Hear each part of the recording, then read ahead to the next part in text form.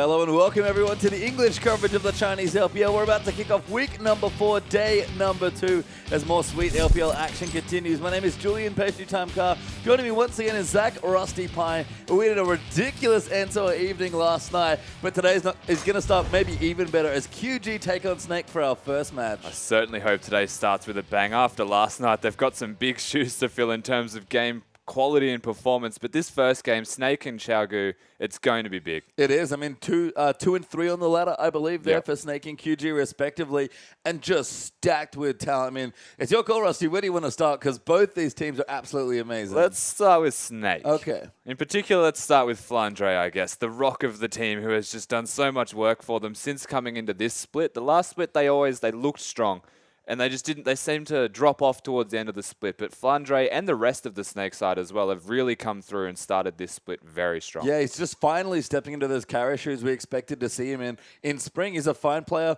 He was, very utility focused last split. Can certainly still be that player if he wants to, but it feels like it's less of, hey, Crystal, we'll play around you, try and carry us, and more of a well-rounded team that can execute on multiple fronts. They still kind of just team fight very well. That's sort of all they do. But the parts they forge to actually get to that point in the game are starting to become a little bit more broader. So Snake, they're branching out, not quite as diverse as some of the other top teams in the LPL, but man, they do their one or two things very, very well. Yeah, the fact that they're branching out at all is a sign of an experienced team now. They're coming into the second split, and again, you said they diversified their champ pools, maybe not to the extent of the other teams, but the fact that they can now do that, they've got Crystal with a slightly deeper champion pool, they've got FLICKR there who's just doing so much more work for his team, and then they've added in Yu.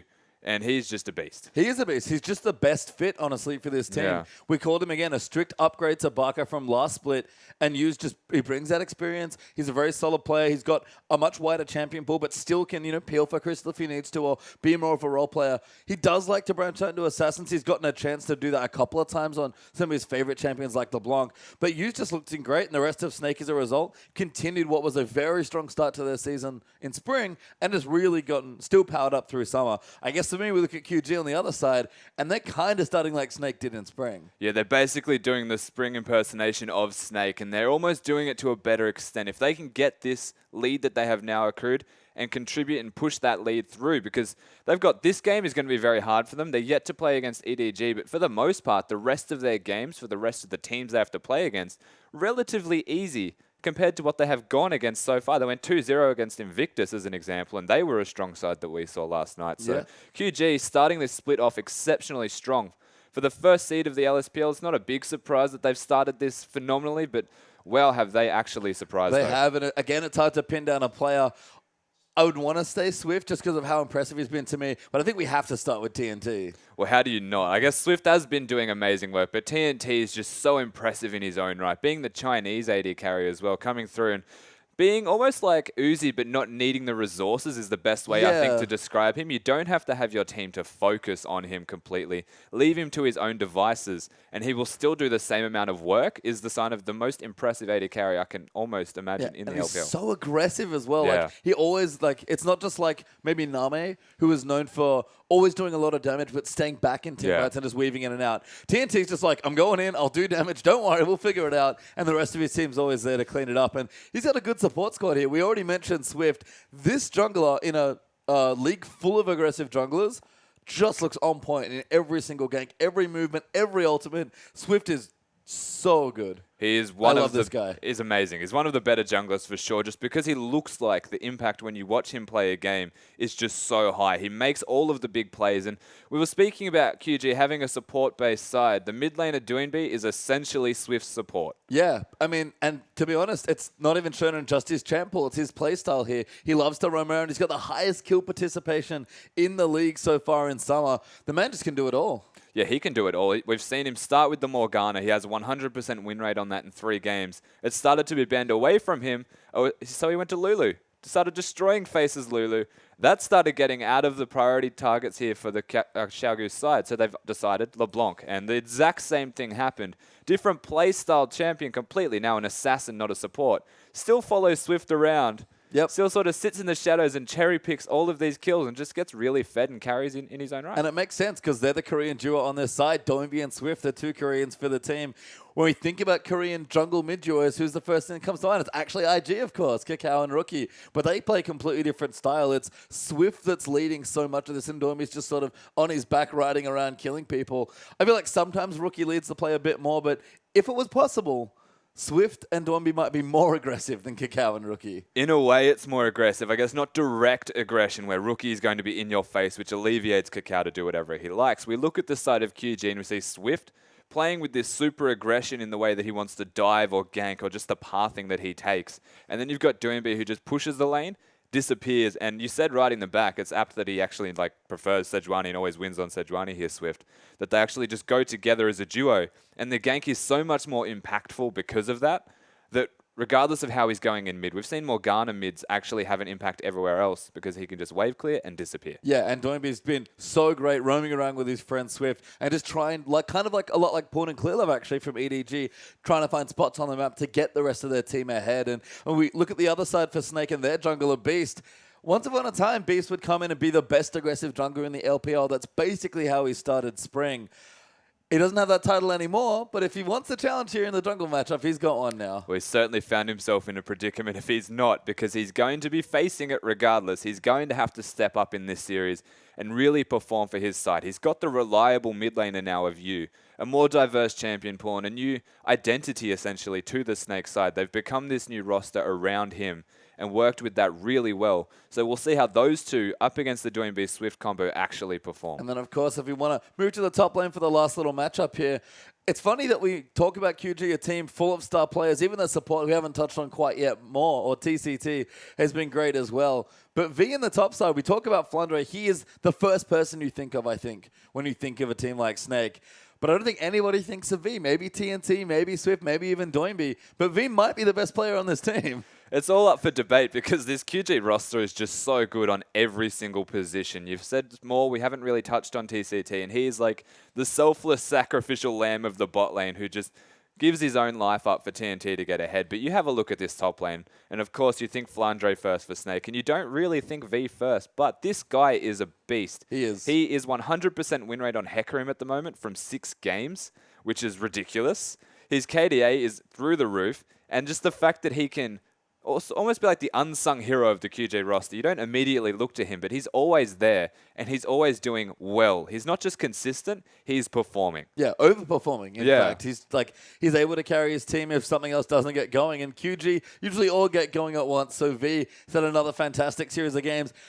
This is a big challenge for both teams, honestly. I mean, we talked about QG. They've yet to play the two teams above them in the standings. So Snake are currently above them in second, and EDG are above them in first. They won't play EDG for a little while longer, but they're going to play Snake very soon here in this opening match. And Snake, it's sort of the same thing. They've had a slightly more difficult run, I think. They've split a lot of their series against these top teams. But Snake, again, they've sat themselves in second. They've had a really good start to the season. But I think whoever wins this might be honestly looking at trying to claim the first spot now. Well, they're definitely, whoever comes out ahead in this is going to be not the sole second place team, but they're going to be in contention for that first position.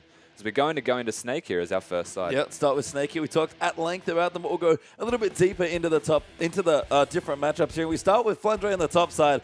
Just look at that champion pool. He has a very diverse champion pool, but favoring that Gnar for the most part, has recently gone into the Fizz and has destroyed every Hecarim in his path. Yeah, I mean, FLICKR always been a flexible player. Fizz was one of his big champions when he was coming into Spring Split last season, but Beast as well. Still sticking to a lot of the same junglers. Likes high pressure generally. Still an Italy pick there as well as we move into you. He's actually been mixing it up quite a bit here. We've seen some very impressive performances from you, especially once he gets that LeBlanc rolling, but you can see 5 different champions in his last 5 games, even a Twisted Fate in there. He is scary. He is, and Crystal is as well. The former hyper carry of the team, still capable of carrying at games. We've seen his Kalista, it's horrifying. His Draven's still there, but he's mixing it up a little bit as well. And Ella, the one other player we didn't get to really talk about, but he's just a great support player. I think it was the highest KDA in all of Snake as well. This guy does a lot of work. Keeping Crystal alive is a very difficult task to be crowned with, so does an exceptional job here as the support from Snake.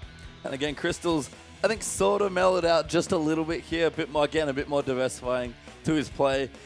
all of Snake seem to be mixing it up as far as champion picks goes. They're trying new things. They realize that it's not just enough to sit here towards the top 2, top 3 of the ladder and have that be enough. They're looking later. They want to do really well. They finished 4th in the playoffs in spring, and you have to think they do certainly want to improve on that record moving forward. Snake were in a good position to really push themselves up and be one of the best teams in China, but I think a lot of their big tests start with this matchup. It is going to start with this. Not only is it the 3rd versus 2nd matchup, but Snake's starting to look a bit more comfortable with their identity as a team. They're starting to really mesh together. They've got you, and Crystal and Flandre even have started to step up massively this split. So this game is a massive test to see how they will perform with that identity that they seem to have now found and really come into their stride as a team. Yeah, they're just even better than they were last split, and they were very good. So if this path continues, Snake will look like one of the best teams in China, but QG are kind of challenging for the title, you have to think. The new team coming in, and they exploded onto the scene. That is one way to describe it. They've certainly stamped their foot down, and they've made it clear that they are here to stay, and they are here to perform first and foremost. And of course, the hair game very strong between these players. But we'll start on the top side with V. 4 Hecarim games in the last 5 played and 4 wins. Every single one of those is a victory. V is a very scary pony that may need to be respected. I think that might see a ban here, as Swift has even been mixing it up a bit more, going like the aggressive picks like Nocturne, but his Rek'Sai in particular looks almost unbeatable. His Rek'Sai looks amazing, but don't forget about that pocket Sejuani he has that really can carry his side. You can see Doinby there as well with absolutely fantastic hair, but fantastic play to match it there as well. LeBlanc and Lulu, he seems to like to pick the same few champions and sort of play, I guess, in pockets here. As moved down to TNT. I think his hair's changed a bit, but looks stellar in that photo. And just whatever he touches pretty much turns to gold. If I knew I had a photo shoot, I'd probably change my hair purple as well, just to stand out a bit. But this guy, ridiculous. The Tristana game, being able to get kills 1v2, he just knows what he's doing so confidently. And you can see why TCT might have quite a few Joanna games in his last few played. Much like Ella, he has to protect his fairly aggressive carry in TNT. And we talked about it a bit, but this AD matchup, just even 1v1,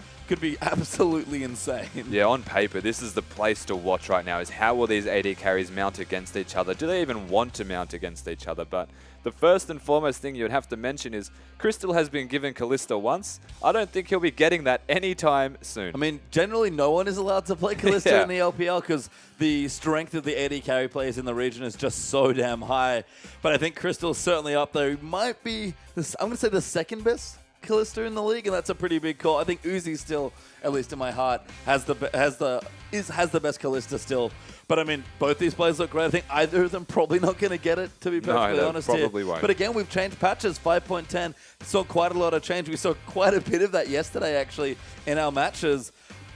Going to be interesting to see how that affects it, because again, when the teams have started playing on this new patch, already we've seen a lot of change. We have seen a ridiculous amount of change. We've even seen an Echo come out and have success on that Echo. That's a very high blue side win rate. That is right some sweet graphs. Wow. That's what that is. I mean, it's interesting that the shape's quite similar. You can tell that these teams have had fairly similar looking success so far. I think QG's run in the first half of the LPL for this split has been maybe slightly easier than Snake's, but that does not detract from the level of play that they've shown. Of course not. The similarities between these two teams, as evident from the graph, is that their aggression is through the roof and their gank success rate is just as high. I mean, especially for Swift, I can't imagine that not being the case. He absolutely destroyed Cool when they played OMG, and they didn't even win that game, I don't think. It's just a matter of how well Swift can play. I mean, QG, they've looked together. They've got individually exceptional players across every position, but they look great when playing together as well. I think Snake, we criticize them sometimes for being too team fight oriented as a team, because they sort of do one thing and do it very well with QG. I think we're still learning a bit how they really play League of Legends, but what they've shown already has been just wonderful to watch. Yeah, the strategy that QG have actually put in place here, the Xiaogu side have looked phenomenally strong. Being able to put in place an early game style team, a late game style team fighting base teams, they can do it all basically, and they're a very versatile new team, whereas you do have a look at the side of Snake and you question what they can really do strategically besides that massive team fighting constant brawl style that they like. Well, we'll see if Snake are changing anything up today, but we are into the draft now. Maokai Siva, the first 2 bans there for Snake, and of course Rise is immediately banned away, followed by Kalista. No surprise, the Rise. Keep in mind we are in the new patch and the new Rise is a lot stronger than it already was, which was almost ban worthy, so taking that away, it's going to be another common common ban. Yep. In saying that, it now leaves open so many strong top laners, junglers, mid laners, and supports that the targeted bans just have to be done. I think jungle and support especially, that pool's really been opened up because those bans that you had before you just don't get anymore. Victor, another ban, has started to creep back into play, given that he's, I guess, been undisabled and is now allowed to be played again. And he's a very popular pick and ban here in the LPL. QG, though, going to consider their last. And like you've said many times, there's just too many champions, but they take away Flandre's Fizz. So they get rid of the Fizz that leaves open if they want the Hecarim. There it is. In response, most likely the Gragas and the Alistar. Do you want me to just do the drafting phase? I mean, yeah, keep going. I love this here, but Flandre taking away the Hecarim makes plenty of sense. We talked about V's Hecarim already. He hasn't lost on it. Probably means you shouldn't give it to him. Definitely do not want him having that Hecarim, so smartly getting rid of that. And you can see straight away the response is get that Alistar because it is the priority for the support lane. And they've opted for a mid laner here to get rid of LeBlanc from you. We've seen Doinbe's LeBlanc. It is phenomenally strong. So it's a counter pick in a way. It's to take it away, but still a strong champion. Yeah, a nice blocker pick there from QG as Ali LeBlanc are their first two picks. Very solid stuff, but very standard here as well. So nothing too surprising happening at this early stage of the draft. Snake, though, can do basically whatever they want with their picks as far as completing this comp. Hecarim fits into a lot. It also does give Flandre the ability Nautilus, to scale up more and hyper carry. We've seen a lot of Nautilus, Thresh, and Alistar. We've seen a lot of Gragas and Rek'Sai there as well. Swift's going to get one of the two junglers that he really likes, but Beast apparently going to put priority in the Gragas as they take away the Thresh as well. Yeah, and that does leave open the Rek'Sai or perhaps the Sejuani, depending on Swift, what he wants to do. And we don't really want to just predict that just yet. He's kind of unpredictable. We'll play whatever the team wants, maybe even opt for that Sejuani just because they've got the single target mid laner and they want more AoE. I keep forgetting about his Sejuani, actually, and it's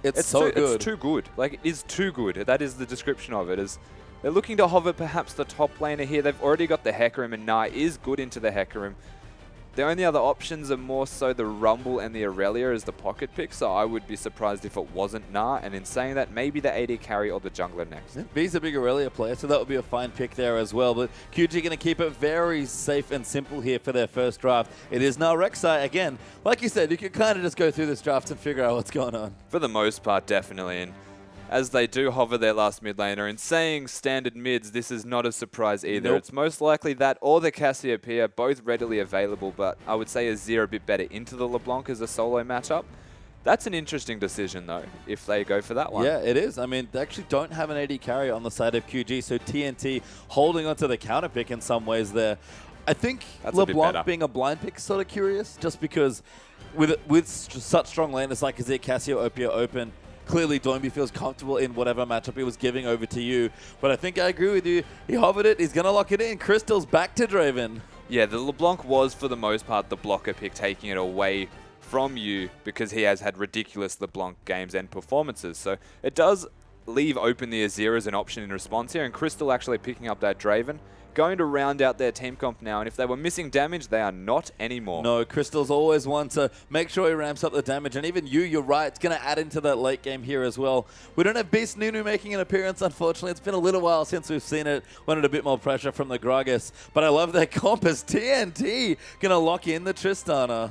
That might be saying to me they're looking to get a lane swap and have the split push style Tristana yet again, which is quite a common decision from most of the AD carries at the moment. Is Tristana, for the most part, is a pick into the Sivir, just so you can match the amount of split pushing or siege potential that you actually have. It scales very well as well.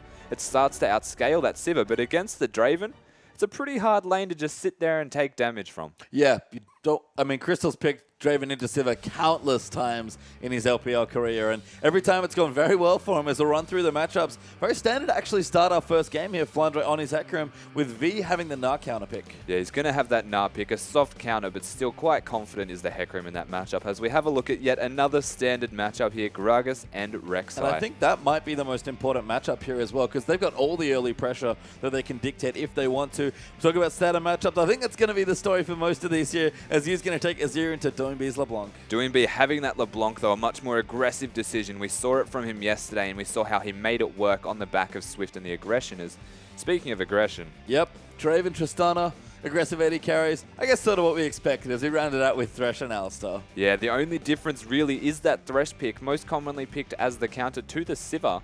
not going to be against that. It's going to be against the Trist. Yeah, I mean, be interesting to see how Ella plays it. He's an excellent Thresh player, so I don't mind the pick for him at all. Tends to favor over the Nautilus, I've found. Yeah, the Thresh it's on a per-person basis, I suppose. The Lantern's very good for enabling ganks, whereas the Nautilus is much better, English, at actually just throwing down the depth charge and just running at them so that your jungler, if he has enough mobility, can get in there.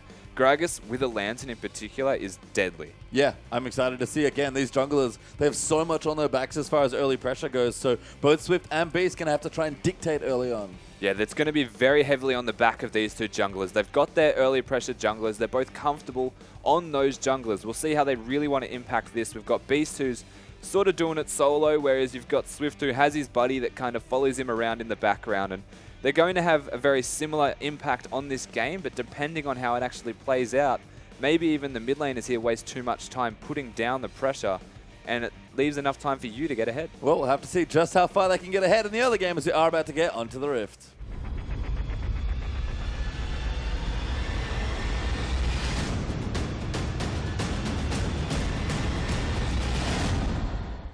And welcome back into a pause, unfortunately, to start our first game of the day here. Snakey QG apparently couldn't contain all the hype.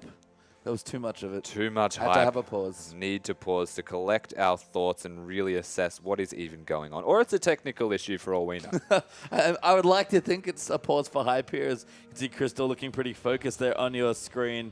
I mean, he's back on his Draven. It's nice to see him playing it. He's one of the few players in the LPL that actually consistently plays the champion and does well. But I think Snake's team comp as a whole, I actually really like now. Because Crystal, he's still playing the hyper carries. He's still playing the likes of Draven. But the team no longer has to build entirely around him to be successful.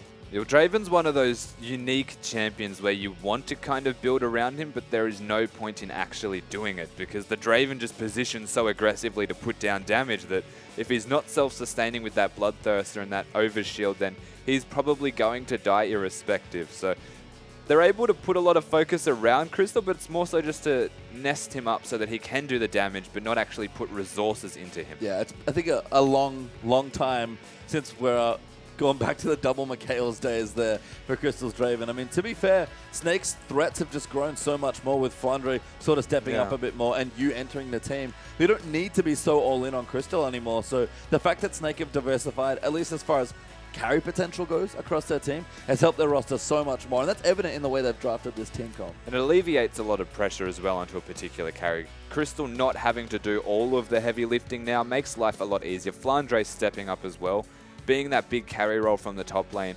starting to have an impact and commanding that respect. Having three big threats here on the Snake side has made their roster a lot stronger overall. It has, and it's just a matter of what else can they do with it. They've shown a lot of promise in spring. They've started summer well, but if they're going to get through the end of this long, long split and then have an even better run through the playoffs in summer, it's going to take a lot of work here for Snake, who are still finding themselves a bit as a team, but have started off nicely as Beast. Looking very focused there on your screen, just sort of chilling out, being like, yep, I have to try and out jungle Swift. They've started off nicely. They might even have started off better than they did in the spring split. If they can continue this momentum into a strong second and third of the LPL, we're about a third of the way through, then they're going to be an extremely strong force come playoffs time. And you're right, it is going to be a lot onto the back of these junglers. Yeah, I mean, Swift here, we've seen how aggressive he is. His Rek'Sai play is just out of this world, to be perfectly honest.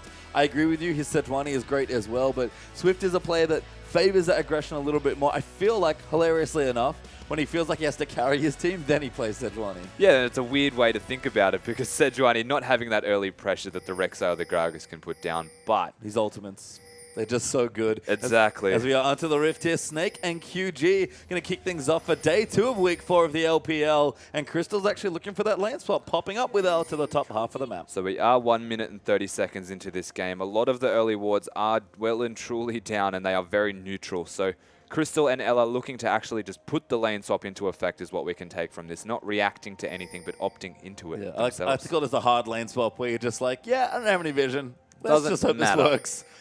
Yeah. It's a coin flip, right? You're just guessing. And look, if this is what Snake want, they are on the top side of the map. They've guessed right. TNT and TCT are going to start in the bottom side. But it is interesting if they were trying to predict it or not is a question because they're up against a Tristana and an Alistar, and their level 1 is not very good compared to that of a Thresh and a Draven. It does start to do a lot of damage with the explosive shot, and the level 2 is strong.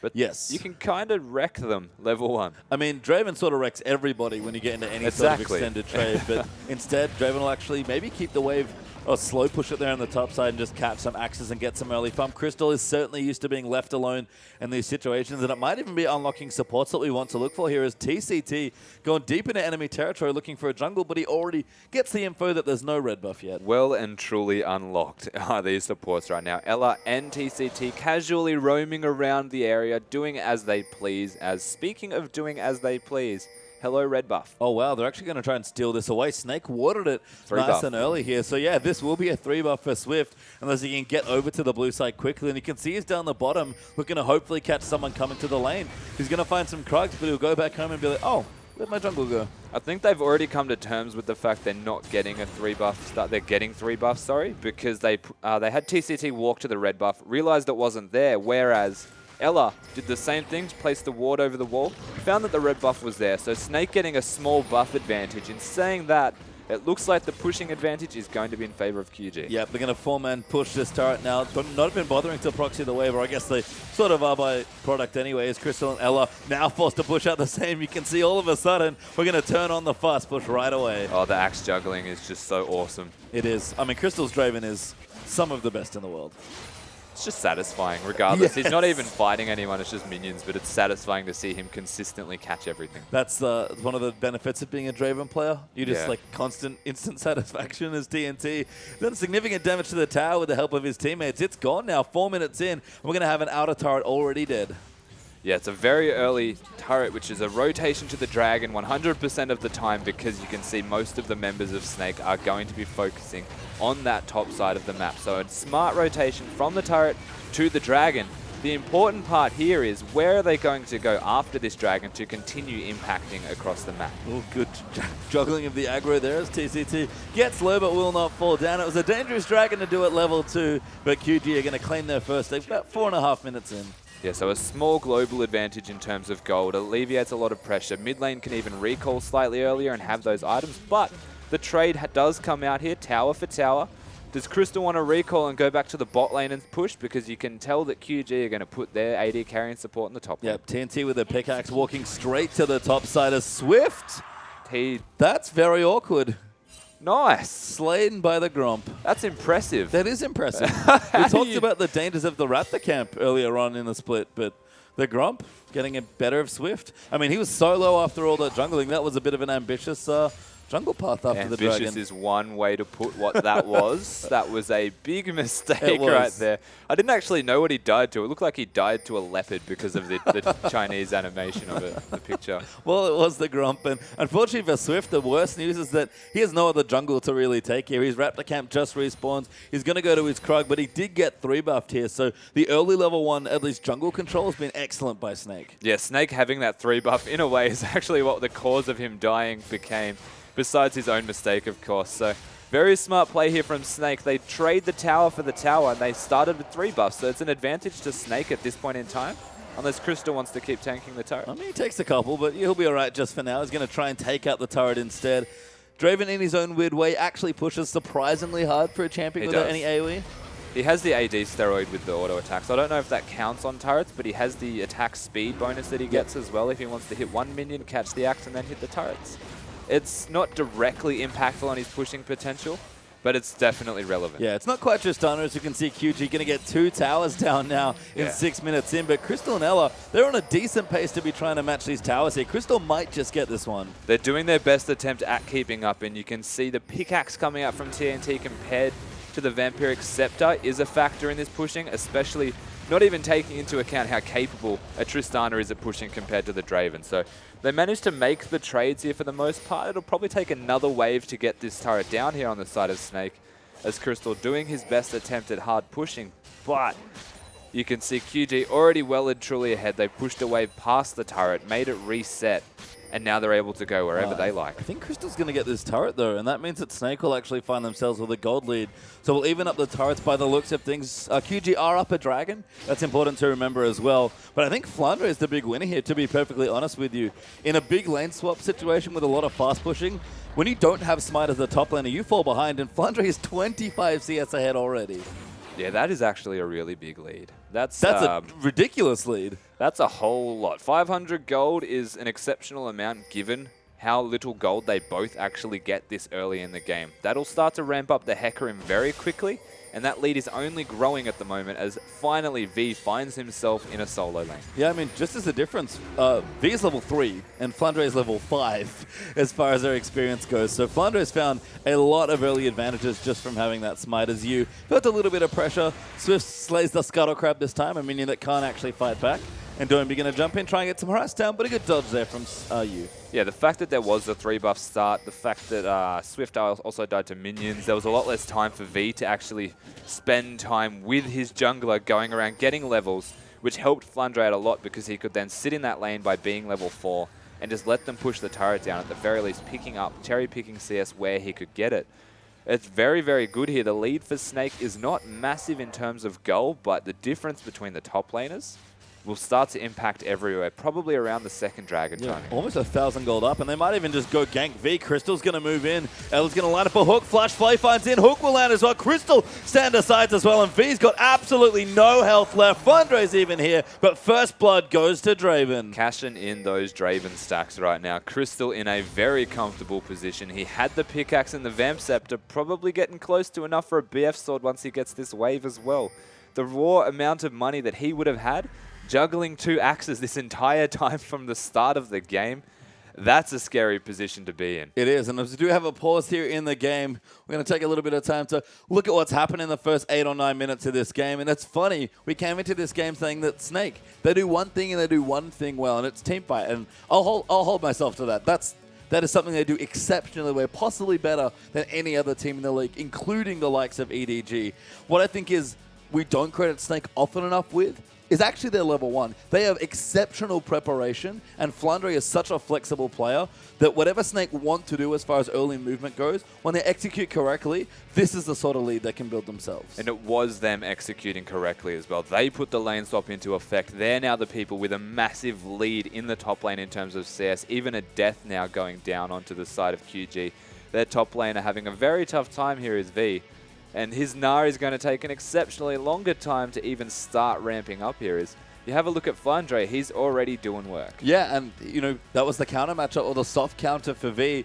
They just decided to dodge the lane completely. Flandre with smites, freely able to get minions and jungle through there as well. Yeah. And all of a sudden, he's almost, I think he's level 6 actually now when he teleported to the bottom side. Wasn't needed, by the way. They got the kill without him. So he wasted the teleport a bit, but that's Flandre to a T. He'll always teleport in for a kill. Get there for the experience. It's still worth it, I suppose. He didn't want to take the kill because it was a Draven. I've no doubt Crystal would have been screaming at the top of his lungs if that was taken away from him.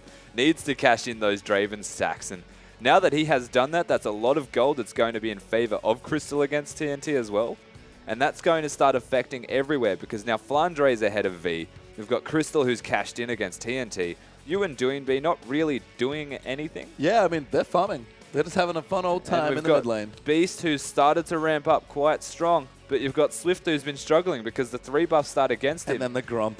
And the casual Gromp death just thrown in the fray there's putting him in a pretty rough position also. Yeah, again, smart level 1 stuff here from Snake. And this was Beast's forte actually early on in Spring. His pathing and aggression and his ability to keep other junglers not even just like neutralized, but down like right into the ground.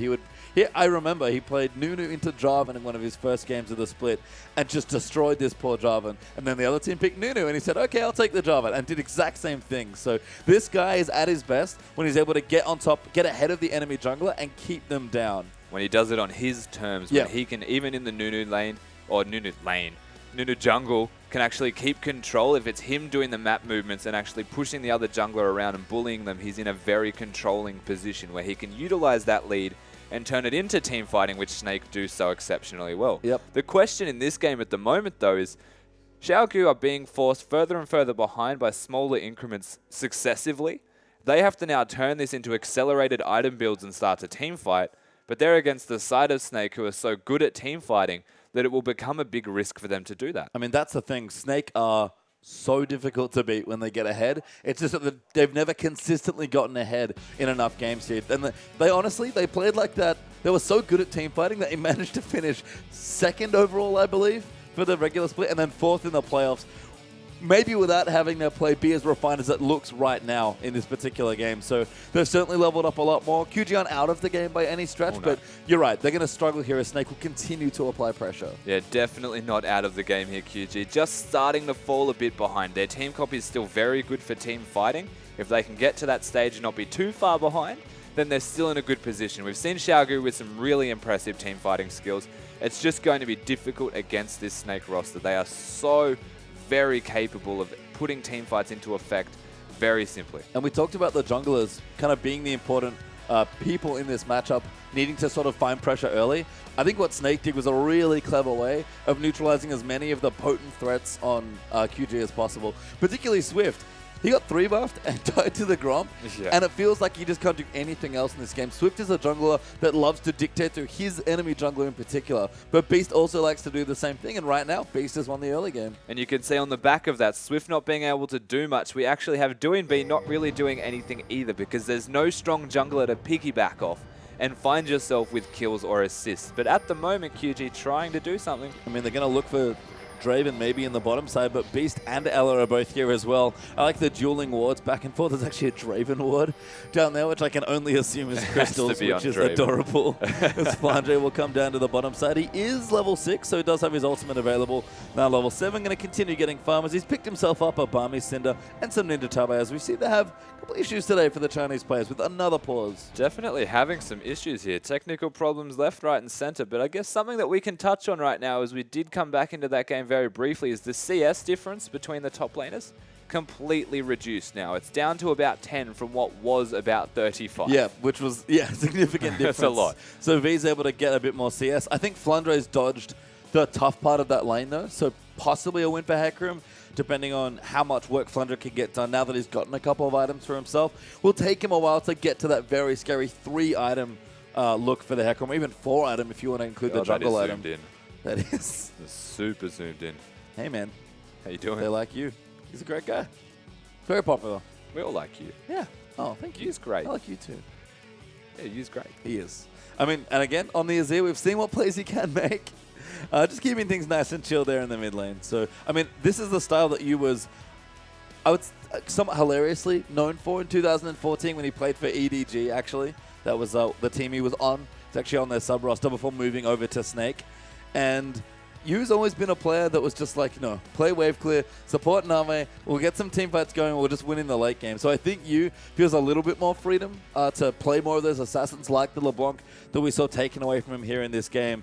But if he's in a lane just comfortably farming, he is also super confident in his ability to team fight. And Snake, again, they are the team fighting team. Yeah, and he has the team to back him up to get to that team fighting stage with just freely farming. And not to say that Doinb is in a bad position by any means. He's a big fan of farming himself. In fact, that's what he genuinely loves to do. Yes. Just wave clear and disappear. Whether he's even ganking or just sitting in a side bush, he's going to just wave clear and very content doing the exact same thing. But both mid laners actually extremely diverse in their champion pool and play styles. They've played passive, they've played support, they've played aggressive assassins. And it's very interesting to see the dynamic between them both. And they do both like team fighting. So it's on the back of the rest of the teams almost, the rest of the players, to see how they get to that stage. Yeah, I think these mid laners just like to play kind of with their teams rather than have their teams play around them. Yeah. I mean, you look at a player like Rookie, maybe on IG, and in some games, not that many recently, but in some games, a player like Pon, and obviously a player like FLICKR from SK Telecom.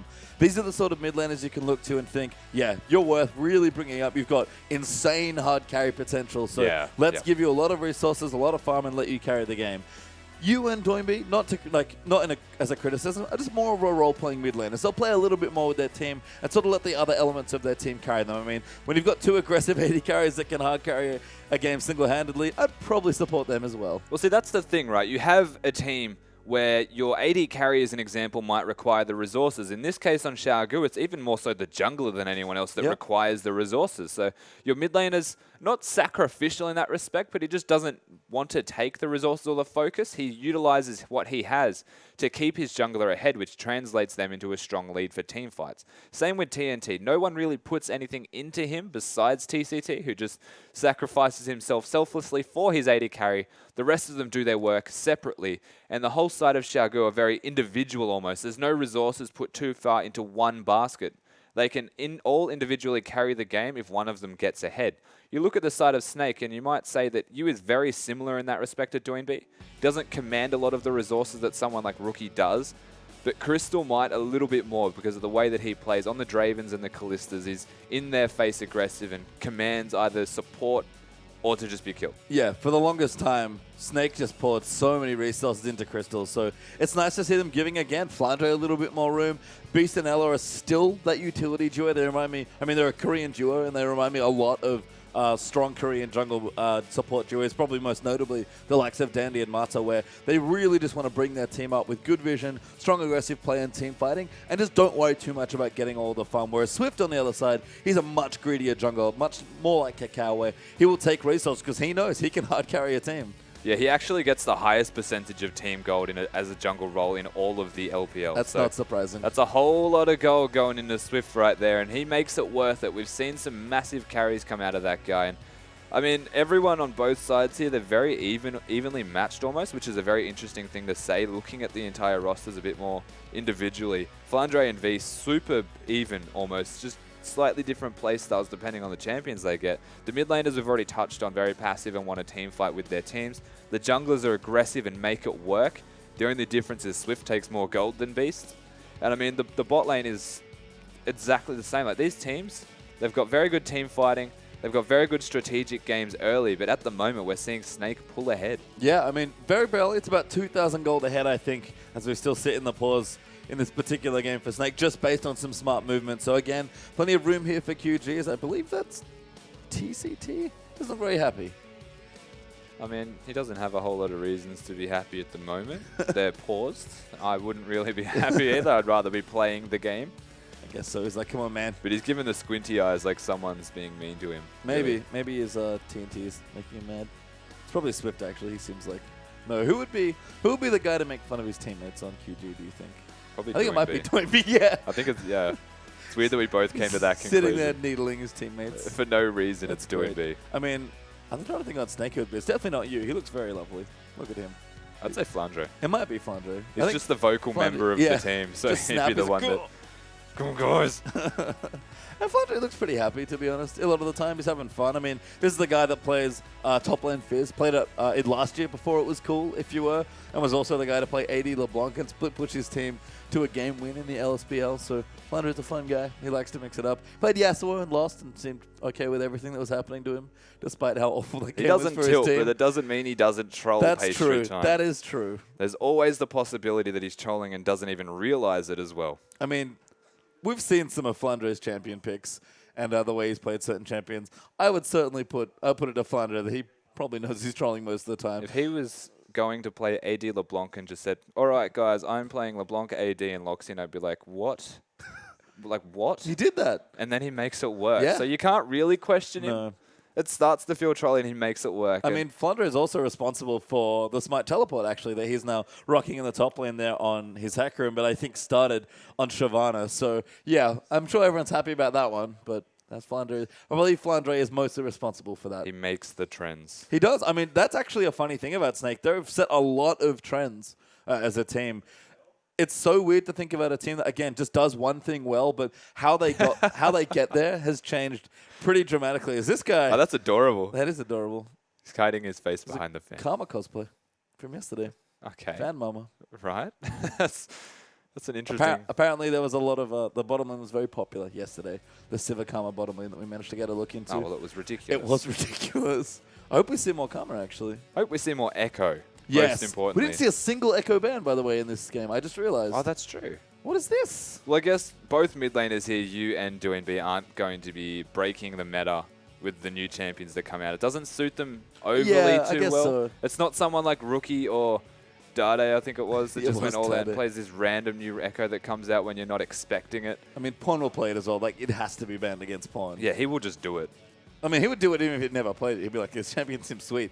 Yeah. Get me on that. I saw it win, and it's new. Let's surprise them. Yeah, I mean, you're right. Pawn and Rookie are the sort of players that like to play whichever champion sort of comes to them. They love, again, to be ahead of the curve. But Yu's got a very solid, very stable roster. I think that's Crystal getting up. I wonder where he's going. I'm guessing there's something wrong still, because we can tell a lot of... Yeah, Crystal's gone. So unless he's planning on playing offstage somehow. I think he'll need to be back in order to play the rest of his game. Good thing, too, he's having a good Draven game, or at least a good start to it. He's having a very good start. He's cashed in. See, there's Doinby, by the way, being mean to his teammates. Yeah. Yeah. He's definitely the troll. We're going to cut back to TCT again. It's just going to be so sad. Salt. He's like, why is Doinby so mean to me? Salt everywhere. Guys, help. Salt everywhere. All across the keyboards. Tears for days. Tears for days. No, not You're right. I No guess tears the Crystal gods. has had a very good start so far. He managed to get the split push lane. The 1v2 scenario came out from both sides here, and they both split pushed very hard, both taking down the outer turrets in their respective lanes, top and bottom. Yeah, I've been impressed that you can keep up with your stunner, actually.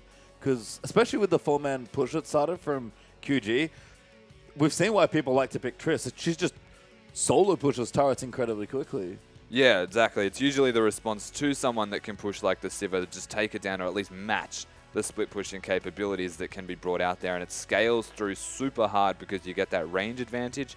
You've got the attack speed buff from the Q. Everything just suits super well. But the Draven managing to keep up is a big deal. And more importantly, the fact that he was left to his own devices, juggling 2 axes at all times, getting all of those Draven stacks and cashing it in on a select target here, taking down V. This Draven is going to be made of money at the moment, even placing down his own Draven wards everywhere, which is awesome. That is awesome. And that's sort of the unique thing about Draven is that he has such a individually special snowball mechanic that when you do get ahead as Draven, your goal just accelerates quicker and quicker. So if you get ahead on Draven and start to get more ahead, the game eventually just snowballs to a point where you're sitting at 3 items at 25 minutes, and the other AD carry maybe has 2 items completed.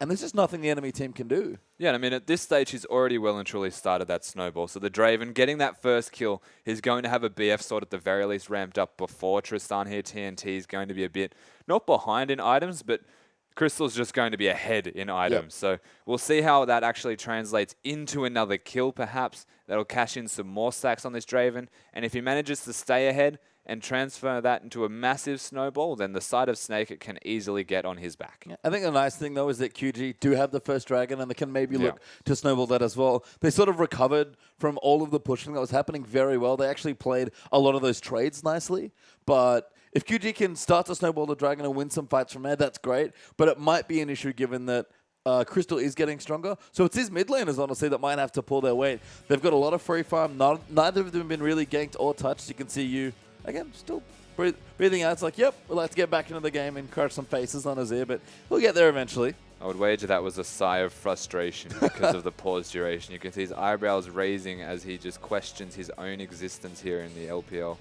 Why are we paused? I mean, to be honest, he's probably pretty happy to be in the LPL. He was a sub for EDG for most of the spring split, so he's back on a starting roster. And we did see him a little bit in the playoffs. We were like, okay, haven't seen you in a while. He was a big star of China in 2014, of course, on the EDG squad. That's now looks very different in 2015. But I think he's happy to be back on a starting roster. His playoffs for EDG looked good when he played before Pawn swooped in miraculously to take the game 5 there against World Elite. And he's been solid so far. If anyone was questioning how does this player that hasn't really shown that much in the spring split been, after the first half of the year, the question has been answered here. He's been absolutely great. He has been exceptionally great, even coming in first game and just making his mark straight off the bat. Unbelievably strong person. To be stuck in a sub position is not really the ideal goal. So finding himself in that main roster is a big win for him.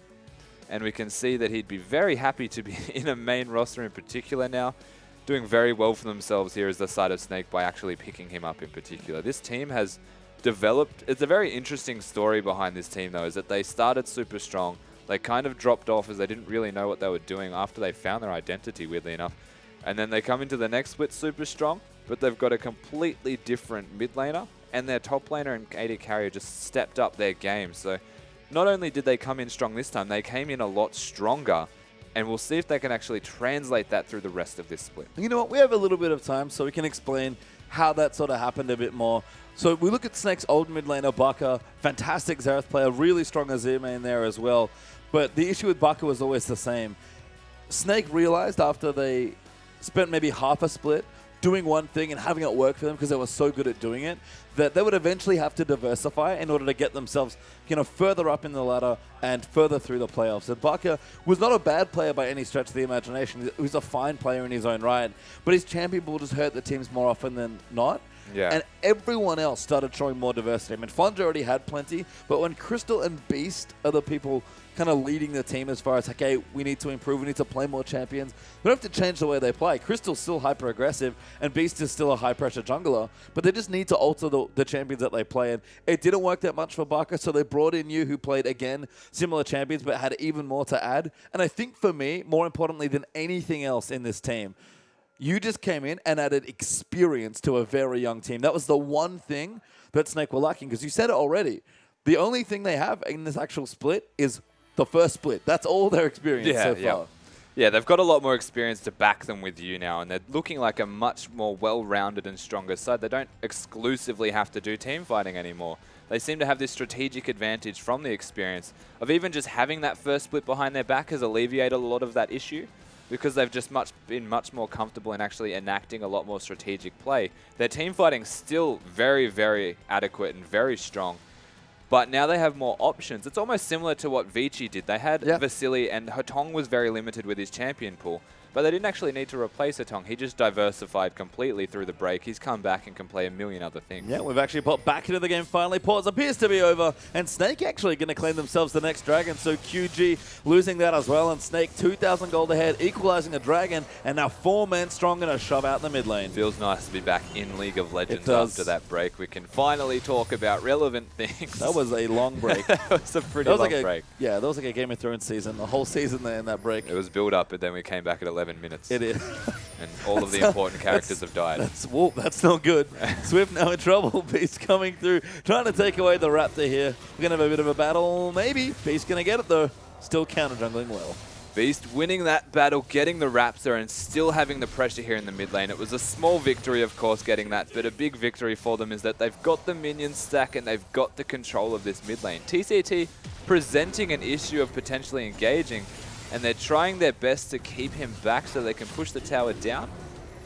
What? Yep, US to take the Lantern out. Actually, Doinby threatening on the LeBlanc, and a good defense there from QG means that Snake, with, I would say, fairly poor siege, actually can't break that turret. Yeah, it's not that they have extremely poor siege. They've still got the 2 ranged heroes, and Azir is very good at taking down towers. But you're looking at a side here that has an Alistar. They've got the Rek'Sai who can flank and just straight engage, and they've got a LeBlanc who's very good at anti-siege because of the damage she can put down. If you're hitting a turret and you're not hitting the LeBlanc, she's definitely hitting you. Yep, and you're going to take all that burst and have to back away as V, trying to freeze things up in the top side of the map, will collect a bit more farm, although Flandre getting further and further ahead. Home guard completed, and almost that Cinderhawk enchantment done there as well. We look down to the bottom side. It is the BF sword for Crystal, so Infinity Edge potentially going to be his first pickup here. We just had the Vamp Scepter for a bit of early lifesteal. Yeah, the Vamp Scepter was a very early buy to have the assumption that he was looking to sustain through lane against a particular opponent, which basically never existed because V spent a lot of his time not actually being in the lane. Now he's working towards having that BF sword. It's going to be the Infinity Edge, and once Draven ramps up with that, that's going to be a very big prospect for engaging, because you can see the Avarice Blade here coming out from TNT, delaying a big item as Flandre wants this. He gets it too. Doesn't just want it. Yeah, claims it away from TNT. Flandre's level 10 now as he's even started counter-jungling QG. I mean, this Hecarim's been an absolute menace. 100 CS in almost 14 minutes in a lane swap situation means that Flandre has won so much out in this early game. Yeah, this is a situation where, as we mentioned prior, every member from Snake is doing exceptionally well. The only one that isn't ahead but is still breaking even is the mid lane. Azir's always going to scale very well. So you're looking at a side now that has a Draven and is 40 CS ahead of his opponent. You've got the Hecarim, and he is 30 CS ahead and levels ahead and able to counter jungle and deny any extra farm that Tristana wanted. This Snake side cementing the lead that they already have, trying to translate that into objective control, which will come through the jungle vision control they have. You can tell by the fact that they're already counter jungling. And it's going to be difficult for QG to actually continue laning phase without having to try and team fight and give themselves some kind of a lead. Oh my god, this Grump is not long for this world, as Beast actually is going to get it. Crystal just catching some axes actually, which is always nice to stack the adoration back up. Very worth it, as you even been pressuring Doinby, who's been trying to answer back, but Snake, I love what they're doing on this bottom half of the map here, just pushing out the mid lane, pushing out the bottom side, getting vision into the jungle, and Flandre, he's ready to threaten with the teleport as well, as the Scuttle Crab's going to go down. Yeah, basically just controlling everything. The Gromps, the Krugs, even the Scuttle Crabs going down to Snake, slowly and surely controlling the entirety of the map or the parts that they can control, working towards those inner turrets. They've only got the one outer turret remaining here in the mid lane, so that's most likely going to be their plan of attack. Given that everyone is starting to recall at the moment, though, Draven just keeping those adoration stacks as high as possible to look for the next kill. Yep, and I think that Snake are just waiting on a couple of item timings here. We've sort of waited a couple minutes of farming just between the next dragons, but number 2 for either team will be up in a minute 40, and I have to think that Crystal will have the Infinity Edge done by the time that fight rolls around. So strong items going to be there. Doinby should be back for this Morellonomicon by the looks of things, but Athene's has already been completed there for you. And even Flandre probably finishing his Cinderhawk, maybe even a bit of other items coming through there as well. But he's level 11 so far, still 2 levels up on V. Infinity Edge. That's a Bloodthirster completely finished now. So the Vamp Scepter first buy. It's not a surprise, of course. We should have expected this over the Infinity Edge. He's going for that Bloodthirster, getting the Overshield, and it allows him to start fighting a lot sooner and trade with people very competently and consistently is the key word. Yep. His sustain is going to be massive, whereas the Tristana, if they trade and they don't all in with Crystal, he can stay there, whereas Tristana needs to leave. Yeah, I was expecting it actually, but Crystal had me fooled there with those components, but we'll simply turn that pickaxe into a Last Whisper. So just wanted more damage as you and Ella going to fight Doinby here as they go in, but just a bit of damage traded back and forth. That shield for Azir with the knock-up doing a lot of work as Beast even going to come into the lane now. Yeah, everyone's starting to gravitate around this mid lane. In fact, they have been for quite a while, and the pressure only really translating in favor of QG, pushing them under the turrets, trying to get some control back themselves. The problem is, no one can contest the Draven right now. He's able to freely split push, because if anyone comes near him, he's going to have the double axes. He can easily out-trade anybody. TNT knows that and has been sitting mid. And this is a big issue for the QG side, as the Doinby and TNT sitting in the same lane, trying to share CS and experience, essentially sharing gold. Not a good position to be. No, I mean, you can see just by the CS difference between Trist and Draven, about 50 as TNT is going to try and clear this wave out. But Snake just want to make space for the Dragon, and QG, too many waves pushed in. Flandre threatening with his teleport, and Snake going to easily pick up Dragon number 2. Yeah, it's so easy for them to maintain control at the moment around the Dragon area. They just have the advantage almost wholeheartedly with items at the moment that it's so scary for this QG lineup to get near them. And it's just very difficult for them to look to fight right now. They need a big item finished for the Gnar. You can see he's going for that Randuin's first, looking to stack that armor, wanting to team fight, foregoing the potential for perhaps a Phage, looking to just stack it up. The Zhonya's is the next buy here for Doinby. They're looking to accelerate their builds as quickly as they can, but it's going to take a while because look at the level difference even in the top lane. Yeah, Flandre has just taken over this game at this spot, and he honestly hasn't even really been threatening anyone. He's just been split pushing the top lane. Jungling, yeah. Yeah, he's been jungling. He's 160 CS at 18 minutes. In a lane swap. I can't overemphasize that fact. Flandre has done all of this CSing, and he's a great last hitter, despite all of the early fast pushing and level 1 action. Yeah, in other words, you take out about the first 4 to 5 minutes and just pretend it didn't exist. Yep. So right now, he's essentially ahead of his split pushing clock in terms of what his farm should be. Left completely to his own devices and freely getting all of this farm. It's ridiculous how big that he is, even with just levels, regardless of the CS. And then you have a look at what his build is very nearly as well. He's got the completed Cinderhulk working on that Frozen Heart that is almost available also. This Hecarim, once he finishes that, can dive anyone. Yeah, I mean, TNT, not long for this world. He was already struggling. Yeah. Level 9 here with a bit of CS as you're going to dive in onto Doinby. Ella coming through as well, lines up the hook. Doinby's forced to flash out from under it, and Snake might finally get themselves the outer mid turret. They get the pressure that was required. Doinby doing his best to keep some kind of damage down to stop Snake or to stop you from controlling the mid lane and being able to rotate. Eventually, all it takes is one extra person to show their face when Doinby gets aggressive, forces the flash out, makes him flank from the side.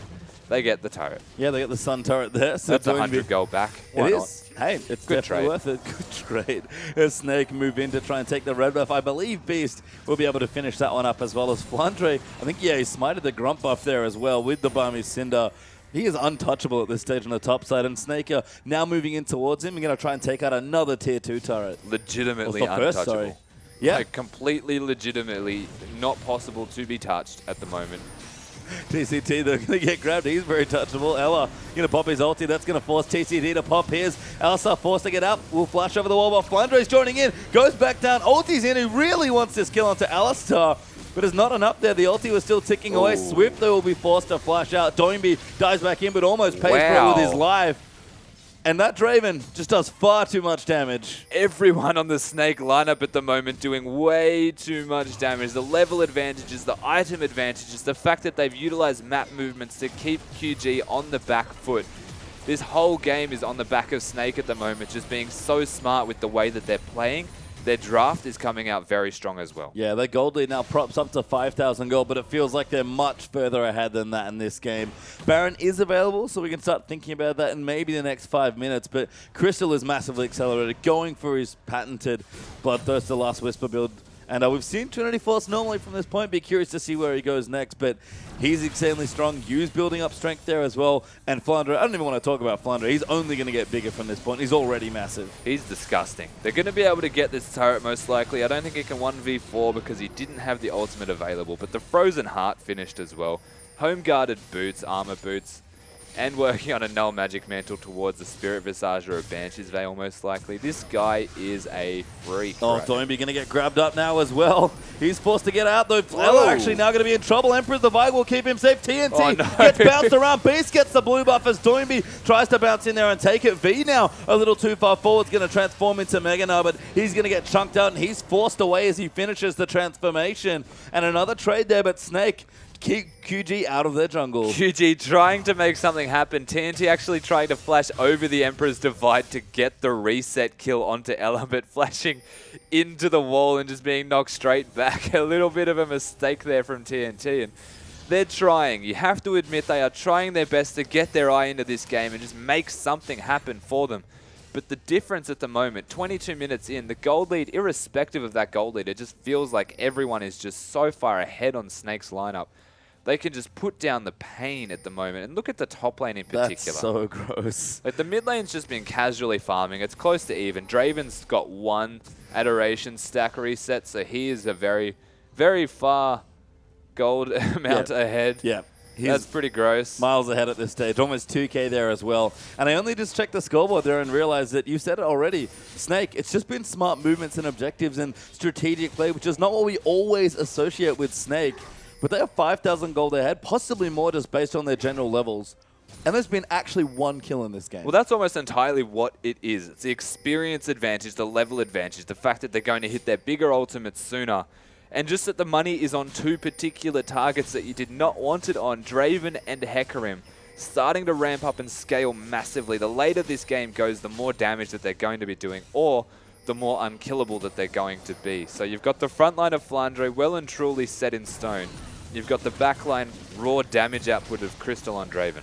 I mean, and the rotations have been so clever from Snake as well. Again, pressuring some turrets to open up space around the dragon. They'll actually get that one as QG are a little late to respond. And Doinby going to get chunked out. Goes down to you and Flandre, who's sandwiching in between the wolf camps in his own jungle. TNT may have found you, but Beast is in the area also. I think you found them. Yep.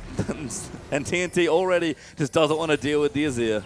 There's just no answer from QG right now. This is the hard part about this game, is you're looking at a slow closeout from Snake, and everything that QG have tried to do thus far has not been a full 5 team fight. They've tried to catch people out of position and translate it into an easy kill.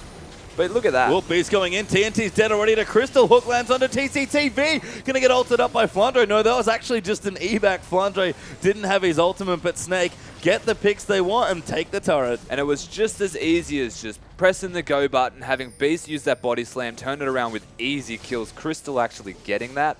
Cashing in way too many adoration stacks here. This Draven, like he wasn't big enough already, is now a monster. Yeah, he has 2 of the 3 kills that have happened in this game. So many kills. And he's gotten so much gold from them. That's the other unique thing about Draven. That dragon melted there by the damage from Snake as they'll claim their 3rd. And QG find themselves in a massive hole. This game has 3 kills in it, and Snake are almost 10,000 gold ahead.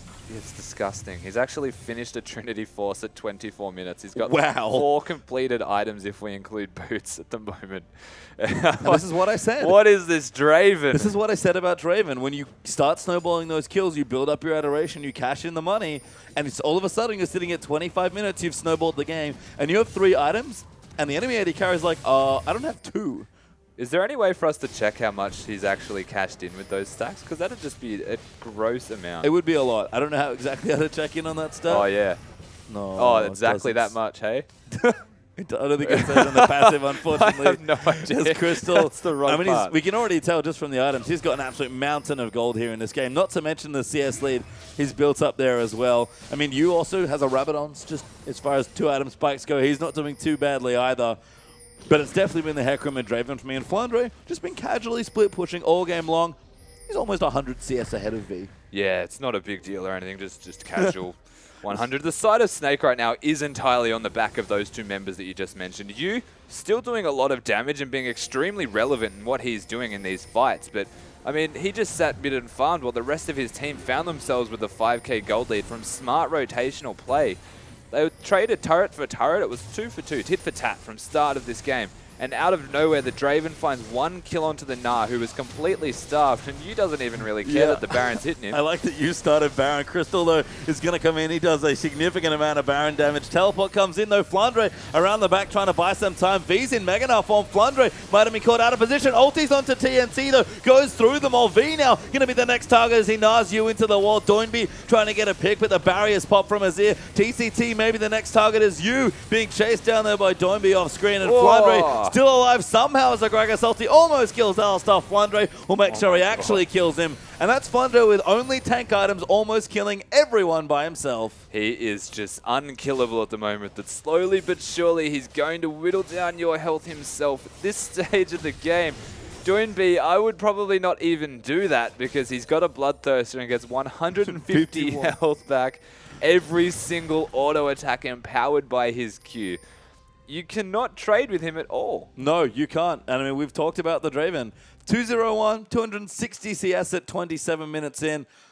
Good stat for any AD carry, but Draven just makes that even more special. The fact that he has a Trinity Force of all items at the most expensive item in the game, just casually hanging out with 3 items at 25 minutes. And the fact that he's 100 CS ahead and has been casually sitting in solo lanes, accruing all of the adoration stacks himself before even getting a second kill. Such a low kill game, but the fact that he's got 2 of those 3, and both of them have been massive cash-ins, this Draven is unbelievably large, and you cannot even compare him to anyone else besides maybe Flandre, who is just unkillable. I mean, Flandre's done a very similar thing, though. He's just sat in the solo lanes, getting that farm, keeping the wave control. I mean, if you watch Flandre this whole game, I can guarantee that he would be doing everything he could to eke out every little edge in that top lane or whatever lane he was in and just deny V for as long as possible. And it's just kept this Gnar that, again, is the soft counter matchup into Hecarim. And we've seen V. He's a great player and a great laner. He's usually the guy that gets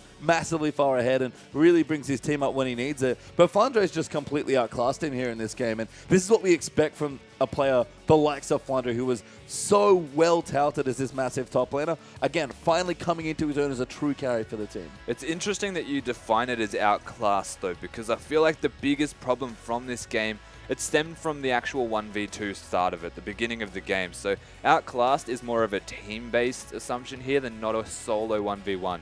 V has done everything he can to get himself back into this game, but he's so far out of it, so far gone, that there was no real way for him to even trade with someone 3 levels ahead of him and a fair amount of CS. He managed to get within 10 CS at one stage and then completely blew out of the water again. Yeah, I mean, and that's the power of the Smite Hecarim. It's why they don't go for the Trinity Force first. They go for the massive assassination builds. You just slowly accumulate a massive lead, and all of a sudden you're sitting now 27 minutes in, 3 tank items with a Ruby Crystal building towards your Phage, eventually going for that Trinity Force, and you just become unstoppable.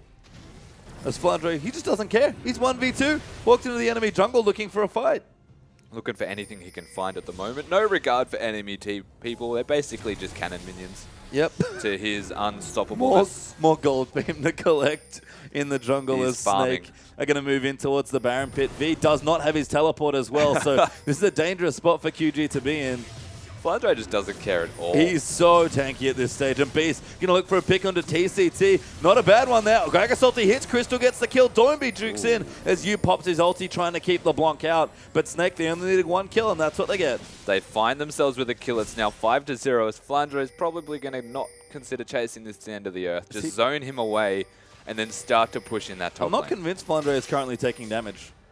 I think he's actually gaining health. He might be. That Spirit Visage doing work here as Doinby can't finish the pink ward. Flandre is going to chase him down, and Doinby's like, yeah, I definitely don't want to be in this area. I take it back. He's chasing him to the end of the earth. Yep, I mean, Doinby's buying some time, but the rest of Snake's pushing. His best Liam Neeson impersonation. Going to keep running in, but Doinby will be able to get out as QG defend. 4-man strong on the top side. TNC, though, he's ignited, gets low, falls to LRV, gets hooked up there as well. They're going to jump in as Flandre's ported right onto the tower, and that's all the kills Snake need as Flandre ults in. TTT pops his up at Beast, and the rest of Snake will dive with relentless aggression. The ulti's still going, but he's already dead through it. And Doinby's going to come in to try and clean up. He pops his Zhonya's. Flandre's still alive. Doinby's going to get the kill, but he's going to fall as well. And Snake completely ace and break the base. Actually wasting his Zhonya's there because the hook was not going to hit. Instead, he actually kills himself in the process of using that Zhonya's. The side of Snake, again, we've touched on this multiple times. They're just so far ahead. It doesn't matter if they don't have the Azir ultimate. It doesn't matter if the Draven ultimate doesn't even hit anybody. They can still just parade their way through the base of QG, take the turrets, tank the turrets, get the inhibitors, and end up with only giving away one kill after all of that. Yeah, they're almost 14,000 gold ahead there as well. The red buff is a ghost, by the way. The red buff is having some troubles. In case you were aware. It is having some problems as Swift. They're having some feuds between each other at the moment. I mean, Swift and the red buff are not Swift fans. and his jungle are not cooperating today. He clearly did not. He did not settle down and buy a drink or. Look at it. It's leading the way. Lead the charge, red buff. You're the real hero. Flandre level 16 now, building up towards that Trinity Force. I don't think he's going to finish it before this game's going to end. See Crystal walking in, going to take the Scuttle Crab there. Looking to maybe clear out the ward in the back, but going to get what vision they can. Crystal and Ella are here. The Talisman pop there. Crystal, yep, throws an auto. Chunks out Swift. And then retreats to safety. I mean, QG are trying to act aggressive here. Flandre actually doesn't have his teleport, but QG just can't entertain any sort of defense. Swift and his red buff have finally made friends again. That's they good. shook hands and they're all good. So they're together again, but there's no real way that even if they're together, they're actually able to push into the side of Snake. One auto attack from Crystal completely made him rethink his life goals right now. As Doinby gets caught by Beast in a body slam. TCT actually chunked out there. Beast just diving in. He's fairly tanky himself, but they're all out of position takes right the now. lantern out. Yeah, and the Crystal going to take full advantage. TNT eats one axe and loses almost his entire health bar. And Snake going to break the base once more. Mid inhibitor turret is dead. Straight away taking it down like it is nothing to them right now. The gold leads so far ahead at 30 minutes, 14,000, almost 15.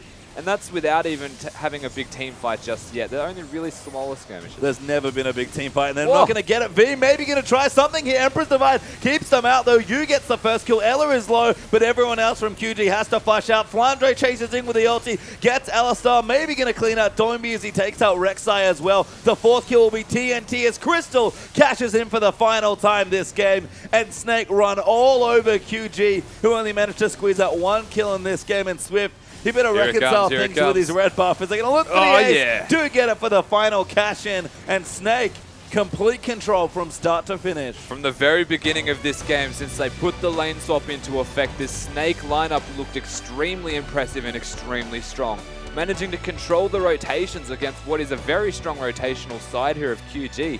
They close out a convincing game after what was unfortunately a lot of pauses for a big stomp. It was. I mean, the game maybe took a little longer than everyone would have liked, but Snake, 30-minute game, I think it ended just under the 30-minute mark, and Snake never looked like ceding any control. Gave up one kill the entire game, played it perfectly from the early level 1 swap around and lane swaps to the mid game and then the late game. By the time we got to late game, they were far too far ahead for it to matter.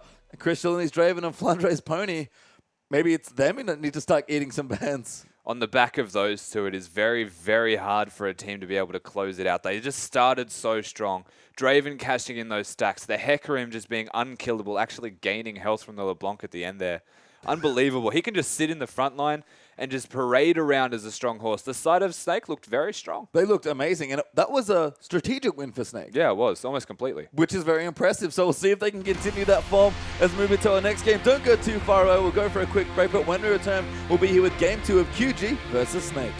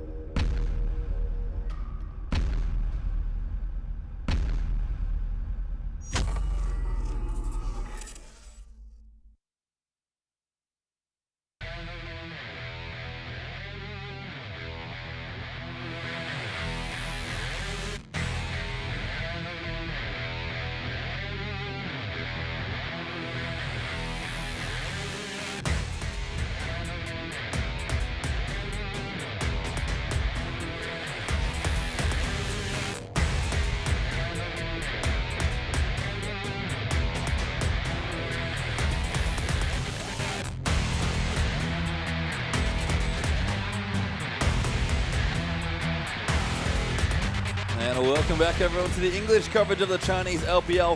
We're about to get to game number 2 as Snake take on QG. My name is Pastry Time. This is Rusty, and Rusty, that last game was just, it didn't look like a stomp, but as you kind of look at the numbers throughout the rest of the game, it was just so one-sided. A very low kill count for most of that game, suddenly just exploding out of nowhere, and we saw the side of Snake completely decimating their opponents of QG on what was a very tactically based but very convincing closeout here from this Snake lineup. And tactically based is not normally a phrase we associate with a team like Snake. Very frenetic, very aggressive, very teamfight focused. But they just took their strong lane mechanics, took a really good level 1 plan, 3-buffing poor Swift there. Swift subsequently died to his own grump, couldn't get any pressure going in his jungle, and Snake closed out an academic-looking win, which is a rare thing for them. Yeah, the fact that we didn't mention team fighting in a game that Snake just played is unique in and of itself, but looking very strong in that game. Able to put in all of this useful early game and control the jungle, as we can see quite well. That's a massive jungle control rate. And the goal by the end of that game, almost 20,000 ahead. And you can see the kill scores, 15-1 as Crystal earning MVP there for the Draven. He won a lot of MVPs last season, so very popular player from my understanding. But if it wasn't just Crystal, though, who did have a great game, FLICKR deserves plenty of praise as well. Between Crystal and FLICKR, they closed out that game so easily between the two. I mean, Crystal and FLICKR, you couldn't actually say who was going to be the MVP between them, but this is where it all started for Crystal here. Picking up this first kill, getting those adoration stacks on the board. FLICKR doing his best attempt at actually taking that one away, didn't get there in time to do so. And you can see even in team fights where it starts to look like he might have been caught out of position with a great Narc combo, able to sustain through it with that Bloodthirster. Cashing in again, that was another 300, I believe. Money everywhere for this Draven. Yeah, I mean, Crystal just got showered in coins there by the end of that game. He had so much gold. He had 3 items at 25 minutes, and one of them was a Trinity Force to go with his boots too. It was just a ridiculous game from his Draven, and we've seen the Hecarim from FLICKR multiple times. We've seen the Draven from Crystal all season long. These picks have to start drawing some bans, I feel like, especially that horse. Now, you say it has to draw some bans, and I guess the horse is the only real viable ban. You can't afford to ban away the Draven, because then you leave available Kalista, which he will happily play and destroy you with it, or the Sivir.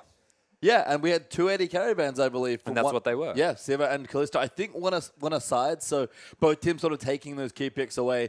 But Hecarim's the big one for me here. It's V's undefeated champion. He hasn't lost on it yet in summer, and he's looked awesome on it. FLICKR first picked it in that last game. It dismantled QG with it. So I have to think we're going to swap sides. QG will now have first pick on the blue side.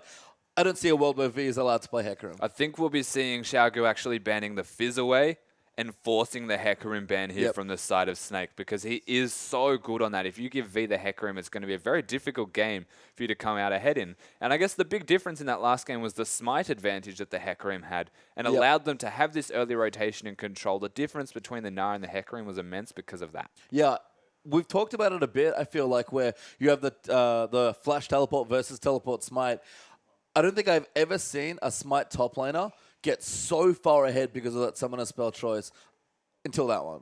Well, it was a big lead. It was like 32 to 5 at one stage in creep scores, and if that's all neutral minions as well, then it's ridiculous. I mean, it was just insane here, and FLICKR did a great job. Snake navigated the early game fantastically. That man Swift had a rough game on a signature pick of the Rek'Sai. Swift, we talked about the junglers being essential to these two teams and how their early game goes. Swift needs to have a much better game. Getting 3-buffed and dying to your own jungle, then having basically no extra pressure on top of that, that is not the Swift we normally see. Maybe it's time to come back to that pocket Sejuani and actually hard carry his team, which again, it doesn't really make a whole lot of sense to say, get back onto the Sejuani and hard carry against the early pressure junglers of the likes of the Gragas and the Rek'Sai. But he makes it work so well that maybe it's time to reassess what they're going to do as a team here. Get him scaling a little bit past that early game where Snake seemed to have controlled it so avidly. Try not to get 3-buffed at the start would be a big factor, so that you do have a free or an even amount of jungle. And I guess another big thing is try not to die to Gromp. Yeah, definitely the Gromp was far too powerful in that last game. It's kind of a big deal. But Swift, I mean, there's a reason we talk about picks like his Sejuani and say that he carries on them. Clearlove's actually very similar from EDG. Both those junglers actually, for their respective teams, are playmakers. You don't normally think about a jungler being a primary carry for a team, but in LPL, there are actually a surprisingly amount of junglers that are either that are strong carries, either primary or secondary carries coming through. Clearlove's certainly one of them. I think Cacau's probably making an argument for one of them as well on IG. And Swift absolutely here for QG. So it's not just that he, wants the scaling jungler like Sejuani or, needs a high damage jungler. Sejuani does do decent damage when she scales, but obviously more of a tank champion. It's just the amount of work Swift gets done in the late game where he can actually hard carry a team is why we associate Swift and carries with champions like Sejuani. It provides him the tools to get through that game for the fighting stages where he actually can have such a big amount of relevance regardless of how the early game goes. He's got Doinb to help him, so even if he is the Sejuani, he has Doinb following him around. Makes up for that anyway in terms of damage output. Gank success rate very high here from the side of QG. If they just don't get denied that jungle like happened last game, they can get their early game rolling. They will be a very strong side in the mid game. Yeah, QG just need to smooth maybe a couple things out there in the early game, but we're into Champion Select now. Some bans are through. Fizz, good call on that ban against Flandre once more, and actually going to ban away Ellis. Thresh's Snake, unsurprisingly, take away Rise. So they do get rid of the Thresh here, maybe even looking towards that Hecarim wholeheartedly or forcing the Hecarim ban so that they can get a support of their choice, the Alistar being available as well.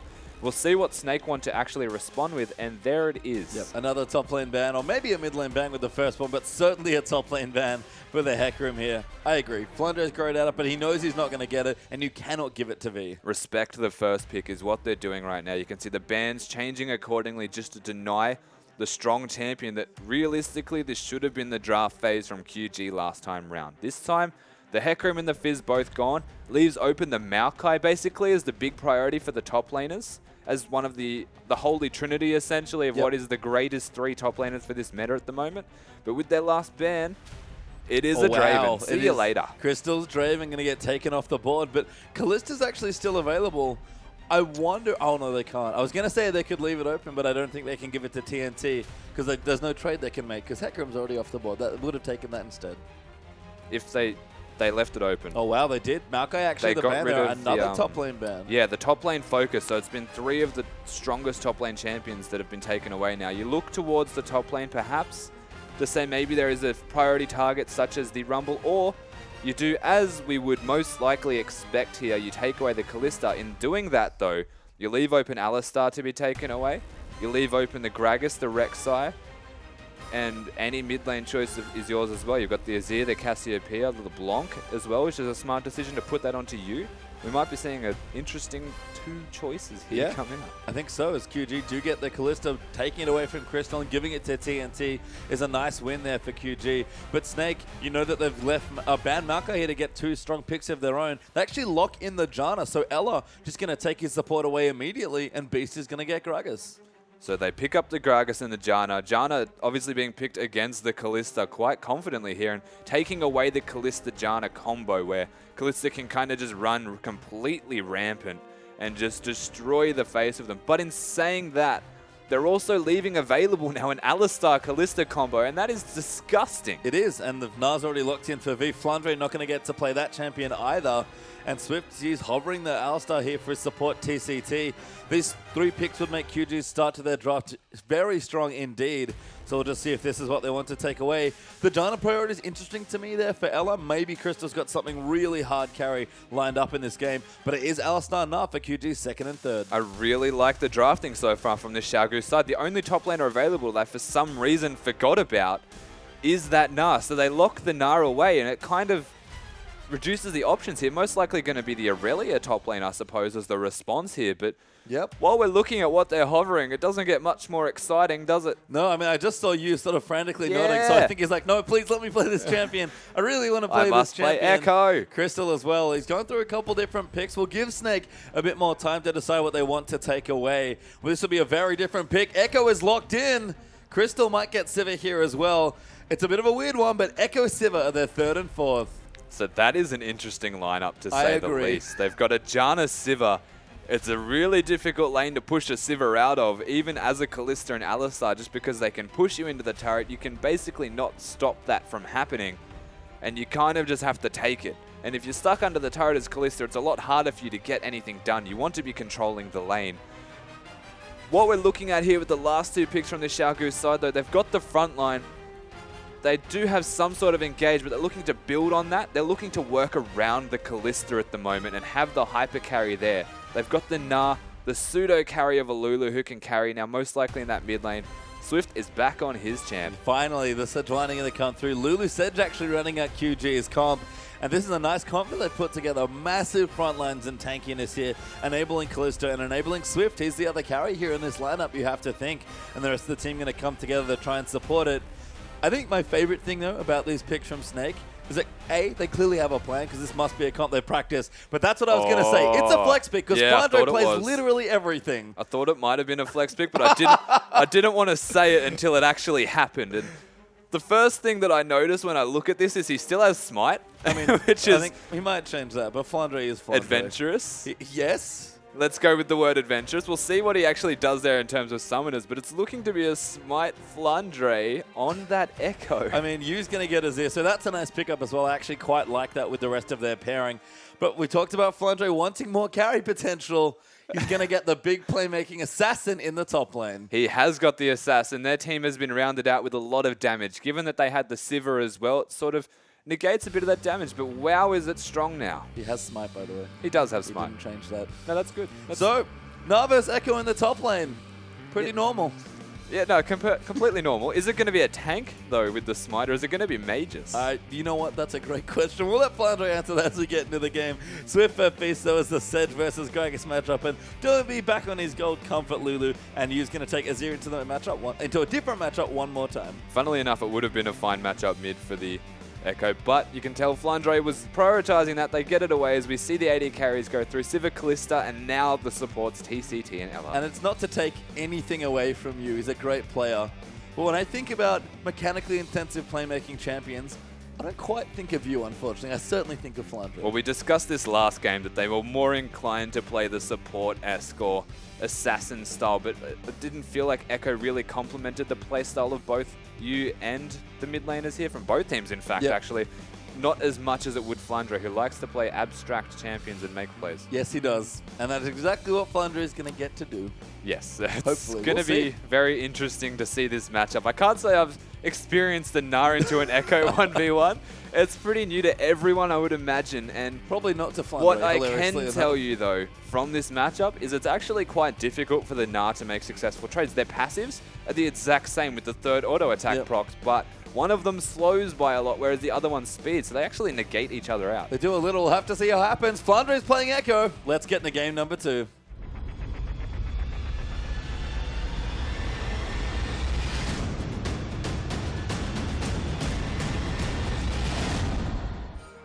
And welcome back onto the Rift for our second game between Snake and QG. QG find themselves down a game after a very strong academic performance there from the Snake side to take them out. But if Snake were playing very standard and very safe in game number 1, they have thrown it all out the window here for this one. And Flandre is going to be playing Echo in the top lane. They basically... with Smite. Yeah, they basically walked it out the door.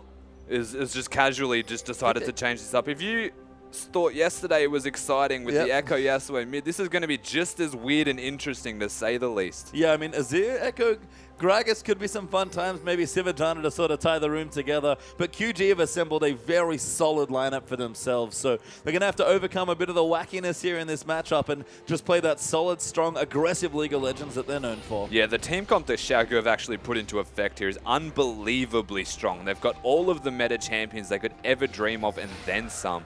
Kalista is the AD carry, seeing a 92% ban rate. The one time it's not banned, it is first picked away. They've got Gnar in the top lane as well as the response. Lulu mid, Alistar and Sejuani. Every champion that you name is just unbelievable. It is, but Snake have actually lane swapped already. They've pulled their bottom lane back into the top side as Doinby he's been continuing with a few problems of his own here. So they do have a pause in game number 2. But again, Snake don't seem to want to 2v2 with their bottom lane. They'd much rather have Flandre just get an advantage with his Smite. Yeah, they're looking to get the Smite advantage, and it's weird to really predict. Echo Jungle's actually not too bad while we touch on the fact that that is in fact happening. I mean, it's going to be interesting to see how it pans out and what he actually even wants to build first and foremost, because he is going to be running that Smite, which indicates challenging Echo. Maybe. I mean, I think you said, oh yeah, so as far as blades go, yeah, I think that would make sense. Probably the challenging Smite, but what enchantment he wants is up for grabs, I guess. You said Magus, that to me seems like the most likely choice, but who knows? Who knows what Flandre wants to do today? Well, we've seen him play Fizz and kind of just decide to go Cinder Hulk and CDR stack. And we That's might true. see that again in the top lane. Echo's very good with CDR, makes him a lot more mobile, has the utility from the shields and the stuns that can come out constantly, and just all around getting CDR and Echo is a big factor. So maybe that's what he's going to go towards. Maybe, and I think the thing you highlighted there with the high mobility sort of ties into the fact that he doesn't need flash maybe as much as other laners. So this might seem just like Flandre's gone right off the deep end like he always does, but I think on a champion like Echo, he's actually okay without flash. Well, I mean, mechanics aside, he has gone completely off the rails. Yes. But we'll see how it actually pans out. As that's a tower shot, Doinby. Doinby. What are you doing, buddy? That's not what he wanted to do as Flandre's line. Timed here from the side of Xiaogu. They do pick up the kill. They get the first blood, but it is a trade here for Flandre. Yeah, pretty nice for Flandre to get a trade in a 1v2 situation. You're the real hero, minion. That minion is just still, it's hanging out. Poor visual bug. It's all right. He'll chill. How dare you call him a bug? Forever, He's beautiful. forever protect Doinby. I'm sorry, you cast a minion. Melee minion? I think it's a melee minion. There's Crystal down the bottom. Still getting some farm in. TNT's actually level 7, so Crystal will have to be a bit more careful here, but Beast is going to come down. He's hit level 6 now as well. Going to try and get some pressure down into the bot lane.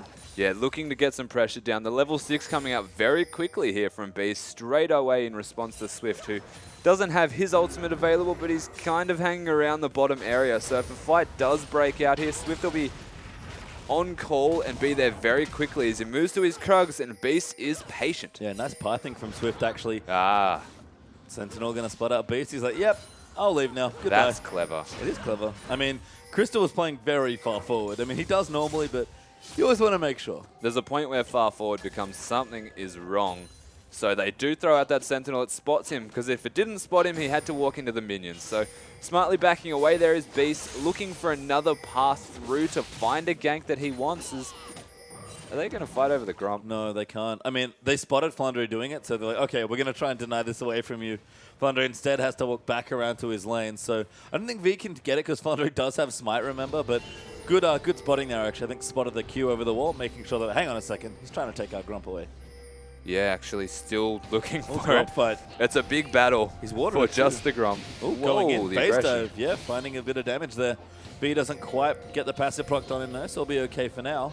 But I mean, Flandre is playing aggressively. He's got aggressive items. Fiendish Codex completed now as well, keeping the CS nice and even, but constantly looking for pressure on Sevilla. Crystal's forced to use his ultimate in the bottom side, far too afraid of all that CC. And for good measure as well, because the amount of damage that TNT just put down to him, a BF sword each, but the pressure difference is the Janna cannot provide anything, whereas the Alistar with this ever-present threat of the knock-up headbutt combo, they still get him down to half health with just a small amount of poke. See Flandre still pushing in, has to be careful of the Mega now though, does get scooped into the wall.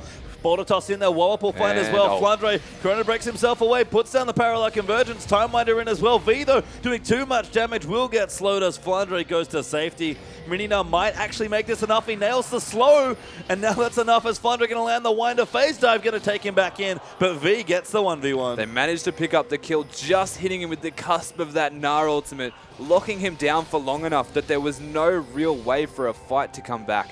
Using the ultimate there was Flandre to sustain for as long as possible, but again, nothing that he could really do there to stop that. A very, very strong and competent 1v1 there from the Gnar. And now V's got a Hex Drinker. Swift actually got the Dragon in and amongst all that as well. So a much better early time in the jungle as TNT dodges out of the way of the tornado. And Crystal, you talked about it, just can't apply the same pressure. In fact, Swift is down here now. TCT going to come through. He doesn't have a spell shield. He has to flash. And Crystal wasted another summoner. A very nice flash though, wasting the headbutt at the same time, so they couldn't overcommit to anything without using summoners themselves. Sejuani was waiting around looking for that opportunity, but not actually able to find it as they do back off. Well, the next time Swift visits the lane, it will not be nearly that easy for Crystal and Ella. They continue to put pressure on, keeping the CS reasonably close. Avarice Blade there, going to give Crystal a bit of extra money as well.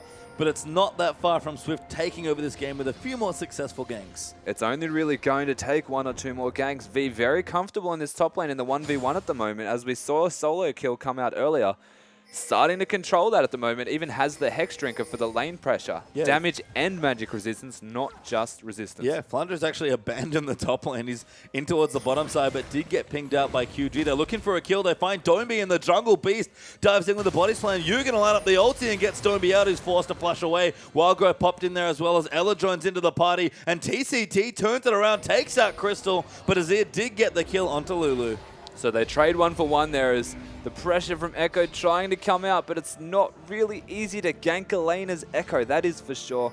They look to just back off and take the 1-for-1 at the moment. Lulu for Crystal, not necessarily worth it, but a carry for a carry, you have to take what you can. They will, and I mean, I think TNT is maybe the problem here. He's getting stronger. Swift also having a nice clear jungle means that he's getting stronger as well. It's about 1,000 gold ahead for QG, or just under, so no massive leads just yet, but they got Dragon #1. All they really have to do is keep the game here and then continue to snowball the objective. Yeah, while the gold lead is not that big, it does feel like the momentum and the control of the map outright is in favor of QG. Whether it's by a small amount or a large amount, it is there. So needing to respect that is the side of Snake. And you can see FLICKR not even wanting to be in a 1v1 until Gnar disappears. So yeah, I mean, 1v0 preferred. Yeah, he pushed the lane all the way back in. Now it finally goes back to his tower. So actually did a smart job roaming. He went from bottom lane to top lane and didn't need to use his teleport. So that's very good awareness there for FLICKR of the minion waves. It is Magus. Oh, it is too. Because of the Finnish Codex. So yeah, it makes first sense. thought he was going for the Morellos because that was what we saw yesterday, but actually it's just a Magus. Awesome. I mean, makes sense. It's all the jungle items are insanely cost efficient. Magus especially gives you so much. The problem is you don't normally have very many AP smite takers, but top Echo, sure. I mean, realistically, the most cost-efficient build, which unfortunately he isn't doing, is that Tear of the Goddess and the Magus upgrade on jungle items. Oh, FLICKR gets the ulti this time. Swift going to follow in. Chrono Break's going to come through. FLICKR is going to try and dive out. Parallel Convergence. He's down. He needs to land it. Still alive. Chases out onto Swift, but the Crop's going to take him out. Beast going to get the trade, though, and Swift barely escapes with his life. Swift turning it around and just hitting him once before parading out there, managing to get the trade. Beast coming in there at the last second to get V as well, so another 1-for-1 trade. If only FLICKR had his smite, he actually would have been able to kill Swift, but couldn't smite someone. He didn't have the skirmisher save, and now goes back and finishes it. I mean, that's scary. That sounds like massive Echo dueling potential, but TCT finally gets discovered by Ella. But not a whole lot coming there as TNT moves into zone them. TNT is level 10 right now. He is so far past the side of Snake in bot lane experience levels that he is almost solo laning, and TCT can just sit in the side like he was right there and just saying g'day and leaving as soon as they actually spot him. I mean, this is sort of what we saw FLICKR do last game, actually, to V, by just getting so far ahead that there was nothing they could do. TNT in this game, he had the early empty lane. He was there for so long just soaking solo experience, and Crystal's just been playing from behind the entire time as Beast looks in for a kill here, but TNT and TCT just hop away. Having a guzzle of his bottle and just looking to be around here and be a pest, letting Sivir push the lane out. Or putting pressure. Yeah, they're going in. Tornado lands onto TCT. Fate's calls pop there by TNT as the Alistar goes in onto Ella. He just had to, didn't he? Yeah, he did. Gets to take quite a bit of damage as a result, but Swift is in the area without his ultimate, but still there threatening if they do want to start a fight. Yeah, definitely threatening. Just being there as a present threat, showing an issue here for Snake, because the engage, or at least trying to push the lane out, which is what I felt like they were really trying to do by Gragas being there. He wasn't trying to gank, he was just there as this ever-present threat to let Crystal push the lane out and recall. Instead, Swift being there kind of negates a lot of that being a possibility as the best friends rotate to the blue buff. Yeah, blue buff goes in. Swift and Doinby staying connected at the hip as Beast rolls in and sees that his buff's already been stolen away. Dragon up in 35 seconds now as well, as Snake needs to, as you said, already recall to try and go for this Dragon. They're going to lose the tower on the bottom side. Doinby's actually backing away ever so slightly. Yu's keeping the lane in a decent spot, but team's going to have to start thinking about this next Dragon. Yeah, they do need to start looking towards the Dragon. The mid lane very even, in fact dead even at the moment, but the control starting to go in favor of Yu. You can feel like he's just out sustaining his opponent here of Doinby, who isn't really having a big impact at the moment, but at the moment, the bot lane impact is real. Beast coming in, teleports the through though. It's actually going to be FLICKR that comes first. V is available, but doesn't pop his teleport. TCT knocked back into the team. Beast now going to fight in over the Echo W, but it's a very nice double stun there. Timewinder moves in. TCT will go down, but TNT has so many arrows there. Gets hit by a NATO though, and now Yu's going to come around the side. The tower dive will move through. Crystal gets the kill. Yu's chasing down Swifty, wants it so bad, and in the end, Snake, a brilliant tower dive. And Snake getting the rotational play this early in the game. Their map movements have been so impressive, finding trades in bad situations from being behind. They get the kill onto Siva. Echo being in the bot lane. It's just ridiculous, as we are seeing a replay of an earlier fight where Doinby, I believe, goes down at the same time the trade for Crystal was the trade-off. Yeah, he gets absolutely wrecked there by Snake. Yu going in massive. The Azir roam, this is where... Picture. Crystal, though, actually goes down. TCT and TNT able to team up for that one, as we'll see this fight again.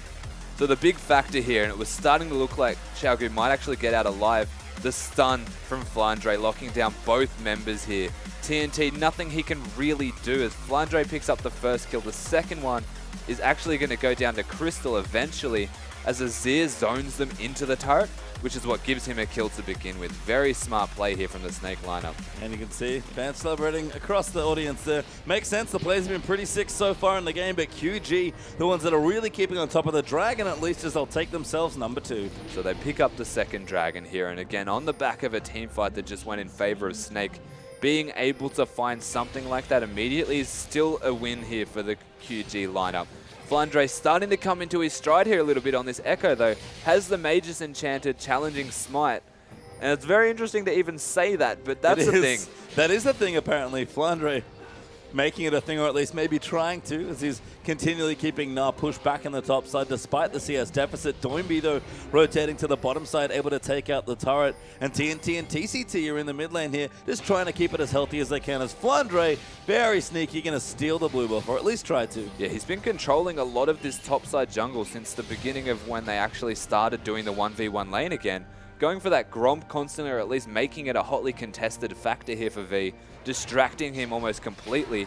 And at the moment, we've got the Bloodthirster Q-stack in Kalista working towards that Hurricane. Yeah, TNT is quite strong here. Double dagger to pop in with those Greaves and that Bloodthirster. Crystal's got his Infinity Edge and an Avarice Blade, so he's not too far behind despite the CS differential. But Snake, just a couple 1,000 gold, maybe 1,000 gold or so. It's actually less than that now as it ekes back to about 600 between the teams. But QG just feel like they've had a little bit more control in the game so far. Yeah, it feels like all of the control has been in favor of QG, but Snake making really smart rotations and map movements that just get them back in the game almost completely. From a small lead, a small advantage that looks like QG were going to be able to push that and stretch it into a bigger lead, has completely been wound back, and we're almost back to square one again, where the Echo is definitely still relevant. The Azir having an impact multiple times, out-roaming that of Doinby at the moment on the Lulu, and I mean, Snake have just turned it around. They haven't. I guess my question as we move towards the mid-game now, 21 minutes have elapsed, 2 Dragons there for QG. How does Snake plan on dealing with TNT here? Because he is exceptionally strong on this Kalista. To deal with TNT will involve a lot of you. He kind of, if you look at the side of Snake, Flandre is not going to be able to get into the backlines too competently unless he goes all in and has the Zonias. At the moment, not really being in possession of anything defensive whatsoever. It's going to be very risky for him to try and get past a Lulu, an Alistar, a Sejuani, and a Na just to get to the Kalista. That is near suicide at this stage in the game. So you're looking at the back of you to try and put down some poke, force TNT out of lane into a bad position before a teamfight even starts, or he has to go all in and just straight out use that Emperor's Divide aggressively and catch TNT. Waldock might have to give up the turret here as we see rotation from QG looking towards the mid lane. Swift and TCT clearing out wards on the side. Beast trying to clear the waves down quickly enough. Will keep the tower for now, but the blue buff going to get stolen away here by QG. Will finally be able to donate one over to Doinby after Flandre stole the other one. And it will go over to the Lulu. Things looking better and better here for QG, who are just trying to open up the map that little bit more. They're going for this turret too. It's dead. Finally, TNT taking note of the fact that Doinby was tanking that tower for a very extended period of time. they do get it. It's now 3-2 in turrets and a slight advantage pulling ahead now. Yeah, Snake just don't have that mid turret here. And QG again hold the Dragon advantage. You did go back and get a death cap as Beast actually might have caught someone out, but Swift is going to be able to get himself over the wall. He's got his locket on Sejuani, looking nice and strong at this stage of the game. And this is what we talk about with Swift Sejuani in particular.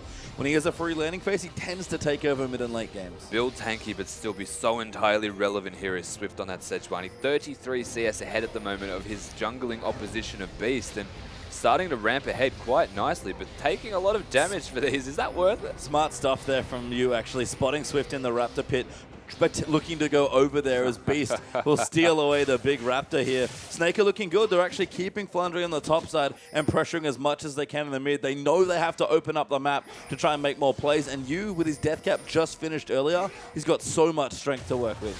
Yeah, getting those Lucidity boots, having the Morellos, he's at that max CDR peak, so his attack speed has been ramped up due to this fact, and it's only going to get stronger from here as they manage to pick up that that middle lane turret. That is 1 turret apiece each. We're dead even in turrets, and now the gold is about 400 also. Yeah, Flandre going to try and take the Grump away. Should be able to get it here. V does not have a smite. Flandre does, but he almost misses it, able to get it away, and will back into the base to try and get his next item. I imagine a Zhonya's will be what he wants, although Flandre needs to get over the wall. Does just get there with the phase dive. But he'll be get his back delayed a little bit more. Let the man recall. We're trying to work out what he's building. I think it's going to be a Seeker's Arm Guard working towards, unless it's a Sheen, which will be an aggressive decision to make, and it might even be a straight Lichbane second item if that is the case. That's hyper aggressive. Hello. Well, that's Flandre. It is a Sheen, so Lichbane second to follow the Magus. We want to talk about cost efficient item builds. That's a fairly efficient one. Yeah, it's up there with one of the most cost efficient. Unfortunately, it does rely a lot on scaling damage with ability power, so indicating that he's going for the Lichbane says to me a bit of split pushing, with some team fights here and there when it feels right for him.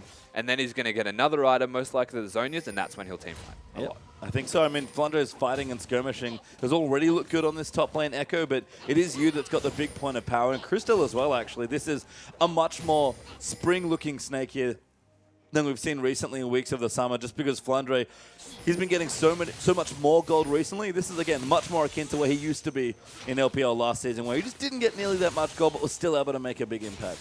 Yeah, definitely. They're starting to come back to their roots almost. The aggression across the board from all of the members here. They're starting to really control, get to that team fighting stage, just bide their time to where they are the absolute best at. And at the moment, QG, I do favor their team comp when it comes to team fighting almost entirely. There's a bit of a damage discrepancy between the mid laners and even the top laners to a degree, but if they can get their items, MR stacking, and the third dragon.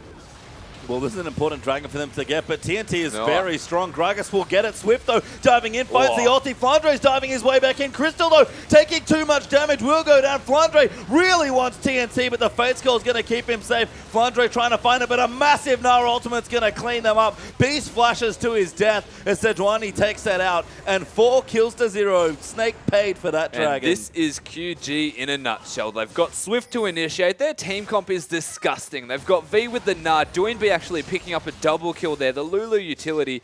And TNT just kiting around in the background. Never goes down. And they're going to look for Baron here as well. Should be able to pick it up with the Callista, and Swift still having his smite ready to go. You trying to poke his way in, but getting zoned out by TCT.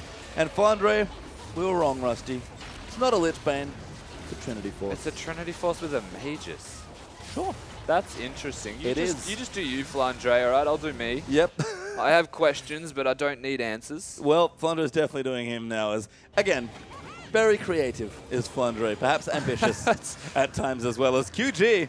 Now rolled themselves up to about 4,000 gold ahead, picked up the Baron. They have all the momentum at this stage. We're talking about Snake needing to look for a fight. It's good that they halted the Dragon Snowball, but they lost a whole lot as a result of that. Yeah, actually going for that, getting to their teamfight stage, but the way that they actually played that teamfight out was not ideal. Sejuani being able to get an engage, and this was one of the big questions that we posed earlier, is how is the Snake lineup supposed to engage a fight? You compare that to the side of Xiaogu. They have multiple sources, multiple options and avenues to approach to actually come out ahead in a fight. All it takes is the Alistar, the Sejuani, the Gnar, even the Fate's Call from the Callista if we want to get adventurous, in ways that they can engage a fight compared to Beast, who is a very dodgeable engage with the explosive cast. You've got a Sivir ultimate to speed them up, of course, but then for the most part, it's actually almost just entirely on the back of you. Yeah, I feel like FLICKR is doing one of his old split push builds here where he just wants to push away. It feels like. If he's getting forced into team fighting, that's not going to work for him all that well, as Snake are trying to line things up and clear out the minions as best they can. They'll protect this turret for as long as they can hold it, but QG looking to try and knock down some of the tier 2s with the Baron Buff. I mean, he might be looking to go for that split pushing build here. The Trinity Force is still good on Echo. I would never discredit it as a good item. He's very auto attack based, has that passive which works very well with it. But then in saying that, if they're forcing you to team fight and you're going to go for a Trinity Force build, why not go for a Frozen Heart or MR first? Parallel Convergence down, trying to zone them off. Snake again doing everything they can to protect the turrets, but enough poke coming into the turrets. The Baron minions doing just enough work, although FLICKR takes out the cannon with a Time Winder. I mean, QG is struggling a little bit here to try and actually knock down turrets, but splitting up a bit more, forcing Snake to run between them. It'll take a little while, but they'll eventually get them. Yeah, it's just rotational. They're looking to get some control from map movements. Oh, TNT in trouble, gets stunned there by the W. Swift, though, dives in as FLICKR really wants it. TNT gets low, the tower will fall, and the Emperor's Divide's going to try and keep them out. FLICKR bobs back in. He wants TNT so bad, but the wild growth makes it impossible. QG Swift now getting low, will actually fall there to the Azir. Beast gets B back into the team as Ella resets with a Monsoon, but it's 2 for 1 now in favor of QG. We've been calling him adventurous, but I'm starting to lean towards the side of almost foolish here. Going in super ham by himself, not actually able to get the kill because TNT is just a monster of a man right now. Only 0, 1, and 6 to support Kalista, but you cannot take him down. No, we talked about it. How do they deal with this Kalista? That's the biggest problem. They've got so much support for him between the massive front line and the Lulu wild growth. And you saw there, they couldn't kill TNT, and he just killed everything else. And this is something that I did mention before, but I actually want to stress the fact now is if they're forcing you to team fight, Xiaogu have an exceptionally good team fighting composition. They can just go on you for days. So why would you go for that Trinity Force over a tank item prioritized to ramp up your team fighting capabilities? Because you're not going to be able to split push here if you are FLICKR. You have to fight. You have to respect that they're going to be forcing fights if you're not there. And then in a team fight, just going all in and actually dying almost instantly to the damage that comes out of this Xiaogu lineup. And if you did want to go more damage, we saw the Zhonya's from Rookie yesterday. That is a team fighting option that he has. So I think I agree. FLICKR is working on the Trinity Force. We'll see if it makes enough of a difference, as he should have the gold for it fairly soon. But Snake are falling further and further behind. And Snake went behind are very different to Snake went ahead. 5,000 gold behind already in QG. Again, much like Snake were about this far ahead, but felt much more because of the experience. QG, with their 5,000 gold lead, feel much further ahead just based on their team comp. Yeah, both of these teams seem to be relying a lot on momentum in the way that they work around getting to the team fight stages. If Snake are behind, they do start to struggle. And we noted the same thing from Xiaogu in the last game.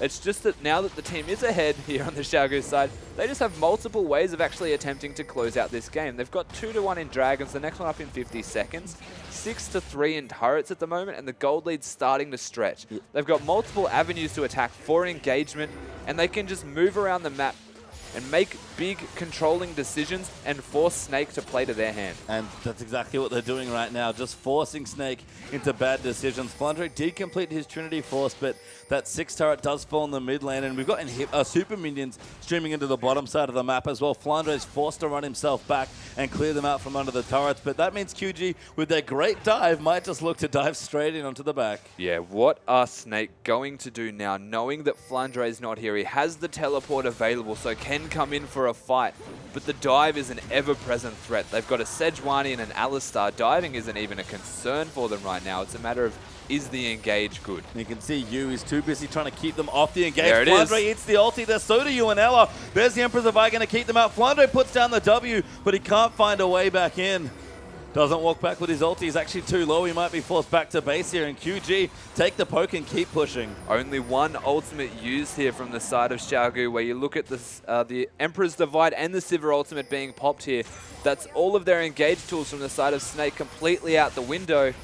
And it's going to be very difficult for them to deal with this repeated aggression. They can force this into an easy dragon, and with Baron in a minute as well, that could be in consideration. Yeah, they've got plenty of options here, so they'll back out of the base, leave Snake to clear out the minions in the bottom side and the wards in their jungle, and just move towards their third dragon. Snake? I was confused for a second there, but yeah, you're right. They're pretty much open to do as they please right now. It's on the back of Xiaogu to close this game out convincingly. It's their game to lose, and it's on the back of Snake to try and capitalize on any mistakes that come out here from Xiaogu and try and find their eye into an actual avenue to get back in this game. We see the Trinity Force now completed with a Magus Enchantment challenging Smite Echo on Flandre. I just have questions for days. That's not even you and everybody else, I think, because Flandre doing his best to get the minions out of the base. He's actually caught up in CS now. It's like Glacial Shroud, so he's a bit more of a bruiser Echo. But TNT, he's the real problem here in this team. He's got three items already. One of them's actually a Banshee's Veil and a pickaxe there for the eventual last Whisper. Just doing so much work. Swift and TCT will team up for the Dragon. It'll take a little while, but Snake can't get anywhere close to the area, so not a particularly threatening thing either. Swift is massive here. Doinby's getting massive there as well, actually. The third Dragon goes to QG, and they're going to look straight for that Baron. Yeah, no doubt. Looking for the Baron. You can see the side of Snake found the opportunity to put down some vision control at the very least, or take some away to prolong that. But I really like the itemization here from V, from TNT, and from Doinby. They've all gone for the Banshee's Veil, and that removes, if there was any engage potential from Snake, that's completely non-existent anymore. And it's just completely controlled by this QG roster now. Good luck. Snake actually managed to take the Scuttle Crab away as V starts to get aggressive onto Flandre Mini now. We talked about it. Pretty potent lane bully there, so Flandre will actually back himself away from the lane, knowing that he can't quite fight the Nard just yet. We've got 3 items for Crystal. He does do decent damage. You actually does exceptional damage as well. So if he can set up nicely, he'll be able to do some work here. But the team fight that Snake are actually able to win, where you does full damage to key targets, it just might be a bit too tricky. In fact, QG are going to force them in the ulti pop by Sivir just so they can get out safely.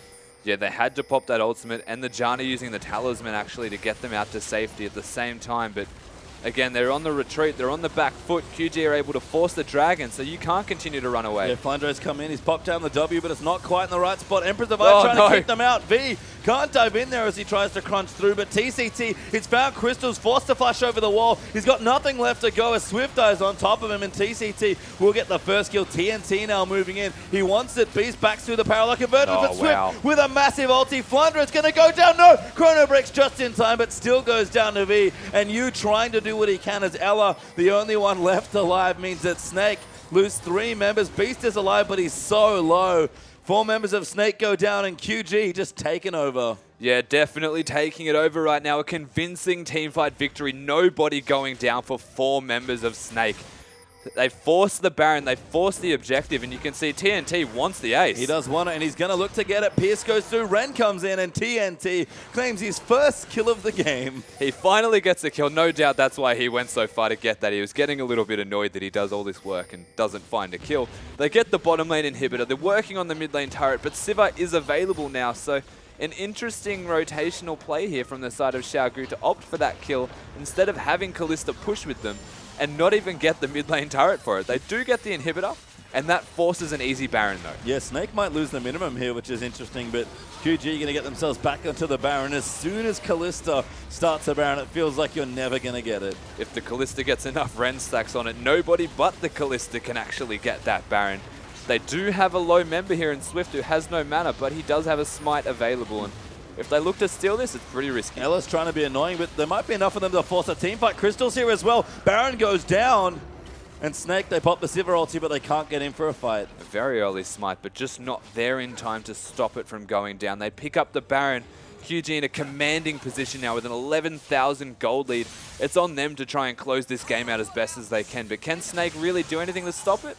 We'll soon find out. I mean, they're trying. I mean, Snake always team fight well, whether they're behind 10,000 gold or 1,000 gold. Yeah, but I mean, a 2-6 Echo who's down a ridiculous amount. He has a lot of money, but his item build is what is putting him down. He can basically afford that Frozen Heart right now, and this is their best chance to find an opportunity to fight. I mean, they're going to get one soon. QG do not want this game to go on too much longer here, because trying to bring Snake into the late game is a bit of a scary proposition, but just team fight for team fight, QG have so much work they can do. Yeah, they do. They've just got so many options again. Their team is actually ridiculous. From drafting alone, you look at this QG lineup and think to yourself, how on earth did they get this team comp? Alistar, Kalista, bot lane. You can stop there. How did that even happen? Well, they didn't ban away Kalista, and that's sort of how it started, as Snake trying to keep this game in their grasp, but QG making that a much more difficult task as time ticks on. Dragon going to be up in a minute 45. That'll be the 4th there for QG. If 5 Dragons is the real win condition that they want to look for. Other than that, TNT just sort of hanging out. He actually wants his red buff so bad that he's not joining his team. He's going to get the red buff. He's just trolling around at the moment so that he has the red buff to get that extra little bit of kite potential. Like a Kalista doesn't have enough already. They're going to be able to push in the mid lane. The top lane isn't even a priority for them to control the minion waves at the moment. They just want to hard push this mid and work with the bottom super minions that are already in the base. I mean, Flandra's done an admirable job of keeping the minions out here, but Baron buff's on there as well. QG just going to continue to apply more pressure, and that mid turret will not last long as the minion wave pushes in. Should be this wave. Should die in. TNT actually, yep, orders it down. We'll be able to take it through. Beast dives in, gets the damage onto Q, but Swift there with the ulti actually kept up by Emperor's Divide. V can't get over it. They just need to kite for a little while longer over on the side. Crystal's actually found Doinby as he forces out the wild quest. Flandre dives back in, tries to use his ulti, but doesn't have it and goes down, and they just can't get anything done. Yu goes down. Crystal still fighting in the backside as Ella dies as well, and it's Beast and Crystal versus the world. Doinby isn't going to get clipped by the boomerang either. The rest of QG descends. Crystal uses his heal, but he's going to die for TNT's double, and QG will take the game. An admirable attempt there from Crystal, but the back of that, the rest of his team just had nothing they can provide to this fight right now. The lead is just so big. The Alistar, the Sejuani, all so tanky as they just surrender the game and let it go. Yeah, Snake realized that it's done, and QG just roll over Snake in that second game there. Snake went really far off the deep end in that draft. They went so far off the deep end that they picked an Echo top with Mage's Trinity Force, finally got his tank items, and as almost predicted, went towards that Fizz style of CDR build just to have a lot of damage and a lot of utility to keep him alive.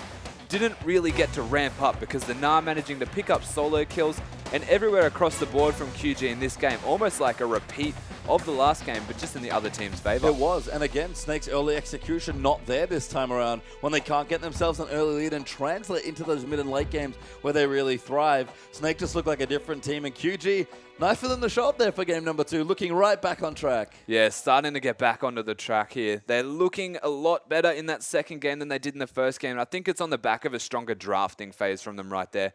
They looked really strong, but the first game was questionable again. It was. A split there between the two teams will settle them still back into their same positions on the ladder. So good series there. Really fun to watch there towards the end of it. But we'll take a quick break, and when we return, 2 titans of Chinese League of Legends will be upon us here. Invictus Gaming are taking on OMG.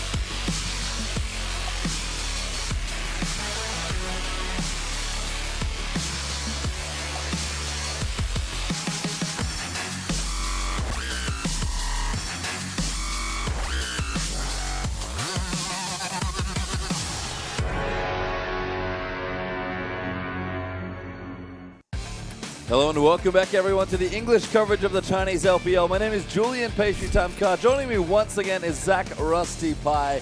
And we just got off a fairly long, interesting series between QG and Snake, where the third place and second place teams have split and will stay there in their respective spots for now. Yeah, they're stuck in their position. No clear-cut winner just yet, and two very one-sided games for each respective victory, to say the least also. So no real clear-cut advantage for either team completely. No, it felt like Snake, had the tools to maybe win both games there, but we talked about it, went very off the rails there with Flandre's top lane, Trinity Force, Frozen Heart, Magus Enchant, Smite, Echo.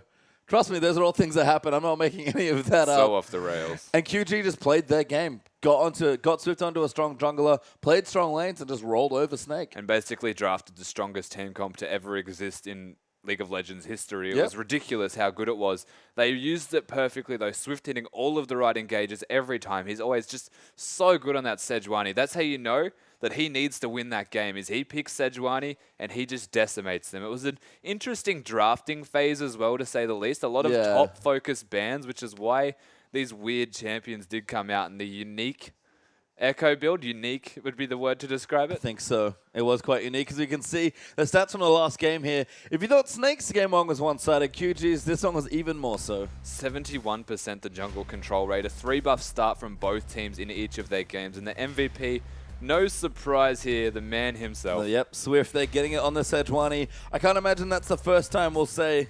Well, it's not the first time we've said it, I don't think, but it's not going to be the last that we say Swift gets an MVP on Sejuani. These ultimates were constantly hitting all the key targets. Every single time that he ulted, I believe it was a 3-man at least, or it was 2 priority, because he just had so much impact on this game. And the team comp itself, it was near impossible for anyone to get onto him, anyone but Swift. They were always trying to take him down first, because he positioned himself again in the front line, in the face of them, so the only person they could really get to was him.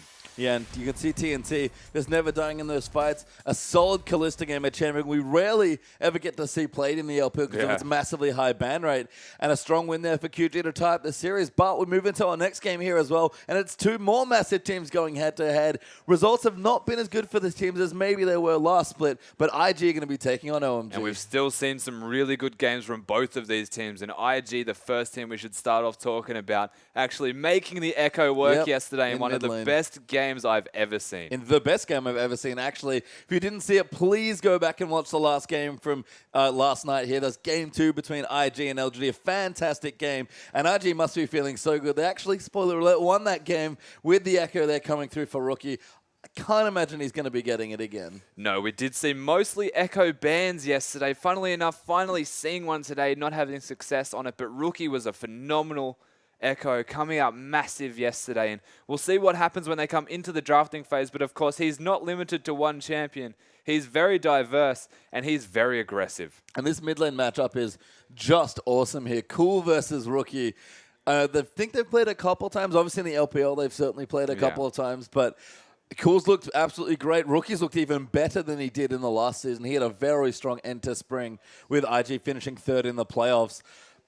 Rookie's only going from strength to strength. He's having, again, an even better summer here. But Cool's been the real player for me on OMG, that when they win, he is mostly responsible. Definitely. When they go big, they go massive. Both sides, both mid laners. And funnily enough, what I wanted to point out here was that they're almost adapting an aggressive playstyle here on OMG, and it's going to be evenly matched by the side of Invictus Gaming. So look to see some explosive early games between both sides. If Juju wants to go for that Lee Sin, change it up, and we've seen a lot of success from him on that. And that aggression has to be coupled with Cool. Yeah, the junglers actually, there's a lot of I guess, struggle around Gragas, particularly as a pick here. Both Kakao and Shui play the champion exceptionally well. And it is OMG's new players that we talk about a lot here with this team. There's a lot more synergy now, it feels like, in the team. The new jungle and support, and even Xiang moving to the top lane as well, seem to have melded quite a bit better over the last few weeks for OMG. But it still is a 2-threat team. Uzi and Cool need to do a lot of heavy lifting, but their support stuff kind of skilling up very quickly in the last few weeks. I guess a 2-threat team, more so like a 1.7 threat team, because all of the resources just completely pumped into Uzi. They do rely on that guy to go huge when it comes to getting through early game team fight relevance. And of course, why not put it all into Uzi when he is just so phenomenal as an AD carry? He is, and he might have a fun lane here against Kid and Kitties, who we've talked about a lot for IG. Fine players in their own right, but just very consistent. Have never had big carry games. But honestly, it's the top half of the map that really does it for IG. So that's what needs to get going. So Ty, Kakao, and Rookie, those are the carries there. But we're going to start things off over on the OMG side. Yeah, the OMG side definitely need to perform right now. 8-4 up against their 8-6 opponents here of Invictus Gaming. Do not want to go down 0-2, looking to come out strong and cement their position after a very shaky start. Yeah, and they've had actually decent results here despite the new roster. As we start in the top side, Xiang has honestly, to me, transitioned beautifully from mid lane once, then support, and now back to the top lane. Loves into all the of top the lane. standard meta top laners as well as we move into Juju, who does have 2 very successful Lee Sin games as his last 2 picks. Yeah, very aggressive young jungler here coming into the lineup. Plays a little bit like Loveling, of course. They're all jungler, but maybe even more aggressive is cool. He's been the big player here for this team. Massive KDA, massive plays on the likes of Orianna and Cassiopeia, but even been mixing it up with the likes of Varus and Lulu as well. Yeah, massive plays in a very diverse champion pool. As this is something I didn't think I would say. Uzi with his last 3 games as Corki. Yeah, I mean, not normally a Corki player. Tried it a couple of times in spring and couldn't really get it going, but seems to be much more on top of it. As amazing the last play here. The new support for OMG starting to build synergy with Uzi, and you can see all he wants to do is go in. I think I can see what champions he likes, Pastry Time. Yep. A fan of that Nautilus with the random thresh thrown in the middle there.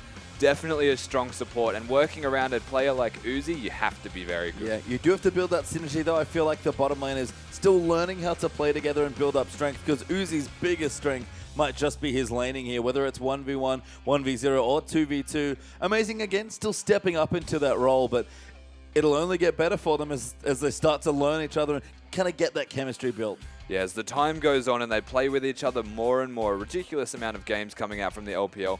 Lots of time to get used to your teammate here. Amazing, only going to get stronger, and with Uzi getting more and more used to him, they're just going to go up and up as the season continues. And I mean, from a start so strong already, Uzi's had some massive carry games.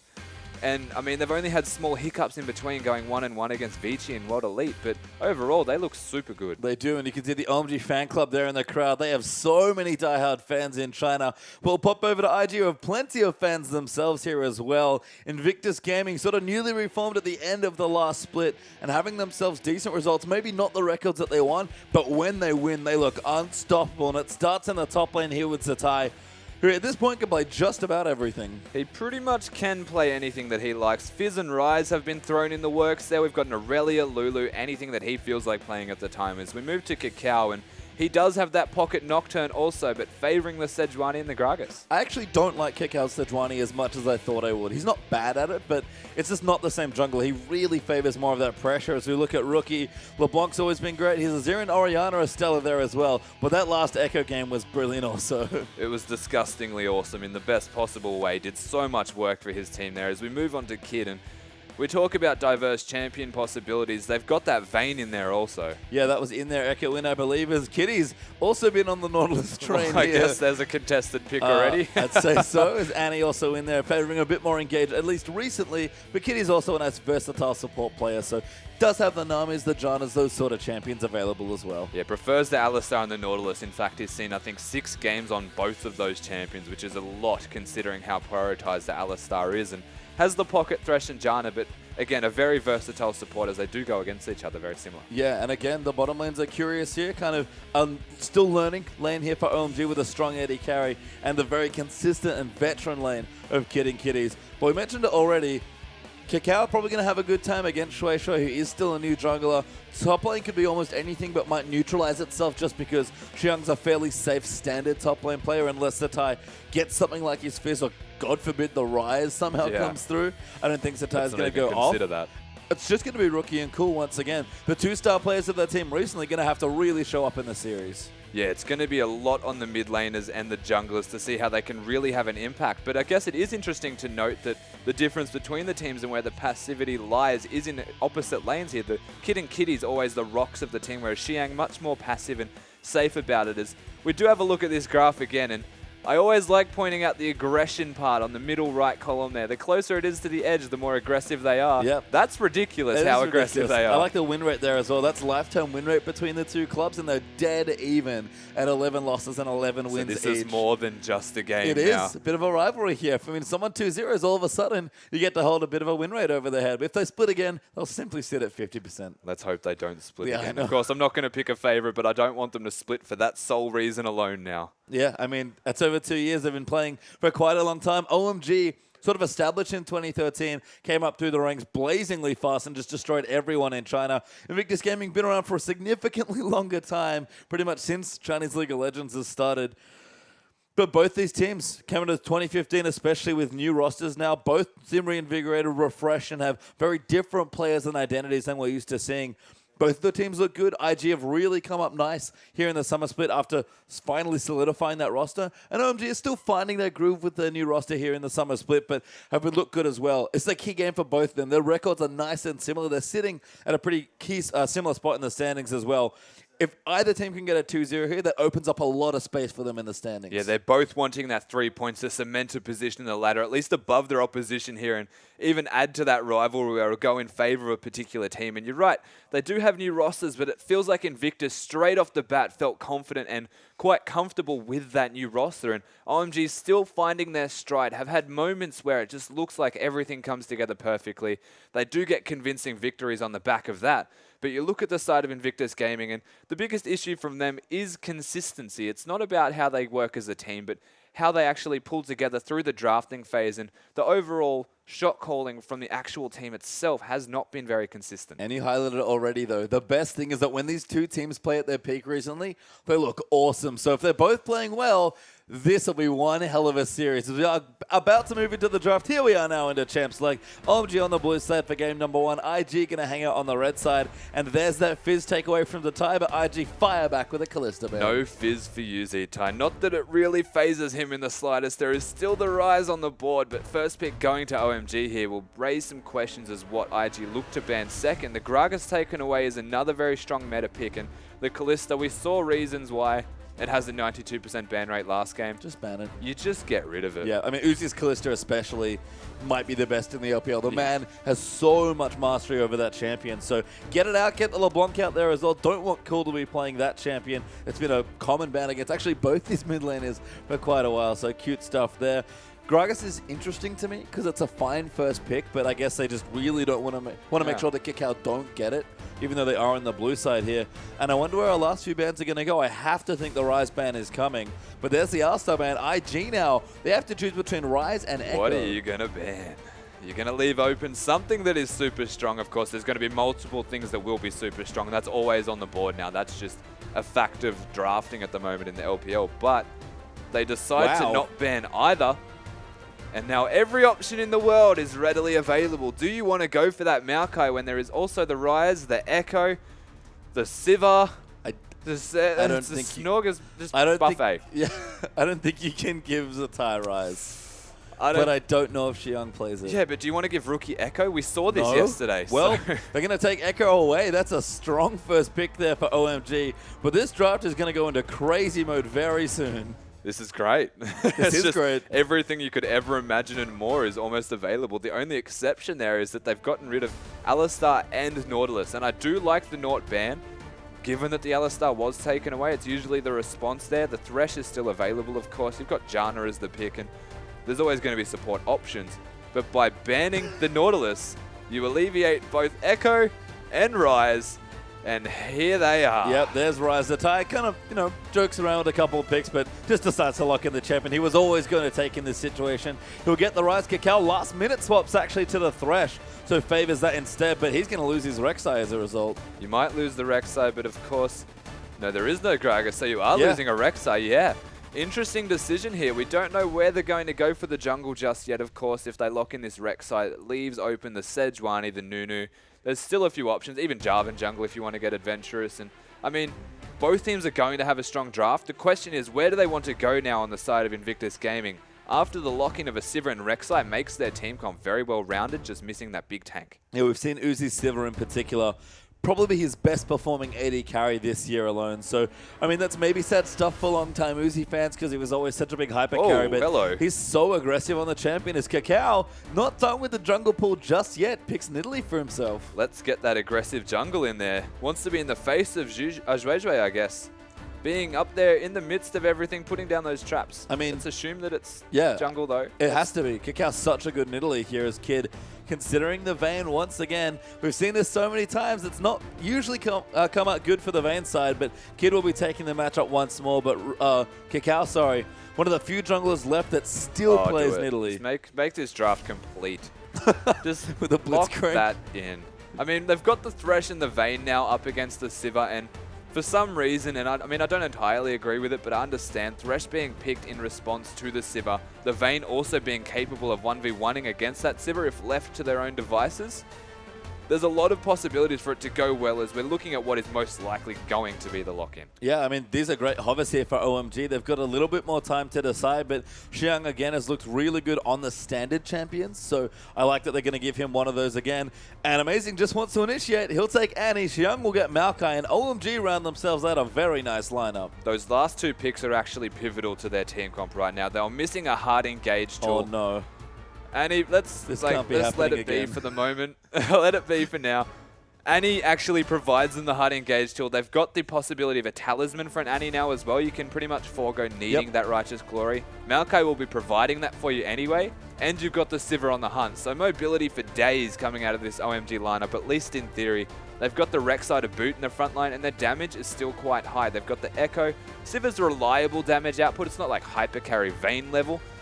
But it is, oh my god. I thought the Yasuo was going to be crazy enough, but we'll take Riven instead. Rookie, a seasoned Yasuo player. He played into the other side of the matchup yesterday, but decides instead of picking Yasuo, I'm going to pick Riven. Like, what do you say? I mean, like it's actually Rise. Oh my it is god. Rise mid. That's quite strong at the moment. I did hint that, but I didn't actually say anything because I wasn't sure. But Riven in general is just like, come on, man. Like, what is happening? I mean, Zatai has flashed Riven quite a few times in drafts, but I didn't know how seriously he took the pick here. I like the Rise here for Rookie. I guess if that was mid all along, then he was not worried about the matchup that he was getting here. Kind of a cool flex pick because we're going to go through these matchups. And this is crazy. Xiang on the Maokai versus Zatai's Rise? I don't think that's correct. Okay, let's just wait until we get in. Let's assume that's the matchup, and that is actually pretty bad for Maokai. Yes, it is, which is... I mean, Rise in general, he's a real terror as far as top laners go. As we do see the Rek'Sai versus the Nidalee, that'll be a nice high-pressure matchup as well. Cool going to be on Echo for the first time around. That's actually what the matchup is. Wow, and Rookie is actually playing Riven. So they swap back. We've got the Riven mid up against Echo, and I tell you what, that's an aggressive lane. That is hyper trading levels of damage right there. I mean, we talked about the mechanics yesterday with the Echo Yasuo matchup. I just don't want to actually comment on what could happen yet because I'm prepared for the option of having my mind completely blank. Are you mentally prepared for this game? Oh, I think we blew out your brain yesterday after the Echo Yasuo matchup. So I don't know if we were able to survive Echo Riven, and it's not even just that it's this matchup, it's these players as well. Yeah, and it just happens to be every time there's an Echo, it's a Rookie involved, and the high-level mechanics is just unbelievable between them. But you have a look at the actual full side that Invictus Gaming have put through here, and I'm not sure that I'm a big fan of it. Well, we'll have to find out just how good it is. We're going to get straight into game number one.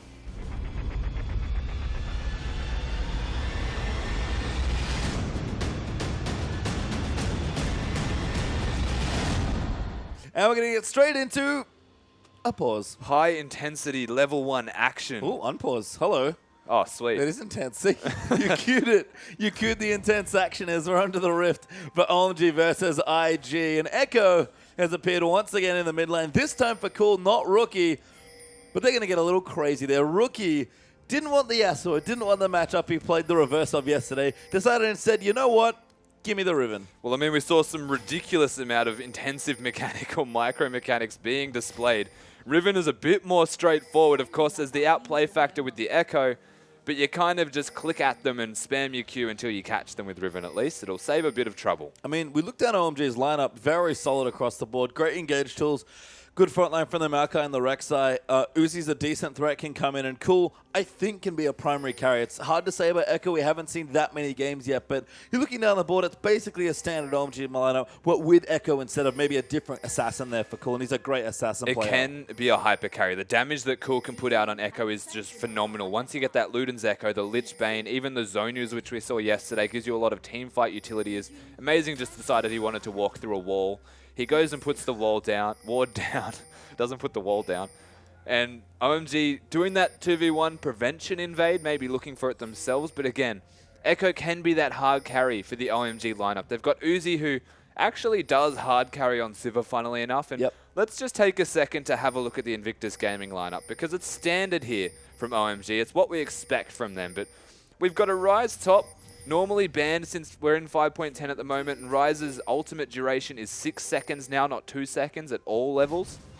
And that's a big deal. That's a very big deal. I like that you say ultimate when you actually mean passive, by the way. Passive. Because it feels like an ultimate. Yeah, well, it was. Yeah, sorry. It's a mix-up between the Ryze change-up. It is the passive. It lasts 3 times as long now at level 1, which is unbelievably long. So Zetai's getting that Ryze. They've got a single target damage threat again with the Nidalee jungle. They've got a Riven who, in a way, is single target with a bit of AoE between having all the spells that can hit multiple people.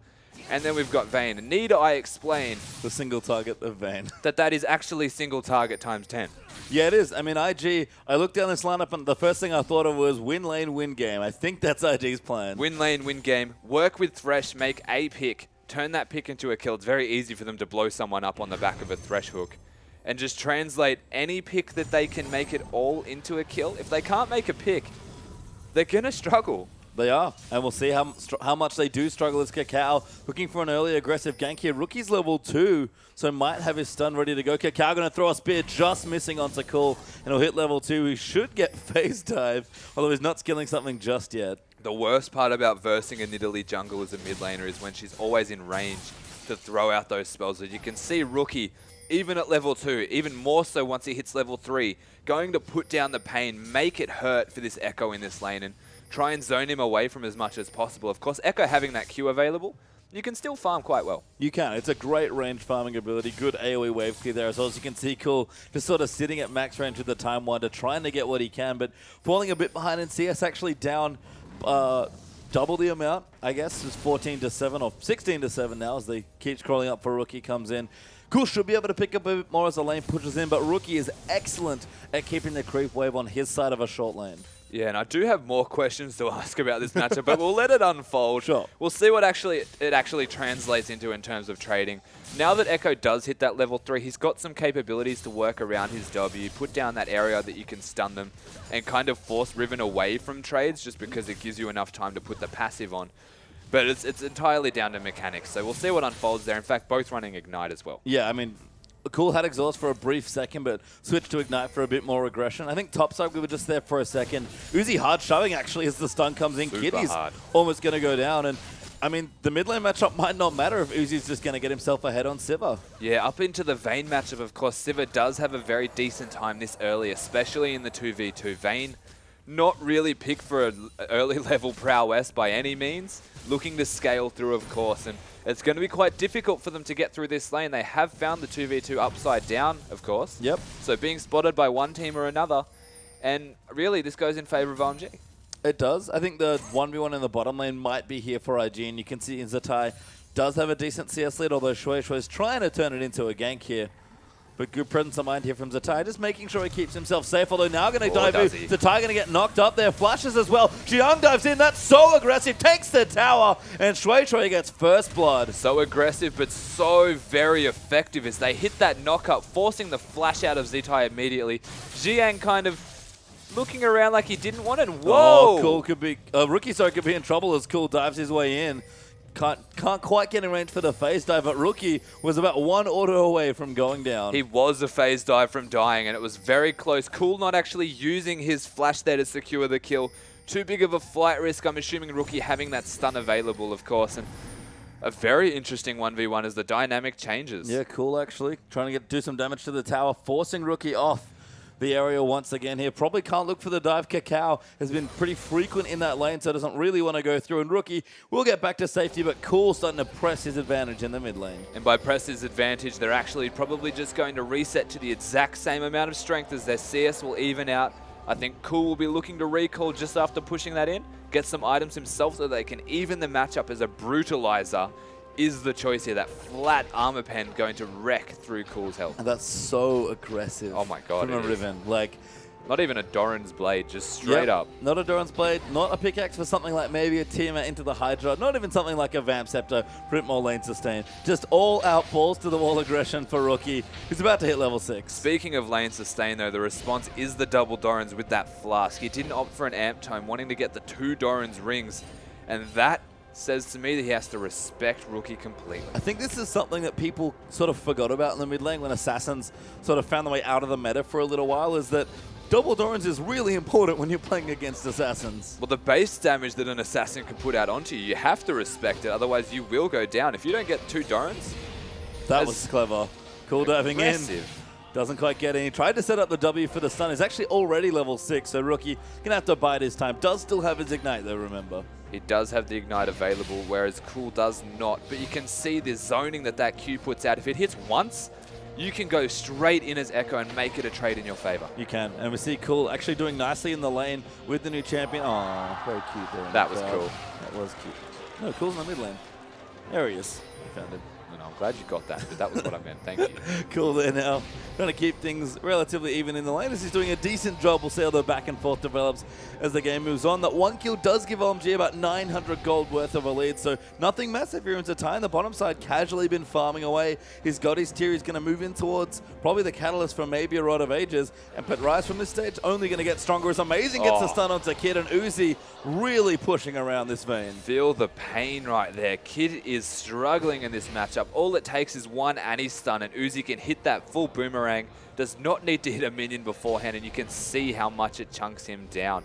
Even the Thresh Lance, and not enough to get him out because the trade just so big. And I love the way that they actually use their shield right there to continue to freeze a wave in the mid lane. Yeah, we saw that actually from FLICKR. One of the cool things he actually did in the last game with the top echo was using that W. You said that like nothing else was cool. Well, look, FLICKR did have a rough time. Look, repeated feeding is not cool, right, guys? No, definitely not here, although sometimes inevitable. As topside's looking good, honestly, for OMG. Uzi there, 20 CS, actually growing up now to 25 CS ahead of Kid. Shui is visiting here as well. I think we're setting up for a dive. Never mind, dive in there. Amazing ghost in, and Uzi gets the kill. If by set up for a dive you mean keep going, yeah, immediately dive as Kiddies plays out Shui. Flash on Burrow, gonna make things tricky here for Kiddies. He's gonna die, and Uzi, 2 kills already. And if there's one thing Uzi is good at, it is making sure that he gets the last hit in any gank possible, making it the most out of it that he can. 30 CS ahead right now and picking up both of those kills. He'll be able to get a BF sword, a pickaxe, or he'll probably just go BF Avra's blade and boots because it's LPL. Jeez, he's going to get the tower here as well. I think you're right, though, about the LPL Avra's blade. Cool and Rookie continuing to duel now on the mid side, but OMG got themselves at least 2,000 gold, closer to 2,500 gold ahead here in this particular game. And a lot of that's here on Uzi. He's got himself the BF and he does go pickaxe. Thank you. He gets the pickaxe. That's a lot of money. Even able to get the boots, working towards the completed boots too as well. This Sivir is disgustingly fed at the moment. And like the lane was bad enough for the Vayne, it is now so much worse. Amazing has been completely unlocked and can go. Oh, going in for Rookie, trying to get the stun. Doesn't line it up. Riven very mobile. But a good attempt there from Amazing. I like that OMG are moving their dual lane to create pressure in other parts of the map. Well, they can utilize the fact that he is so far ahead. There's no way a Rise with a tier first can deal with a Sivir with this much base damage at this stage of the game. They are in complete control of wherever Uzi is. And you need to respect that on the side of Invictus Gaming. They've got avenues to kill him because they're pretty much entirely single target, but they need to actually find out a way to do this because Amazing is going to be able to impact everywhere. And let's start with Dragon. Yeah, Vayne can't do anything. Kid's actually in the top lane. You saw earlier, pretty much hard freezing that, trying to get some CS back, but that's going to mean Cool can stick in the mid lane and keep farming it up. Dragon's going to go to OMG. The bottom tower might even fall soon, as well as Uzi relentlessly pushes in with that Sivir. And as long as things stay neutral in the other areas, Uzi can keep getting further and further ahead. He can definitely continue to get further ahead, but I mean, I just took a second to really take in how much they scale here in Invictus, but whoa! Going in there, Kitty's actually, Flay goes through, bear down, and Uzi gets himself another kill. All the ultis go in, and OMG get themselves a kill. This is how they've been winning recent games. See you later, Invictus Gaming. At the moment, it is the OMG show, completely destroying their way through the lineup of Invictus on the back of Uzi being big. And for a second there, I thought we were lagging, but they were just standing around. They were, and Rookie actually popped his ulti, tried to go in onto Cool. Still has the wind slash available, but Cool keeps it nice and collected. We'll just collect the CS instead. Tower goes down on the bottom side. OMG starting to get ahead. The mid lane might be okay for both of them, but OMG getting ahead on two other sides of the map. Yeah, the mid lane okay, but of course, as we just mentioned, on the back of Uzi and the rest of the side here, being able to roam, to pick a lane essentially and just go there. Kid's left on catch-up duty. Cacao's left on trying to defend turrets, and I mean, they've gone double tier. They've got a Riven trying to scale and a Vayne trying to scale in items. They're just biding their time as long as they can, and essentially hoping the lead isn't so big that the game is already lost before they ramp up in damage, because that side scales unbelievably big in damage. I mean, it does, but we've seen OMG when they start getting this game into this sort of position, they're excellent at closing games out. We saw it down in the bottom lane. They used pretty much all of their ultimates just to get one kill, and they got an objective. That was the freight train style that OMG originally pioneered in 2013, and there's been a lot of that here with this new team, which has been hilarious to me. And you can see right now, Uzi moving in, Cool going to dive in onto Kitties, gets a bit of poke down, got him. But Uzi just wants more turrets. And the damage that just went down on a Kitty from Echo right there, there's no real way for them to contest this, without looking for a full fight. And because Kitties is already quite low, around half health, that's another turret going down. And you said it, they're good at closing out. 3-0 in turrets and already a 4.1k gold lead in favor of OMG. And there's double tier now as well. Cacao and Zatai also trying to stack up those tiers. Catalyst there for Zatai. Maybe going for a Rod of Ages for even more scaling time, but OMG have applied all of this pressure in the first 12.5 minutes, and they're already 4,000 gold ahead. Yeah, this gold lead, you want to be scaling up as quick as you can. Maybe even I know that you need the Rod of Ages and Rise needs time to start ramping up. It's just getting the period of time that you have to actually get back into this game as IG is getting smaller and smaller. Your window is closing. The door is closing on your opportunities. You need to find something. Just a kill. Maybe get it onto Uzi, who almost has his Infinity Edge already. Yeah, I mean, he's done. He's going to go back after taking the Krugs and spend his money. Black Cleaver building in for Rookie. Blade of the Ruin King building up now for Kid. But these items are what they want to get, not what they can get. As Uzi goes back, and he does have his IE. At 13 minutes, he has an Infinity Edge. That is this is like Imp all over again from yesterday. Yep. A massive AD carry, 3-0 from laning phase, translates it into the rest of the team getting fed. And they could essentially find their win condition just through the fact that Uzi is big and he is a Sivir. Well, he's going to go back to the bottom side, deciding that Zatai's the one he wants to keep further behind, which I think I have to agree with here.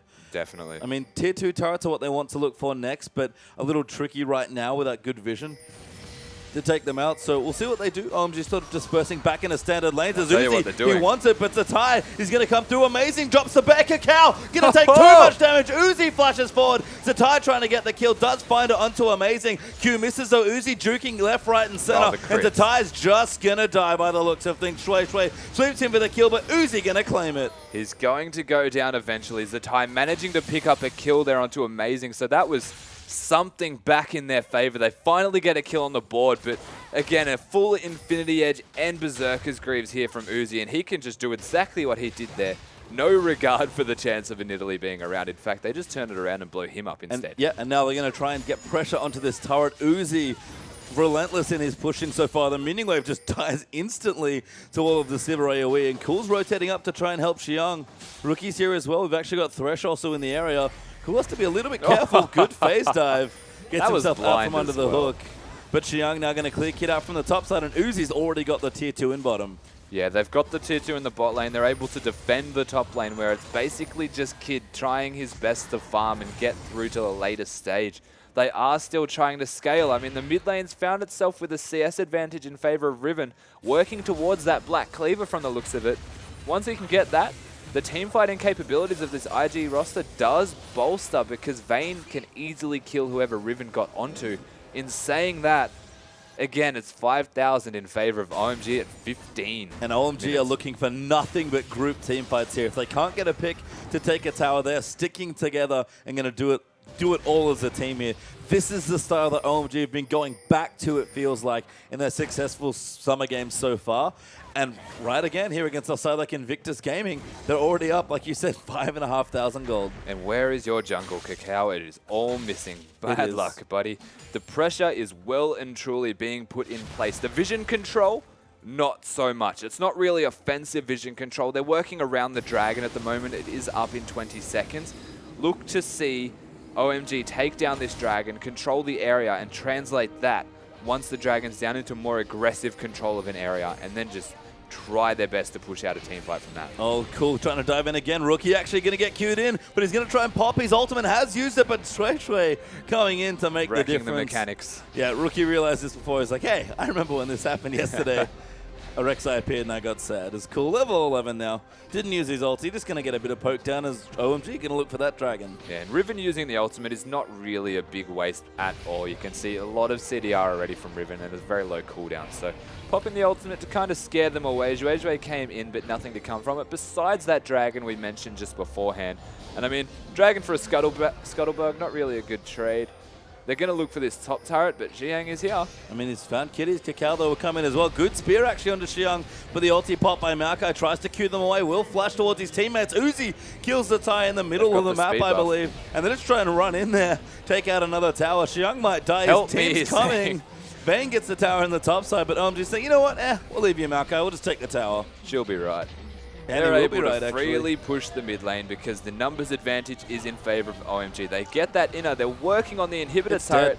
And it is going to go down here.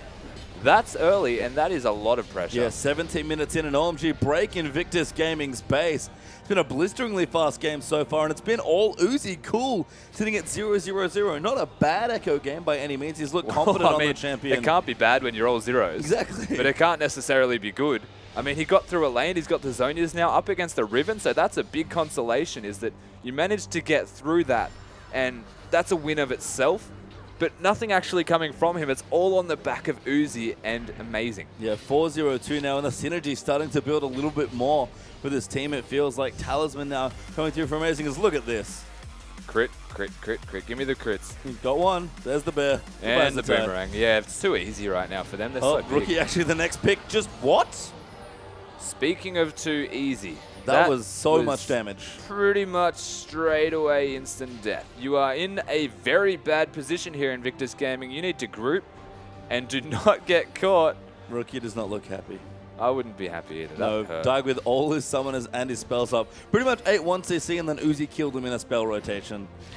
That is a lot of damage here, and the Riven's going to struggle as Cacao has found Cool. Cool flashes forward. Lantern's there. Cacao, though, can't quite grab it in time, although he does manage to get it. Cool gets flayed away, throws out the Q as he eats a spear. So no kill there yet for the Echo, but he's starting to get a bit more aggressive with his Zhonya's. An ambitious flash was to try and actually get the procs of the passive, maintain damage there, and get the kill in the end. Not enough damage because the Lantern came out at the same time to save the Nidalee, so a bit of a waste of the flash, but like it really matters at this stage. He just wants to be on the scoreboard. Yeah, I mean, just wants to kill here at this stage. Just one. Is Teamfight ready if they want to fight? I mean, OMG always wants to fight, it seems like here, and IG are stuck just pouring creeps out of their base here. The inhibitor's open in mid. OMG might even look for Baron. That's back up. Oh, sorry, up for the first time in 50 seconds or so. Yeah, it's 19 minutes in, by the way. Yeah, we're not at 30. No. This has become such a one-sided game. It feels like we're about 30 minutes in. The inhibitor's bare in the mid lane. Everything going in favor of OMG. And I mean, Invictus Gaming, I've been quite hypercritical about some drafting mistakes in the last two games, but I have even more questions about this one than any other. I mean, you can tell why. They picked some strong champions and some reasonably strong lanes for themselves, but it took only one lane and a good amount of teamwork from OMG to undo a lot of that work. But I mean, Echo hasn't even been the issue here, as we touched on him way too much. It has been that bot lane threat. Amazing and Uzi coming through massive. Zhuezhui and Xiang kind of just there to add their 2 cents to the bit. And, I mean, this side of OMG, if Uzi ever gets ahead, it's so hard to stop that snowball rolling. Yeah, and this is why his Civ is so good. He's even built Phantom Dancer here for maximum aggression. He knows he just wants to close out the game. It's a miracle. The LPL didn't build a static shift. There's no Avarice Blade. Yeah, Uzi skipped it. That doesn't give him enough power. And he's going to just steamroll this turret with the rest of his team. Like he needs more power at the moment. They get that next inner turret, Echo actually having his name on the map for once for doing something, not finding a kill just yet. But again, the control completely in favor of this OMG lineup. It's on the back of a pick coming from Thresh. Amazing jumping in, finds Kitty's goodbye, my friend, as Xiang takes him out. Zatai flashes away. Kid maybe not so lucky as he tumbles through his base gate, and Xiang absorbing all the damage as OMG. Whoa, Uzi wants the kill, gets the crit, and takes out the Rise. He's going to pad his stats and take the inhibitor. I mean, at this stage, if Uzi wants a kill, he gets a kill. He's just so far ahead as they're looking to use the heal to catch, but they do not. Oh, Surrender's actually up. That's why IG, in under 21 minutes, tapped the mat, and OMG just style on Invictus Gaming through that one. They styled all over them. They looked ridiculously strong right there. That wasn't even worth wasting your breath on. Look how comfortable they are. So calm. And he's sad. He's still sad. Rookie's not, I mean, Rookie had his counter pick, thought about the Yasuo, went for the even more aggressive Riven there instead. And unfortunately for both mid laners, just weren't a factor. That was a full-on hard carry from Uzi, and the rest of the team came together so well. Look at that smile on that man's face. He's very happy. I mean, Uzi, whenever he gets ahead, their team just looks ridiculous. They get around him and work with him so phenomenally well. And that game was just a convincing closeout, forcing the surrender at 20 minutes. Yeah. I mean, wow. Like, there was a single target pick reliant comp there from Invictus Gaming. Never got a chance to actually get the ball rolling. The Rise was taken down while he had a tier. The Nidalee didn't find any chance to be relevant. And the bot lane, being a Vayne and a Thresh, just got completely steamrolled over by a Sivir. And every single member of that lineup, besides Rookie, who just farmed the lane and did what he could, they got beaten handily. They did. That was just a very one-sided game there. Uzi doing everything he needed to do. The team coming together to make sure they got it done in the end. And that was all they needed.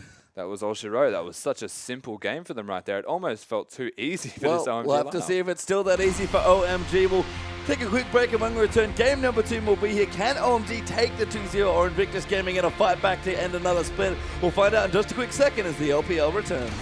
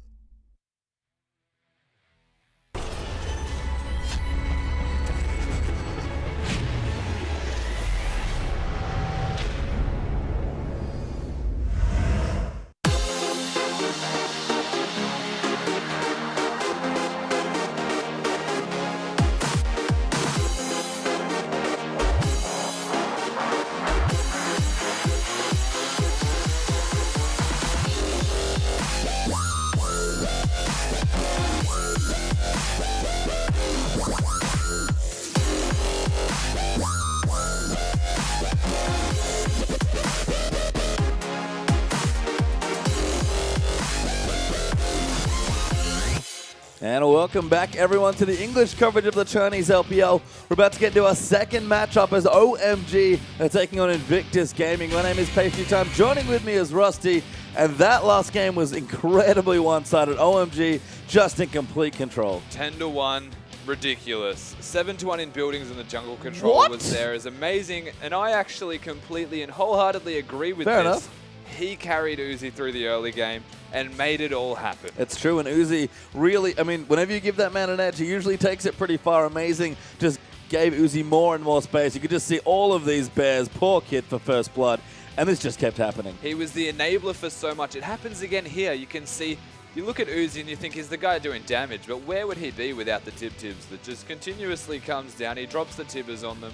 Did so much work for his team. Again, every single time that they find themselves with a pick, it is being on the back of Amazing. And Amazing's engaged support play has been very impressive to me. We saw those picks before. Nautilus Alistar only for a little while. Yeah. Now branching out into Annie. Haven't quite seen him on the likes of, say, a Jana, which is starting to pick up a little bit more in the LPL, but I like it. Amazing clearly has, one way that he wants to be. If he's meshing well with his lane opponent, they're getting kills like that. We saw what happens when Amazing enables Uzi. Pretty good. It was what the team comp needed, but the way that he does it is just so suited to the playstyle of Uzi. It's a winning lane that then becomes a kill lane out of nowhere just because of the raw pressure that those two as a duo can put down. The mid lane, nothing really happened at all, but you have a look at the way that Zhuizhui, with his top laner, putting pressure down and destroying the Rise before he could even ramp up with damage. Everywhere was just controlling that game. Yeah, and it was. It was the mid lane just very calm, very neutral, and then just chaos in the top on bottom, and OMG got constantly ahead, and Cool just sort of said, okay, I'll take it. I'll take the win. I think he ended the game 0-0-0, actually. Thanks for free win, team. Yeah, pretty much. Easy game. I mean, he had a fine game, I guess. He looked okay on Echo. We didn't get to see very much of it, unfortunately. And Rookie there, you can see on your screen, picked the Riven, looked for the counter matchup, but never got to do anything in that game. He didn't get the opportunity to really impact anything. Every attempt to get a 1v1, it actually ended up becoming in favor of Cool by a fair bit. And I mean, try as he might to get that counter pick, I would have actually preferred the Yasuo. I think I would have as well, maybe just for the ridiculous levels of plays that we saw. As you can see, Cool there on your screen. I think Echo's a champion that suits him. I like to see him playing more of these assassins. We've seen his Ahri, we've seen his LeBlanc as well, and even stuff like his Cassio, which he does play much more aggressively than, say, other people do. It's a pretty aggressive mid lane, but it was all Amazing and Uzi with a bit of help from Xiang and Shui in game number 1. If OMG can play just like that again, this is going to be a very easy series. And you know what? That's a fantastic point to make, that he does like playing Ahri. It is actually, I believe, extremely good into Echo, and you'll find a lot of capabilities for that champion to do a lot of work for the team if you do get to pick that into an Echo. Well, we'll see if they're going to leave it open once more. Nope, never mind. Already banned by OMG. Get out. They'll ban the LeBlanc there as well, respecting the power of the pick. First picked it in game 1, and then first banner on red side in game 2. Yeah, you do not want that Echo being picked. And again, we thought it was going to get banned. The priority was very evident on that Echo, but hey, they've banned it away, and every other strong meta pick to ever exist. Yep, and Ekram's going to be banned as well, so yeah. Yep. They continue here. Alistar, of course, one of the other big ones we like to talk about. We'll see what OMG do want to move through. If they're going to keep these bans standard, they are for now. Alistar going to get taken away there as well, so no surprises just yet. Now, do they want to ban the Nautilus in response, which is what we saw last game? First pick going to Invictus Gaming. They might opt to do that and then pick their own priority champion, of course. They've got all of the junglers available. Every top laner except for the Hecarim is going to be there, so the Maokai, the Gnar, the Fizz as well is also a big option, and Rise, which is what Zitai took last game, but they didn't actually get a chance to ramp up in damage. And Gnar actually going to be banned there by IG, so sort of a meh ban, I think, trying to leave a lot open more than anything else here. We've got the Kalista banned away, and IG going to get lots of different picks at whatever champion they want. Yeah, the Kalista being banned is a necessity, that is for certain, or it would have been first picked and gone straight to Kid. Instead, they have banned the Hecarim and the Gnar, which does leave open the Maokai. The Fizz is always going to be an option. The Rise again, but we saw how well it actually went into the Rise was this Maokai. Yeah, I mean, a lot of pressure there from Shui's Rek'Sai, and they were able to get on top of that Rise there from Zitai before it could get going.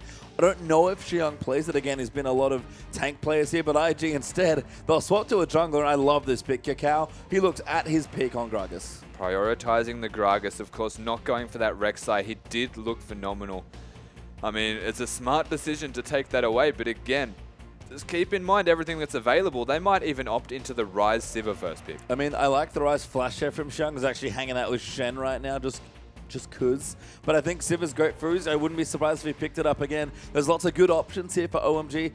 They don't have to pick Rek'Sai now either, because they're probably going to get it in the next few rotations. I'll make a decision, mate. Yeah, they are considering what they want. Xiang maybe not too sure what he wants to take away. And in the end, they give Amazing his Nautilus and Uzi his Sivir. Just giving IG some information, you know, letting them know that Ryze and Maokai are available. If you pick one, we're going to get the other is most likely what's going to happen there. And picking up the Sivir with that is a very strong possibility. Of course, Sivir Nautilus is a very amazing bot lane in its own right. And with Alistar banned, the response is probably going to go towards that Annie. You might have the Thresh or the Janna also, so there's still options to take. But you can't really beat a Nautilus Sivir. No, and I guess for me, what's the response this time for Kid? Uzi challenged Kid game 1 with his Sivir and just ran over him with the help of his dual lane partner, Amazing. He took the Vayne into the matchup last time. Everybody seems to be doing this into the LPL. I don't know if we've seen a Vayne win the matchup yet, so Kid's going to keep it comfortable instead. It's Annie Ezreal is the second and third. It's a lot safer with an Ezreal, that is for certain. Annie giving you that extra engage option already. Team comp-wise, Invictus Gaming look a lot better than they did last game. They've got a lot more relevant AoE damage. It's not completely single target pick based. They've got the capabilities to teamfight. But while we wait for the last 2 picks from OMG, everything available, the Rek'Sai always the response into the Gragas if they opt into that one. And then they've got the choice of picking a mid laner if they would like, or they can go straight into that top laner of the Maokai and either let Zatai go for the Ryze or potentially the Fizz. I mean, they are going to give Zatai's counter pick. It's Maokai and Rek'Sai the picks there for OMG, assembling basically the same team comp as last game here. And you can tell they love their big ultimates. They love to go crazy. As Kiddies is already locked in Trundle. He didn't even hesitate. No. That's just a Trundle straight away. Why not? I mean, Trundle's good into tanks. They've got a lot of tanks. Yep. It's great. It's a good pick all around. It's just I don't really see how it fits in just yet. I mean, I find it crazy that Fizz is open and Ryze is open, and Zatai wants to take neither here as Rookie. Going to get himself Orianna, one of the best picked blind mid laners, and Rookie, he's just an incredible Orianna player. Yeah, actually getting that Orianna, it is one of his favored champions, and that would be interesting, but let's not hover on that just yet. We're still waiting on the mid response, and that's definitely more likely as we've got the completed team comp of Invictus Gaming done here, and they've got the engage options, they've got the frontline well and truly with that Trundle pick, even taking away the tankiness of the side of OMG if they use it right.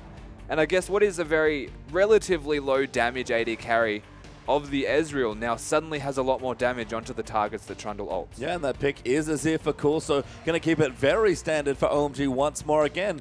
Basically the same team comp as game 1. Lots of dive, the Sivir there to speed everybody up, and cool on a nice late game scaling mage. Or I guess on Echo last time, but on a champion is at least comfortable on here with Azir that will scale up nicely.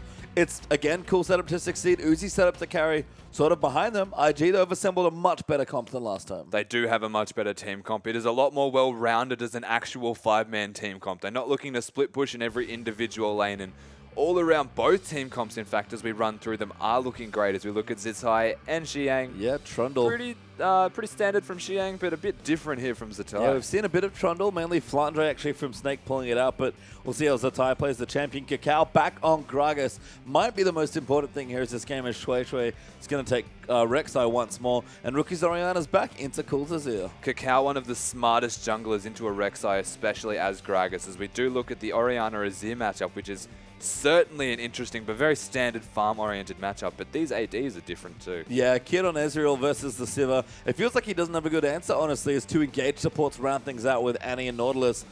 I'm worried. I don't know if IG can handle the dual lane here from OMG, but if they can, they'll have plenty of tools on the top half of the map to start getting other places they can win. They certainly have a lot more capabilities this game to get through that laning phase. They've got the Annie who can be used as an engage or disengage tool, just all around has a lot of range and is very capable and versatile, and the Ezreal that it's very hard to actually just kill an Ezreal outright. I mean, they've got decent lockdown CC, they've at least got the Nautilus up, but you're right, it is tricky. We'll see what happens, or else we're going to get onto the Rift for game number 2.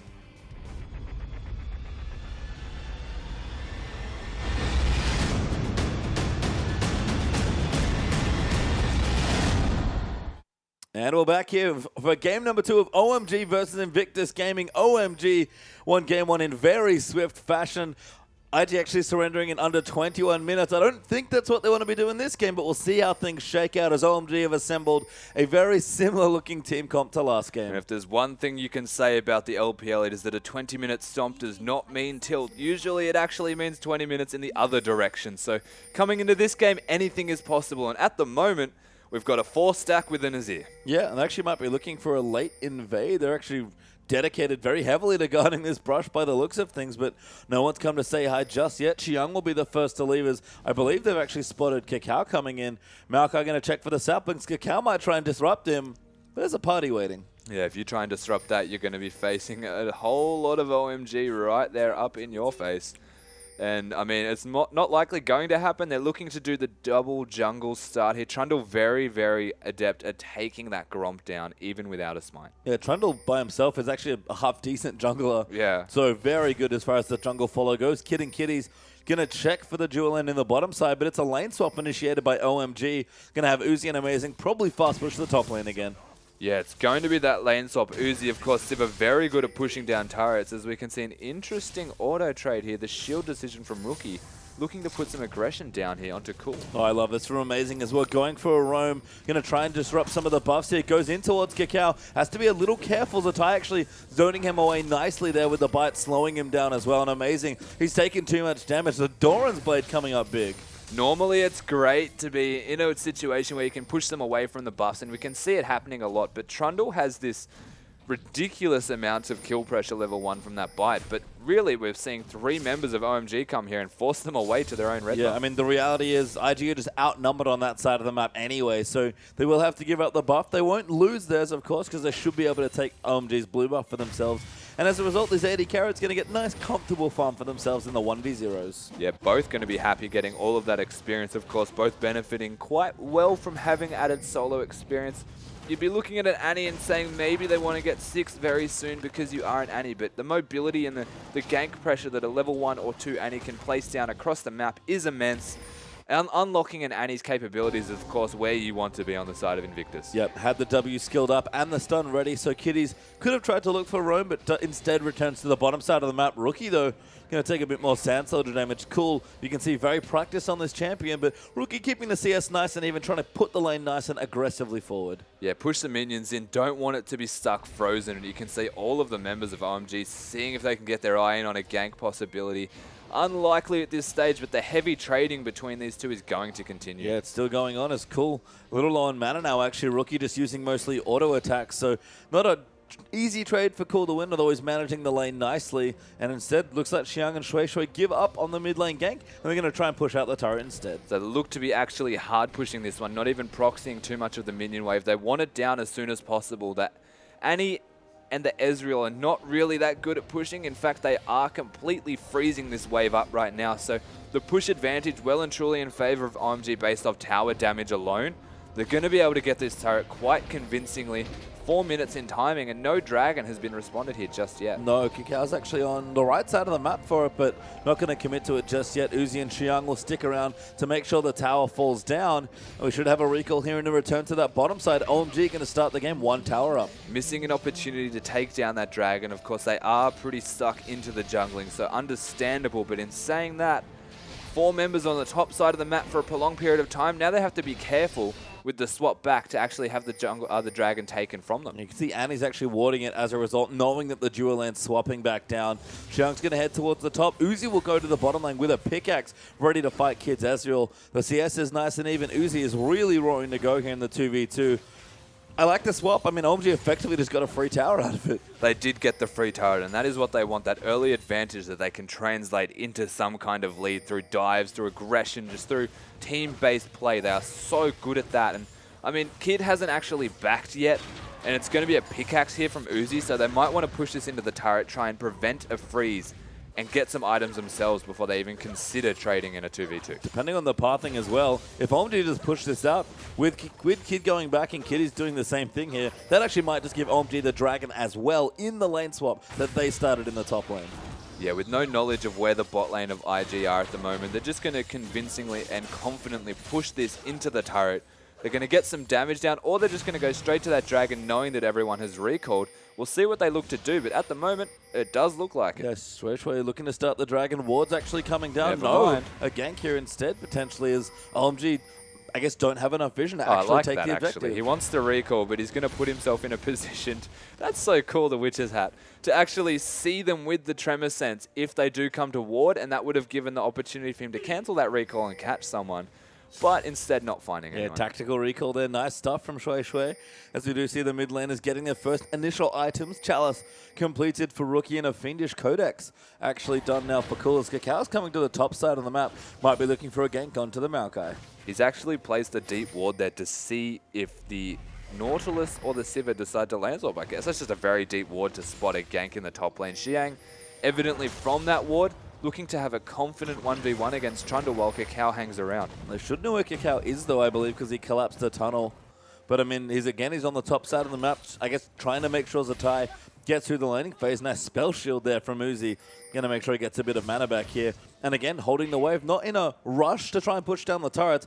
I think Uzi just wants to dominate Kid again, and he's gone back and gotten a tier. That is not a combat effective item against Pickaxe. No, it's not. He wasn't even essentially using that spell shield to get any mana back. He was using it to deny a last hit with the Q, and instead just getting the mana back as a bonus. A very cute and clever play there from Uzi as they're trying to cement that lead. And you said it, a tier into a Pickaxe, there's no real way for you to trade that without putting the poke down first. And if he has a spell shield, putting the poke down is infinitely more difficult. It is. And I mean, cool, you can see, hanging out with his team. Still got his very messy hair. I see it starting to grow, I think, over his headset at this point, down towards his eyes. Going to have trouble seeing the mid lane in a couple weeks' time. It's a fashion look. The messy hair is a look. It's very unkempt. We've been through this quite a number of times. Cool. I'm sorry, your stock is not rising as far as hair goes, but your play has been great so far, even though last game, maybe you didn't have as much involvement as you might have liked here. Rookie, I believe, might be the one with the issue, so we do have a pause here in this game, but things sort of going to plan here. It's just that OMG sort of started slightly ahead. They did start slightly ahead, but not as snowballed as it was last game, thankfully. So yes. We're seeing a much more even battle here at this stage of the game, and it's going to play into both teams' hands, so no one getting a genuine advantage from the slowing down of the game, from no big advantage going to anyone. They both scale very well. Very curious to see why OMG didn't want to start that dragon, but I guess it is vision related here. I mean, we can see, given where the positioning that and our perfect information, that they could have just done the dragon, but of course OMG don't know that on the Rift. Well, I mean, there was a 30-second period where there was no vision of the Invictus Gaming lineup, and the assumption was that they had placed a ward in the dragon because they disappeared in that direction. So fair enough on not starting the dragon, and not actually knowing that they'd recalled as well is another factor. It was an assumed fact based off the items that the Ezreal had. He did need to recall, but they decided not to go for that dragon. Instead, they were looking to keep controlling the lane and push it in with Uzi. Yeah, and I like what they're doing in the lane as well, sort of keeping it in the middle, forcing Kid to come up too aggressively to get CS, denying last hits with the spell shield there, all this cute stuff that Uzi's doing. He's always been good at this, bullying people in the lane, but I think Amazing's really stepping up week to week and playing into the same style that Uzi's trying to promote. He definitely seems to be catering to Uzi a lot better, and it is something that takes a little while for a lot of supports to get used to, is that everything that you have goes into Uzi. You need to be completely self-sacrificial, almost like TCT from Xiaogu. Just give it all up for your AD carry. But Uzi makes it work so well, of course. He capitalizes on the aggression of anyone else infinitely better than any other AD carry. He does. And Cacao, you can see him sitting on your screen, stone-faced here. I think maybe feeling the loss of the last game. Does have the Gragas has had a much better start here in the game. Couldn't get the pressure rolling on the Nidalee at all because Uzi just got completely out of control. But I think I'm worried about this mid-game. The Dragons are neutral. OMG do have the tower. Everyone's getting some farm here, but OMG, we've seen them fight in the mid-game. They look great together when they're diving or just picking straight 5v5 team fights. And Uzi and Cool are both going to be unlocked here in the mid-game. Their items are starting to come through already. Yeah, Uzi and Cool going to be big once they start really ramping up in the items. And of course, Uzi having a small item advantage over the Ezreal gives them a window where Sivir will be much more relevant than an Ezreal. Once you get that Infinity Edge, or even just the Avarice Blade with a BF Sword and the Pickaxe, you're going to be doing more damage than what is an Ezreal build of an attempted Trinity Force with a Manamune, most likely. Just the raw damage difference between them, the utility difference that you have with the Sivir Ultimate. Yeah. All around, there's just this window where you can actually take an opportunity and group up as 5 people and fight. Yeah, I mean, we've seen Sivir just take over, it feels like, as far as the metagame goes, is really exceptionally strong. Uzi's a great Sivir player as well. And we've even started seeing finally some Sivir bans come in. But to me, it's crazy to think that IG would gift Uzi Sivir 2 games in a row. They certainly paid for it in game number 1. We'll see if they pay for it here as well. But Uzi Sivir, again, it's slightly sad to talk about it, is now his best current champion. But it is his best champion right now. Well, when you don't get Callista ever, that's true, actually. You kind of get pretty good at another champion. You do. So being able to play a lot of Sivir is quite funny that it actually has been let through. We've seen the Sivir win rate skyrocket at the start of this split and has been quite consistent at a high rate. I mean, it's too hard to actually ban away the Sivir, solely on the fact that you have to ban away so many more targeted picks or super strong meta champions. Callista always a ban. Yep. Fizz always considered. Maokai, Alistar, Nautilus. I could just go Echo through Rise. all of them. Echo Rise. Yeah. I think that's actually the big thing. We mentioned this a bit to me off air, but 5.10 introducing these strong picks with the Rise and the Echo in particular means all of a sudden the ban priority that he once had sort of thrown out the window. Yeah, adding 2 extra bans to what was generally already a target-focused drafting phase puts a very awkward predicament for a lot of people during the drafts now, where there's going to be essentially 2 more champions available that are exceptionally strong. And a lot of decisions need to be made based on what they want to do in the draft or as a team comp to work around that and cater for it. It is a much more diverse drafting phase, and funnily enough, it is the right decision. Like, in terms of drafting, you may as well have more options than limiting it to one strong option. Yeah, and I think you can see some IG signs there in the crowd. Clearly a team with quite a lot of fans there as well. I think I saw about 4 different Cacao sides, so a very popular player in China there as well.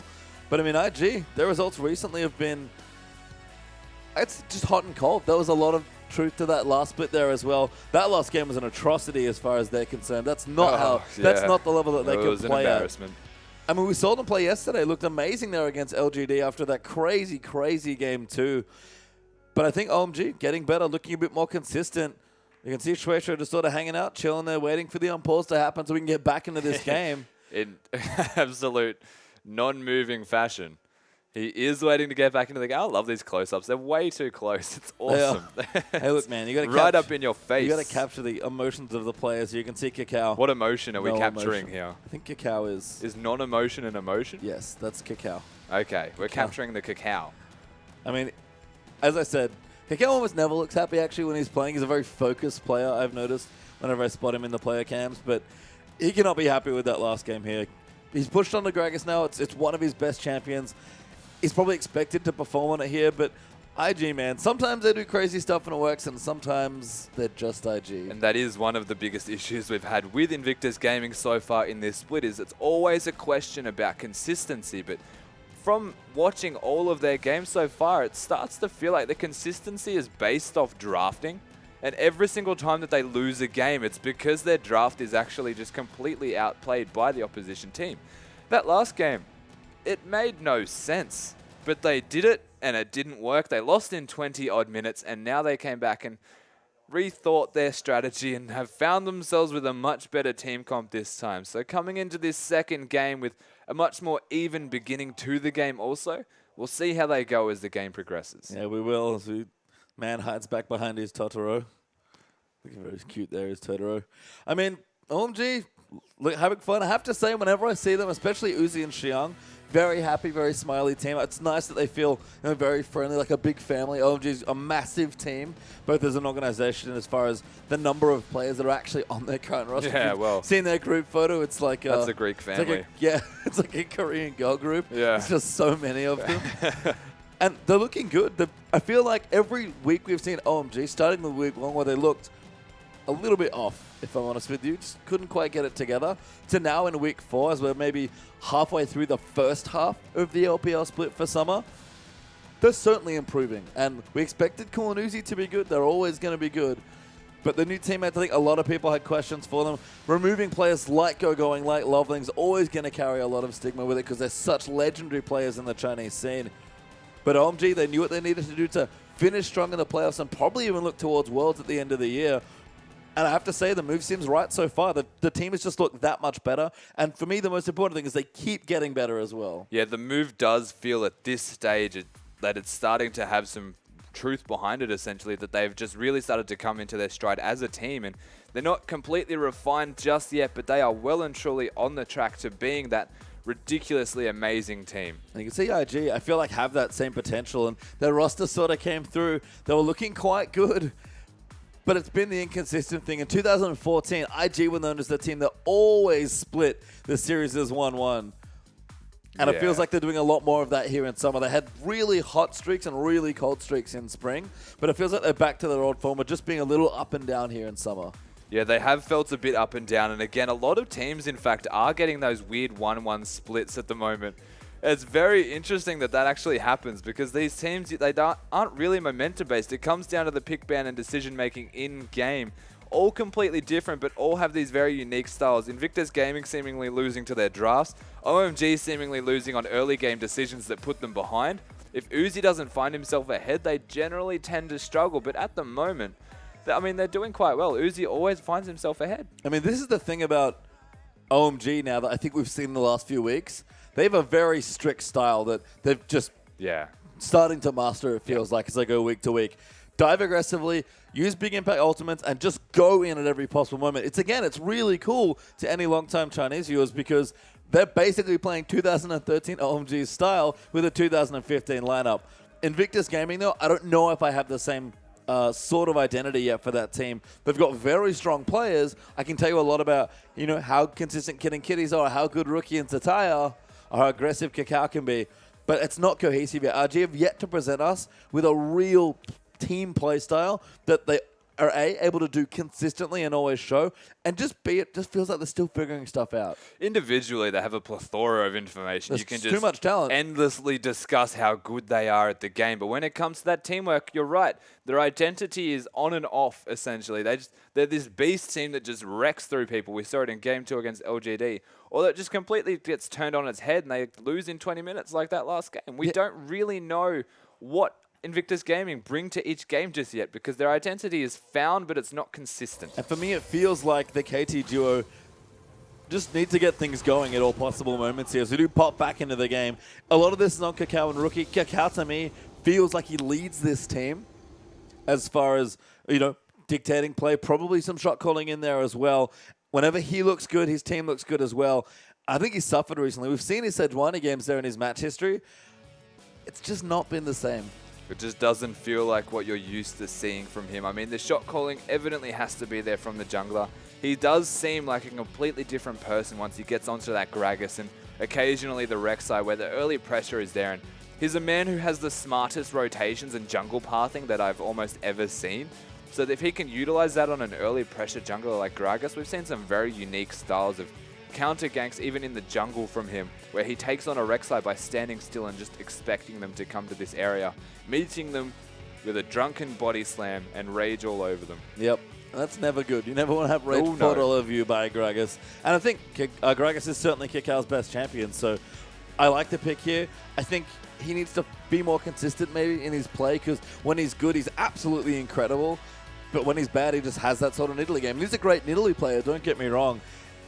He just needs to make sure he's always there to have impact for his team because his team needs him. Kid and Kitties aren't going to hard carry a game. We've said it time and time again. We'll probably be saying it until the end of time here at this stage. And they're probably playing League of Legends the whole time there as well. They're just that good and that consistent as far as duo lanes go. But Tatai, he can be on and off, but he doesn't always carry. And Rookie's very consistently strong, but he needs a team behind him to be able to carry there as well. All of that to me says that IG need Kakao to be the person that's hitting the go button and that's leading the charge for this team. And until that happens, until that's consistent for Kakao and the rest of his team, IG are always going to remain a hot and cold team in the split. They need Kakao, but in a way they also would like to have as a second option Zatai to step up and become this massive impact, not only in the lane strength that he always possesses, but being able to roam like we saw in the last game and impact the rest of the map. It's really important that somebody in this Invictus Gaming roster has a big moment where they do step up, have this big impact throughout the entire team, not just in a lane. Kakao is the ideal target to do that, of course, being the jungler. But Zatai can do that if he decides to step up himself and maybe cement a champion pool, not just consistently diversify it and expand with not cheesy picks, but just so many picks that people don't know how to react to it. Maybe he wants to settle down, slow it up, and just be the second Kakao where he can be anywhere with the teleports. I think that's actually a really good observation because Zatai, his good games look ridiculous. Like, he's carrying on top Fears or playing Ryze and going completely off or playing top Karthus and doing silly things, or even his good Nara and Maokai games. Like, Zatai is a versatile player. That's what he was known for in the mid lane. So I agree. Zatai's consistency is something else that maybe the team can look at. But the good news for IG is that they do have time to get that going, to find themselves in the split. It's just a matter of, by the end of the split, assuming they make playoffs and can get themselves into that spot, how much have they learned about themselves in that, 11, 12-week, 13-week season? They have a lot of time to find themselves an identity, as we've just completely changed what we look like. Oh, that's us. Oh, no, we're back. All right. We're back. No, they've got a lot of time to work out what is actually going on with their team. When they lose a game, why they're losing that game. When they win a game, why is it always such a stomp that goes so well for them? They've got all of this time to work that out. And I mean, we've got enough time to talk about it because the pause has lasted this long. Surely they've got enough time to work it out. Yeah, maybe. Be interesting to see if something dramatic happens in IG's play pattern in the game. Because remember, the Chinese teams are allowed to talk during a pause, which is something unique to the region. OMG, though, just keep getting better to me. Much more consistency. Again, sort of refining a strategy, like basically the old freight train style with lots of dives, lots of high-impact ultimates, and just going in, getting a pick, and then taking an objective. That's great for OMG. I think they're close to being very good at that at this point. Yeah. Not mastered just yet, but maybe a few weeks out.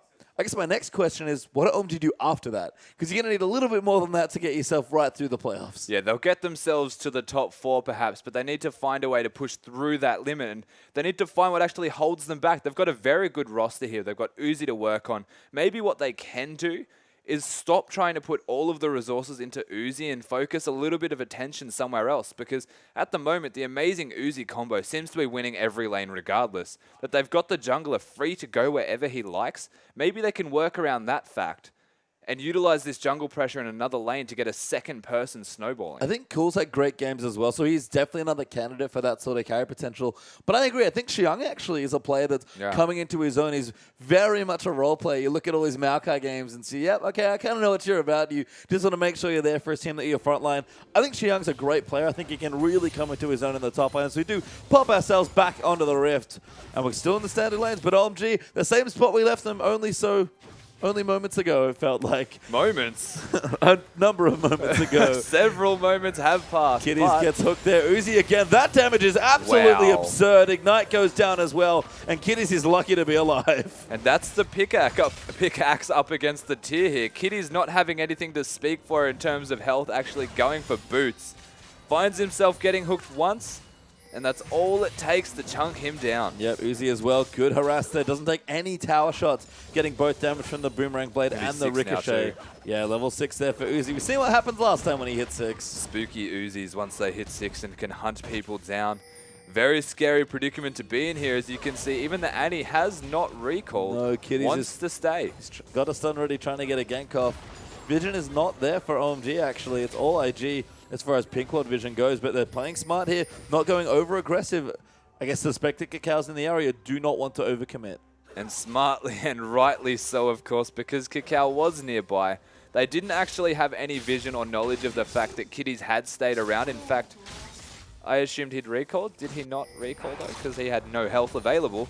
He's chugged through all of those pots. He's going to be there with full health at least. But we've seen the volatility of that bot lane if one Dredge line connects. Yes, and it's, I think, makes a lot of sense why Amazing wants to play a lot of engaged style champions. When he lands these hooks, when he gets his CC down in the lane, he's capable of just converting. Uzi always has pressure on an AD carry into just getting himself further and further ahead in the lane. You can see he's got a good CS lead there, almost 20 up for Uzi, and OMG going to safely now start this dragon. Speaking of CS leads, though, we're seeing one translate in the mid lane also, with Rookie actually taking up about a 10 CS lead here, and already having recall means he's going to have a slight advantage over that lane. Well, first dragon does go there to OMG, so first tower and first dragon rights are theirs for this game. But Cool does catch up a bit, pushes the wave back out and goes to shop. But Sorkshoe's done nice and early here for Rookie, looking to get a bit more aggressive in the mid lane.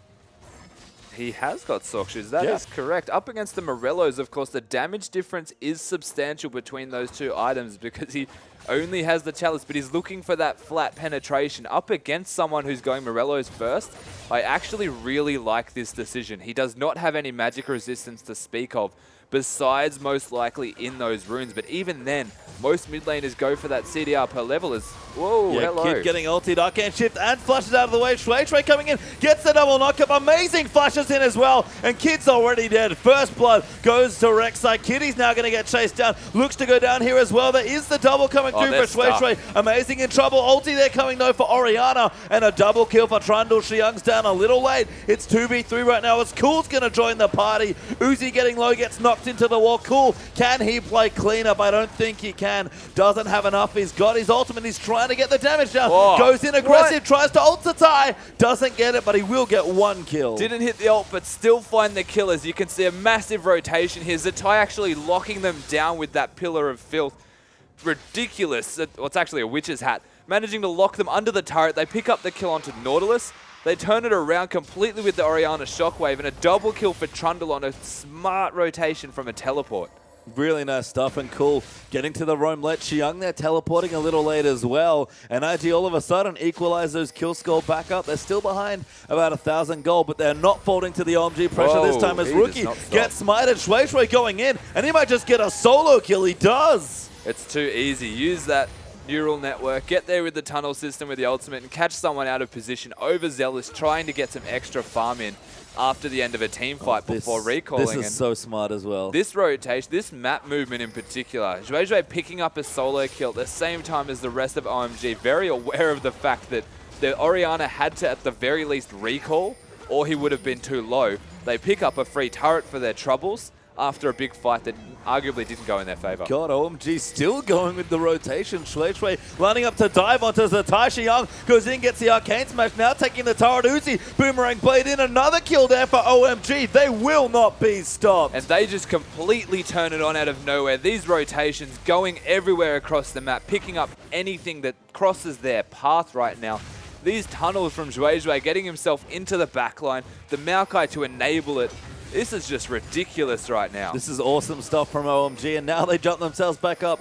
2,500 gold in the leaders. Kid trying to get some damage done to the turret, but he has to leave. The rest of the team is coming. OMG will not fight or push where Orianna is. That's smart as well. In fact, Kid has to run all the way back. Is amazing. Might be looking for him, but his tower's very low as well. As Kakao goes in, Cool ultis him away though. Ulti though from Rookie's going to get him a kill. Very smooth stuff there from the IG mid laner. He puts down his own turret in a valiant attempt to get away. They're using the Emperor's Divide, but the Orianna Shockwave bringing him back to earth with Annie being there to throw that stun down and a kill going to Orianna. Very smart play here from Invictus Gaming, getting a kill of their own. Yeah, 1-1-3 now up for Rookie there, as well as Uzi holding the wave, really trying to keep Kid in a hole. Good luck, Kid. The difference between them right now is a pickaxe to a pickaxe and then a BF sword to a tier longsword. Yeah. I'm going to take a wild guess and say that's a lead for Uzi. I'll let you know that is in favor of Uzi. Thank you for the free information. As OMG holding the wave, trying to deny a bit more CS, knowing that the turret in the bottom lane is pretty much theirs for the taking at this point. 100% theirs to do as they will. They've got the Rek'Sai who has his ultimate available, and there is a tunnel conveniently there, but Zatai is the focus. Yeah, Droidry going to go back in again there for Xiang, but can't quite get in range. Speed up. Not his, I don't believe. I think it might be a visual bug, actually. That was his. Oh, it was? Okay. I didn't see him speed up as OMG. Look in. Q will miss their Kid. Probably going to lose this tower just to minions at this point and going to get zoned off even more. They cannon minion may go down. Uzi instead going to get the turret. Oh, just miss it, actually. Poor Uzi. But that's 3 turrets now for OMG. All of the outer turrets gone. In the past 2 to 5 minutes, it's just been OMG turning on this rotational play. It's been exceptionally smart from them. They end up getting 2 turrets, the mid lane and the bot lane, and they're killing the top lane all the while. The Sivir rotating with them all. They've got a Nautilus, Rek'Sai, Maokai. Between all of them, if they pick one person out of position, that person is dead. Yeah, and Cool's got blue buff now, and Dragon's back in a minute 5. People going to go back, spend their gold, and OMG going to be nice and strong for the upcoming Dragon fight. And I guess the fact that I didn't even notice as to why Zatai went down so very, very quickly is that he has a Tiamat. Yeah, I mean... And he's wave clearing with that Tiamat, but it makes him pretty squishy. It does, and this is the build that Flandre has advocated. You need to be a split push threat. Trundle, once he gets going, is immovable in the top lane and chunks out turrets so quickly there by pushing out the waves with the Tiamat here. It takes a while to get going is the problem. Zatai is vulnerable right now, and Rookie, probably the shining light for IG. Has his Athene's done. Sorkshoe's completed as well. 1-1-3 on the Orianna. He's looking good. He's got 100% kill participation. but I don't know if Rookie by himself can stop what OMG are trying to build here. If the Orianna gets another kill, then definitely has the capabilities of at least being able to solo carry a team fight. You don't often credit Orianna enough for the amount of damage that she can put out, and it is massive. On a player like Rookie in particular, but they have vision of Invictus right now. See your Kitty's health bar. Yeah, cool, nice stuff. Maybe even going to get the ward down here, or their IG. We're going to fight instead. Teleports are up for the top lane as IG are going to challenge OMG for this dragon. Zhuezhui is extremely tanky. They've got that Aegis on both sides, in fact, so having big fighting items between these two teams as we look at Sork Shoes completed, but only really the split pushing option of the Trundle up against the team fighting decision and item build here out of the Maokai.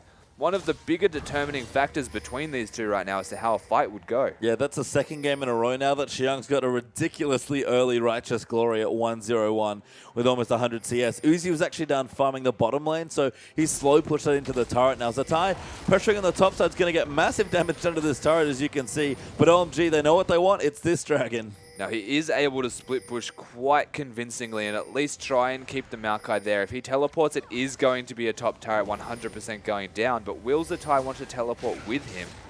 Or will Zatai be quite content in taking turrets, potentially two of them in fact, just because he split pushes so hard? Uzi's got an Infinity Edge now, so he's doing good damage He at does. this stage. Kid also as well. A Tierra pickaxe and a Build Water Cutlass. I think he's going blue Ezreal, but he's got no completed items right now. I think he's kind of stuck between a million items at the same time. So regardless of what he's actually going for, the difference between OMG and Invictus Gaming right now is essentially their ability to do a fight or a team fight or a dragon at all is completely at their will. They are ahead in items. They are. Uzi especially once again found himself ahead at 0-1-4 in this game. Invictus Gaming look to give up the dragon. They'll port in though. Xiang will port in a little later. Shueisha wants to finish the dragon. The smite goes to Kakao though, but then it's going to fight. Xiang dives into the backside. Shueisha's there as well. Cool takes out Kitty. Uzi with the ulti. Good double shockwave though for Rookie, but Xiang flashes out just in the nick of time. But Uzi spell shields the body slam. They need to re-engage. Cool finds Kakao and rides him back into the team, and it's 2 free kills for OMG. They turn it back on, but the dragon going to Kakao does give them one back in their favor. So after all of that, they do trade 2 people and they get the dragon. They're not going to be able to translate that into any kind of objective because they're already down here for the side of OMG. They've already taken the mid lane, the bot lane, and the top lane turrets, but Cool is being super aggressive, and the fact that he turned that around to give them a second kill, so strong. Yeah, his is great here, and we've talked about Cool as a player. Aggressive on pretty much all of the champions, even the more poke-oriented ones like the Azir here. So looking strong, got a need to see large rod now, so starting to build up that AP. Rookie probably has to go back and spend some of that gold, although a good level in this game, level 12, almost has that maxed out points for Q and W. Amazing coming into the mid lane to try and defend the turret, but it might be a little too late for OMG. Nope, never mind. No, it's not. They've got a few more. No ulti for Amazing being the key factor there, although Xiang is looking. But we'll get spotted out. No mana from Rookie and Kid, basically, forcing them back the second someone appeared just because he was able to stop that. In saying that, bringing 3 people to the mid lane does give them a turret in the top. It's now 1-3 in turrets, and they're finally getting something back. They are, as Uzi in the bottom side continuing to make Kid fall further and further behind. This is Uzi at his finest, you have to think. You're just trying to constantly make sure the other AD carry gets further and further down. Yeah, Uzi doing what he does best at the moment. He's got that Infinity Edge, working towards his boots too again. We'll see if he wants to go for a Phantom Dancer instead of a Static Shiv afterwards. Yeah, see you later. Amazing, just hanging out in the jungle, puts a couple deep wards down, and manages to recall to safety. Kid trying to clean up CS in the bottom side, does have his Manamune completed. So we're going to have a little bit more as he builds that up, but that's quite late for the for the actual item. The transformation itself going to be even later. The tier was early, but he did go for a lot of other items before actually finally finishing that Manamune, wanting the Cutlass, even getting boots and a dagger as well before finishing that one off. So finally, he does have that scaling. He's getting somewhere, and it will start to affect them around, let's say, the 25-minute mark. And I actually like the Blue Ezreal build, who in the team comp that Invictus Gaming has put together, there's a lot of chaos, a lot of displacement abilities, lots of CC that they're going to be throwing out. So Ezreal being very self-sufficient, kiting around the fight, could be enough here, but OMG getting stronger and stronger. They've sort of kept the gold lead at a reasonable length. You're about 3,500 up for OMG, but Uzi's starting to chunk out turrets, and the rest of OMG are in the top lane. Yeah, OMG making the rotational play again. They're working towards the top lane as 5 members. No Ezreal at the moment because Kid is not available. Now is the only real opportunity they have to try and push down this turret. Uzi has finally joined up with them, but everyone here. Yeah, Orianna joins in. They're trying to make sure Rookie isn't where they want to be pushing, but Rookie's playing very well to go between the right lanes and make sure he's there to add wave clear. He's got the Athenes, he's got his Need to See Large Rod, and the Sork Shoes are going to help out there as well. But OMG going to start a full-on siege here. I like what Cool did there by putting his Sun turret down in the mid lane before rotating to the top to actually siege. Very smart play, keeping the minions in control and forcing someone to go there before it starts to overrun their turrets. And you can see Zatai, though, he likes split pushing, apparently. That's all he's going to be doing this game by the looks of things. Just going to sit in the lane and be annoying. And he is annoying as Uzi might have been caught out here by Cacao. He's going to find him. Uzi's going to get low. Pops the ulti, though. The Tibbers going to try and peel them away as Cool's going to return to the fight to see what he can get done here. Uzi, though, does not fall down. In fact, nobody miraculously dies. Didn't even use his heal there. So managing to get out with his life. Well done to Uzi and the team getting around him very quickly to save him in a dire situation where the Gragas, we thought, had found him. I mean, OMG do need to sort of put their foot down. Losing that second dragon means that snowballing the objective there going to be a little trickier. So OMG instead have to look for some fights, but their comp as far as siege goes, not that good, unfortunately. And Zatai running them around the map means that IG have a very real way for them to get themselves up to the scaling point. Wait, did you just say OMG hasn't got good siege? Like, They've got an Azir and a Sivir, man. It's so hard to get damage onto the turrets. Like, wave pushing, yes. Poking, yes. But actually getting damage onto the turrets when IG's there wave clearing. I disagree because it's the opposite. If IG there are there wave clearing, then definitely they cannot siege. And that's a siege, right? But if they can put any damage onto a turret, that turret is gone. Oh, yeah. No, they've got a Sivir and an Azir that can take it down instantly. See, this is the thing. When I think of siege, I think of trying to take down turrets when the enemy team is there challenging you. That's my definition of a siege. Okay. As far as actual structure damage goes, they do boatloads of it. We're currently in the Matrix also, We we do take down, I think, a turret. I mean, looks to be going. A good rotation from OMG might net them another turret there. And that's what they need to do. We talk about it. Actually cracking these deeper structures that Tier 2's the inhibitors could be an issue here. So they want to make sure they get in and take them out. Yeah, if they can get to that turret, it is 100% going to go down, as it actually didn't in this case from the looks of it. Invincible turrets. It just doesn't want to die. No, I mean, Zatai as well. He's not stopping. He's back in the top lane. Xiang's forced to go up and try and stop him once more. OMG looking for their second dragon now. It's not the third that they would have really wanted at this stage. In fact, Cool's not even going to try it right now. He's going to go back and shop for some items. Yeah, starting to get some items as we speak of them is this Trundle now, getting some actual resistances with that Hydra, starting to ramp up more and more. His split pushing is already at its peak just because he has the Hydra for the wave clear and the push capabilities. He can take turrets super fast, and he can basically trade with the Maokai from simply a Merc Treads with the amount of sustain that he has. So able to stack armor now is this Trundle, and it's looking quite heavily in favor of him, at least in a 1v1. Oh yeah, Zatai will not be moved here from this lane by Xiang, who still needs to get himself quite a bit more health and armor to challenge this Trundle. I mean, Uzi's the one they're looking to get strong. He's got another Phantom Dancer going for the really big carry performance once again on the Sivir. Cool also has himself a Rabadon's, but Rookie just finished his Luden's Echo. He does have that Luden's Echo now readily available for him, and that's a lot of damage, a big damage increase here for Rookie. Not going for a Death Cap or a Zonia's, straight into that offensive decision as Zatai, you're seeing two people. Yeah, Uzi's here as well. That's not what he wanted. Zatai taking a little too much damage. Not that tanky at this stage of the game. Uzi going to kite around. Will finally go down. Still alive, but does finally fall. But you can see the problem. That took forever as Shui Shui wants the Baron buff. Not tanky, but the sustain that he has from that Hydra, the ultimate as well, ridiculously hard to take him down. Oh my god. The immediate reaction at the same time as them killing the Trundle was to start the Baron, and it's super low. Yeah, IG took the Dragon, and OMG going to make them pay. Ezreal ult's close, but it's not enough as OMG find a way to get some siege going. And all it takes, again, one pick, they translate it into an objective. OMG are super on point when it comes to making everything pay the most that they can possibly get out of a situation. And what? Shui Shui may be caught actually as IG walk through their jungle, but he'll be okay. He actually don't think he had vision of them near that tunnel at all, so he just found himself in an awkward spot. Yeah, he's like, oh, you guys are all here? Well, that's all good. Hey, enemies. I guess I'll have to back away. And now OMG going to do the opposite and charge down the mid lane. Baron buff's ready to go. Actually, Xiang can now compete with Zatai as far as split pushing goes because the Baron up minions will help him out. And this is what they need. They need to get tier 2s and possibly inhibitor turrets here. And it's good that they've got the Luden's Echo here on Rookie because wave clearing is really difficult against those Baroned up melee minions, but you've got at least the instant clear of the back, which forces them into an awkward position where skill shots can hit.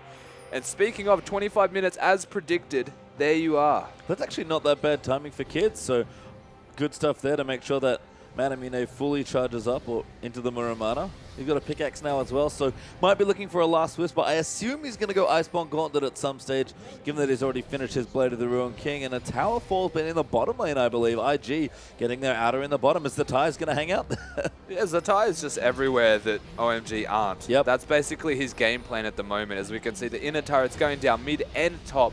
OMG utilizing that Baron, already making a profit out of it. As we're going to see another time that it's taken down again. Yep, turret is going to go down. OMG now 5th turret of the game, able to be taken out. I think Cool got the tier 2 in the mid there as well, so 5 turrets now for OMG. Zatai is maybe challenging him to a base race here, but OMG with the Baron buff should be able to win that race. No, I actually think that Zatai is comfortable at the moment, unless OMG commit to a dive. They've got the numbers advantage, so if they do dive, it does look good, but the wave clear. Yeah, ulti there for Kid, no kill, gets the kill onto Cacao. OMG now maybe in trouble as Kiddies puts down the Tibbers.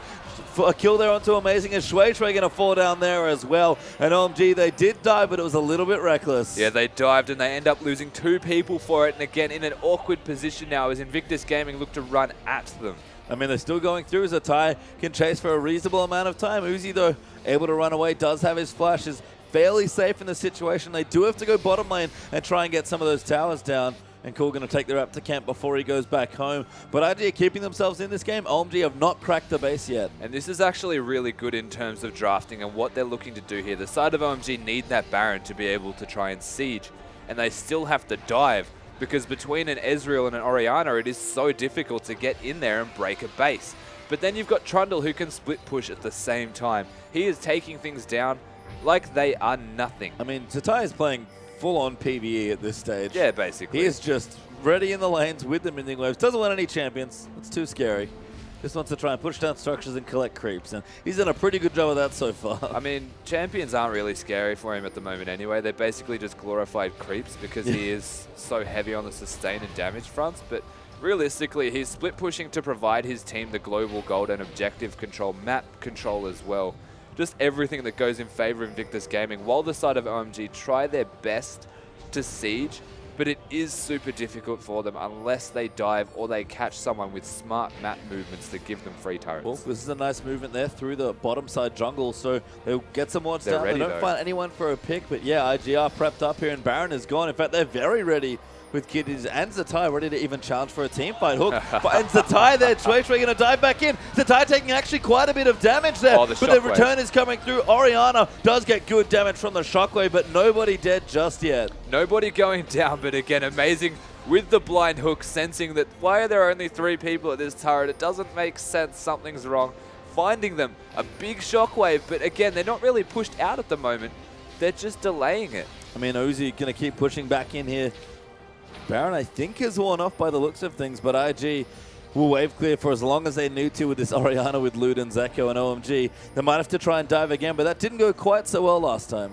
No, diving does seem to be a very difficult thing for them to put into effect. They've got the Trundle, the Gragas, even Annie and Orianna to a degree. They can turn around dives super well between all of members of this side of Invictus Gaming.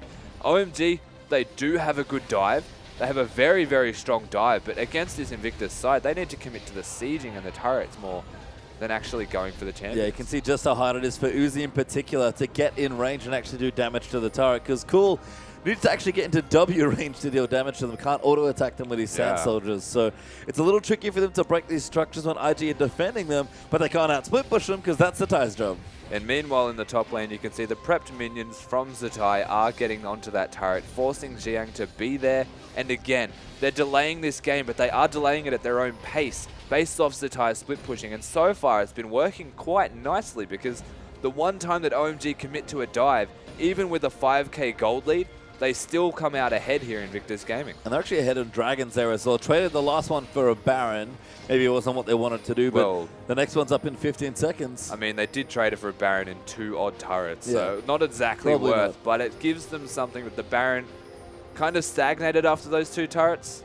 If the next Baron goes to OMG, though, it does start to look a lot more dire. Yeah, they're going to maybe look for this Dragon just to deny it away from IG and give themselves a little bit more pushing power, actually. OMG looking towards the area. Dragon is back. Cool will start it. And Invictus Gaming not here to challenge this time. No, that is going to be the Dragon unless Ezreal hits a Miracle Ultimate, but not likely.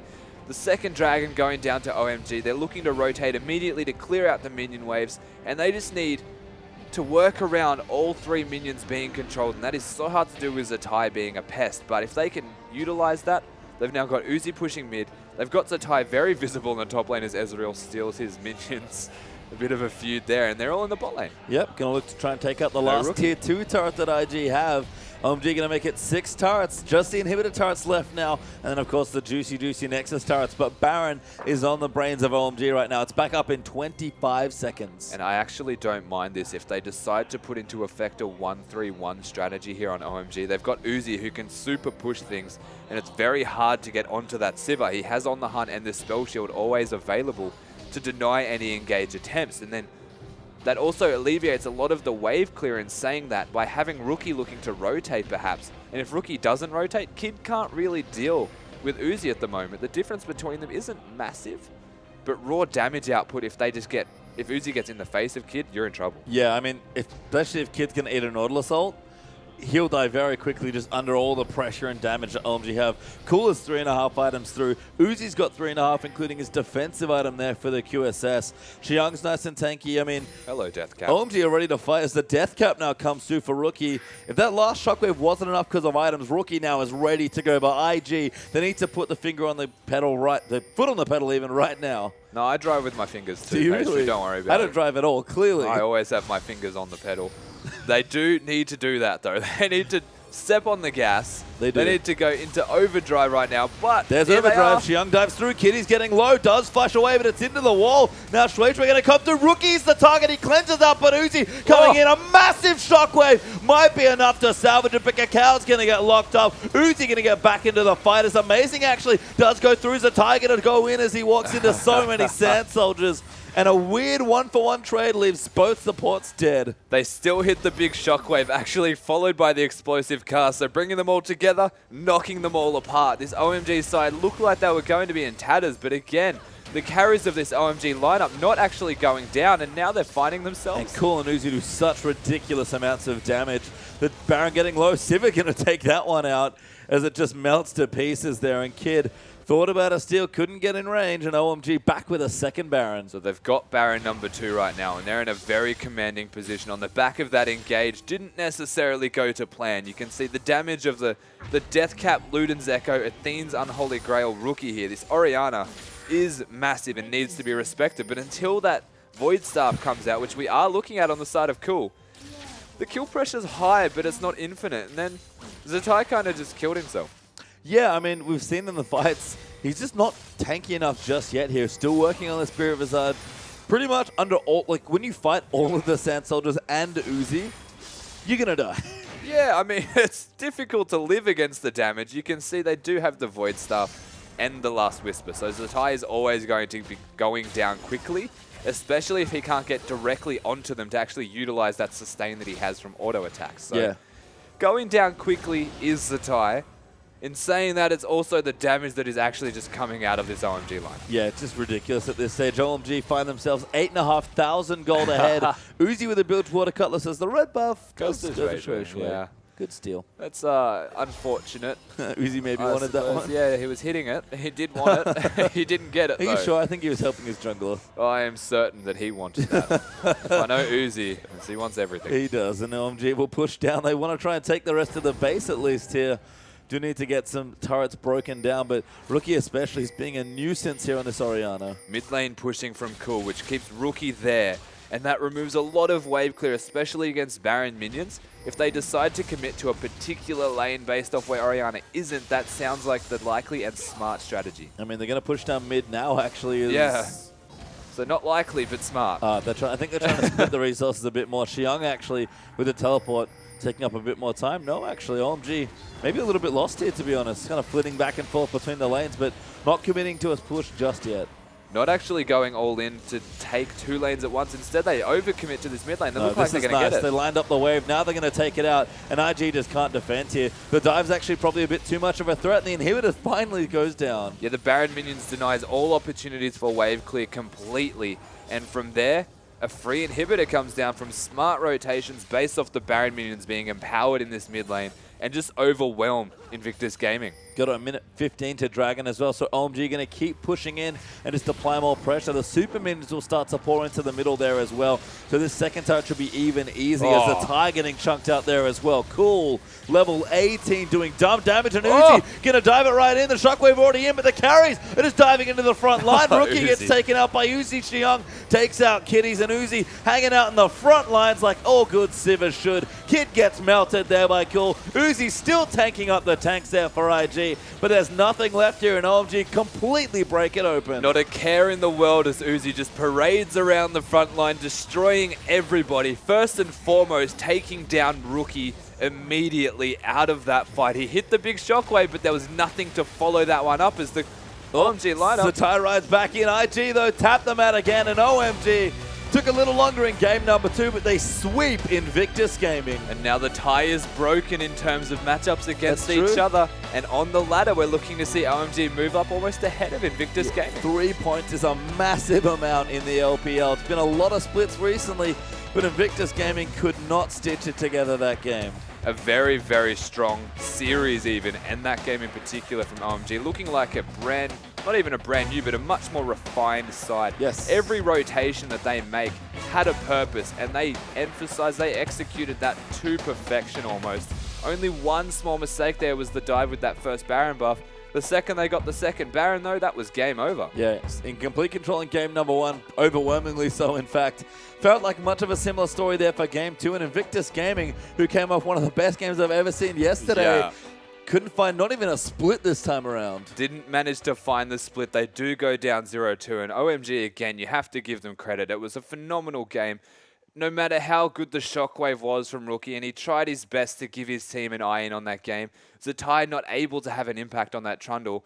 Uzi's Siva needs to be respected. It does. It needs to be banned, I think. Yeah. And I like that you mentioned the shockwave. It actually hit 3 tanks because Cool and Uzi were diving the front line for some reason, which apparently actually worked out because Oriana couldn't move the ball fast enough to kill Uzi. No, the shockwave was in a predetermined position that she was going to throw it there. At the same time, though, the go button pressed by the side of OMG, running straight past it besides the tanks.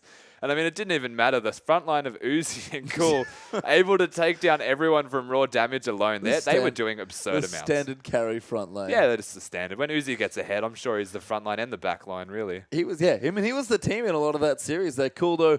Much more impactful game this time on Azir. Yeah. Still looking good on that champion. And again, he's shown he can play just about anything there in that mid lane.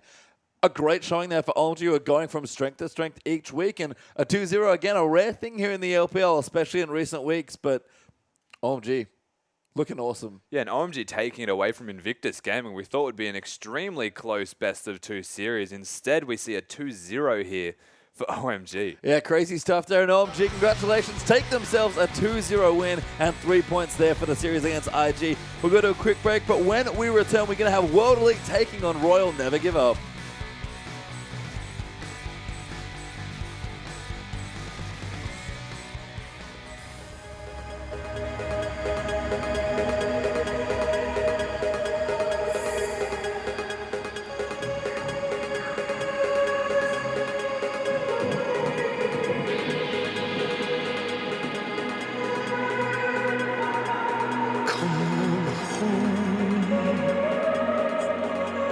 I swear to God, I will hold you my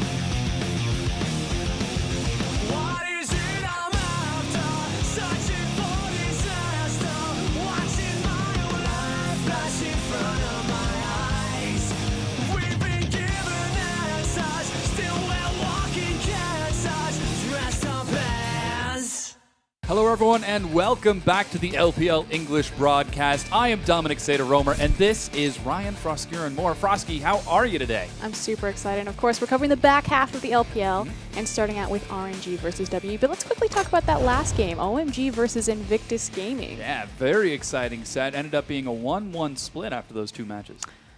Yeah, 2-0? Was it? Yeah, it was for OMG. It was a 2-0. I was like, nope, it was a 2-0 to OMG. Yeah. In a very convincing what it was. fashion. Yeah, yeah. And I was saying that it's probably one of the most important matches just because it'll really show us where OMG are ranking within the top tier teams because they had a little bit of an easier schedule. Obviously, they still haven't faced EDG. That was supposed to happen at the back of this week. That match has been moved. Finally got their shot at Invictus in super convincing fashion. Uzi looking great. Yeah, looking so phenomenal. They allowed him to get Sivir, what was that, 2 games in a row? Yep. And Sivir Maokai. Oh, man, such a strong combination. Uzi, such an incredibly strong mechanical player. And really, it was just absolutely fun to watch how he dealt with that in game number 1 and, of course, in game number 2. And in the mid lane, cool. He had some showy plays as well. Yeah, really leveling up his Azir play. Didn't look so strong when he first debuted it, but now looks fantastic on that champion, some flawless Emperor's Divide. But let's move to WE versus RNG. Azir sec, or is it? I think it's The Azir Azir sec. slide, yeah, where The he slides Drift back King. in. Yeah, exactly. But again, you want to talk to us about our next match, our RNG Royal Never Give Up versus Team World Elite. I believe Papa Smithy said it best, and it's definitely not Starhorn Royal Club. Yeah, No, it's so RNG Royal Never Gives Up. They're effectively a hybrid Frankenstein combination of the previous King and Gamtee rosters. So you have King's bot lane in Wushin, or Woosh, as he'll be seen on screen, as well as Lei. Then you have Gamtee's former mid laner in Xiaohu, King's jungler in MLXG, and then the top lane is actually a rotation of 3 members of Starhorn Royal Club, Starhorn Royal Club, Gamtee, and King with Sky, Let Me, and Godlike. yeah, it's just whatever they can do to fill out the roster, and That's a mouthful. Yeah, they've been filling out the roster really well. RNG's actually been having a couple of really strong showings, splitting against some stronger teams. Currently, they're 6 and 8 at 7 points, and tied for 7th in the standings, and that's pretty respectable in the LPL. Well, it's definitely respectful when you look across them and their opponents, WE, who are sitting at a measly 3 points. So. Not quite that fantastic coming out of WE. WE has got a lot of work to do. And this was a really important weekend for WE, kind of speaking of, looking towards playoffs, because we are coming close to the halfway section for LPL, and WE has 3 games this weekend. Again, they played yesterday, they played today, and they'll play again tomorrow because, again, the EDG versus OMG match was moved. And unfortunately, it hasn't been connecting for them. And if they want to start their front for a playoff run or putting themselves in position, it really needed to start this weekend because there was just so many points to grab. The one thing that I will say for WE's schedule is it's been very front-loaded with a lot of top-tier teams. Obviously, they haven't faced EDG yet, and that's going to be the #1 hurdle and big challenge. But they still have kind of, easier opponents coming up or lower standard bracket standing opponents coming up in the likes of Unlimited Potential and things like that. King. It should be a little bit better for WE. We'll definitely have to keep an eye on whether they're able to pull these points out. And once again, like last split, make a play for the playoffs as they managed to sneak in. I believe it was the last week of playing that they snuck into the playoffs. Slipped over Masters 3, yeah. So obviously Masters a little bit hurt about that. But right now they're up against RNG, which is a pretty tricky lineup. And you and I were talking a little bit about RNG's expectations for this sort of game. So the thing that's really important to recognize about RNG is that there's a lot of talent on the roster, again, because it is a hybrid Frankenstein of, 2 previous rosters from last split, and they were both kind of brand new, very young players, King and Gamtee's rosters.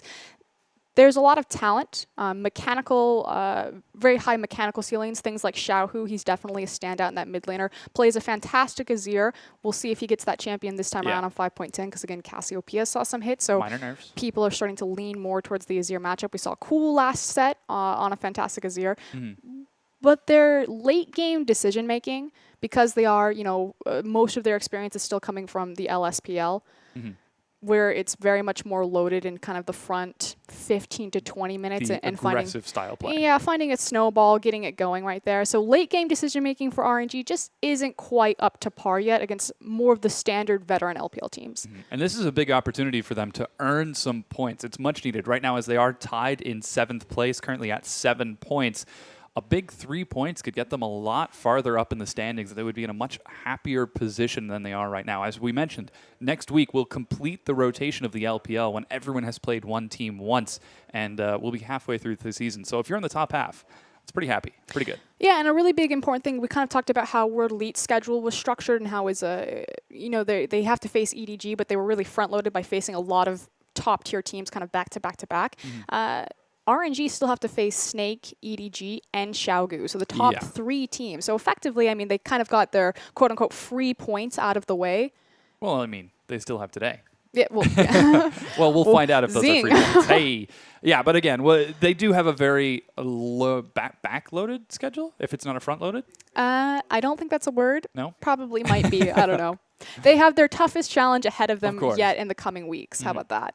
Yeah, and with seeing how EDG has been playing these ridiculous styles where they'll take a game to 40, 50 minutes without blinking an eye, and then in game number 2, turn around with a hyper-aggressive composition, I'm interested to see how RNG fit into this, because their team identity has been something that's kind of been missing for them. Yes, they've been the teamfight kings coming out of the LSPL, but how does that fit into the meta of the LPL? The thing that I want to correct is I said EDG, and it was actually Invictus Gaming. So it's Snake, Xiaogu, and IG. Because they've already faced EDG, and that was, when we're talking about RNG and talking about them last week. Yeah, their shot calling. They went to a crazy long game. I think it was plus 55 minutes, and they actually almost managed to beat or split, EDG, or beat them in that particular game. So it's, again, you see these flashes of brilliance where you're like, okay, there's the mechanical skill ceiling that they can hit, but it's about consistently hitting it and making sure that their shot calling and their macro calling in the late game has matured enough so they can make the smarter decisions to close games out. If they snowball, they can just devastate teams and run them over in 20 minutes. Yeah, and a lot of that pressure is on the shoulders of MLXG, the primary shot caller and jungler for Royal Never Give Up, and he's been steadily improving with his shot calling over the course of this split. Yeah, when he was on the King roster, he had some issues with his champion pool where he's really only finding a lot of success on champions like Vi, and then Nidalee kind of came into the rotation as being very top tier, if you remember that kind of small window of 5.6 when Nidalee was all the rage. And that's when MLXG really started to slide. As we come back into more of the Cinderhulk meta, I don't know if it's compensating for the fact that he maybe is a weaker mechanical jungler than some of his counterparts. Of course, he's facing up against the likes of, well, formerly Dandy, Insect, Cacao, Clear Love. I mean, you have some top-tier jungle talent in the region.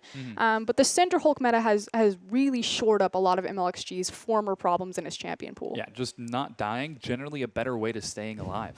Not dying. That's how you win the game. But on the other side, he's going to be going up against WE's Spirit, and Spirit has been the primary linchpin of World Elite's success when they win, and I'm interested to see how that's going to match up. And unfortunately for Spirit, he hasn't really been having the greatest success. I mean, we kind of really hype him up. You know, his Nidalee is to be very feared. You usually see that banned away from him. Thing about 5.10 is that they're banning so many quote-unquote power picks or OP champions, Rise, Fizz, Echo. And so from purple side especially, it really messes with your pick options or gives blue side with priority pick, especially with those big power picks available, a little bit of an easier time, but we'll see how that affects and how the champion pools, if they're not able to have so many target bans. I think even I'm saying this in a really contrived way.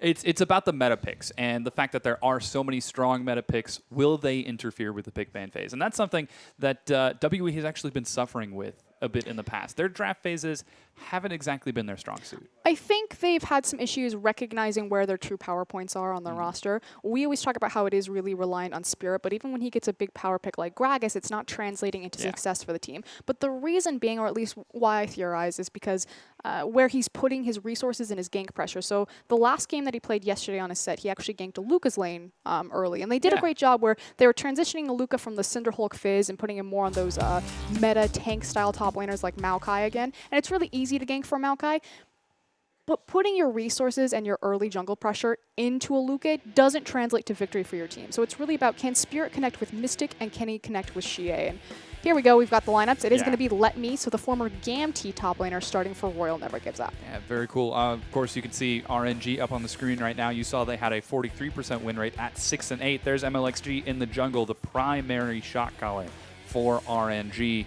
On those big playmakers too, but Cinderhulk junglers. Yep, very, very strong. And we've got Xiaohu in the mid lane. I heard you like control mages. Oh yeah, he's the player to watch. His Azir is fantastic. Questions about maybe how big his champion pool really is, but that said, Azir is perfectly in flavor, so we won't see him stretch out too much. It's going to be Whoosh in the ADC position. Wushin. Wushin, very strong AD carry. You can see he's rocking that 3.5 KDA, and to help him out in the bottom lane, it's Lei with that 4.22 KDA. And yesterday they ran the Sivir Karma combo. The gotta go fast. Yeah. It was interesting. It was. It was actually a very fun game and very entertaining to watch. But with the Karma tweaks, it's fun to see how that worked out because that effectively sort of put Karma into that support role much better, and she filled out that late game Karma a little bit stronger. See if they decide to opt that route again. The thing that I'm a little bit kind of wary about is Woosh loves Vayne. In his last 5 games, he saw 3 out of 5 of those were Vayne. And I think everyone should know how I feel about Vayne in the current meta. If you haven't, just watch any of the games in which Frostgurin casts, and there's a Vayne. Yep. And it's made pretty clear. I'm pretty positive that Vayne didn't win yesterday. You're positive about Vayne's low win rate. Yeah. It's unfortunate. Yeah, I've been wondering about that actually. Why have there been so many single target Vaynes? Why are the LPL teams putting so much priority on the late game hyper carry? I would love to cover that, but we're about to get the lineup into W. I'm sure if Wushin plays Vayne, we can talk about it. We'll get into it. But yeah, here we've got World Elite. You can see everybody grouped up in the middle there with an unfortunate 21% win rate. It's do or die for World Elite. In the top, there's Aluka. I love the train driver stance, and Aluka is famous for his Scion. His champions that he really finds a lot of success on is Scion and Maokai, and you can see kind of some of the issues are the fact that he's flanking that with Fizz and Aurelia and just didn't find the performance he needed. But there's the carry, the man of the hour for WE. When they find success, it's on the back of Spirit. Yeah, you can see he's been playing a lot of Gragas lately. Hasn't been working out too great for him. Here's Xie. Recently, he's been taking a lot more mobile champions, and that's really helped his survivability in late-game teamfights. The thing about it, though, is the mobility doesn't translate into power points across the map. He really just sits in his own lane and tries to snowball from there. Mystic taking up the ADC position. He's been doing pretty well on that Jinx and Lucian, and here comes the last member of World Elite, Conan the support. The only member left over from the 2014 WE roster. Yeah. Out of all the people that you were going to maintain on the roster, they picked Conan. It's Conan. He's the guy. He's got to do it. I hope he plays Vel'Koz support. It used to be one of his Yes. specials. I remember that. Yep, he outplayed Chwin on his Lee Sin Oh my goodness. with Vel'Koz support. It's so tricky because you can't really trade with Vel'Koz. If you take the damage, You it's can just definitely trade with Vel'Koz. like... Okay, well, maybe at my ELO, people have difficulty trading. Just jump on him. That's what I hear. But, again, we'll see if that Vel'Koz is going to be your priority pick. If they have been playing it No, lately... I don't think he'll play it. Yeah, I know. It's 5.10. A lot more higher priority picks available. Alistair, Nautilus, Thresh, Annie. The list goes on and on. I've also heard that Conan actually has a pretty good Leona. Yep. Definitely very strong Leona, although we haven't really seen her cropping up in the LPL. Cropped up, in last split, but Yeah. now so it's transition to those tankies. So here's the graphs. So top is going to be your win percentage for blue side. Right side is your win percentage for purple side. An example, RNG has a 57% chance to win the game from purple side. That right-hand number, so the 65 and the 50, is going to be your team fight or your aggressiveness. So WE is a little bit more aggressive. Yeah, interesting how the gank success rate is actually remarkably similar for these two. Yeah, likewise, the gold distribution on the left-hand side is remarkably similar. But Yeah. again, they're weighted. They're the hinge on which they swing. I like that. I love that quote. That particular phrase. Yeah, that one. Yeah. It's a crutch. Obviously, their junglers are the primary shot callers, so Yeah, it's so very we'll important. definitely keep an eye on Spirit and MLXG if they are able to be the carries that their team needs and sort of bring the teams to victory. Both of these teams obviously looking for important wins. Is a little bit more of a dire situation for Team WE. You can see in the background RNG and WE on that logo. RNG hopefully just going to be looking for some points. And yeah, now we're into the pick and ban phase. Interestingly enough, Xie's LeBlanc being stricken first. No surprise to see that there. Obviously, because Xiaohu's going to prioritize controlled mages, can have a tough time against someone like LeBlanc if he wants to go with Azir, able to jump on top of him. So taking away that power pick. On the other side, though, Yeah, the Azir taken away from Xiaohu to echo it, and Aluka's Scion. no train driver for Aluka. And this is really kind of concerning for me because, again, I feel like they're so used to Aluka being placed on his island, just joining for team fights, that if he decides to go for an Aurelia or a Fizz or a 1v1 dual champion, that Spirit has to spend so much more of his time assisting Aluka and covering for him, when really the dynamic of WE, they're not used to playing that way. It's more about Mystic and Xie and Spirit invading the enemy jungle. Yeah, and that's something that we saw when they played yesterday. As you mentioned, Spirit ended up getting Aluka reasonably fed, and oh my goodness, the insta-lock echo, he gets through the ban phase and is picked up immediately. You know who else got through the ban phase? Fizz? Fizz. Hey! Let's cover quickly the last ban. So it's Cassiopeia and Rise. Of Yep. course, 5.10 Rise. He's gone through 2 rotations of buffs and tweaks to his numbers. No surprise to see him taken away there, although Zatai got to play him. Not to a lot of success last split, or excuse me, last set. But Yeah. Echo, we've seen Echo in the top lane, and we've seen Echo in the mid lane. So Yeah. I haven't seen him in the jungle yet. Yeah, not yet.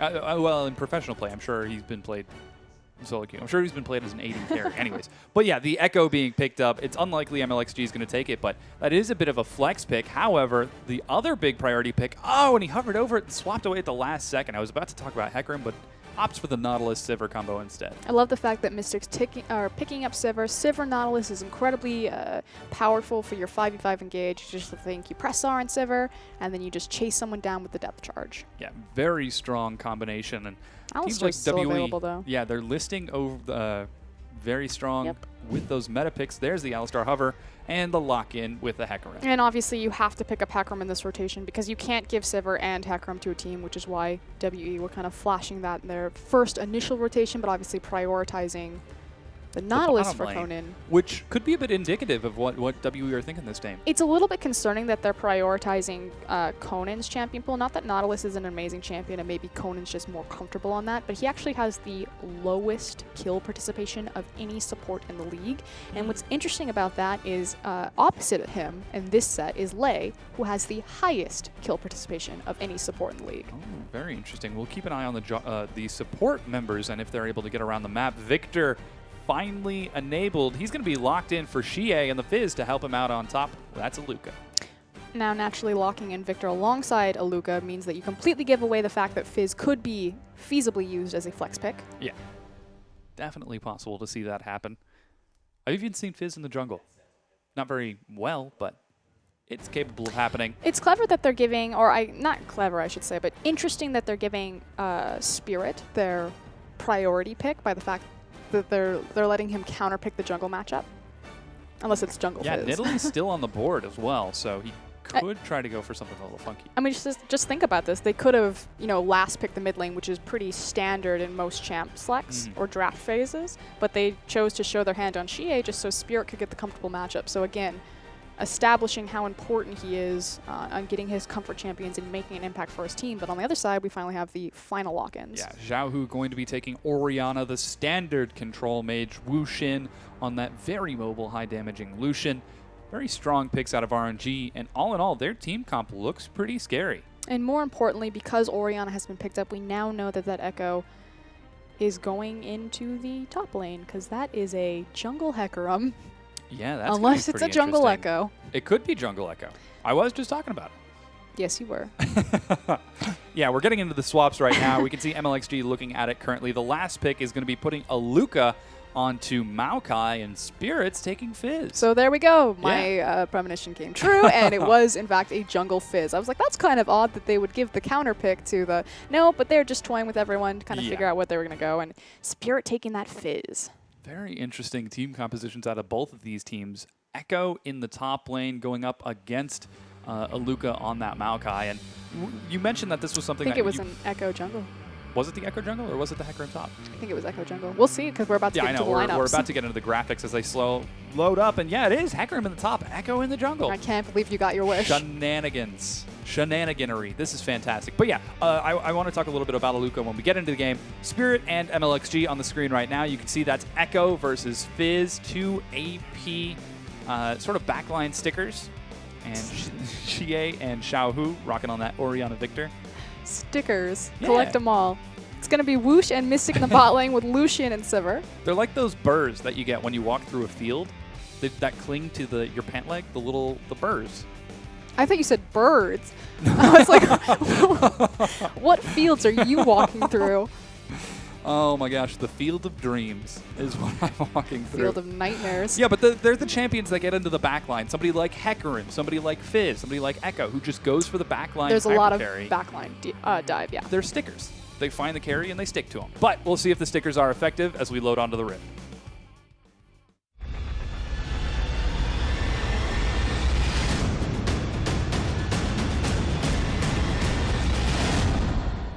All right, we're back on the Rift. It's RNG versus WE for game number 1 of their set. This is set number 3 of the LPL. And we can see a standard 5-point coming out, and your eyes do not deceive you. That is a jungle Echo, and on the other side, a jungle Fizz. This makes perfect sense because we're in the LPL. Yes. Okay, let's kind of regroup. And although, as I say that, they're all stacking in a bush. No, they're regrouping. They're listening to you right now. Tell them to do something else. Well, let's kind of figure out where these comps, their power spikes are, how they're going to work, and kind of plan everything out. Okay.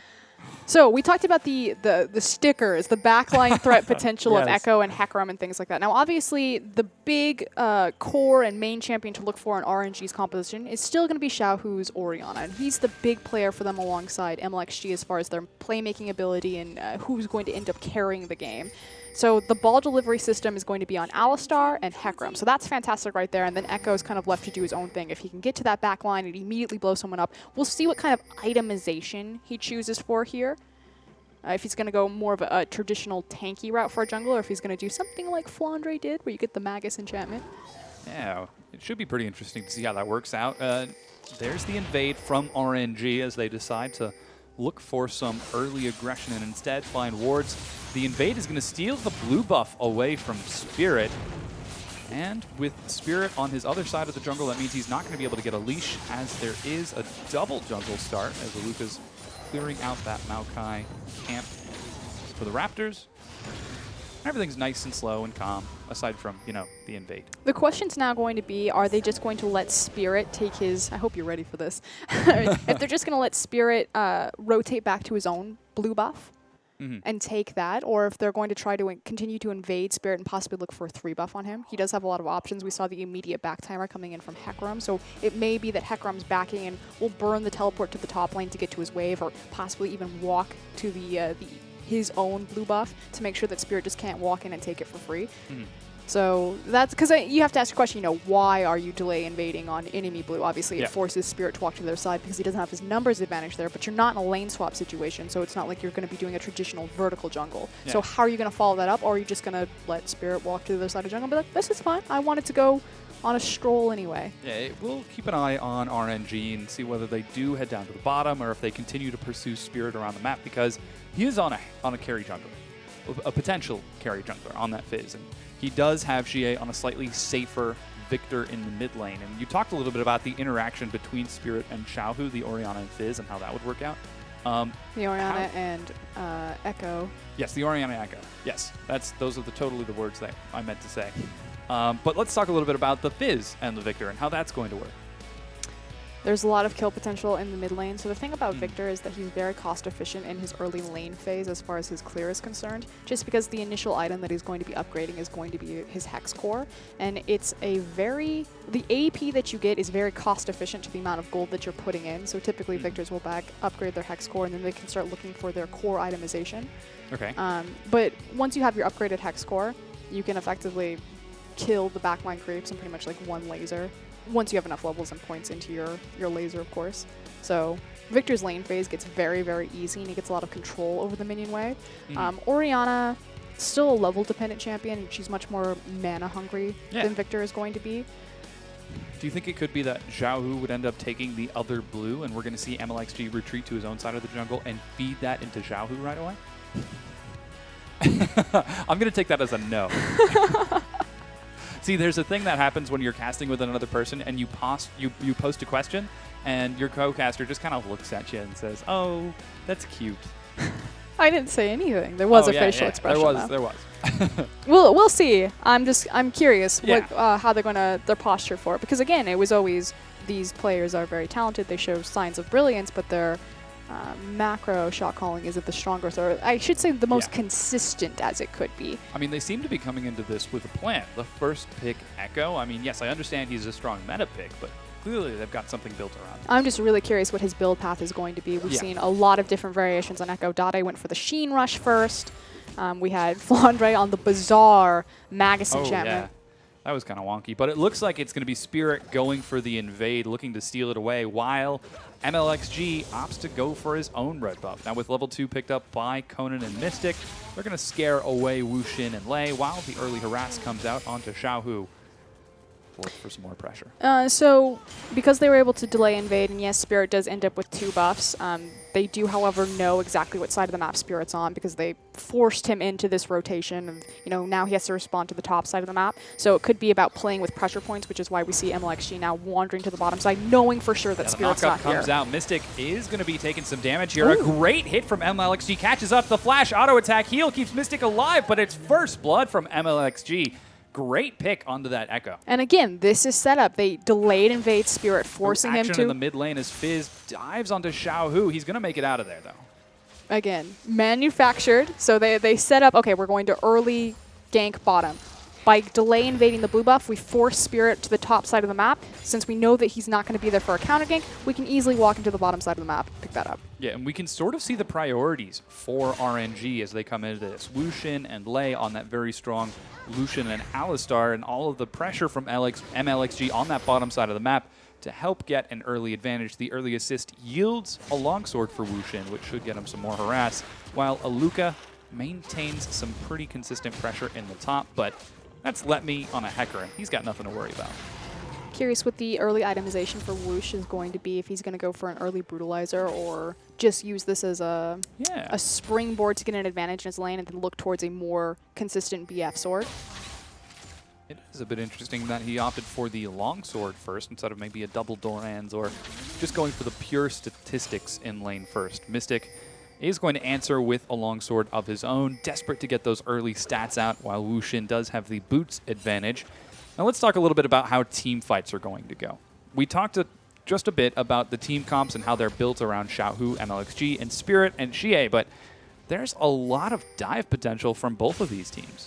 WE is more about your hard engage, and not that RNG doesn't have hard engage, but it's more about the shockwave. So again, if you're looking at where are the most important abilities for either of these teams, it's the ball delivery service with the shockwave on Alistar or Hecarim, or even some fun tricks with Echo and his ultimate. I'm really excited to see if those champions sync up well at all. Whereas on the other side, it's all about the on the hunt and the depth charge, as well as getting that twisted advance to the back line. Sort of picking off targets as the fight progresses and just outlasting your opponent with hopefully enormous amounts of damage. The CS continues in the mid and bottom lane as people are looking for some of those stronger item points, while our 2 AP junglers commit to the jungle, and they take a pretty interesting build path. MLXG going for the Ranger's Trailblazer, while Spirit goes for the Challenging Smite. Spirit staying true to his roots and being the hard carry of the team. Says, I'm done with this Trailblazer Cinder Hulk, going straight for the Challenging Smite. We'll see if he transitions that into a Cinder Hulk upgrade anyway on it. Yeah, and once again, MLXG looking for another gank on the bottom. He doesn't have that blue buff, so that is a visual bug. Another knockup finds Mystic. MLXG might be able to catch the stun here. He doesn't quite, just looking for some harass, and he gets out of there. Conan takes just a touch of damage, but walks away. The reach for Echo is fairly impressive with his E right there, trying to find the stun lockup, but Conan nicely walks out of it. Still has his flash available to him as well, so...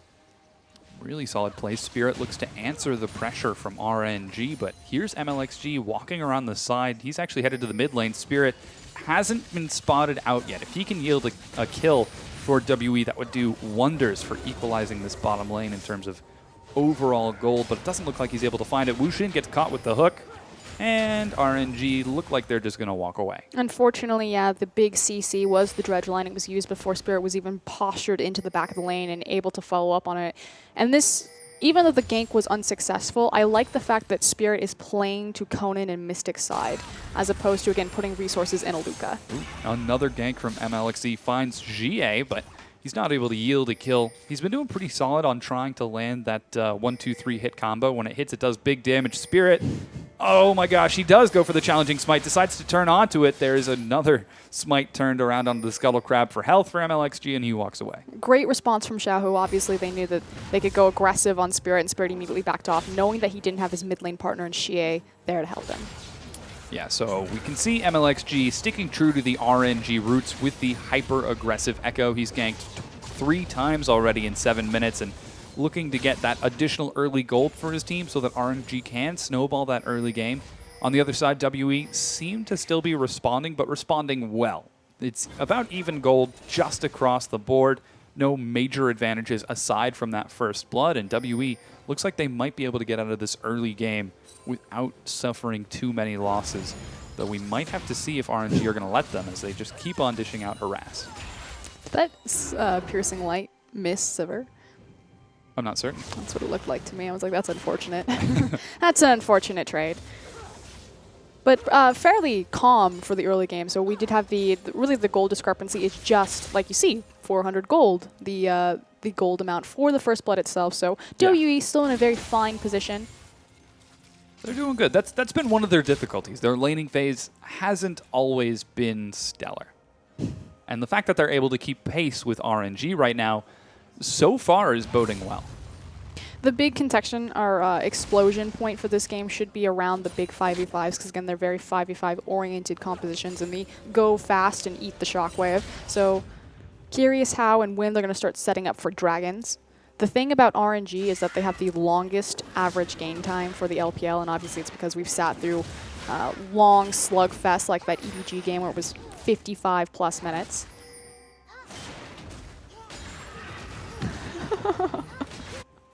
It was a really great game. And the follow-up game immediately afterwards from EDG was similarly very entertaining. Now, you mentioned dragons would be important. So far, it looks like RNG have got a superior advantage in warding. They just have more wards across the map, but we haven't seen WE roam that much aside from Spirit. And Conan did go for a quick swing to the mid lane, but he ended up just dropping a pink ward and heading out. Now, here's MLXG. He accidentally procced the dragon as he is going for Cinder Hulk Trailblazer. Getting a deep ward and focusing attention bottom. Yeah, it couldn't mean a kill as, once again, Lei. It's really important to note that Lei is level 6, so they have the Unbreakable Will available to them, so the dive potential is huge right now for Alistar. Yeah, Echo waiting in the wings. He does have that chrono break, so he should be able to get out of there.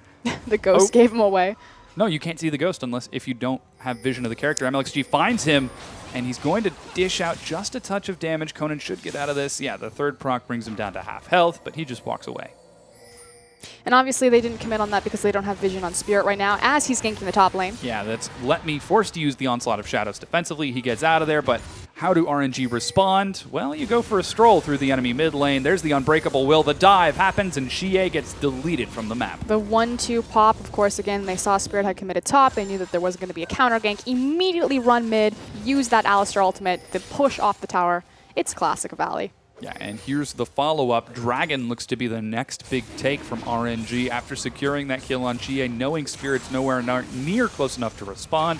They burn everything, running down to the Dragon, and they're going to secure this no problem. Free, easy objective. It's now about how will RNG reset the map, where will they look next. Not a lot of tower sieging potential going down, but still a lot of kill pressure across the map. Yeah, they should be hitting some of those standard breakpoints. Let Me getting closer and closer to that terrifying late-game Hecarim. He's now got mobility, which means that we could see a home guard teleport happen if he wants to try to make some silly shenanigans play. Some pressure onto the turrets as RNG look to be knocking down both bot and mid tier 1 turrets. But we have now a big sudden swing of control in the game, so it was a fairly close game, and then suddenly the gold exploded into a 1K advantage for RNG. And again, it was on the back of MLXG. He was the player to watch, shot caller for the team, jungler, so obviously he's going to have the most early game potential. But Spirit is the big player for WE, and unfortunately, it's just not connecting for him. And it's kind of been the trend in the most recent sets for WE. Yeah, speaking of which, we can see Spirit now heading up to the top lane. He finds Let Me, but Let Me senses something is off and backs away under his turret. Aluka really telegraphed that, Yeah. stepping forward.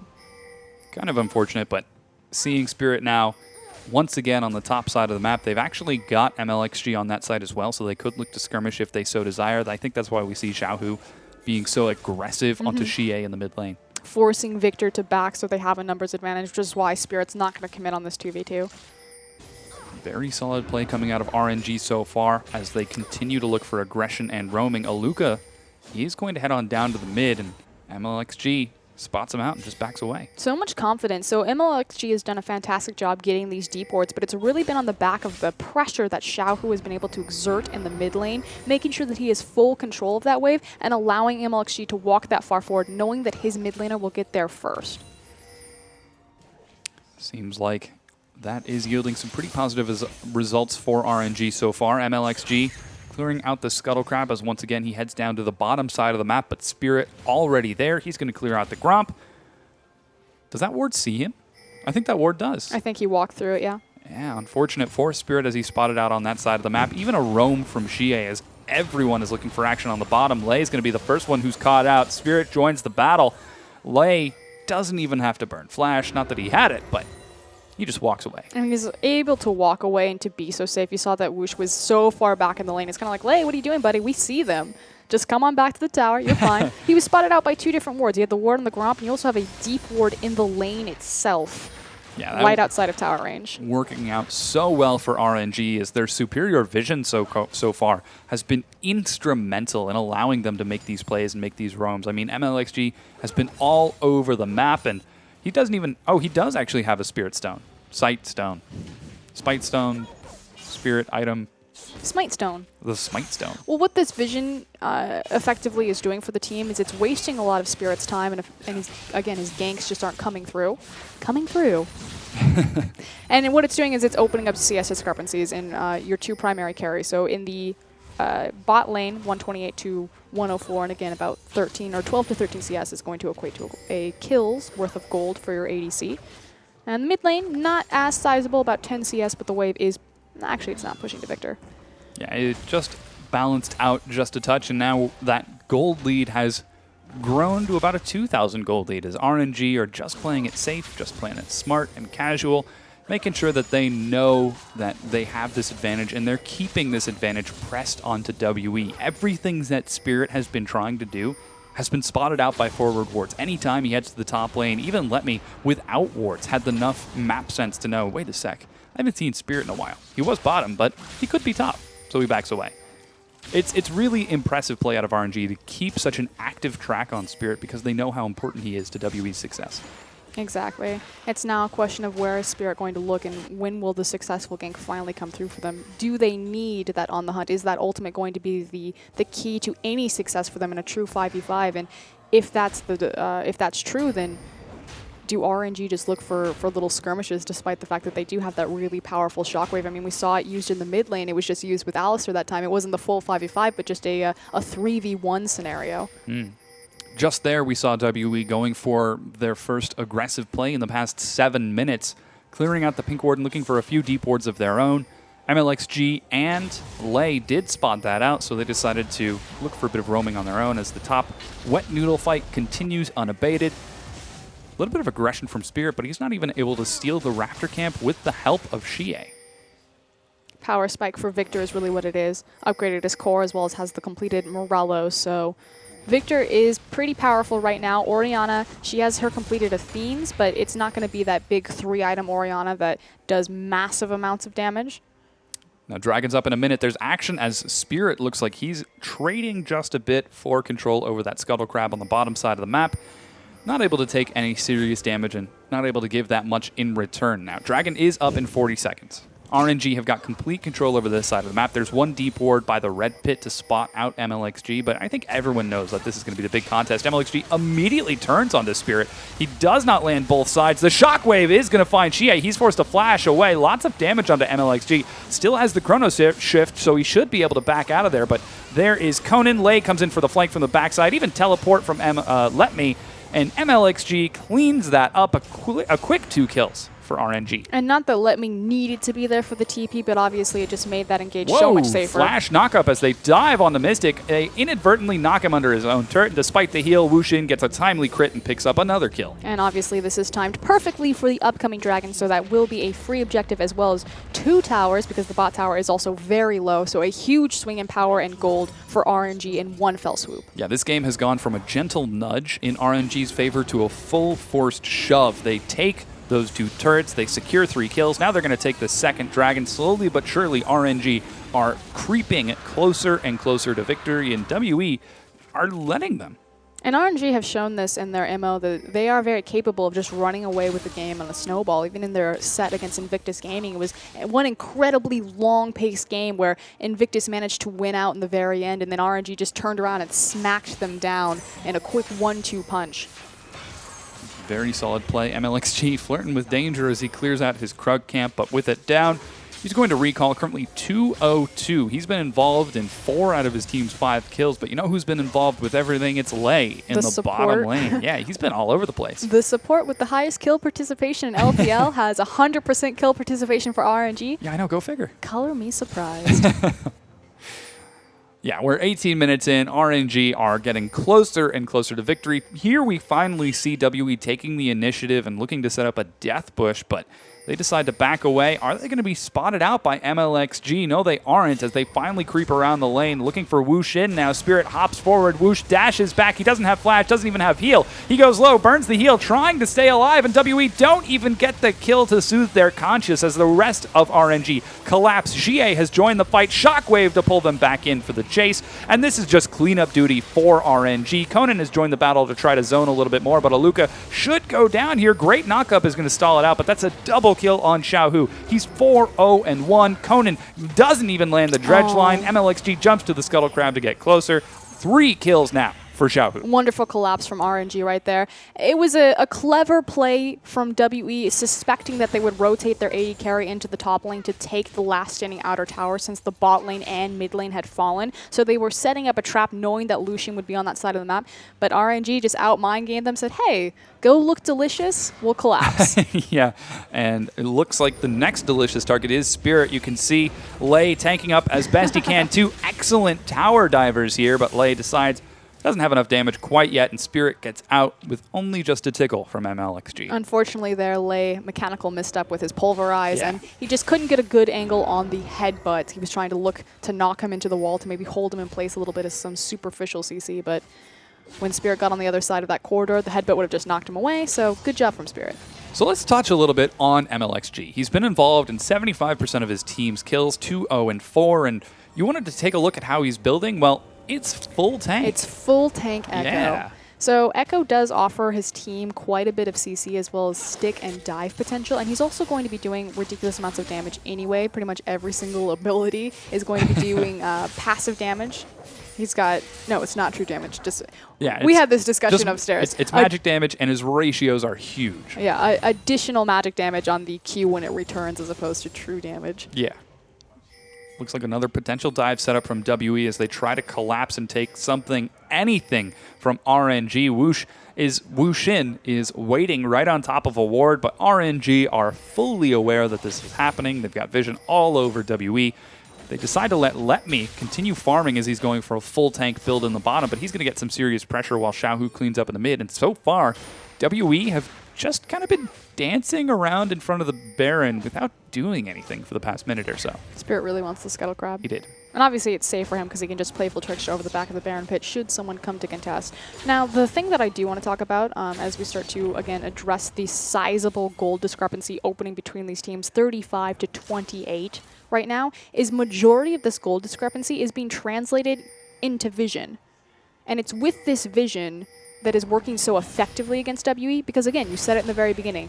Figure out where Spirit is. Word him up, figure out where he's going to be on the map, and just make sure that he's never put in a position where he can make plays happen for his team. Keep Spirit down, keep WE down. Seems to be working out so far as Spirit kind of off on his own now. He's clearing out the other Scuttle Crab. Potential pick as they look for Mystic Spell Shield. Only knocks away the headbutt, but that's perfect for MLXG and Lei. Here's the teleport coming in as it looks like it's a collapse on the MLXG and Lei. Unbreakable Will is blown. They turn it into a full team fight, but the rest of RNG aren't there yet. Finally, they turn in as Letme has joined the battle. A big shockwave finds 2, and this is cleanup duty once again for WE. They destroy Mystic, remove Conan from the map. Spirit tries to get away with that sneaky fizz. He does indeed, but another 2 kills give RNG complete control over the Baron pit. Xiaohu is so on point with his Orianna right now. Again, big proponent of the controlled mages. We talked about how MLXG was going to set the pace for the early game, but Xiaohu is the primary carry for this team. Fantastic Orianna performance. 6-0-2, has the death cap, so this is going to be massive damage coming out of this mid lane.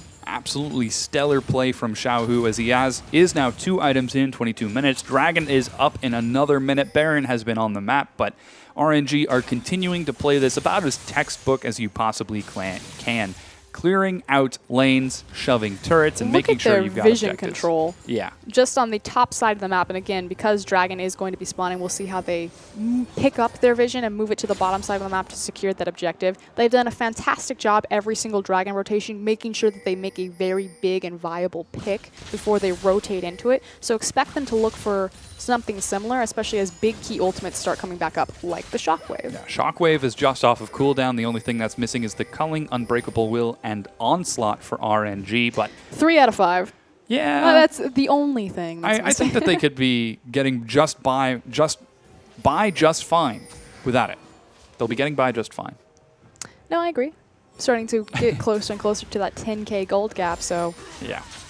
The numbers are continuing to increase. Dragon has just respawned. Big item breakpoints. Even Xiaohu opting in for the Haunting Guise to increase his damage right here, right now. MLXG looks for the pick onto Aluka, but he's turned around upon himself. That's the wrong target, guys. Let Me gets into the back line. The AoE is stacking up. Shockwave misses, but they're still doing enough damage to make up for the lack of that ultimate. Xiaohu with the command Dissonance is going to bring Conan low as well. With the 2 tanks now missing, WE decide to back away, and there's the pick you talked about. Dragon's now going to be the option. and WE just have no damage threats to deal with how far ahead RNG are. And actually, the Onslaught of Shadows, it was very well placed to get Let Me into that backside, but he actually didn't hit anyone with the Fear CC. He caught, I think, 2 members with a devastating charge on the back half, but just positioning himself back there to start doing, I like to call it the baton, the twirling damage, the Yes. helicopter. The Helicopter Hecarim cleaning up 1-0-2 right now with a moderate CS lead over his lane opponent. And speaking of CS, it's been pretty even so far. A lot of the kills and rotations from WE have been based off of vision and the picks from MLXG and Lei, and that's really where they've been picking up the majority of their gold. And we talk about how vision gets picked up and moved over the objective that you're prioritizing. So again, think about maybe 3 minutes ago how much vision was on the top side of the map. Just completely everything lit up, very deep wards to figure out who was coming to the lanes. As soon as Dragon was up for grabs, immediately all of those wards, you've got like 6 wards placed in one bush down there. Let Me looking to find a pick onto Mystic. Oh, he's going to let him go as he opts for some minion kills instead. He's got his Spirit Visage. Ice Glacial Shroud is finished as well, so he's going to be doing some serious damage. The rest of RNG are on that side of the map. Next objective looks like it's going to be the top tier 1, and while RNG was set up to prepare to fight for it, WE just let it go, and RNG are like, wait, what do we do now? They're too far behind. Effectively, what WE need is they need a numbers disadvantage to make a fight, and that means a pick. Now, they have plenty of tools for wave clear, stalling, and pick, but with RNG, just how oppressive they've been with their vision control and been very clever and very cautious in the engagements that they pick. Hold on, though. Yeah, a little bit of a tricky situation as Lei finds Aluka. MLXD joins him for a little bit of harass, but he gets under the turret just fine. The Rod of Ages and Warden's Mail keeping himself very healthy. 5-man swing up top from RNG, gets some damage onto the tier 2 turret. They're not going to be able to crack it, however, and WE hold. I'm actually curious that they're not playing with their TP discrepancy and sending Hecarim down bottom. Well, you can see him roaming down right now. He's covering the mid lane to clear out that minion wave, and with MLXG clearing out this Raptor camp, that's only going to help increase their vision even more. He's also got a huge wave bottom. That is going to be a big pressure point for WE in the next 30 to 45 seconds. We'll definitely keep an eye on Let Me and see if he's able to make use of that. As that wave is building, he's shoving in the mid. Suddenly, all 3 tier 2 turrets are about to start receiving pressure from RNG, and immaculate wave control all across the board is yielding this pressure. Spirit, he takes a quick baton hit, and with that, Let Me decides to back away just a touch, but the split push continues. So this is the standard Cinderhulk Fizz. I do want to point out to Spirit's build. Has the Challenging Smite with the Cinderhulk upgrade. Looking for the Frozen Heart. Hopefully that will help the siege, getting some damage on the turret. There's On the Hunt. Knockup is going to find Xiaohu, but there's no follow-up. The CC falls, and he's just fine. Spirit gets into the back line. MLXG tanking the fish from Spirit. He's now onto Mystic as they're doing some good damage. Xiaohu still in the back untouched, able to keep himself alive. Aluka dives him. Spirit dives him. Finally, he goes down, but they've lost so many members. 3 have gone down so far. In the meanwhile, RNG have picked up 4 kills. This is going to be the clean ace. They only lost 1 member. And they have the minion wave available for them. They immediately turn on Baron, so without Spirit alive, that is going to be a free Baron. Could have been a tower, but this Baron will obviously lead to more. Yeah, that's the hope, as MLXG is awful low health here, doesn't have the chrono break, so he's going to have to get Let Me in there to help keep himself alive. Baron's going to be brought low, and just like this, RNG are expanding their gold lead even more. They're up now by 13,500. This Baron's going to increase it by now. That's 15,000 gold, 28 minutes into the game. There are pings going down for the Dragon, but that's not even on the map, guys. And here we go. We're going to have the replay. So the thing that I kind of want to point out here is the gravitational field is kind of used on the side on a choke point, and it actually locks up MLXG right here. But while he's locked up, the damage is so spread up. Like, WE, they can't consolidate their numbers and all get onto the same target, and because of how sticky and how mobile and just how far ahead RNG is, they're able to pick up all of these little skirmishes around this big area and just mow through everyone on an individual 1v1, 2v2, 3v3 basis. Yeah, RNG are doing so much damage right now just off of the raw amount of items and pure statistics that they have. 4-0 and 11 on that Echo. MLXG going heavy onto Spirit. He's actually caught in the stun here, but should be able to hop over the wall. Whoosh! It gets destroyed, and Xiaohu's on the wrong side of this fight. MLXG is the target. Is he going to get out of there? No, he actually goes down, and that's a quick 2 picks for WE. They turn on delay with a 5-man knockup. He thought he would have the following command Shockwave from Xiaohu, but it's just a little too late. He only finds a Luca as Mystic Spell Shield, and suddenly WE, they're putting up a healthy fight. Look at how different it looks when they get a pick and they consolidate all of their cooldowns on the same target at the same time. Yeah, really solid damage coming out from WE. They are going to take this Tier 1, the second Tier 1 for them of the game, and they're actually looking for some damage onto the Tier 2. Good luck, though, friends. Xiaohu's there as well, and in fact, Xiaohu's back away. Yeah. That would be suicide. Yeah, that's a lot of pick. Yeah, Luca would just twisted advance him and goodbye Orion. And if he died there, then it's just more enforcement to continue pushing forward since he's their primary source of wave clear. Yeah, Let Me getting some good shove on the bottom is going to try attacking that bottom Tier 2 turret. He should be able to bring that down relatively quickly. And the 5-man recall from WE just to make sure that nothing happens. And I think what we just saw was Wushin saying, you know what, that wasn't a pick. That was my internet. Hold on, guys, lag. Yeah. Let me reset my router. No, I kind of want to touch on that fight again in the top side because Yeah. I think it really illustrates the issues that WE have been having, and it's just so many cooldowns go so many different directions, and they're not synced up. You know, they're not the true wombo combo. The gravitation's going one direction, the Victor ult's going another one. Yep. Fizz is on the back line, but Aluka's trying to run around the entire team fight so he can join Fizz on the back line. It's not cohesive, and it's not all happening in the same direction. And that's really been WE's problem and why they haven't been able to pick up any 2-0 victories. A lot of them have been splits, but majority of them have been 0-2. Yeah, we'll definitely see if WE can pull out the 1-1. They're down a very healthy amount. That's 13,500 gold 30 minutes into the game. And while you are hitting some pretty scary breakpoints, Xie has finished his Rabadons. He's got the Merlinomicons. He's going to be up against an almost 4-item Xiaohu now. And it just seems like this difficulty, this wall of RNG might be too difficult to surmount. Once again, they need to continue looking for picks. They need to try to get those number advantages. Dragon's on the map. Everyone wants to contest it. Let Me playing Hecarim right now. Sitting in the base with the home guard, Onslaught of Shadows. They're going to try burning through. We'll see if the stun is going to find it. The Dragon is stolen, however. Teleport from the far side is going to bring Let Me into the back line. RNG get right onto Mystic. He goes low, but they're taking a lot of AoE damage here. MLXG gets out of the fight just fine as Let Me has slain Mystic. A great Onslaught of Shadows and a follow-up Shockwave is doing enormous amounts of damage. MLXG, despite being at 200 health, doesn't even care, while Let Me goes 1v3, now 1v2. He gets a triple kill while Xiaohu is going to take that Quadra away from him. Xie, the sole survivor, runs to his fountain. A 4-for-0 trade right there, and RNG can have their picking of any objective they want on the map. Looks like it is going to be that mid-tier tower. Will give them the most passive map control. See if they look for more and possibly pick up an inhibitor here. Yeah, they just might. Xie running forward to try protecting that inhibitor, but this is a big minion wave, and there's a lot of damage. The turret is going to go down here. They're going to take this inhibitor down as well. Though Mystic and Conan have respawned, they're not up in time, and RNG take the inhib and run right out. Baron should be on the 2-minute window. It's curious where... It's always... Okay, so you have the inhibitor, so where does the enemy team... Or excuse me, where does RNG in this case reset and look next? With Baron coming up, obviously they can't commit too heavily to the bottom side of the map, although they're just so far ahead at this point that they can really do whatever they want. But it's about I would say either rotating to the top side, picking up that last outer tower, or rotating to the bot side and pushing down the inhib. And I want to talk about this dragon fight. I was kind of expecting that we might go for a replay on it, but let's quickly talk about what happened that kind of led to this big power swing, finding that 4-0 pickup. Yep. And the thing that I want to point out is the jungle echo.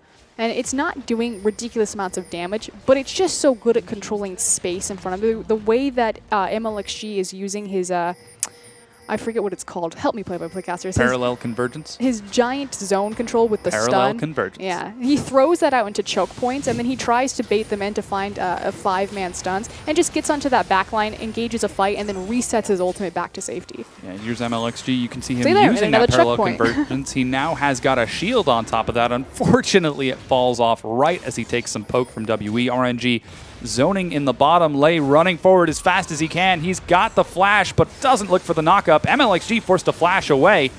And this could be a bit of an opportunity for WE. Oh, the onslaught of shadows turns it into RNG's opportunity. They dive into the back line. They're trading now as much damage as they can. Chie is being tickled by Let Me. He gets one with the baton. A good shockwave finds Mystic, and Let Me gets the double kill now. Is he going to be able to get the quadra this time, or will it be stolen? Once again, he turns onto Chie, the squishiest remaining target. There it is. That's going to be kill number 2. He turns now onto Conan. The quadra kill picked up by Let Me. Spirit, come on, man. You got to find that Hecarim.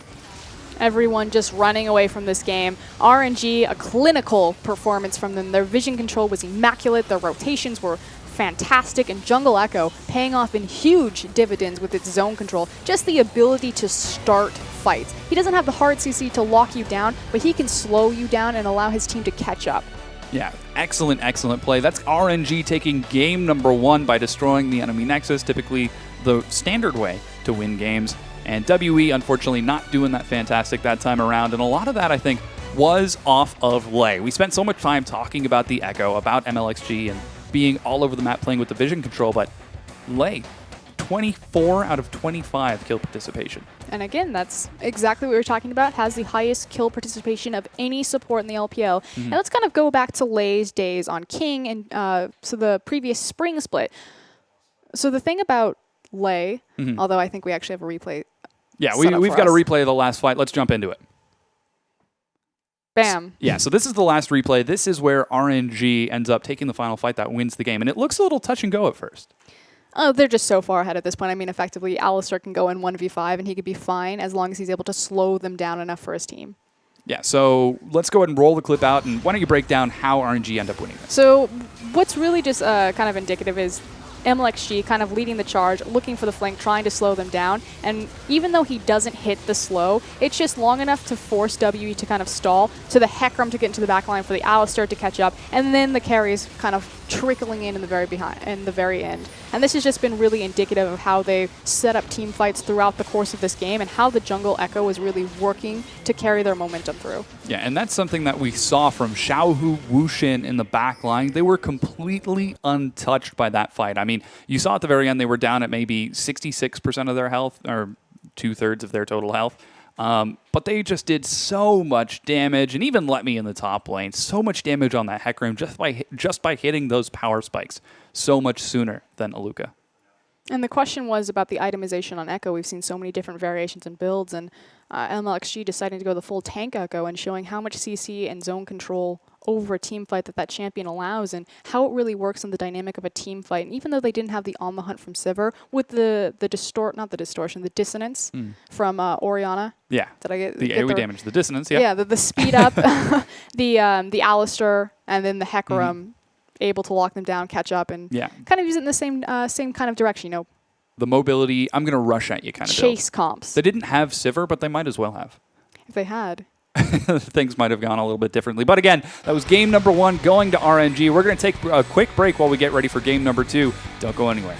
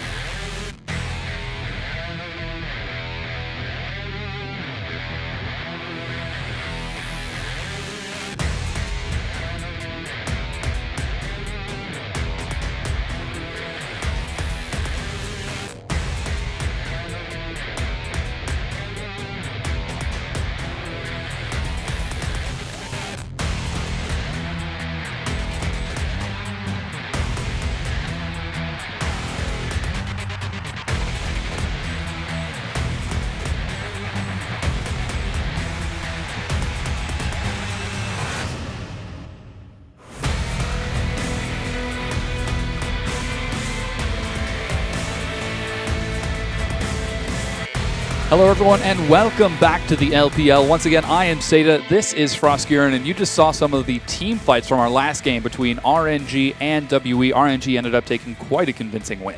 Yeah, and it was really on the back of Let Me, the top laner, getting that Hecarim. Fantastic performance for flanking plays. And really, the team fights were orchestrated so well between Echo's zone control and the follow-up from Let Me. But there is the MVP from last game, and I actually really agree with it. It's Xiaohu's Orianna. Despite missing a few of those shockwaves, he still landed enough of the critical ones. And by the end, it didn't even matter if he didn't hit the shockwaves. He just did so much damage. Here we can see some of those orchestrated dives paying off dividends. And I'll also notice how Lei is probably going to be involved in the majority of these since he had 24 out of 25 kills as far as his participation is concerned.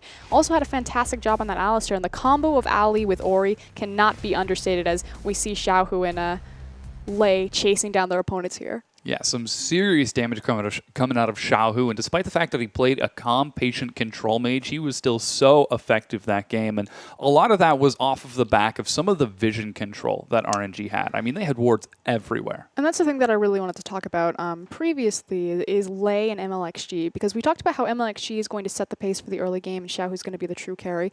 Lei, even on his days was king, was so good at setting up controlled vision around his lane because Wushin is naturally a pretty aggressive laner.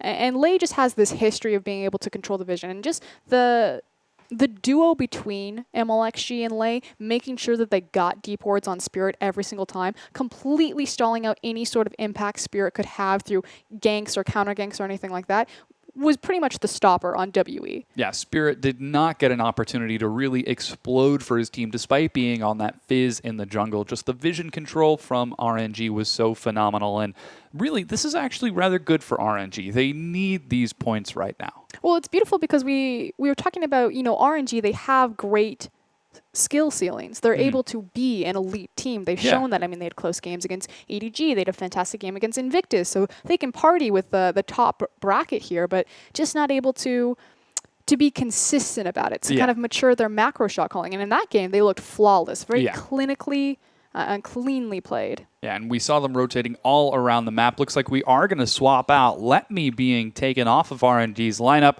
They're going to fill it right back up with Sky in the top lane. And they actually played Godlike, so they're actually doing a true rotation of all three top laners, Godlike, Sky, and Let Me. Sky was the former top laner for King, so this is primarily an all Spring King lineup with Gamty inserted mid laner. Yeah, very solid lineup from RNG, and they are going to be on the red side this time. That puts WE on the blue, and what can WE do to not let RNG run away with the game this time? I mean, unfortunately, it's about making sure that Spirit's able to make those ganks connect or either finding success in their individual lane. So I don't know if that means transitioning style where they are counterpicking for the mid lane. They did pick Victor very early because, again, they were trying to be tricky about giving Spirit a favorable matchup, giving him that Cinderhulk fizz. But if he's deep warded on, there was just really nothing he could do. So maybe they'll decide to give Xie the priority pick or get some sort of, this lane is going to smash. This is going to be a very strong lane matchup and not rely so much on the jungle pressure. Yeah, the first pick, Echo, for RNG, paying off some serious dividends as they were getting kills all across the map. And while he wasn't as flashy and just destroying targets right away, he was doing so much damage that it really didn't even matter. Plus, he had Xiaohu to help him and Wushin on the far side. And on the other side of the map, Xie and Mystic, despite doing reasonably well and coming out even in lanes, they just weren't able to translate that into advantages for their team. Well, the big thing about them was it's about the Sivir ultimate, about being able to speed your team up and look for that engage, but they just fell behind so quickly because every single time that there was a dragon up for grabs, RNG just wouldn't get the dragon. They'd get a massive team fight pick, 2 towers, and the dragon. So every 6-minute window, the gold just expanded exponentially. Yeah, and first thing up, we are in the pick and ban phase. You can see Team WE insta-banned away that Alistar away from Lei, giving credit where credit's due. Had a fantastic performance on it. Oh, yeah. We'll see if Nautilus maybe sees the same treatment because typically that's kind of the priority of the supports. It's, Alistar, Nautilus, Thresh. Yeah, interestingly enough, this respect is also being given to Wushin's Kalista. There's a lot of focus from WE on that bottom lane. Seems like the early snowball from MLXG is to be respected. Cassiopeia and LeBlanc taking off the board, so directed at Xie. A lot of target bans typically go his way because I think that he's actually the strongest laner that WE have on their roster. with that, we're coming down to the last ban for WE as they get into this, their second game against WE. Now, so far, they have played 15 games in the LPL and won 3 of them. That's a 20% win rate. They need points. They need these wins if they want to expect to compete in the latter half of the split, and if at all possible, make the playoffs. Now, Xiaohu's Azir being taken away, that's no surprise. Just so many priority picks across the board, but unfortunately Xiaohu's showed that he doesn't need his Azir. He's a fantastic Azir player, but just as potent at that Orianna. And of course, the last man is going to be that Ryze. Interesting that RNG leave Echo open once again. Could be trying to put WE in a bad situation by saying, look, Echo's open, but so is Sejuani, so is Gragas. To be frank, I don't think that Echo was as big of a turning point for that game. I think it was mostly on the back of the Orianna and the Hecarim. That said, that's what their comp was really based around. We'll see if possibly WE have a little bit more impact or high impact with this champion, and it is insta-locked. Oh, man. The bait, line, and sinker from RNG. They say, you know what? Echo's open, guys. You might be able to take a look at this flashy new champion, but so is Hecarim and Sivir. And this pretty much underlines exactly what I was saying. I feel like that game was really decided on the back of Hecarim. Yep. And Hecarim, Sivir, the synergy is obvious there. Go fast, run fast, more damage. Yeah. And Let Me played fantastic on the champion. Of course, it is a different top laner. It is going to be Skye this time around. Now, the thing about Skye is he had a bit of a suspect champion pool last split. Some issues finding what was really working for him. See if Hecarim maybe changes. Yeah, we'll definitely keep a track on Skye this time as Bushin on the more standard Sivir. Now, WE look like they're going to put Spirit back on Fizz once again, or that could be Xie taking Fizz in the mid. There's a lot of flex available between those two champions, but Conan taking Nautilus away from Lei. No surprise there. Nautilus picked up on second rotation since Alistar's banned. The question will be how Lei is going to answer that. It's actually a decent and big Janna player. Oh. Not that I think that Janna into Nautilus is a good matchup, but I would love to see it, but it looks like it's going to be Thresh. Yeah, so far it looks like RNG are running down the tier list. What's OP right now? Well, Hecarim, Sivir, Thresh, Gragas. We call them power picks, sir. Oh, yes, well. Yeah, I'm curious to see what Xiaohu's going to be taking in the mid once again, as it seems like RNG want him on a very high damage carry once again, saving that last pick. And yeah, there's the Gragas and Thresh for RNG. WE looking to respond with some damage of their own. They still need Mystic. They could go for either a Luca, Spirit, or Xie with some of those flex picks. And oh boy, if that's going to be an Ahri locked in, oh, that's interesting. Xie falls back on old comfort picks, picks up his Ahri. It is his signature champion alongside his LeBlanc play, but the thing about it is he hasn't found a lot of success on it recently, and it kind of speaks to his diminishing, or not, I shouldn't say diminishing, but high impact champion pool as far as the meta is concerned. Not that Xie couldn't play Azir, couldn't play Cassiopeia, and obviously both of them are banned in this instance, but it feels like he will always go to Ahri versus one of the stronger meta pickups. Yeah, and on the other side, Xiaohu opts in for Lulu, and that's going to round out the team comps for 2 of our teams. So far, it looks like Spirit is going to be taking Echo in the jungle, that we might see a last-second swap. And I'm pretty excited for this. There's a lot of damage for WE. I'm curious to see if Spirit is going to echo MLXG's build and go for a full tank sort of style, or if he's going to go for something a little bit different, maybe go for some damage. There was a facial expression. Yeah. We'll see if he finds the same success or if RNG are going to play consistently how they did last time and just deep ward on Spirit, deny any of his ganks. That said, Echo does have great reach and gank potential with his E. But here we go. We've got the lineups. It's Luca this time versus Skye in the top lane as Fizz is taking on Hecarim. Yeah, and in the jungle, you're going to be seeing Spirit and MLXG once again. MLXG, the primary shot caller, and Spirit the same, as he also is the primary shot caller for his team. Who's going to be getting the bigger plays? And in the mid, Xie versus Xiaohu on Ahri and Lulu. And Xiaohu taking kind of the counter pick there. I'm not going to call it a hard counter, but definitely a soft counter. So hard to assassinate that wild growth potential. Yeah, Wushin opting for the Sivir, and that's going to be Mystic on Lucian. And lastly, Conan and Lei on those tanky utility supports. A lot of pick in there as well. Let's talk a little bit about the team comps, because I'm excited. As we're loading into the Rift, what are WE's goals with this sort of team comp? Triple AP.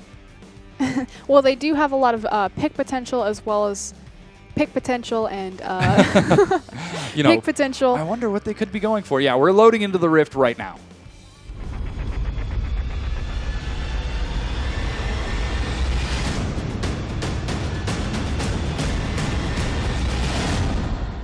And we have loaded onto the Rift for game number 2 between World Elite and Royal Never Give Up. And we were talking a little bit about the team comps. Let's continue to hit on that. WE looking for picks, was it? I believe so. Yeah. So Not team fights, but picks. I'm going to use this word loosely for Fizz and Echo, depending on their builds. They technically have 3 assassin-style champions or high burst champions that can get to the backline and delete someone from the map. You sound kind of like National Geographic right there. It's like, oh yes, in their native environment. The 3 assassin composition from World Elite. The triple assassin, where they're just like, everyone gets a power pick, everyone's free for all. You get an assassin, you get an assassin, everyone gets assassins. You all have mobility, you're all on your own. Everyone can get away. Look at how mobile they are. You got the troll pull, you got Echo's reset, as well as his gap closer. Ari has her spirit rush, the relentless pursuit. It's pretty much free for all, every man for themselves. Yeah, kind of interesting to see that coming out of WE because it has been. We did talk about, though, how I thought that a good strategy for WE, yeah, as I cut you off, I like touched his inner arm too. I was like, wait, honey. A good strategy for WE would be to just play really strong laners. And you have probably the strongest bot lane possible in Lucian and Nautilus and just try to win lane, win game, finding an advantage there because Spirit has effectively been stalled out with the deep vision from RNG. So I like the strategy. Yeah. We'll definitely keep a track on whether or not Spirit is able to be successful with some of his roams this time, as there, once again, is a lot of potential. It's very likely we're going to see double Sightstone once again. Gragas very fond of that after getting the Cinder Hulk. Sky looking to start a camp. He actually helped out just a touch with that red buff and went for the Krugs as well. So interesting decisions as the distribution of gold and resources early on for RNG seem to be looking to put Sky in a comfortable position before sending him against Aluka. And like she either looking for the Scuttle Crab or looking for a very early gank on someone who is pushed rather close to his tower. Very tricky. We'll see if Sky gets caught here. The flash comes out. Xie is caught. He flashes away. First blood on Xiaohu. Beautifully executed right there. And I actually just made the statement that he was pushing to his tower, but as we got the observer onto that mid lane there, it was really... Instantly walked away from it. Yeah, it was beautifully timed because it was just as the minion wave was shifting forward. So excellent execution and setup from Xiaohu, and MLXG coming up big again on a level 2 gank. Yeah, and I guess that's kind of why we saw Sky helping him out just a bit to get through that red buff super fast and into the mid lane. And once again, MLXG, he's out for blood right now as he looks for a gank on the bottom. RNG have not given it away just yet. They've got a cannon minion there, but He's there looking they for go. a lantern. Now they decide to back Oh, away. never mind, he's only level 2. Yeah. Doesn't have it. Not quite yet. Instead, he goes for the Scuttle, while Spirit opts for the red buff of his own. And interesting how these junglers are passing through their jungle at about the same time and throughout the same clear speed, but MLXG got a gank off. Well, Spirit went back and he got wards. He did. Yeah. He's got a pink ward. He's like, you're not deep warding on me this time. Keep vision of me, eh? We'll have to see how RNG respond if they go for similar plays or if they try to let their rather self-sufficient lanes just farm things out. Here's Spirit looking for a gank in the mid lane. The bubble goes out. Is Xiaohu going to be caught? He times it perfectly. Xiaohu's taken some big damage here. He's holding on to the charm. Xie hasn't tossed it. There he goes. Xie gets a revenge kill onto Xiaohu. And this is what I was talking about, the reach of Echo onto these ganks, throwing out his E, I believe it's the ES. Yes. Throwing out the E, making sure that he gets in range of his W It to is a proc W. the stun, because once he walks into it, not only does he get a shield, but it immediately stuns the target, and allowing Xie to gap close effectively, follow up with chain CC, and murder someone. Yeah, really solid play out of Spirit, and just like that, he's evened things up. MLXG catches some farm in the mid lane, and Spirit clears away his Gromp camp. Says, Gragas, you're big enough, you don't need these things. Well, obviously he's able to immediately translate his power into an invade as he's looking for his E over the wall here for a sneaky gank path. Yeah, because they had just won in the mid lane. He's going to have to be really careful here because that is a very low range on that. Decides to drop it out. Could be looking for the dive. Hook comes out, but whoosh walks away. And yeah, there was the range coming into effect right there. That was really beautifully positioned by Spirit, but an even better lantern from Lei to pull Whoosh to safety. Yeah, and right now RNG just about a little ahead of World Elite. Minor gold lead as we can see Sky doing rather well in the top lane, and MLXG pretty well in the jungle as he does have more camps cleared. Could be seeing a potential dive as 3 members roam up. Yeah, MLXG staggers the wave out. Aluka on the troll pole isn't going to survive for very long. He's trying to stall out the wave here, but he's taking so much damage. Jumps and turns onto Xiaohu now, but Sky gets onto him. Xiaohu with another kill. And how the tables have turned. Look at the deep ward. So we just saw the gank into the top lane. So now my question is, what is the response from WE? They have a numbers advantage on the bottom side of the map. They're not going to commit to the dragon, but they have placed multiple deep wards, which is what RNG did to WE the last time around. But now it's a question, what will WE do with this information? So far, we aren't seeing any pressure from MLXG as he goes to clear out his own jungle after stealing away the Direwolf camp from RNG. And Spirit is slowly ramping that Echo up more and more. Things seem to be slowing down just a bit as we've got double recall from the top lane. Looks like it's Challenging Smite versus Challenging Smite. Equivalent combat stats. Actually, I can't say that because Hecarim gains damage from his movement speed. He's got his boots. He does. When Hecarim buys boots, does he buy 2 pairs? 4. So he has 8 boots. I see what you did there. I want to talk about... What does he do with his extra boots? He sticks 2 on his hands and the other 2 on the ends of his glaive. Oh, that's right. He does have enough limbs. Oh, very fun. Yeah, so Sky just hit level 6. Aluka also hits level 6 as well. But there's something you want to talk about. Yeah, it's the CS discrepancies that That's are the one. developing in the mid and the top lane. And the one that I really want to talk about is the top lane, because this is just a primary issue that's been reoccurring with Aluka, putting him on these 1v1 dual-style champions, Aurelia, Fizz, even Rumble to some extent. He just falls behind naturally in his lane. Of course, he got Dove, but eating up resources, Spirit decided to just let him get Dove that time as opposed to trying to 2v4 in the top lane. Yeah, Xie was looking for a roam as well. He cleared out the mid and even shoved for a bit, but didn't decide to help out. This has been an undoing to WE. The fact that Aluka just is an easy target for teams to exploit, especially on a very high impact and very important pick like the Center Hulk Fizz in the LPL meta right now, and fallen behind 20 CS there. Close to 30. Pretty big number opening up, and on the mid lane, Xie seems to be making up for that deficit. And this is something we talked a little bit about in Champions League. Xie has a lot more survivability on that Ahri, and yes, he is an assassin, but he's not often able to translate that into actual assassinations.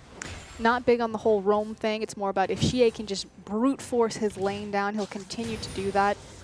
Ahri is, of course, a big signature and comfort pick for him, so good to see him kind of back on his roots, but we'll see if he's able to translate this CS discrepancy and this lead into the map and possibly into a victory for WE. Yeah, interestingly enough, Spirit, despite using a lot of mana himself, is going to hand that blue over to Xie. He knows, you know what, you're doing really well. Why don't we keep you doing well and put some pressure onto that? So just like that, Spirit clears that out, looks to go for an invade, but MLXG isn't there. He's in the top lane. He finds Aluka. Lots of damage coming across, but Aluka is bursted down. He doesn't have flash.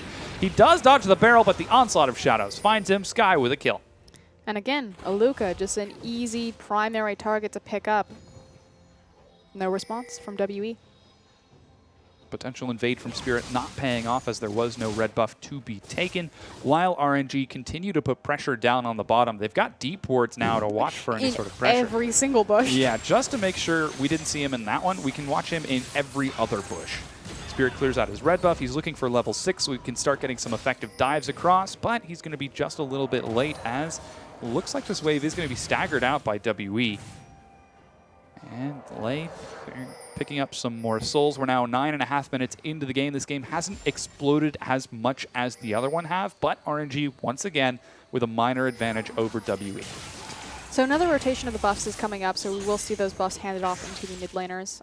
Should be happening right about now for Xiaohu. The thing is now that Xiaohu has rotated over to the blue buff, WE should see, because they had vision when Lulu left the lane, and know where MLXG is giving this buff over. I expect that MLXG will rotate and to try to make something happen into the bottom lane, just because with so many wards positioned around the Dragon Pit, RNG want to make the most out of the gold that they've expended. So one of the wards just died over in the bottom WE red jungle, but you effectively have, 4 or 5 wards down there. That's a sizable chunk of gold. And if you don't do anything, if you don't pick up a dragon, if you don't pick up a kill off of any of that vision, you're putting yourself at a vision deficit almost. We haven't seen anything taken from RNG just yet. Now, Dragon is available. There are wards in front of the pit for WE. Scuttlecrab has just respawned, and we can see Lei with the respawn opting for a Sightstone first. And it's 3 Sightstones, Spirit, Conan, and Lei looking for a lot of vision. Here's Xie actually looking for a roam, but he might walk right on top of a ward. No, he could be looking for a pick onto He's trying to Xiaohu. place a deep ward, but he doesn't see where his mid laner is. Yeah, there he goes. Sees sees MLXG. Meanwhile, a dive on the bottom as the wave gets pushed under the turret. Sky actually teleports in. He's just got his Onslaught of Shadows. Conan's caught. He could go down here. The Onslaught of Shadows finds Mystic and Conan, but WE are grouped up so tightly. So much AoE damage is coming across. A great knockup finds Xiaohu, but they're just trading back and forth. It's AoE on top of AoE. This is such a tight corridor. And so far, it looks like WE are coming out on top. They pick up 4 kills. Wu Xin, the sole survivor, is running for his life. Flash comes out for Spirit to chase him. He wants this kill. He gets the slow. Spell Shield blocks 1 rotation of the damage. Are they going to look for the dive here? Conan is going in there. They're going to have to let it go. But 4 kills for 2 in favor of WE. They mismanaged the tower aggro on the very back of that fight, but this is what WE needed. They needed a big fight like that, but it doesn't translate into anything. It's not like it gives them a tower, it gives them a dragon. They lose both teleports in that engagement. Fantastic job for Aluka finally getting to his team on time, but it doesn't open up into a larger gap. And if we think about the differences between the 2 sets already, so yeah, this is very promising. WE just technically won a team fight, but when RNG won team fights last game, it exploded into dragons, towers, barons, and so much more for them. We haven't seen any big expansions off of this early advantage that WE have so far. In fact, they have just evened things up once again. If they can find another 5v5 in a grouped up corridor, that would be fantastic. But they just were not able to take too much off the backside of this, as Spirit with the overextension on the dive wasn't able to take the dragon, but RNG rush onto the dragon as it respawns, while WE look to set up a dive in the top lane. They're going to be sacking that thing for free. WE won the team fight, and RNG gets the dragon. Funny how that works out now. They still have the gold lead as well. Yeah, even how Xiaohu is positioning himself on the lane, keeping Xie on the far side away from it just by shoving forward. And RNG, once again, looking for those atypical deep wards. Not really answered too much by WE as they're looking to put pressure onto Sky, but they aren't able to take too much to answer for it. I'm still going to criticize RNG here when, again, they have this habit of completely lighting up every single bush on this bottom side of the map, especially as they then answer and take the tower, knowing that they can do that, be that far forward, because they don't see anyone in that jungle with every single ward. But it's so important that, again, when you expend that much gold to ward that many areas, it has to translate into something. You need to get a tower because you know that you're safe to push. You need to get a pick because you see someone on the wards, and you need to take a dragon because you know that the jungler's not on that side of the map. They didn't do it the first time. They somehow managed to sneak away from the dragon just because WE kind of misused their pressure on the map, winning a team fight and then not going straight towards the objective with the kill goal that they had gotten. But hold on, here comes the flank. Yeah, the stun isn't going to land for Spirit. Instead, he gets into the fight before everyone else does, dodges the belly boop, but doesn't take enough damage or deal enough damage for it to turn into a full fight. And despite all 10 members grouping up in the mid lane, they back away. A lot of key ultimates used right there. The On the Hunt. Yep, the On the Hunt and the box. So it's pretty big for their engage. Yeah. Did you call it the belly boop? The belly boop, the body slam. The belly bop? Belly bop, belly boop. Didn't hit. MLXG does still have the explosive cask, and Sky has his Onslaught of Shadows. So they could look for a temporary re-engage, but WE decide to back away. Big difference is that both top laners don't have teleport available, however, and FLICKR is much more mobile, as well as, wow, that CS difference. Yeah, that's a pretty big number for FLICKR. He's up 43 CS right now. 42, and now back up to 43. Aluka is going to catch some of this farm, but he is up on levels, he's up in CS, he's up in overall gold. Yeah, he's up by 1,000 gold from that CS. That's pretty scary. Up, up, up. Elsewhere, it's even for everyone else. So right now, the big advantage for RNG is on Sky in that top lane. He's accounting single-handedly for their 1,000 gold ahead of WE. Well, and the turret. But that's interesting. Without that turret, though, that means WE are ahead in the bot and mid lane. You do have a CS discrepancy as well into that mid lane, like you said, the 127 to 90 of Lulu. Obviously, Xie a very big point, and he's actually looking for a roam right now. So we asked ourselves, was Xie going to be able to translate his advantage that he got into the mid lane into the rest of the map? And even though he's not finding a successful gank here, just the mere fact that Ahri has walked out of vision of Xiaohu immediately prompts Wushin to back off the tower in case Ahri looks for a flank. Yeah, Mystic only attacked that turret once, and the minion wave was the one that did all of the damage. Not enough clear from Wushin, as like you mentioned, they didn't want to chance the fact that Xie might roam. Xie is doing reasonably well. He opted for the Fiendish Codex and now has a needlessly large rod. He's got CDR, he's got damage. We'll have to see what he decides to go for with this recall. He goes for the Luden's Echo first, so it just might be that we see Xie assassinating some people. I actually really like this build in Ahri. She doesn't need any sort of core itemization like a Cassiopeia will with the Tier or like Victor will with his Hex Core and things like that. She can just go straight into the Luden's Echo. It's obviously going to give her massive amounts of AP, help out her wave clear, and because she's more of a sustain mage rather than, even though she takes, it's kind of weird because she is technically an assassin, she has the ability to 100 to 0 someone if she catches them. But just multiple rotations through her spells, multiple items. Luden's Echo procs. Thank you. I was like, Luden echoes, Luda. I can speak sometimes. Yeah, there's a bit of a rotation out of WE. With that Luden's Echo finished, Xie feels safe enough to hold his own on the bottom side of the map, while Mystic and Conan swing up to the mid to try to put some pressure onto Xiaohu. However, it is immediately answered by the rest of RNG. They're going to send Wushin to the top lane, and Sky's going with him. I would love it if they rotated Xie down to the bottom side just because he is very mobile on that Ahri and he has tons of dual potential on pretty much every single member, and just maintain the 2v2 in the mid lane to siege that tower with Wushin's passive burn, and just have Xie almost as like a split pusher, like a Zed, but on Ahri.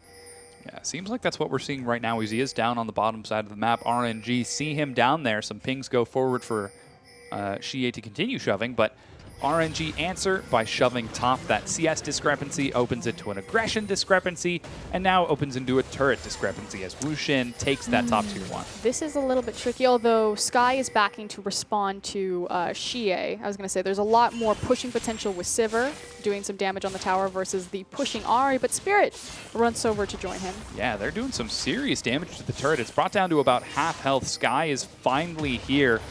Probably not going to be able to go 1v2, but he is able to clear the wave enough. And, ooh, a good death corner being set up by Mystic and Conan. But caught out. Spot up by a ward, though. By a deep ward. Yeah. Oh, that's RNG. a defensive ward. RNG just seem to have a sixth sense for where they want to put wards this game. They have great vision control. They certainly do. Double sight stone across, keeping them very well informed as to WE's movements around the map. And WE have actually opened up to a gold. Nope, that's a disadvantage. We tried, WE. I tried for it, but I didn't quite find it.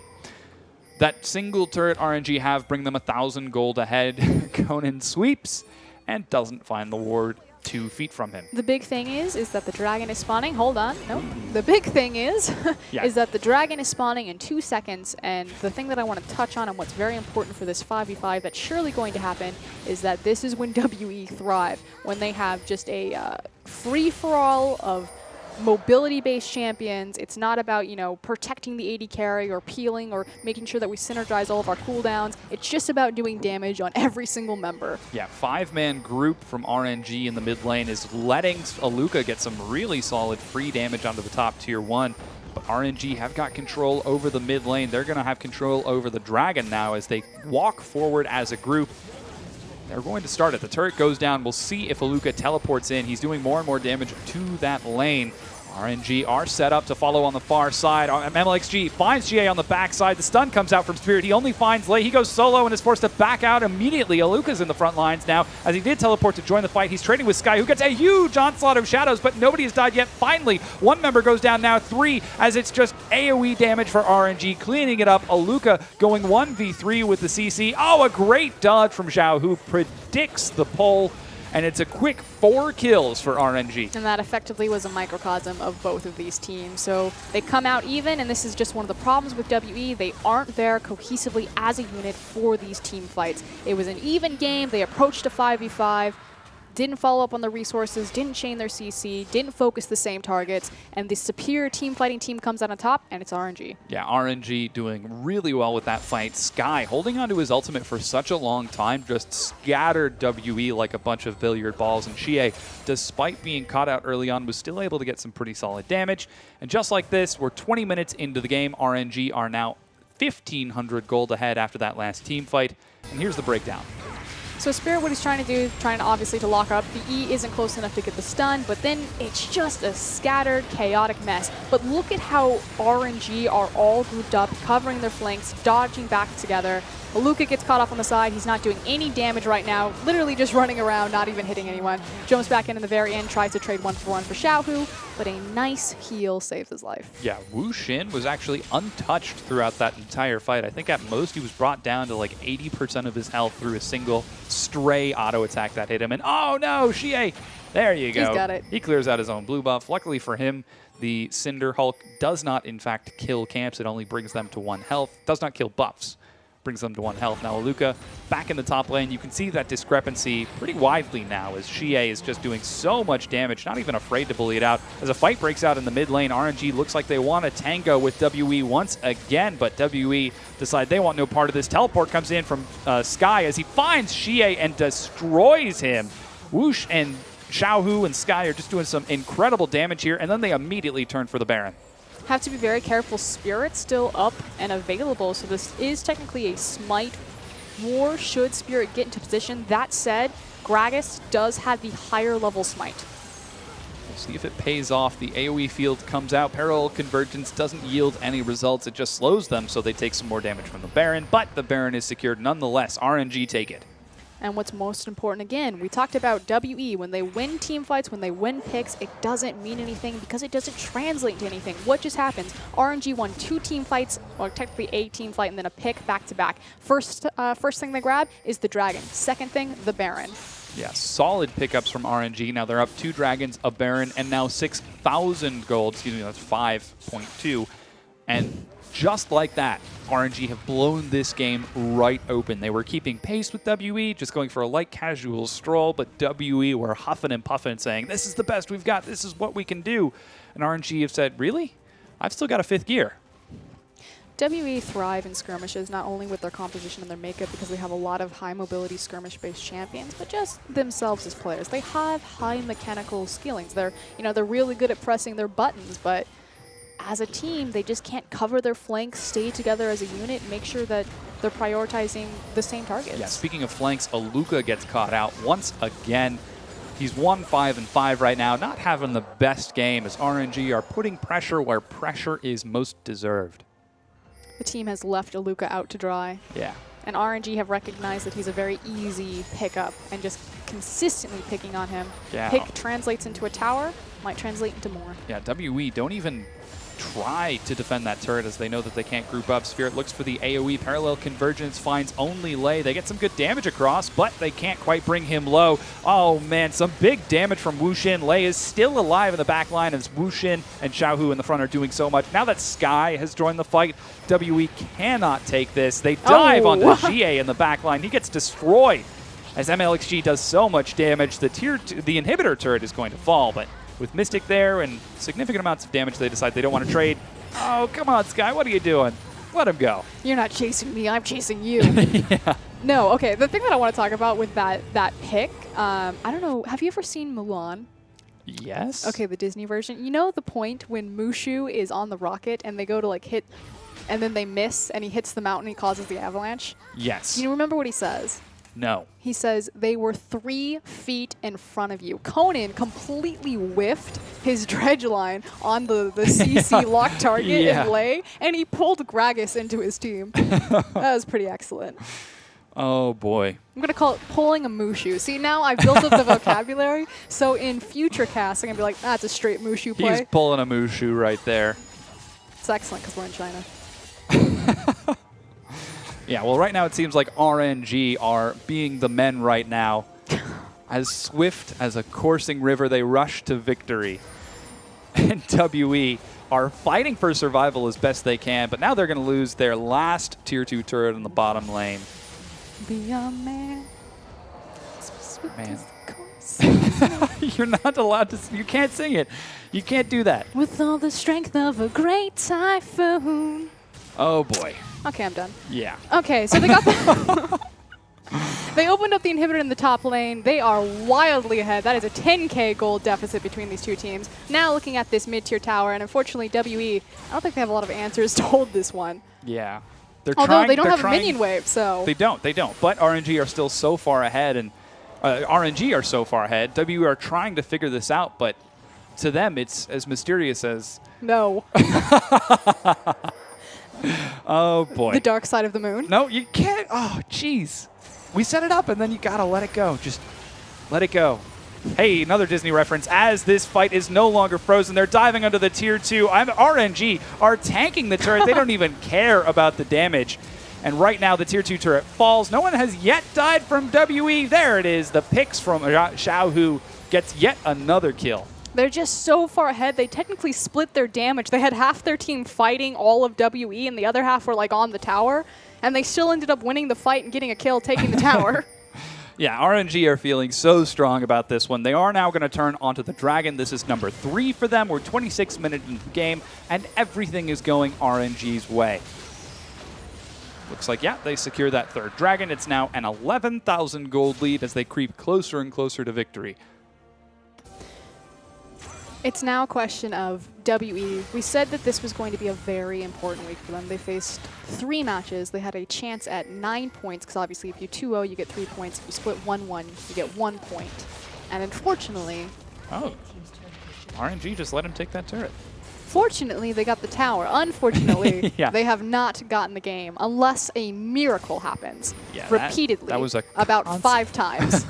Consolation prize for WE as they get that turret, and yeah, unfortunately, Spirit wasn't able to find the pick onto Xiaohu. It does turn into a turn as RNG turn it onto WE's head.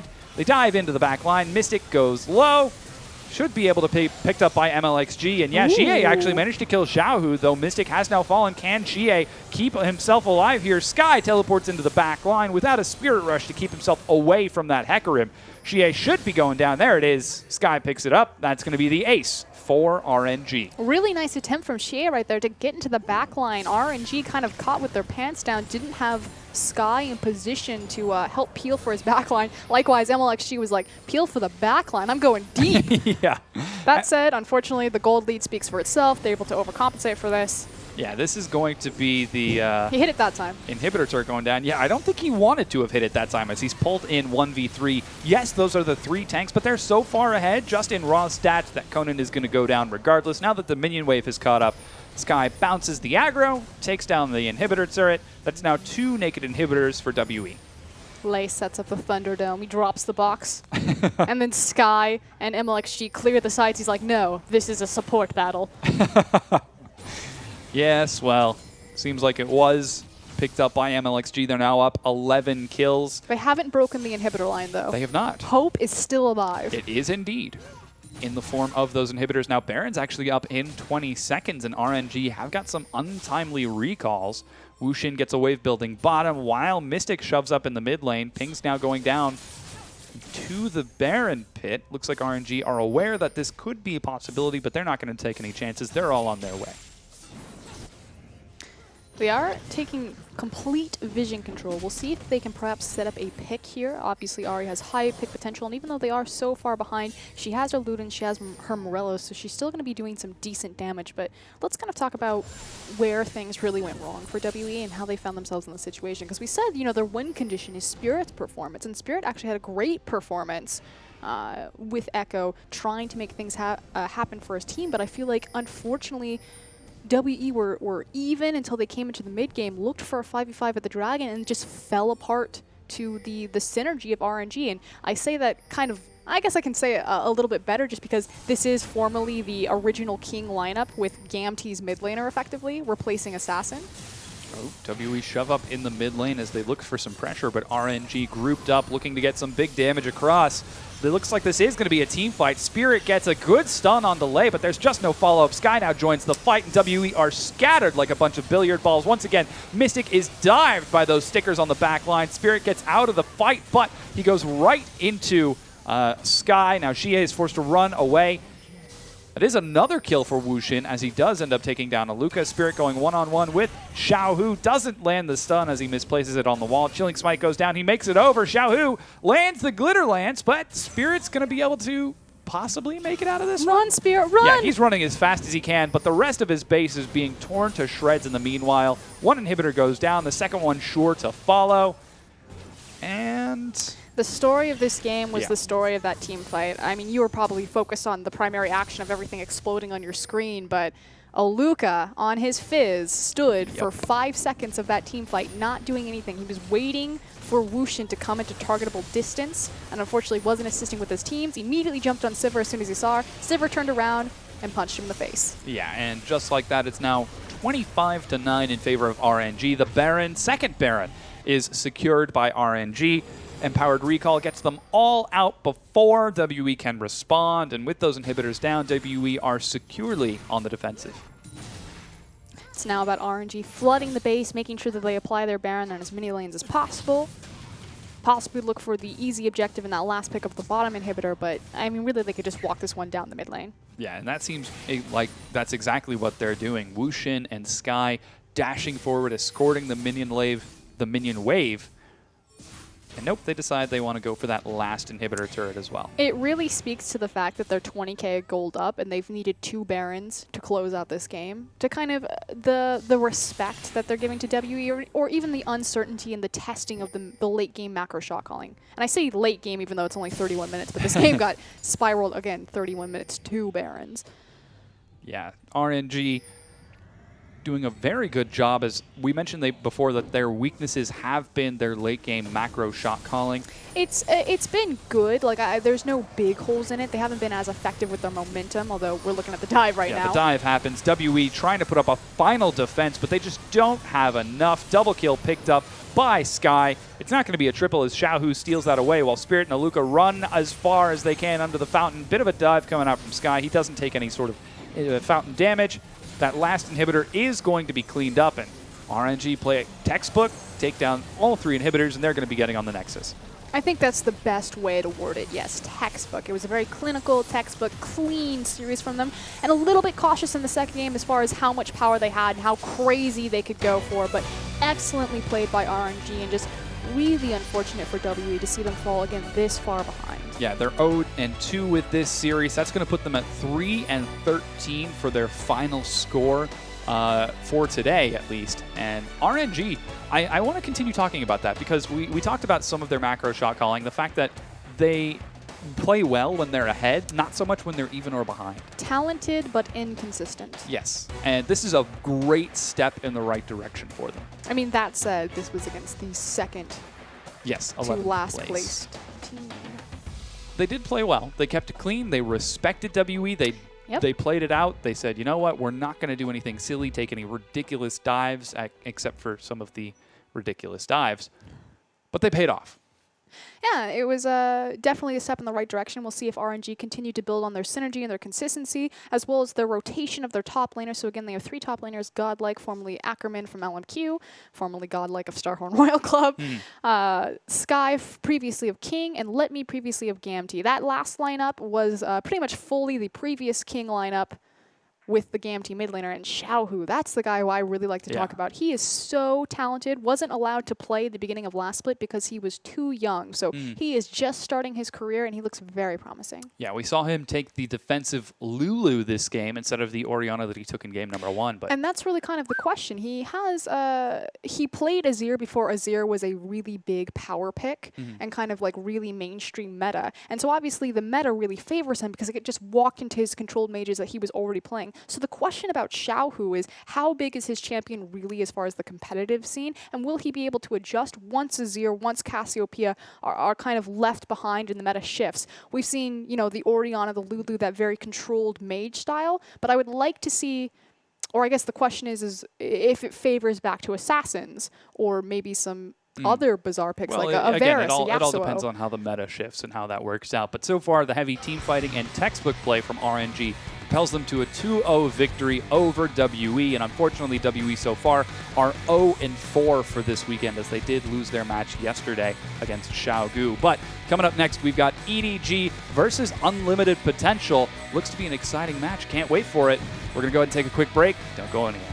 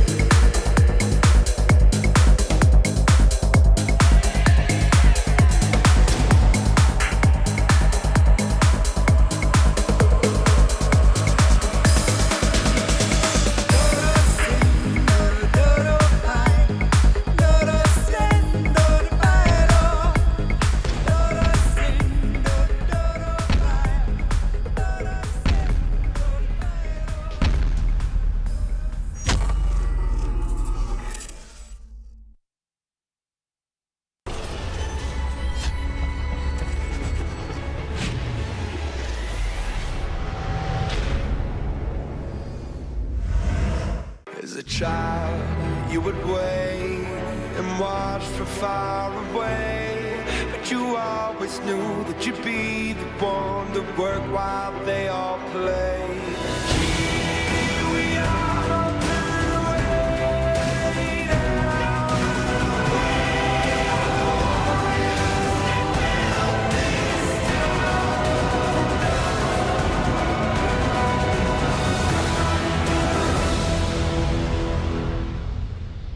Hello, everyone, and welcome back to the LPL English broadcast. I am Dominic Seda-Romer. This is Ryan Proskure and more, and we just saw a very entertaining set between RNG and World Elite, and that ended up going over to RNG with a pretty handy 2-0.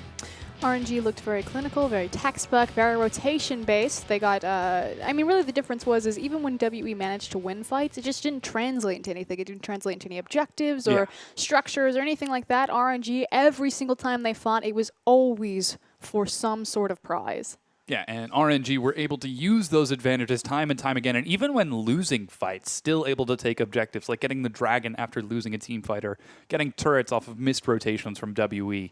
And from that, WE ended up taking that very convincing 2-0 in the series. RNG ended up taking the very convincing 2-0 in the series. Yeah, but coming up next, we do have EDG versus Unlimited Potential, and that looks to be a very thrilling match. And again, Unlimited Potential joining Xiaogu are the LSPL teams that were promoted up into the LPL. And obviously, EDG is the #1 team winner of MSI, so it should be a fairly explosive match. But yeah. I want to quickly touch on RNG again, though, because we surely will have our graphics coming up of the MVP. I'm actually really curious. I assume it's going to be, Xiaohu. I was like, Xiaohu, it's not yep. Let Me. It's Xiaohu. I thought his Lulu performance was fantastic. I think he's always going to be the primary carry for RNG, despite the fact that MLXG is the pace setter as their jungler, as their shot caller. Yeah, we saw how MLXG was all over the map in game number 1, and in game number 2, he followed with a similar pattern on Gragas, though once again, it was Lei, Xiaohu, and Wuxin who really just ended up taking it to him, and even swapping out Let Me for Sky on Hecarim. They was still the same champion. They were so effective in that team fight. And really the old King lineup with the Gamsey mid laner for Royal Never Gives Up, RNG right there. And the interesting thing that we got to see in that series was the Jungle Echo. We saw both MLXG and Spirit perform in that champion, and vastly different builds come out between the two of them. MLXG went for a more traditional full tank build, even got the Sightstone on Jungle Echo, used him to start fights, whereas Spirit went for more of a hard carry style build and tried to be that damage threat for his team. It seemed to be pretty effective. He did have a pretty solid KDA at the end of the game, but unfortunately he just wasn't able to get all of WE on his back. He was saying, why can't I hold all of these WE? and he wasn't able to carry his team to victory despite some pretty impressive plays.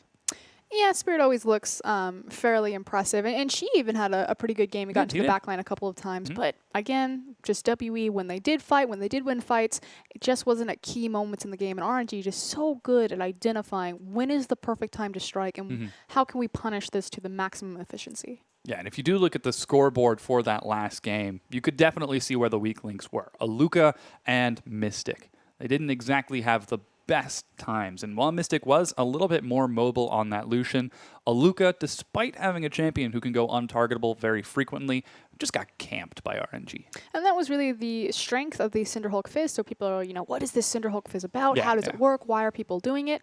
So what happens with it is obviously you have the challenging Smite, and anytime you bring Smite into the top lane, it's almost like a pseudo-exhaust, pseudo-ignite, as well as giving you the ability that should you fall behind, you could just walk into the jungle and help supplement your gold income that direction. But as far as Cinderhulk Fizz is concerned, it's the Cinderhulk, which is very cost-efficient itemization. Obviously, Fizz is doing ridiculous damage on his own because he has percentile-based damage with his W, true damage on his ultimate, and then going into the Frozen Heart, giving him that CDR rush. He's able to spend more time airborne. So if you get more rotations on your Playful Trickster, it's almost like a superficial tankiness just because you are taking less overall damage. Yeah, you're invulnerable for that time that you're in the air. And the Bommy's Cinder continues to burn and to apply magic damage while he's in the air untargetable. Yeah, so unfortunately he was, again, camped by RNG, and a lot of that was from both Let Me and Sky, who ended up winning their respective matchups against Aluka. So yeah, and Spirit kind of left him out to dry a little bit, didn't really try to give him any backup, but that's pretty much typical of how WE play or wait their lane. Spirit doesn't give Aluka a ton of attention, and when he does, we kind of had this argument where, why are you putting resources on Aluka? He's not the guy who's going to snowball and run away with the game. It should be on Shea. It needs to be on Mystic, who needs to step up to the plate and prove that he can be a carry. Spirit decided to take a complete step back from Aluka, but putting him on these champions like Aurelia, like Rumble, like Fizz, it's these duelists that Aluka's just not used to playing or hasn't shown a proficiency in playing. Needs to go back to that Maokai, needs to go back for that Scion. Of course, the Scion was banned against him the first time. And see if they can kind of go back to their old strategy and their old ways, because 1-7, I think it was 1-7 and 7. Aluka was just not having a good game. He was not having a good day at all. And unfortunately, that does put WE at 3, and I believe it was 13 for their total record right now. 3 and 13 at still 3 points at 11th place in the LPL. And RNG, on the other hand, they're now 8 and 8. With that 2-0, that's going to put them at 10 points, which really helps bring them up in the standings. And that's going to help swing them out through the latter half of this first segment of the LPL, this first half. Yeah, and we are coming on close to the first half, so obviously there's 12 teams in the LPL. Each team will face the other 11 twice, so we've almost made the full rotation. It'll be next week.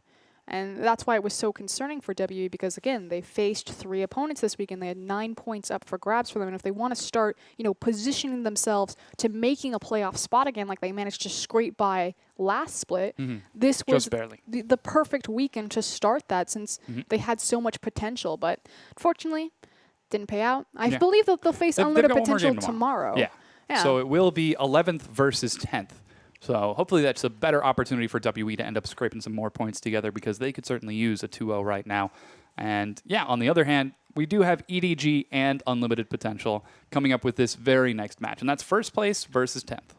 So unlimited potential, and that's... I mean, to just say first place versus 10th, yes, there's a huge gap as far as between these teams and kind of the performance that they've output. But unlimited potential, they've mostly split majority of their matches. They're 0, 4, and 3 right now. Yeah. So again, the 0 is going to count for how many 2-0s they've had. The 4 is counting for how many splits they've had. So they've split 4 times. They've yet to connect with a 2-0. And then the 3 is how many games that they've gotten 0-2'd on or beaten back-to-back. So they're currently 4 and 10 with 4 points.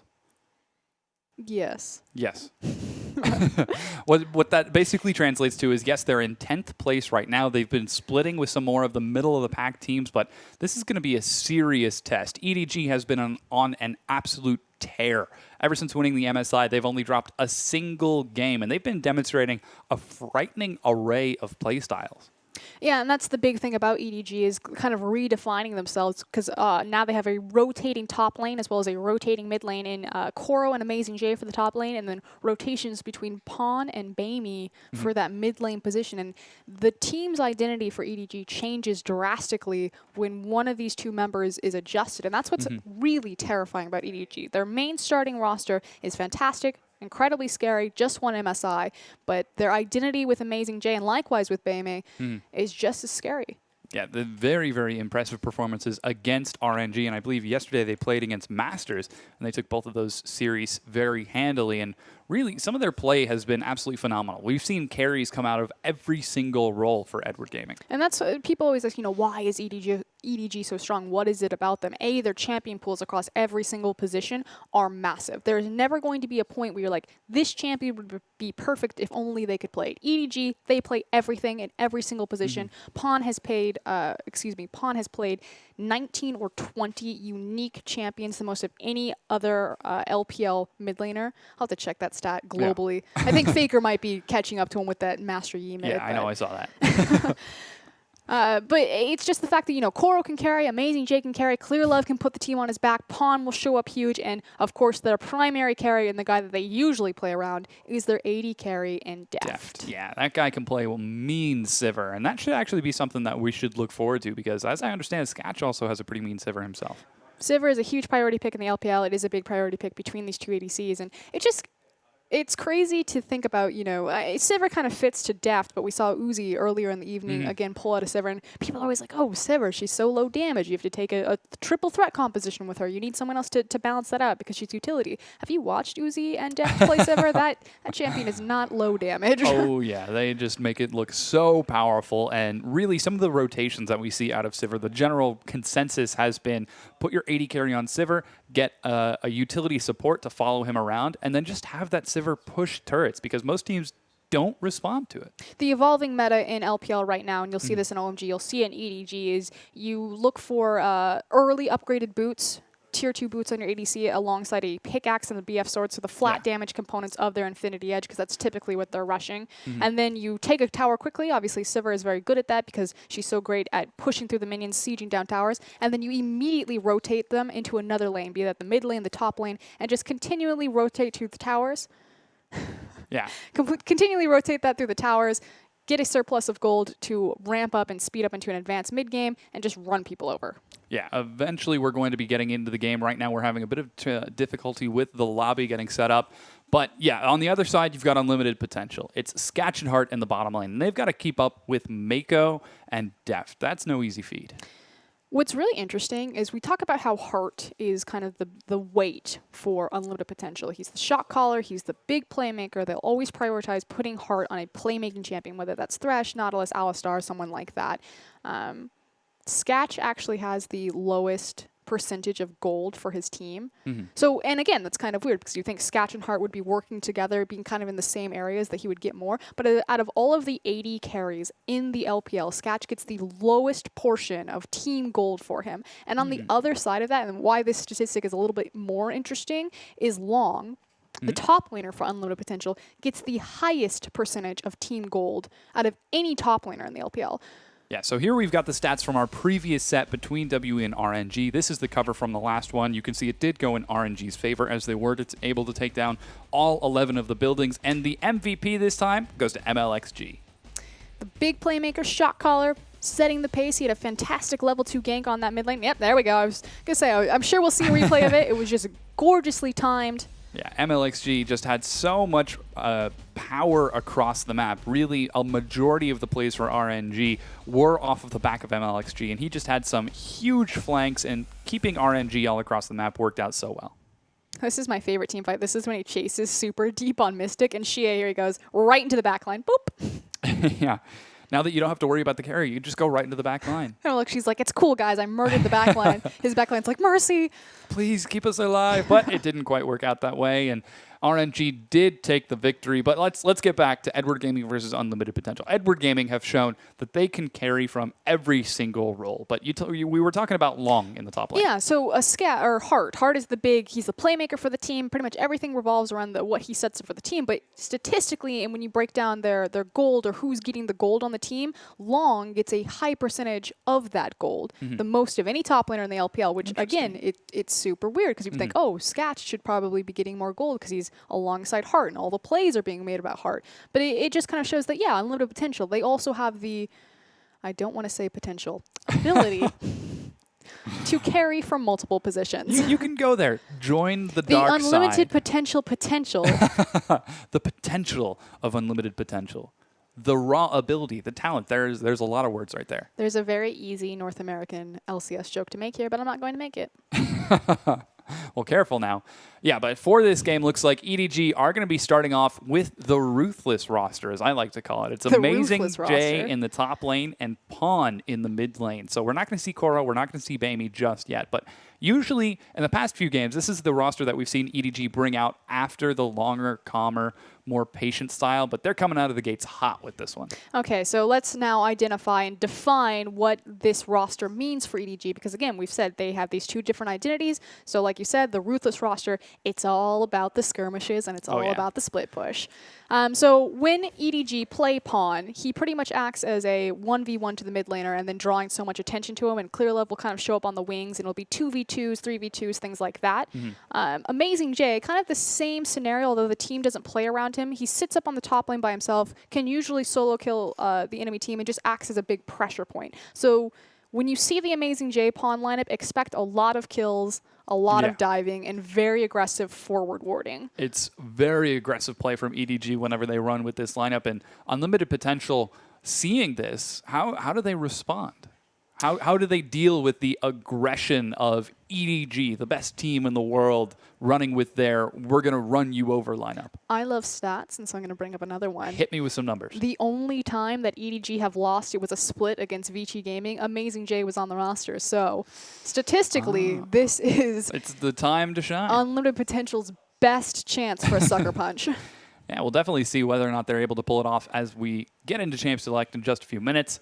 But let's keep talking a little bit more about Unlimited Potential. The mid laner, Xiaoyang, he's going to be up against Pawn, who is arguably one of the best mid laners in the world. They have two rotating mid laners. So they have Chaeyoung and Apollo. I think he's now known as Punished, but same guy. Yes, Punished. Punished is their former mid laner from the LSPL days. Gotcha. Issue is that he's not very strong in the 1v1. No one really has a good read on Chaeyoung yet and kind of what we can expect from him.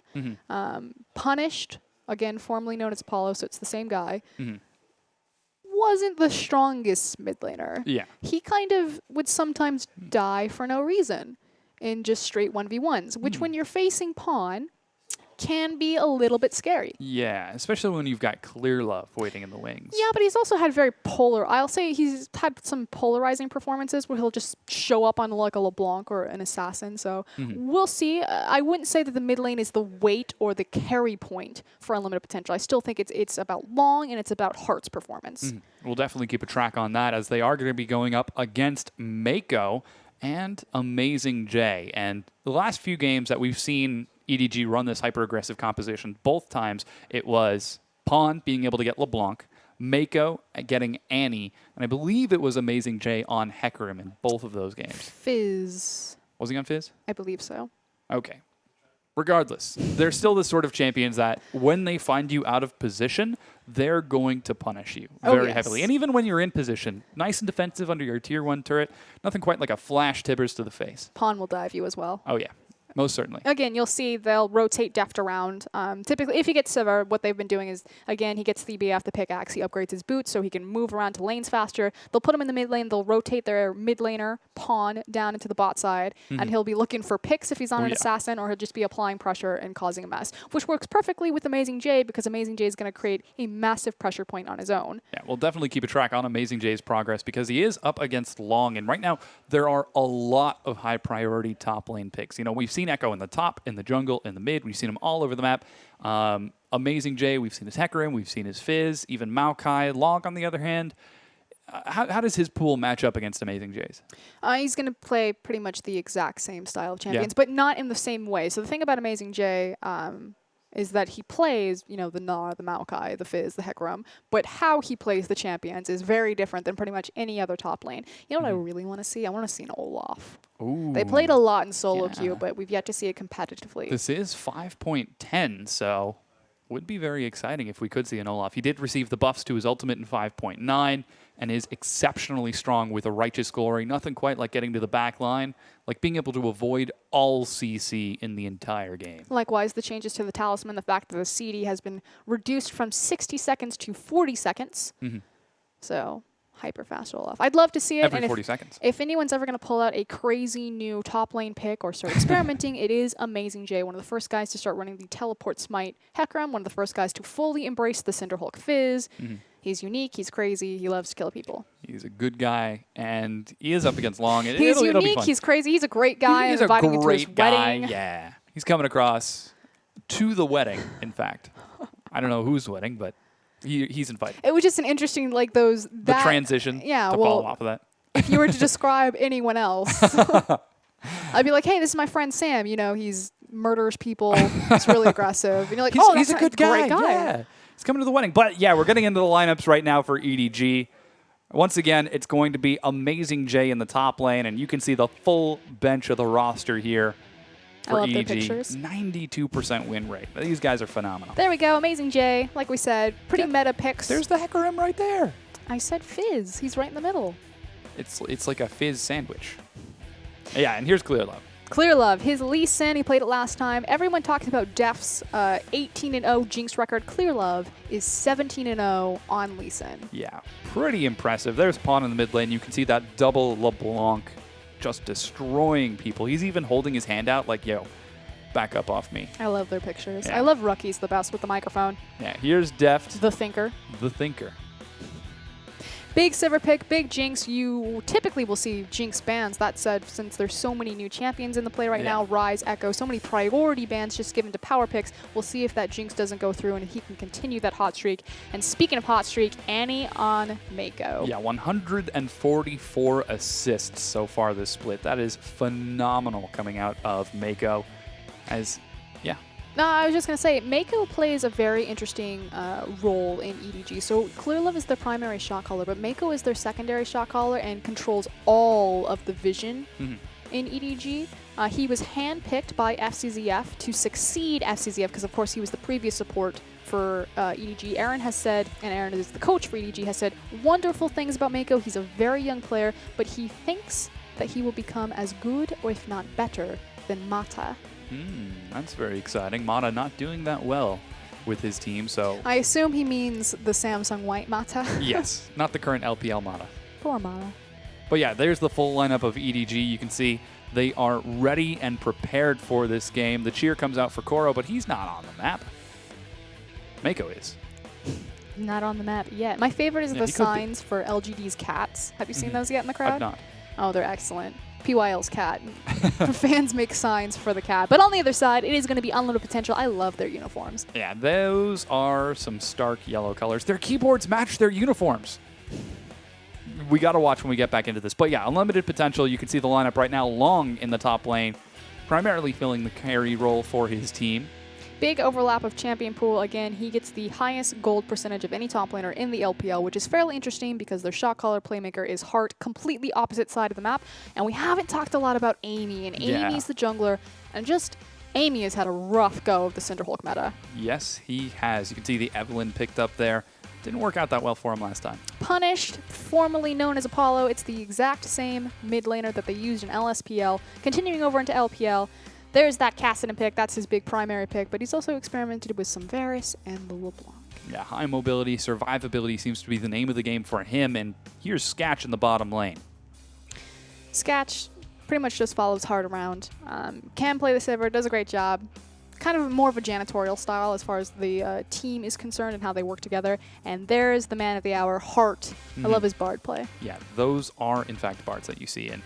Here we're going to go ahead and scroll through and see through all of these players as they prepare. You can see Sketch actually looking pretty happy right there, and Punished even going to be bouncing and smiling with him. So despite the power disparity between these two teams, it's good to see Unlimited Potential are coming into this with smiles. They get to play, I mean, since they have the MSI title, Matching keyboard. the best team in the world right now. They do. I would be happy. Matching keyboard, mice, and mouse pads. That's awesome. They've got a fully coordinated setup. It's beautiful. I am so excited for that. Even matching lanyards. Look at the coach's lanyard. Unlimited Potential fighting. You can see the signs being held up. Some Punished fans in the crowd as well. There's the heart sign. I'm a big fan of Heart. Okay, so these graphs, that is a 100% win on the blue side. Oh, for yeah. EDG. The left-hand mouse side is going to be gold distribution. The bottom right-hand side, left-hand side is vision. So EDG superior in every single point.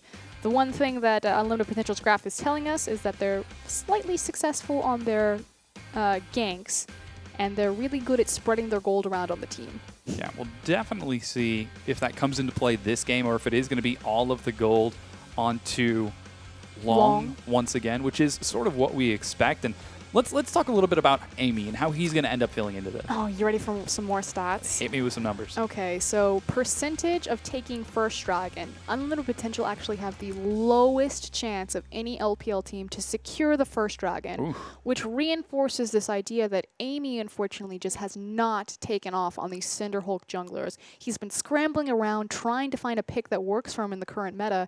And previously, he was a big Kha'Zix Lee Sin, very high mechanical ceiling player. And it's just really unfortunate because Amy was a big, long-time LSPL player. He's actually qualified, I believe, 2 different teams into the LPL, but then was shifted back down into LSPL rosters kind of the last second, so he didn't get to play on the stage. Finally gets a shot in the LPL, and the meta just isn't his friend right now. Not agreeing with him. Hopefully he'll get a chance to show that he can learn it and keep up with pace, as we have now entered pick and ban. EDG ban away Alistar from Heart. They don't want Rise on the board as well. They know the importance of Long in the top lane. And Deft Sivir being stricken from the board, as leaving that as the first pick is just asking for trouble. You know, I always like it when teams ban Sivir. EDG was one of the first teams to start banning Sivir, recognizing the power of that champion and how potent she is in the LPL.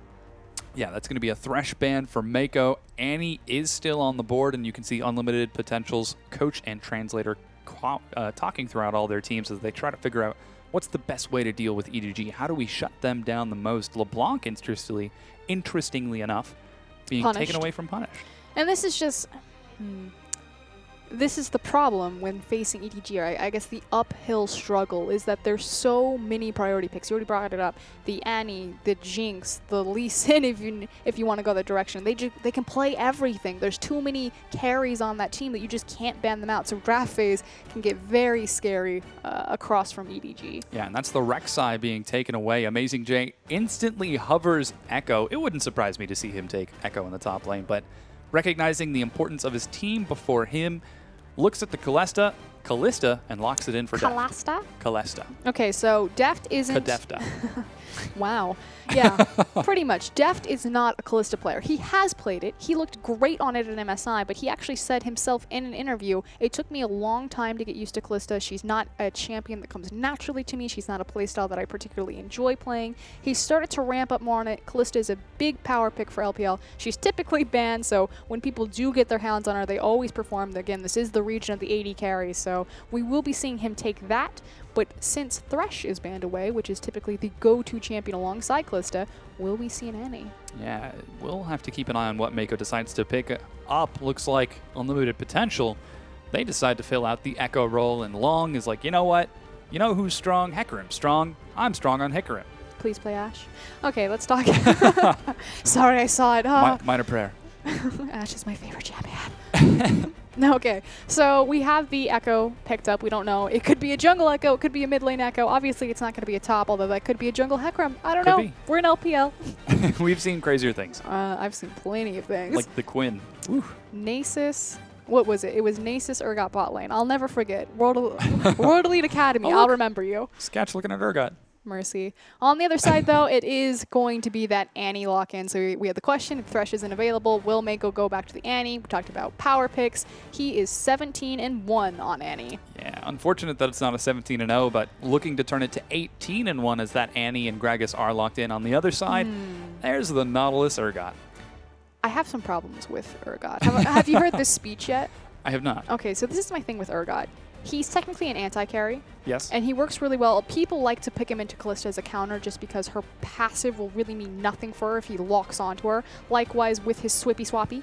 He can lock onto her as well with the suppression, put her into the enemy team. So it's basically a counter to Kalista's mobility. The problem is he doesn't do a lot of damage. You want to talk about literally low damage champions. He takes time to ramp up into his itemization where he gets his tier for his Muramana and he's able to spam out and be that lane bully. He doesn't get that right off the bat. And you kind of have to pick up a triple threat composition just to compensate because late game after his mid game power spike on the Brutalizer and Muramana, he's not going to be doing much for the team. Yeah, and that's something we actually see from Unlimited Potential right now. They've got Hecarim already locked in. Echo is going to be the next threat. And lastly, the more utility-oriented, oh no, swaps it over for Victor at the very end, but that's a Fizz and a Twisted Fate locked in for EDG. Poor Pawn. He always wants to play Fizz, but he never gets to. Oh boy, yeah, it's going to be Amazing J looking at Fizz in the top lane, with Pawn looking at it in the bottom, whereas he's going to be up against Punished on Victor. So very strong team compositions out of both of these two. Yeah, and I like the fact that in Unlimited Potential it is going to be that Jungle Echo, picking up the appropriate number of damage threats to kind of compensate for the drop-off that Urgot will find in that late game. We'll see if the hard CC will be enough because, again, Kalista hasn't been Def's favorite champion, but he still looks awesome on it. Very good. You've got Nautilus to deal with it. You've got Urgot, even a Victor for the suppression field, and here we go running through the rosters. That's going to be a very scary top lane. Long, the primary hope for Unlimited Potential. He's going to be up against Amazing J's Fizz, and that's no easy battle. It is going to be a Cinderhulk Fizz. That was Gragas versus Echo in the jungle for Clear Love and Amy. Here we have Pawn versus Punished, Victor versus TF. Yeah, Deft thinking about that Kalista. He's going to be up against Sketch on that. I think he thought about it. He's thinking about it. He's currently thinking about it. And Mako's like, I need to adjust my glasses so I can better stun you. I love the anime poses. Yes. Crystal has a good one, too, where he's like touching his head. Yeah. We like to think that his brain is leaking out, so he's got to hold his head up there. That got morbid his really hand quick. up there. Yeah, well, next time you see Crystal, just keep an eye out for it. But we are loading onto the Rift right now. This is going to be Edward Gaming versus Unlimited Potential. We're getting ready for this game in just a second, but what can we hope to expect from these teams? An explosive match because Pawn and Amazing J are on the Rift. Yeah, and we are now loading onto the Rift right now.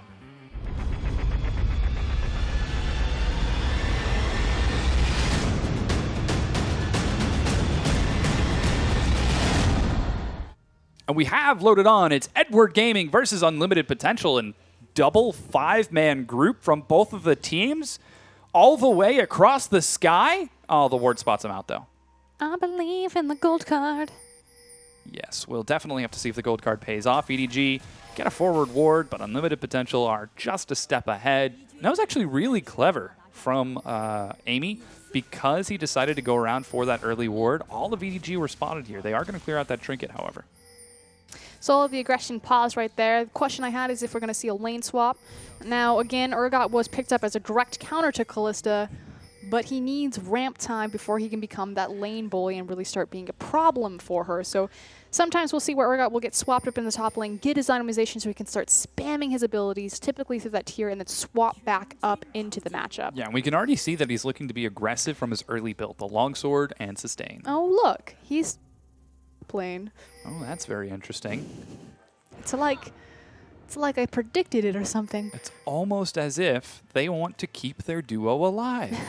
The interesting thing about going for the longsword, obviously, it's going to help him quickly get into his core build. But he gets pushed on really easily because he doesn't have a lot of options for clearing waves effectively. And instead of going like a Doran's into a health pot, this allows him to pick up the mana pot, which is pretty key so he can spam his abilities and, again, help him if he does get pushed into a tower.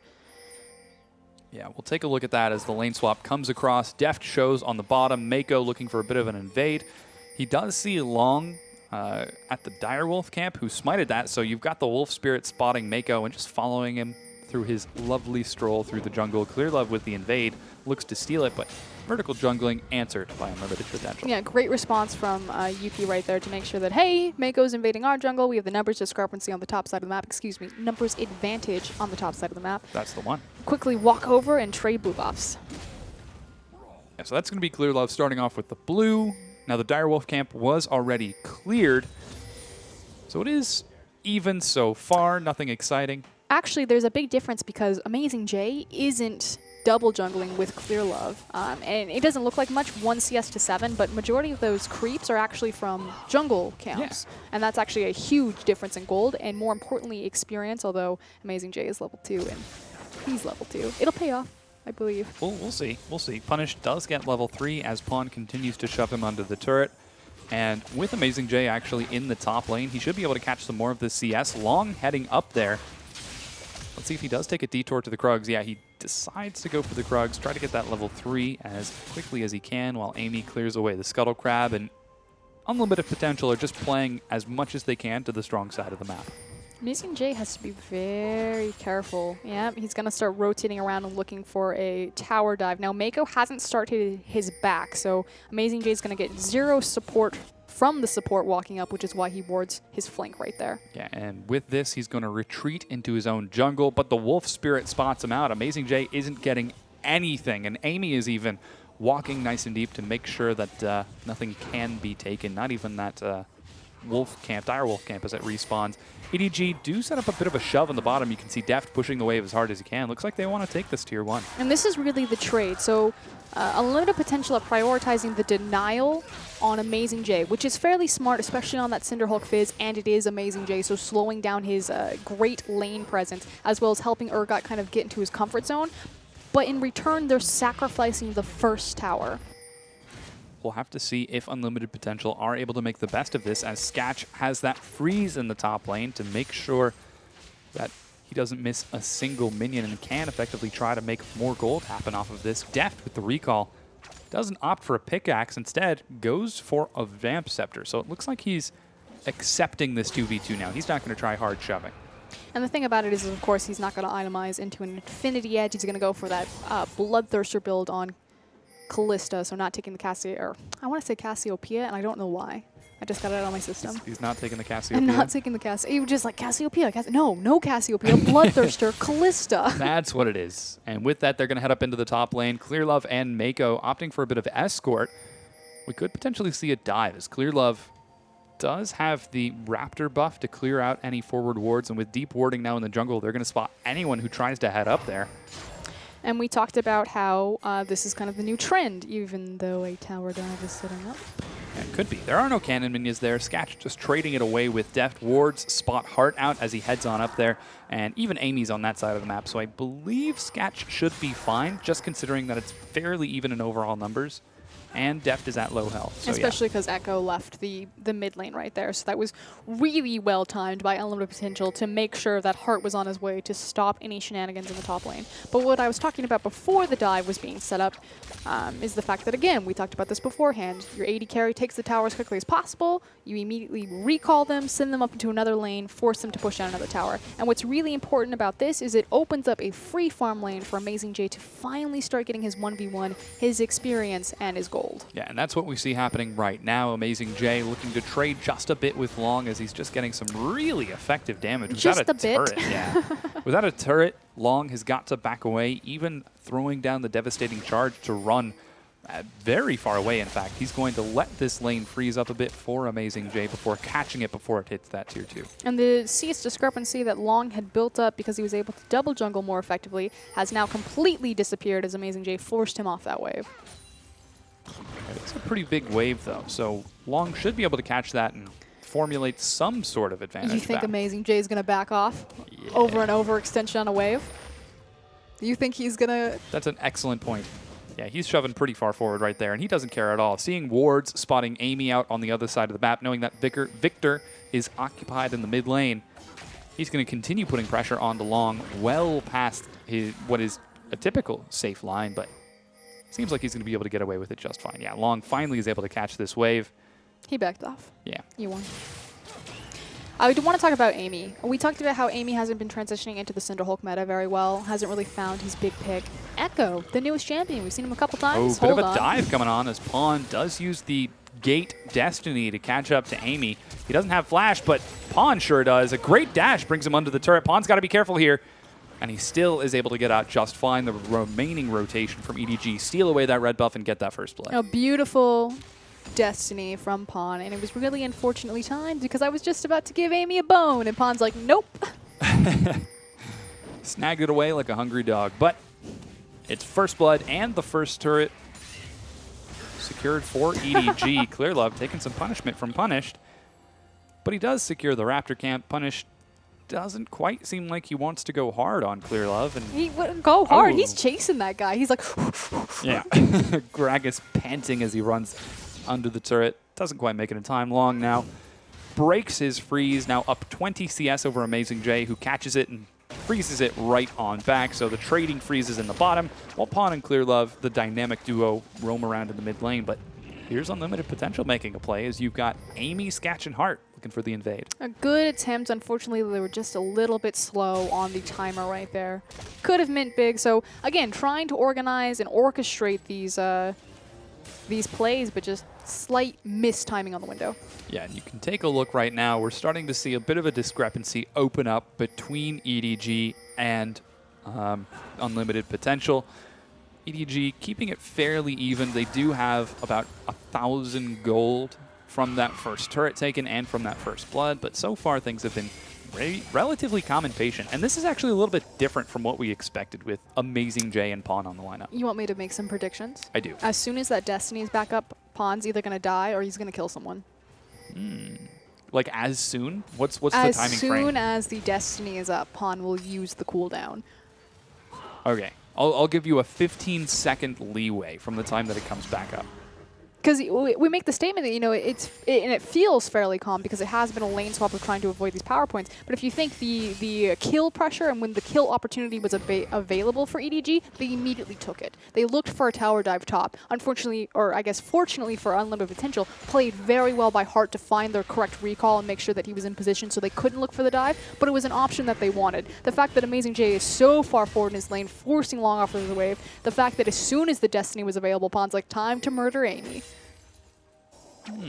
We'll have to see if it pays off, as it is getting relatively close to that cooldown. He's clearing out a pink ward right now and could be looking for Long on the bottom. But there's the recall. Should be looking for that Athens Unholy Grail as he completes it.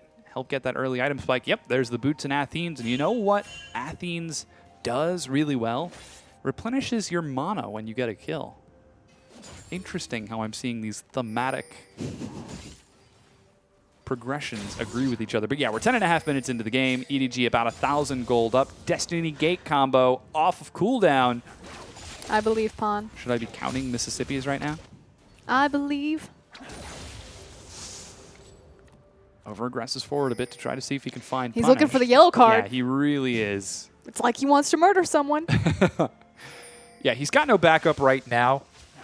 You've got a 3-man gank being set up in the top as Clearlove trying to get forward. This wave is slowly being pushed out, but Sketch isn't taking any chances. Really prioritizing this tower. Obviously, Clearlove winning the wings. We have the Callisto ultimate as well as the Annie ultimate available. So you have the big wombo combo, and there goes Pawn. Yeah, he's rotating the top. dive is being set up. He even is going to sweep a ward to make sure he's not spotted out, but realizes he's covered by a pink in that bush. Here's Amy and Punished. He actually staggers it out a bit, blows the ghost to get out of there just fine, but there's a big minion wave in the top. They could be looking for the dive. The stun finds Hart. He's stunned under the turret. Ooh, No, teleport. it's Deft who gets pulled back in. Double teleport. The snare continues to keep them locked down. It's now 5 members of EDG. They pick up the first kill as Amazing J has joined it. Amy tries to get into the back lines, but he's not as successful as Long, who onslaughts right on in. Clearlove goes down, and Unlimited Potential are chasing them away. They do so much damage as the 5v5 pays off in EDG's favor, and another kill for Punished. Beautifully played right there. Excellent teleports from both top laners.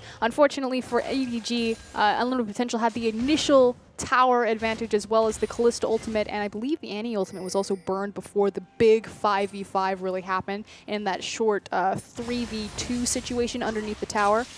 So great counterplay from Unlimited Potential. Yeah, very solid counter. Is going to even it up in gold. It's 17.4 to 17.4. And 12.5 minutes in, down a turret. That's probably going to be in favor of Unlimited Potential as they're starting to look to break some of those item breakpoints. The Monamune now picked up by Sketch and punished going for his next upgrade. Do I keep calling it the Muramana?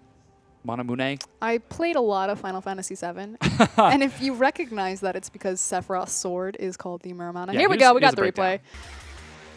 The Victor ultimate is just massive here. It's doing so much damage. Unfortunately, Pawn, he's going to succeed in elongated fights where he gets to get multiple rotations through his gold cards, but punished on this Victor, it's just a big power point for him, able to just immediately burst and rip through so many people. Yeah, really great play coming out of this. Looks like Unlimited Potential are going to be the ones to take the initiative now as they prepare to set up for a dive bottom. Amy looking for Clear Love, and that's going to be Amazing J down there as well. He doesn't have Flash. He doesn't have his ultimate, so this could be a scary situation as 3 members are collapsed under the turret. He's down at half health, and we'll find out what happens. I'm Hopefully so very excited. quickly. Yeah, we're all at the edge of our seat, and this is actually really interesting. Unlimited Potential are taking the initiative after this. The thing that Unlimited Potential are doing really well is they're reacting fantastically to EDG's aggressive forward movements in positioning to make sure that they're counteracting possible ganks, like when Clear Love was looking for the dive top, sending Heart there, making sure that the teleports are really well timed, trying to set up blue buff steals and things like that. They've been in great positions to make sure that EDG just can't roll them over. Yeah, and they do manage to get the kill on Amazing J, but they're trading off a lot of damage on that top tier 2, and they lose their mid tier 1. So all in all, it's 3 turrets for EDG, and they're going to end up coming out on top, picking up the top tier 1 as well. So EDG, despite being aggressed upon by Unlimited Potential, are still getting the better of the situation for now. Losing 3 towers is pretty unfortunate, though. Yeah, from what I hear. Yeah. And it has opened up the gold discrepancy between 1.5k to 2k.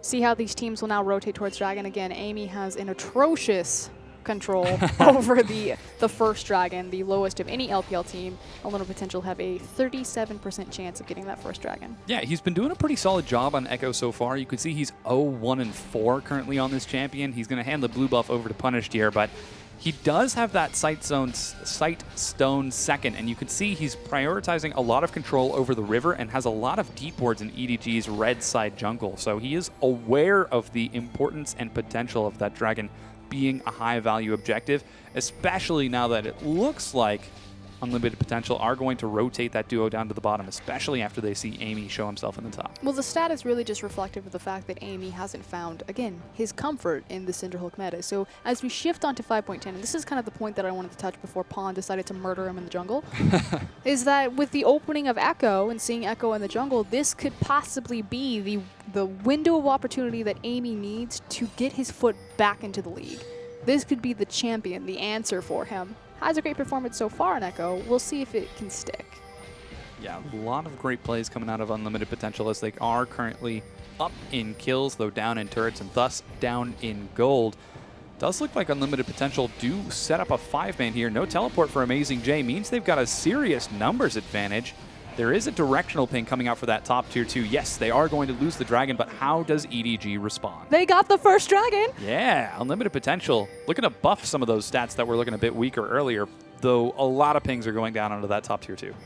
Trading the first Dragon for a second tier tower, if Unlimited Potential cannot get in position quick enough for this, is not a worth trade at all. That said, I'm still proud. You got the first Dragon, guys.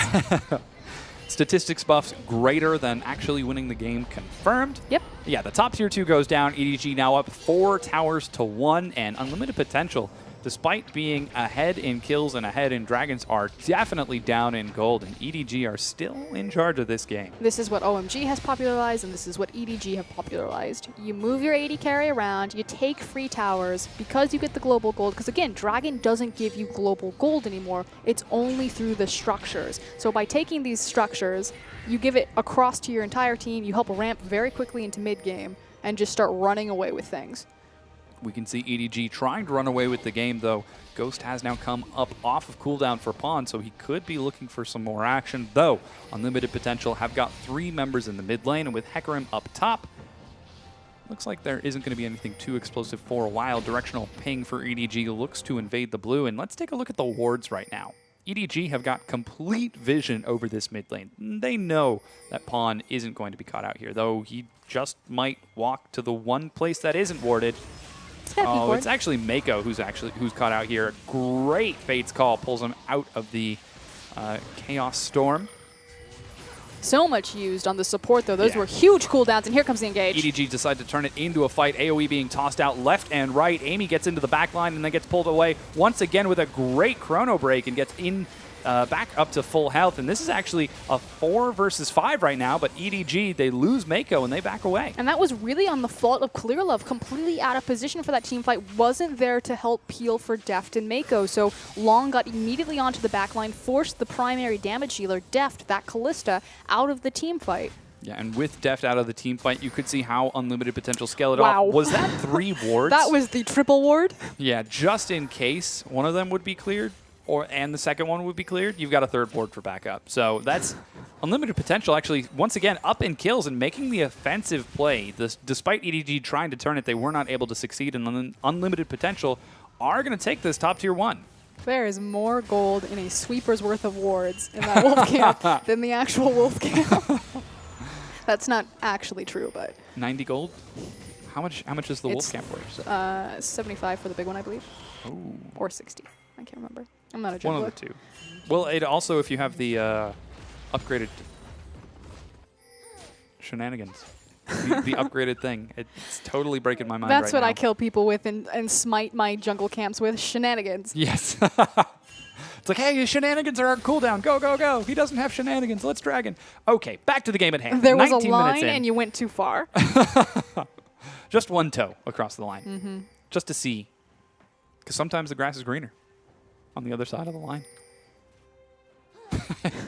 I stuck my other toe on the other side of the line. All right, 19 minutes, 15 seconds into the game. EDG versus Unlimited Potential. Unlimited Potential are up in kills, but EDG are up in objectives. Yep, and this is actually, though, because we said that this is going to be the ruthless matchup, the skirmish matchup. Yeah. There hasn't been that much blood. I mean, EDG have been trying, but getting caught. Yeah, a lot of picks coming out from Unlimited Potential, and so far it seems like their rotations have been keeping pace. Just like that, they closed the gold difference down to about a 500 differential between the two, and that's really not that big a number, as Unlimited Potential with the invade are going to clear out this pink ward and look to steal away the blue buff. All 10 members are gathered here, and the blue is secured by Punished. And Unlimited Potential have just been doing a better job at grouping up, making sure they're all coming from the same side and being in position to look for these picks. EDG, especially in their last team fight, again, ClearLove wasn't on the right side of Deft to really help establish peel for him. So EDG kind of caught with their pants down, haven't quite figured it out. Yeah, very interesting. EDG, they're like, you know what? You steal our blue, we'll steal your blue. It's spotted out by the blue trinket. However, Pawn is going to secure that, and just like that, 1-for-1 in blues as EDG echo the rotation from Unlimited Potential and answer with one of their own. Heart leading the charge, was looking for the hard engage there, doesn't find it. He really was. He didn't have the heart for it. And with that, the red buff is secured now by EDG. There is another red buff for Unlimited Potential on their own side of the map. So despite the incredible contest over buffs, it's going to go 2 for 2 between the two. Yeah, but just look at how much movement we've had around the map of everyone kind of chasing Unlimited Potential. They want to fight. They're looking for blood right now. Yeah, you talked about some of the big item breakpoints, and it seems like we're just about hitting them. Ooh, Urgot's going for Trinity. He Oh, is no, indeed. he's got a That's Kindle Gem. Phage and a Kindle Gem. Black Cleaver Urgot? Yep. Ooh, exciting. How does that work? Kill people? It's very much kind of how the armor pin is a big stat for Urgot. He's able to proc the Black Cleaver Shred very effectively. I see. Oh, could be a bit of a pick setup by Mako and Deft. They've got Fate's Call and Flash Tibber stun. And you can see Mako has got his Boots of Alacrity for the cooldown. Take a look at the wards right now. EDG have got a lot of wards as they're looking for picks. They don't want to take a solid 5v5. They want to destroy somebody. They're playing with the Dragon Timer. That said, Unlimited Potential have very deep wards onto the mid lane, so they saw EDG rotate into the side of the map. They know Dragon is spawning in 1 second. Unfortunately, they don't have AoE comes across. It's only going to find Clear Love as Def takes some residual damage from Amy, who's going full tank right there. Knockup is going to find Pawn on the back line. They pull Clear Love right back in. He gets a good explosive cast, but doesn't have enough follow-up. Pawn uses the Destiny for vision. He's not going to be teleporting anywhere as long gets into the back line. He finds Deft and Mako, and Punish just does so much damage. Unlimited Potential are winning the fight. Pawn and Mako are alive, but they're going to end up running out of this one.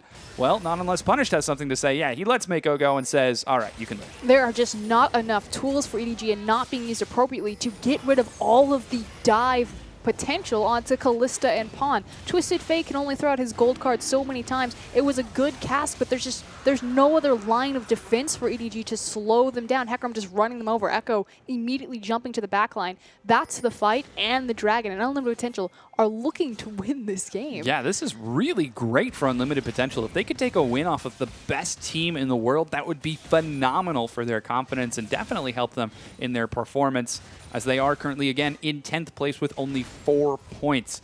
Now, we're 23 minutes in. It is not beyond the realm of possibility for EDG to come back. If any team were to make a comeback, I would believe in EDG. Especially because a lot of these LSPL teams, again, that's going to be Shogun, Unlimited Potential, tend to fall behind or make questionable decisions in the late game when it comes to terms of macro shot calling. That said, Hart is their primary shot caller, obviously a big veteran, one of the oldest players still playing the game. I think he's 28. Ooh. Yeah, from Samsung Blue. That's pretty fantastic that he's still keeping up with just about everyone else. And As if your age would inhibit your ability to play the game. I mean, it is an excellent discussion. I think also disproven that your age has anything to do with your reaction time. Really?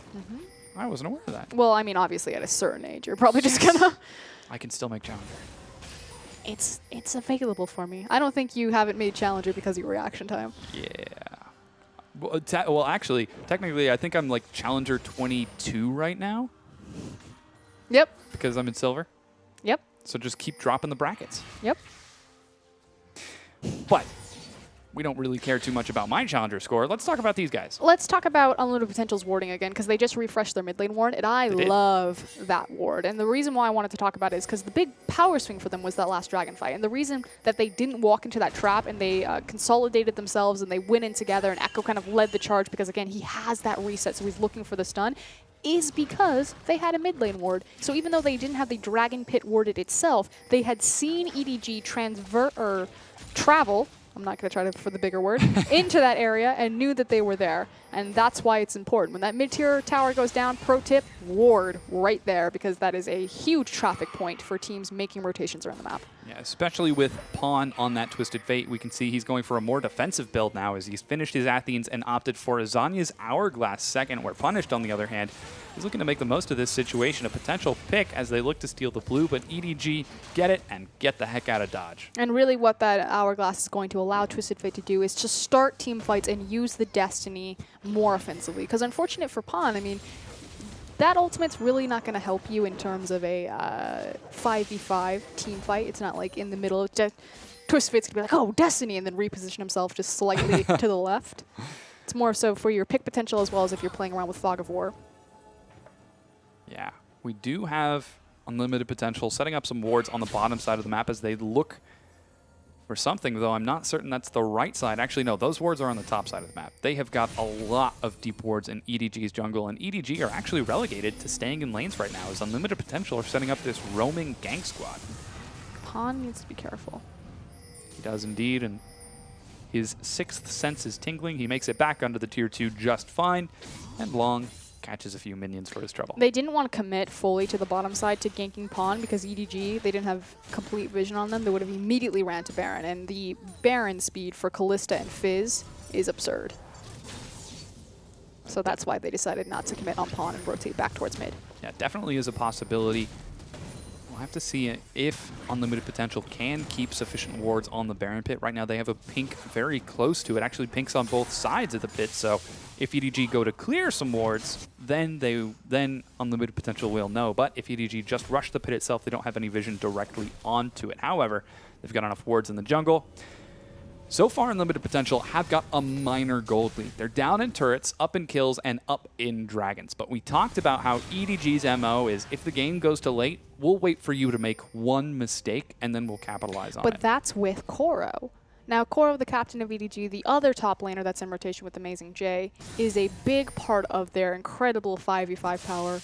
Can play pretty much any champion, but just how he positions and how he acts as a frontline for Deft alongside ClearLove is what puts EDG over the top and makes them the best team in China.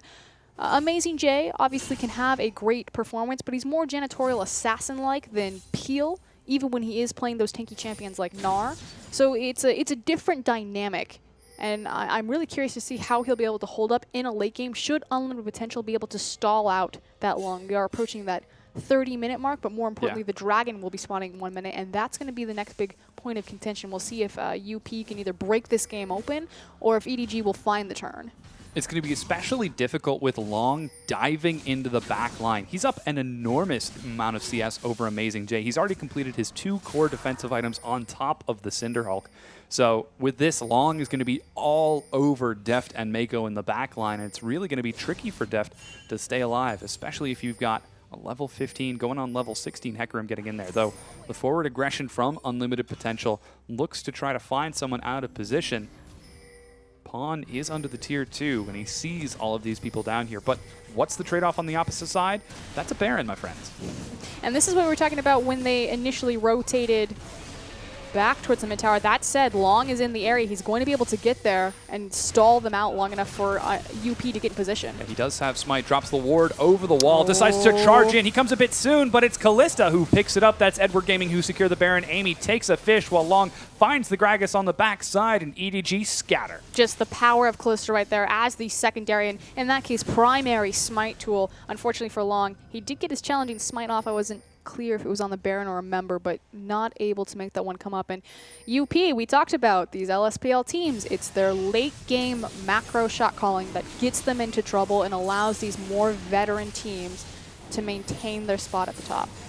That's exactly what we saw as Unlimited Potential went for aggression on the bottom lane, knowing that Dragon was high priority. They didn't place enough respect to EDG's ability to take the Baron, and with that, EDG now have got a pretty solid advantage. Lots of wards coming out. That's double pink to look for the invade, but they're going to be up against EDG with 3 members on that bottom tier 2 turret and a Baron, and Amazing J is even looking to split push in the top. And finally, EDG also get control of the game as far as the gold is concerned. It's still incredibly slim, so Unlimited Potential, they may have fumbled the Baron. They're not out of this yet.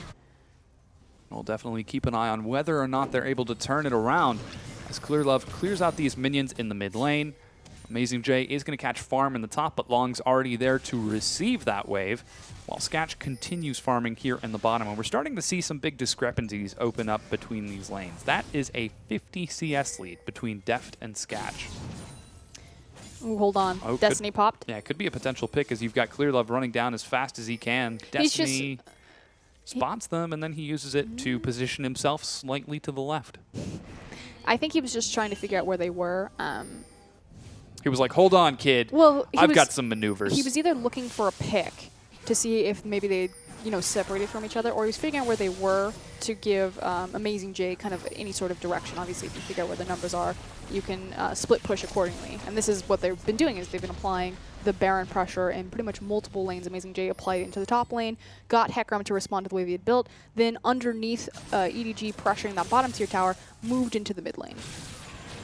Really speaks to the strength of EDG that despite the fact that team fights haven't been going their way, they're still up in objectives. They're still up in overall gold, especially now that they've secured that Baron. And Amy, looking for the blue steal, sees it going down over the wall, but Amazing J secures it and just hops out. Their wave control has really been the primary difference in this game, allowing them to not only get the Baron, but to take free towers and free objectives. That said, their Dragon control has been less than stellar, and at 32 minutes in, when you have this many completed items, that first Dragon is so important because it is the multiplicative stacking of the AP/AD. Excuse me, scaling. Speaking of multiplicative, because everyone likes to use that word when Cinderhulk's brought up, that is a Trinity Force.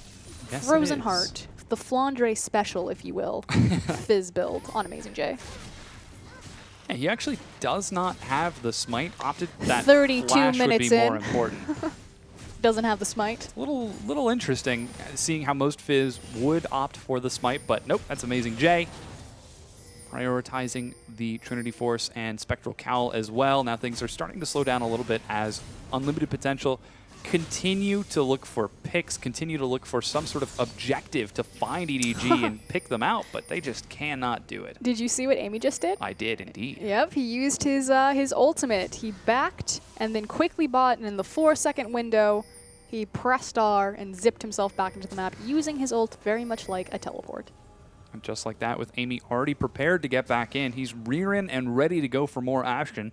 A completely different performance from Amy than the past, and I'm actually really happy to see him step up and perform on this Echo. And he hasn't really fit too much into the Cinderhulk meta, but things seem to be working out much better on As this he has a Cinderhulk. Echo. Well, yeah, but on you refer to the Cinderhulk meta not as the item itself, as the but tanky. Yes. Yeah. Still relatively tanky, but obviously Echo is going to have more of a higher mechanical skill ceiling as opposed to, you know, playing a Nunu. Yeah. And that has always been Amy's specialty, is these high mechanical skill ceiling champions like Lee Sin, like Kha'Zix. Yeah, and we can see him catching some farm right now. What I actually want to talk about is Long. He's got an enormous CS lead over Amazing J. That's 76 CS, in addition to extra gold from those kills and assists. He is going to be doing some serious work. And early game, we talked about how important it would be for Unlimited Potential to get Long going, to get him ahead. And he's really the primary threat and carry for UP right now against EDG, just because, again, hold on. Speaking of Long. Fight breaks out. Deft is caught out here. Teleport coming in from Long. He's got the home guard. He is rushing into the back line, but decides it's a little bit too far, so he just decides to go forward. Might catch Mako, but the stun finds him first and just drops a ward. Unfortunately, they don't have a wave, so they're looking for the hard engage. Doesn't connect. Oh, man, and it's the EDG special right now. The pawn split push. Exactly. Unlimited Potential want to fight an EDG who aren't ready. Say, we're going to punish you for being out of position. Even the Destiny Gate. He sees where everyone is coming, takes down the inhibitor turret, and then just jumps right out. See ya, nerd. Yeah, he gets the turret and backs away. And immediately, as soon as all of the resources for an Unlimited Potential have committed to chasing Pawn, Amazing J is like, hey, you know how I can be super obnoxious if I run to the top lane? Yeah, guess what's undefended right now? That top inhibitor turret. Now, Dragon's up in 40 seconds and Baron in a minute. Unlimited Potential have got a brief window to take advantage of the lack of Destiny. They're really just giving them the runaround. So you have EDG positioned. Are they going to get caught? Deft could be caught out here. He's taking some serious damage. He did already burn Flash. He uses the heal to try to keep himself alive, dodging some more damage, but he finally goes down Long. Gets the kill while Punished and Skatch continue to run forward. They're going to try putting pressure on this mid-tier 2. Unlimited Potential were searching for something that they could grab hold of. They find Deft, and it may mean the tower as they're tanking this one up here. But EDG, as I was about to say, they're just effectively giving UP the runaround with their minion wave control and making different pressure points on the map. But great scramble for UP to come up with that Deft pick and transition into a tower. Yeah, now Deft is still down for 20 seconds. Dragon number 4 has just spawned for Unlimited Potential. They could look for Pawn first. You can see the CC is going to try to find him over the wall. They flash for it instead. Pawn does burn the Zhonya's Hourglass, but he goes down. Skatch is the one who gets the kill. And EDG rush towards the Baron pit. Could this be a trade? Dragon number 4 for Baron? No. Deft isn't alive yet. And the timing window is just quite not there. And since we are 36 minutes into this game, they're able to burn through that Dragon, immediately rush towards the Baron, and make sure that they get their defensive vision down. And just a really unfortunate timing window as EDG setting up a bit of a Fnatic brush. Yeah, they're setting up a death bush here. You can see Deft shoving down in the mid lane. Once again, there was the Echo special as he gets into the mid. We got to come up with a neat name for that. I'm terrible at naming things, hence Urgot's ultimate as Swippy Swappy. Yeah, resets the Hourglass. No, that doesn't work. We'll figure it out anyway. But yes, Baron was a possibility. You saw EDG recognizing that fact. They decided to try to go for more of a cerebral play, setting up some wards, clearing vision around the pit, and then setting up a bait with that death bush. But Unlimited Potential don't fall for it. They take their time, go nice and slow, and if Baron would have gone down, they would have seeded it, but instead it's still on the map. And let's talk about EDG. So we hyped them up They have carry positions Yep. from every single role. So what is happening for them right now? Why haven't they been able to take off against Unlimited Potential? Yes, UP have been doing a fantastic job in the early game, making sure that they were reacting accordingly to EDG, trading on picks when they could. But the primary thing is, yes, there's a lot of powerhouses on EDG, but their big #1 carry is Deft. And in these team fights, EDG have not been coordinated enough to keep Deft safe from the power and the dive potential of Echo, the reach of Victor, and the speed of Hecarim. We do have a scary split push coming on right now. Looks like it's Amazing J splitting onto that Bear inhibitor. Unlimited Potential are setting up for the Baron. There's the Destiny to spot it out, and Amazing J has his teleport. Unlimited Potential back away. They can't quite make up their mind. Here's the teleport from Amazing J to get into the fight. He's coming right onto the field, so he actually dodges the AoE. Knockup comes out. This is a lot of damage. Can they burn through it? It's secured. Unlimited Potential have the Baron, but they might just lose their lives for this. Long goes into the back line, but he's taken so much damage already. Sketch finds Pawn, but he's just not able to trade it out, and EDG looks like they're going to be the ones falling here. No, they're picking up more kills. Long finds Pawn on the backside. He is stuck in the Zonias, and Long, doesn't even get the kill. Pawn flashes the wall, and EDG are still on the chase here. Long looks for Amazing J. He's going to end up going down, but it's 2 versus 3 right now. Mako running for his life. He's almost certainly going to go down as Long. No, he gets CC locked. Amy's running low on mana. He dashes to Pawn on the backside, finally picks up the kill, and this is now 3 for 3. The Baron is almost completely not for worth here, but finally, it's a 3 for 4 in favor of Unlimited Potential. Look at that horse. That horse is amazing. Long is unkillable right now. Even with the time spent waiting for the Zhonya's Hourglass, and eventually picks up Pawn in the back half of that. Just Hecarim. Hecarim. If he doesn't win MVP, if they get this game, I would be shocked. We are going to see the replay of this team fight. Long even gets the secure smite on the Baron, and this initially looks like it's going so well for EDG. Deft will fall fairly early into this team fight, but the big thing is just after all of the big ultimates and the big primary damage dealer Callista is down, there's zero answer for this Hecarim. Yeah, and we can see that damage being so effective earlier on. Sketch, without anyone to protect or peel for him, ended up going down, and Amy just doing a great job with Long to help clean it up. With the extension here, you could see Long is so scary. Level 18, flash burn from Mako to try to run away, but you just cannot escape that deadly duo, the 2 stickers. So effective. Would have been so much more devastating if Long hadn't tunneled, so hard on TF, Pawn, and he had stuck with his team. So a bit of a misplay there, but obviously you have 2 members on Baron. This horse is still unkillable. Trinity Force, Spirit Visage. Yeah, he's getting closer and closer to that late game build. Bit of a siege coming down onto this bottom tier 2. Remember, it's 4 dragons secured for Unlimited Potential. The 5th one's going to be up in 2 minutes. That's why we see them sieging down here. Amy trying to set up some AoE. Finds a slow, but decides not to commit to it. And Deft continuing to look very uncomfortable on Callista.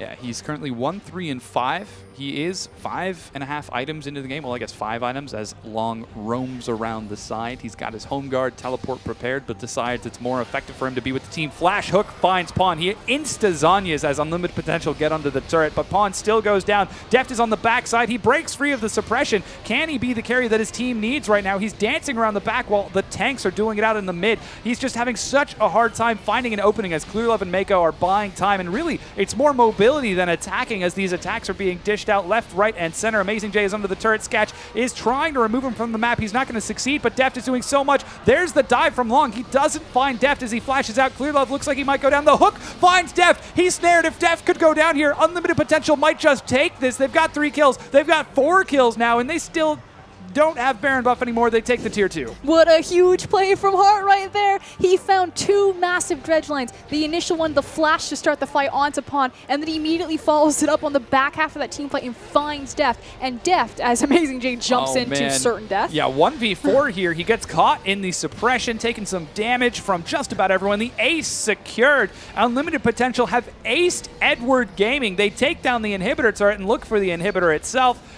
Pawn has respawned. He doesn't have home guard. The inhibitor goes down. Deft is tickling them. I actually think that he's healing them.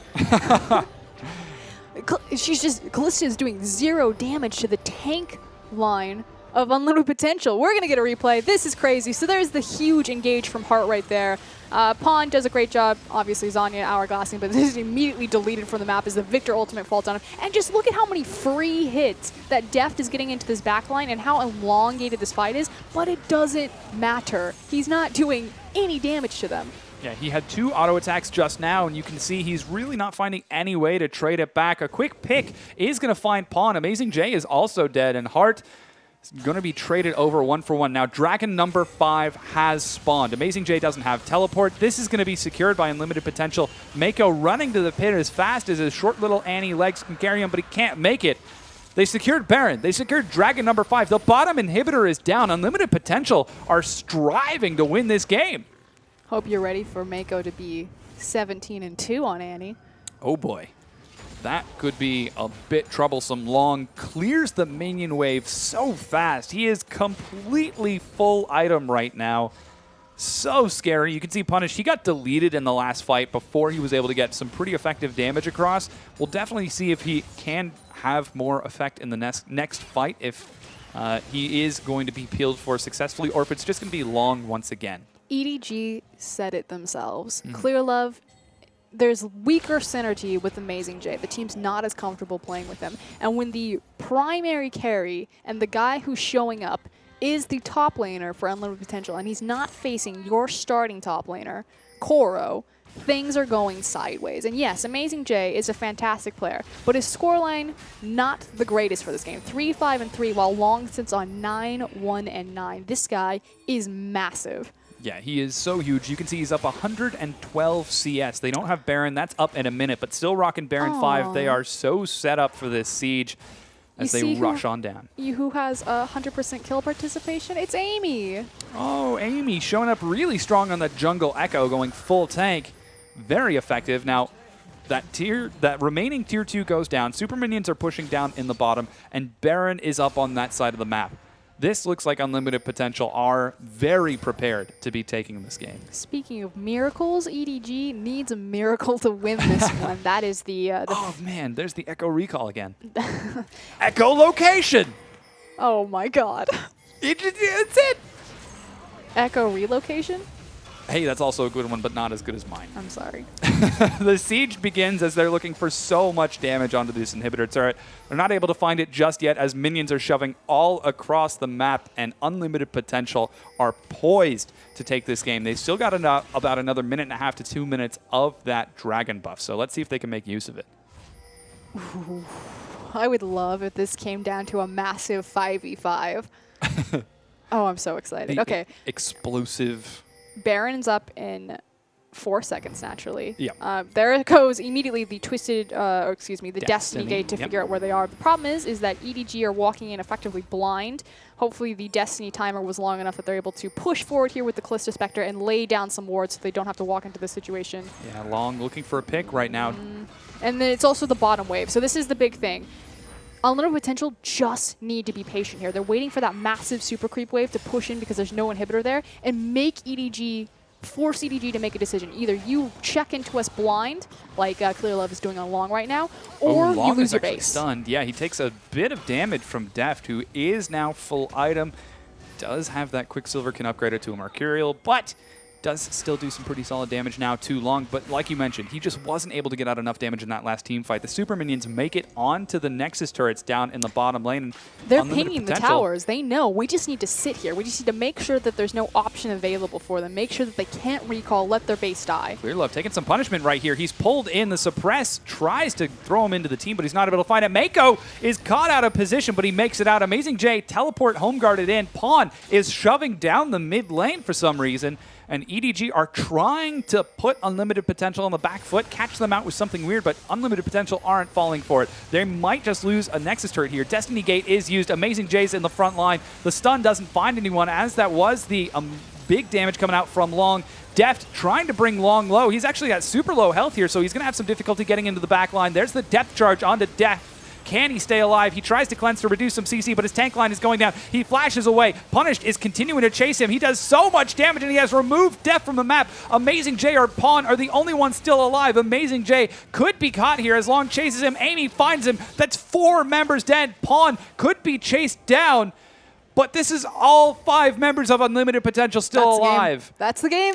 Yeah, the inhibitor is still up in the bottom lane, so they're going to have to clear through at least one inhibitor. Punish doesn't even care that there's an inhibitor turret. It's They've got 50 seconds before those members are still back up. a massive wave behind them, one coming in. Those are 50-second death timers. This is Unlimited Potential taking a game off of EDG. Yeah, Nexus turret number 1 going down. Nexus turret number 2 going to be going down here. They're on the Nexus itself. Unlimited Potential ending EDG's spree. They just beat the best team in the world.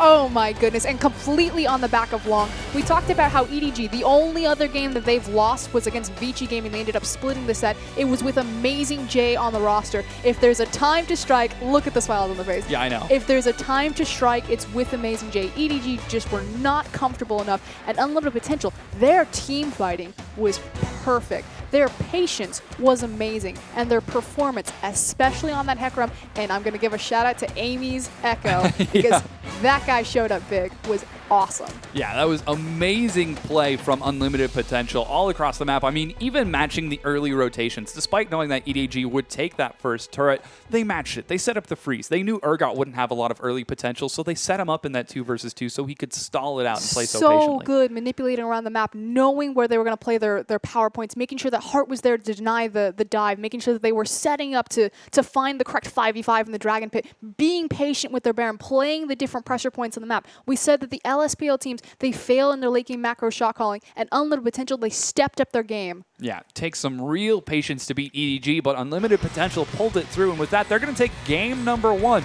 We're going to go ahead and take a quick break while we get the lobby ready for game number 2. I can't even speak after that. That was awesome. But yeah, we're going to be right back.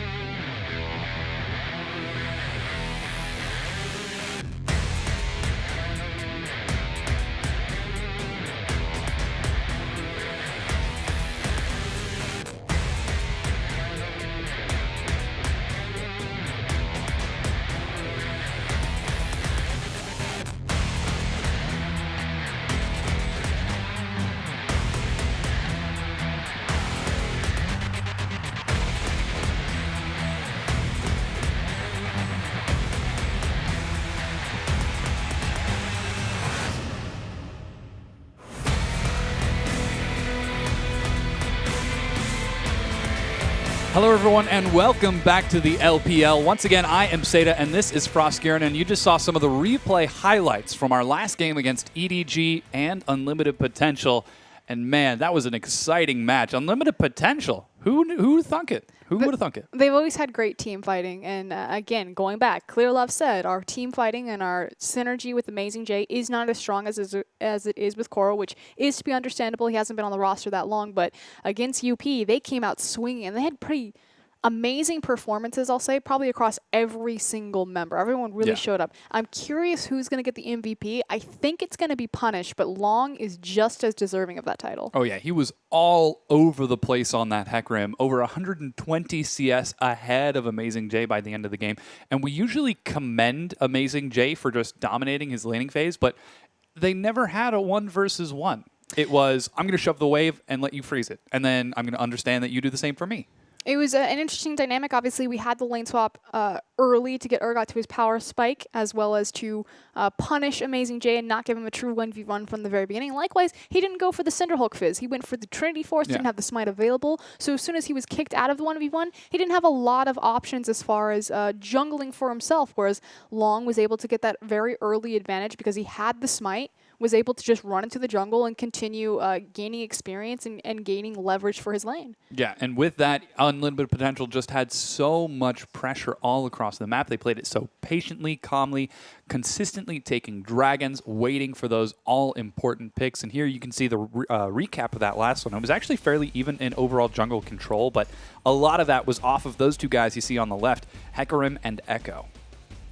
Oh, and there we go. The MVP does go to the top laner Long. That Hecarim was unkillable in these team fights. Did a fantastic job in the lane phase. Did an even better job in the team fights. And again, this is the thing that I want to underline for UP. Their team fighting is immaculate. Yeah, and here's some of the replays where you can watch how effective Long is. He's in the front line doing some serious damage. The suppression gets in. He gets onto the back with Deft and Mako here and just shreds through them. ClearLove is not the greatest Gragas player. It's never really been his champion. And it's just really unfortunate because obviously that disengage is so potent and very important to an AD carry star like Deft. And really that was the primary issue for EDG this game, is their big #1 carry didn't have any resources to work with, and the team just wasn't prepared to start peeling away this sticky Hecarim.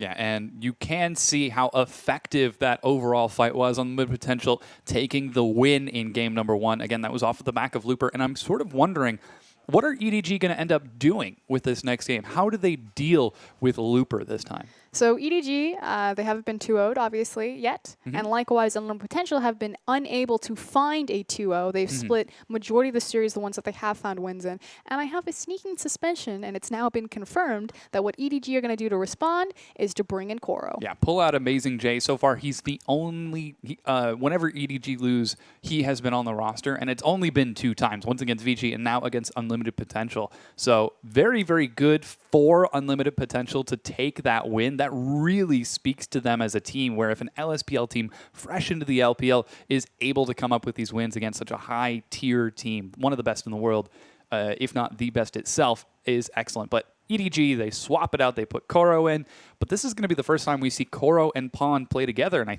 think, 2 weeks. Yeah, typically they've been doing a rotation of Baimi and Amazing J and kind of swapping one or the other. Okay, so this is going to sound kind of mean, maybe. I'm trying to think about like the easiest way to phrase this. I have a very sneaking suspicion that EDG is going to rethink their picks. I don't think we'll see another Callisto right there, and I definitely don't think we're going to see Long get his hands on Hecarim again, and that this game may be drastically different. Because EDG, they have this tendency that when they stall out the first game, or in the case that they have lost, lose the first game, they immediately turn it around and have a very quick and decisive closeout. They don't go to a different page in the playbook, they go to a different chapter. A different speed. Yeah. And likewise, again, Unlimited Potential, their strong point is in their team fighting. EDG have some of the best team fighting in the world, but it's really on the back of Koro and ClearLove and how they work as a dynamic of the front line, bringing in Koro, having the full MSI lineup. That's going to be very exciting. This is going to be a really very excited thrilling match. To see if Unlimited Potential can can make this one stick, can take the 2-0. That would be incredibly exciting, but this is really going to push their team fighting to the limits. And a lot of that was off of Amy and Long on that Echo and Hecarim. These are two really high priority picks for these guys just because they're so strong in the meta. Last time we saw Ryze was banned away specifically for Looper. So I'm excited to see how EDG are going to change this up. And then the other thing is Amy's performance. We talked about how Punished was great. I mean, we kind of lightly touched on it. His Victor ultimates were fantastic. He was doing ridiculous amounts of damage. Great with his positioning. Long, of course, got the MVP. Very well deserved. Unkillable Hecarim. Was able to get onto the back line, disrupt Def. But Amy has been struggling so much to find a champion that really meant something to him in this meta and have a good performance from the jungle. They finally got the first dragon. That never happens for Unlimited Potential. And Amy had, I think, close to 100% kill participation on this Echo. We'll definitely see if that ends up going through the pick ban phase once again, just because of how strong that champion is overall. And it's exciting to see how quickly he's been picked up in the competitive scene. He's been released for, I think, 2.5 weeks, 3 weeks now? And people are already picking up and playing him at the highest level. And I'm interested also to see how EDG are going to change this up. Obviously, if with Koro in the top lane, they've probably got a different MO. I would suspect, but we'll see. Again, I would love if Unlimited Potential. I probably shouldn't say that, but I would love if Unlimited Potential were able to find a 2-0 here. I think that would be incredibly exciting. But here we go. Here's the swap coming through. Yeah. Changing out the top laners. Amazing Jay over to Koro. Koro looks very focused. The man of the hour himself. Captain of the team. Oh, yeah. Some serious numbers up there. You can see he's whopping 432 MVP points. He's been doing pretty well lately. Fun fact about Koro? Hit me. Okay. His Maokai has only... His Maokai has only ever been defeated by 2 teams. LGD, and I'm forgetting, I think it was SKT. Oh, very exciting. We'll have to see if he's able to take root in this game. Wow. And continue that trend. If he breaks out the Maokai in the top lane, you can see a lot of signs being held up. Some EDG supporters hopefully looking to see their team win, as this would be the first 0-2 if EDG were to lose this split. Look at Unlimited Potentials. Yeah, I know. It's a complete demeanor change. Like they were happy, they were smiling. Like, yeah, we took game number 1. And now it's like, okay, whew, they're in the lobby. Game 2. And you can just see the eyebrows raised. Meanwhile, EDG on the other side are saying, all right, well, let's kill him. Let's do it. No more mincing around with this. Time to get to the meat of the situation. Let's think priority pick. So Hecarim, obviously a huge priority for Long. I doubt, or it could just be a contested pick, but I doubt that they'll let that one go as easily as before. Definitely don't think that Def's going to go look back-to-back on Kalista. I mean, he said it himself. It's not really his champion. Has he performed on an MSI? Looked great, but it's not as effective as his Sivir, his Jinx, or his Corki. It's 3 most played. It is going to be Unlimited Potential on the blue side. So they do get priority first pick. Yep. And it'll be fun to see what they decide to go for if Hecarim and the Echo are still up. And yeah, EDG respecting Punished's Victor decide to ban that away, whereas Sivir being stricken from Deft once again. I would be surprised if we saw him go back to that Kalista in game number 2, but you never know. Especially because Sketch looked so comfortable on the Urgot as the answer.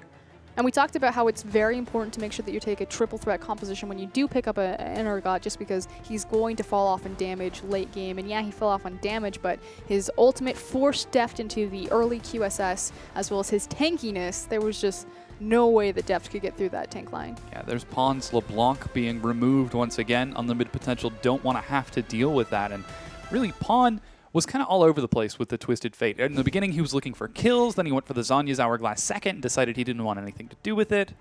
That's one way to explain it. It was kind of fun to see him go all over the place, because even when the teams were dancing around Baron, Pawn was like, all right, I'm just going to shove mid. They were doing a great job doing a 1-3-1 for the window of opportunity that they were stalling out the game and making it stagnant. Yeah, there's Long's Rise taken off of the map. I don't think it has to be Long's Rise. I think it's just in general Rise. I mean, it could be Long's Rise. It could be Long's Rise. It might be Punished's Rise, but ooh, Unlimited. Wait. Yep. They banned the Urgot. They want Kalista. Interesting. The first pick Kalista. EDG. How did they respond to this? Banning Kalista. Well, that's one way to do it. But then it leaves open the Hecarim. So see what they did here? Yeah. See what they did there? Check, EDG. Will it be checkmate? We've got one game to find out. 8 seconds left on that last I would ban. give it to him. I would give him the Callista. I would ban FLICKR. Let's see what it's going to be last second. Oh, Fizz taken off. Oh, but here's the debate. EDG say, you know what? We see your check. Callista's open. You know who's not still taken? Pick FLICKR. Yep. Okay, so I don't understand this. I'm going to explain this. So, Oh, no. Oh, and Echo as well. yeah, I don't okay. Urgot. Urgot was banned, so then it prompts, because Urgot's the counter to Callista, so they're really prioritizing Sketch on this Callista right now. In response, they leave the other priority picks open and they kill Fizz, who has a decent matchup against Hecarim in the lane. So they decide, they commit to the Callista, but the problem is Hecarim and Echo are also great answers to Callista. Not like specifically them, but the fact that they can get to that backline, that they can chase her down, that they can catch her. So it kind of seems like an interesting weight to me. That said, Callista has spent the majority of her time in the LPL band. Finally, Sketch gets his hands on her. See if he's able to perform and to really prove that, yes, I deserve to have this priority pick first. I can carry us to victory on it. Yeah, we'll definitely have to keep an eye on Sketch in the bottom, as in the last game, it was Long who was the primary carry, and this time he's going to be taking a Maokai in the top lane, while Amy goes back to that Nunu. And again, the fact of the matter is you have Echo and Hecarim very good at sticking to the back line, about jumping back there. So what do? You immediately pick up two champions that are incredibly good at controlling space in front of you, with the Nunu and with the Maokai. Yeah, and with Alistar now locked in for Mako, they've got a very solid front line. Looks like they're saving Deft's pick for last. You saw the Vayne hover, but it's Evelynn locked in, likely for Clear Love. That's going to put Pawn on Echo in the mid lane.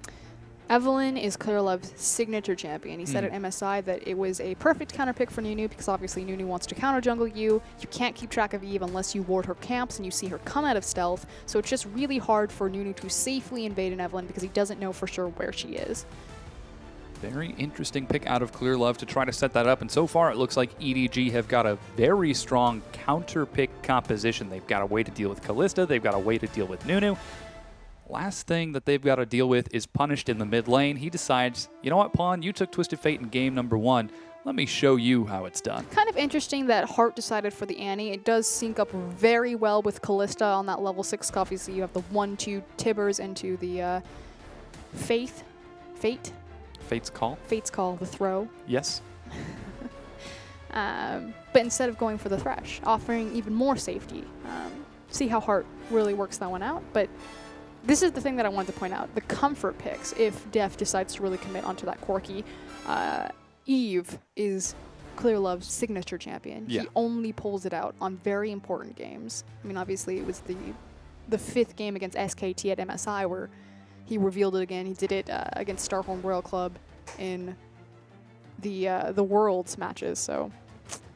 Yeah, clearly you can see EDG are placing some importance on this one, as they know that they are currently they have not gone 0-2 yet in the LPL this split, and they're trying to look to keep it that way. They have a very strong composition set out with this and unlimited potential, looking for game number 2. Let's hope that they can keep their cool and keep it together, because they're going up, once again, against the best team in the world. So much priority put on Sketch, and again, the 80 carry with the lowest gold share of any 80 carry in the LPL is who their entire composition is built around. Yeah, some serious work is going to need to come out of Unlimited Potential if they want to take this. Here you can see the lineups. That is Clear Love on Evelynn against Amy on that Nunu. And I'm really looking forward to see how EDG are going to play this out. If they go for that hyper-aggressive style that we almost saw come out of them in that last game and we've seen in the past few, or if they take it slow, or if they sit and they wait for Def to carry them. I have a feeling that a new gear is about to shift for EDG. That said, I said that last game was going to be a ruthless bloodbath, excuse me, and it didn't turn out that way. So maybe Unlimited Potential have some tricks up their sleeve and can really make this one stick. I'd love to see a 2-0, but yeah, it would certainly be exciting. It's very scary. Yeah, I know. Every single signature pick, except for the Echo, really, is in the hands of EDG. Yeah, but this is Echo in the hands of Pawn, who is an exceptional mid laner. He's going to be taking it into Twisted Fate for some very interesting play. But again, Unlimited Potential, putting everything on the back of their 80 carry Sketch. We're going to go ahead and load on into the Rift for our next game.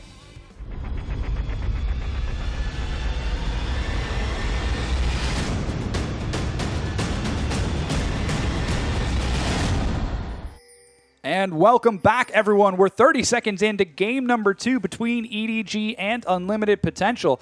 And after taking game number 1, Unlimited Potential switched things up with a protect the carry composition. They're putting it all on the shoulders of Sketch. After seeing that Long could do so well in game number 1, they are going for a bit of a cheeky play down here. Might look to catch someone out of position. We saw pretty much the reverse of this last game where EDG were trying to make this exact same route work for them, but they'll be spotted out by an early ward. Shouldn't see too much go down, and it looks like it will be a traditional 2v2 in the bot lane. Yeah, that seems to be the MO of EDG right now. They still definitely have time for a recall. Timewinder finds Heart and actually hits him on both procs on the way back. You can see the Fate's Call has already been prepared, as Callista is now soulbound to Heart's Annie. And the invade is answered. A single ward to watch the Gromp camp. ClearLove looking to start the blue of Unlimited Potential. Incredibly important that they actually got that ward onto the Gromp camp because they need to figure out what side of the jungle Eve is starting to play accordingly to her pressure points and gank paths on the map. Yeah, there are some forward pings going down. Looks like Unlimited Potential are trying to spot this out as they look for the lane swap. Heart should find Koro there, and seeing Koro should know that ClearLove is going to start on that side. Mako setting up a freeze for Deft, and the lane swap is successful. ClearLove is forced to start with his red. It's actually pulling the wave. Mako walking in, yeah, he walked into the creep wave, and he got the aggro from the creeps and then pulled it back into his wave. We'll see how they manipulate it, and ooh, Heart though. Yeah, getting a bit aggressive here. He does find ClearLove, shows himself a bit too aggressive. Some assist pings are going down as ClearLove has taken some serious damage. The auto attacks are dishing out. Smite heals ClearLove back up, and this is a rough start for ClearLove. A little bit of a misstep though from Heart, showing himself too early as opposed to looking for the kill. Ooh, lots of damage from Pawn. He might try to go for the first blood. No, just brings Punish down to 200 health. Says that's the best you can do to trade and just goes back to CS. Unfortunately, Twisted Fate doesn't have a lot of tools for himself in the mid lane to help out in those trades. It's more about how he can impact and affect the entire map with the use of his Destiny. Yeah, we haven't seen too much of that just yet. Looks like Amy is going to start off with a double buff. Smite now used to secure it. And that puts Amy in a little bit of a better situation than ClearLove. However, ClearLove is still doing just fine. The Trinket Ward has fallen off of the Gromp camp, and he's just going to keep on farming it up. That said, typically when there's a lane swap like this, there's so much attention going to the side lanes in the enemy jungle that it pretty much isolates the mid lane matchup, which, I mean, is, I guess, good for Punish because he doesn't have to count on maybe an Evelynn gank, but that pretty much leaves him the 1v1 against Echo, who has absurd burst potential. And as I say this, he's about to get 4-man ganked. Yeah, there is a roam coming out from Amy. You can see Heart was there as well, and no one's able to find anything as Pawn, playing to his strong side of the map, was able to see it coming in time. Got out of there. Koro makes it to his turret and then immediately backs away, knowing that the 4-man roam squad from Unlimited Potential could look to find him. They wait out the minion wave to dodge the vision, but the trinket from Koro spots him. And that's also why it typically isolates the mid lane matchup, is because it's just so easy to walk to the strong side of your map since you have a numbers discrepancy on one side, so you just walk to your team. Yeah, we see some vertical jungling coming out now from Unlimited Potential after they did clear out their red buff. So early shove from Sketch looks to potentially take that top tier 1, then match Deft on the bottom side, but Deft is setting up a freeze. Or not? No, he is. He's letting it push back into him. Oh, he's burning it?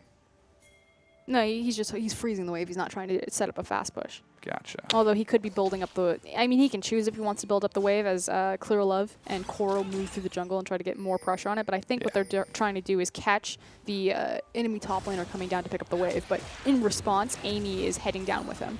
Yeah, Long doesn't manage to steal away the smaller Krug. ClearLove and Koro get it and get the heck out of there.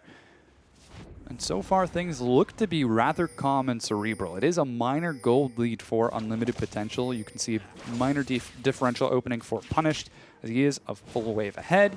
And a little bit of a CS lead for Sketch, as he is shoving just a little bit harder than Deft, but he does have that bigger wave stacked up for him. This would be great if UP can take the first tower as well as then rotate their bot lane back down bot and try for dragon control. We'll definitely have to keep an eye on that first dragon. We mentioned Unlimited Potential in the previous game managed to take the first dragon and then ended up going the entire game without ceding a dragon to Edward Gaming. So obviously that's going to be a little bit higher on the priority list for EDG, as they did trade a few dragons for turrets, but they just weren't able to turn those turrets into inhibitors and end up winning the game.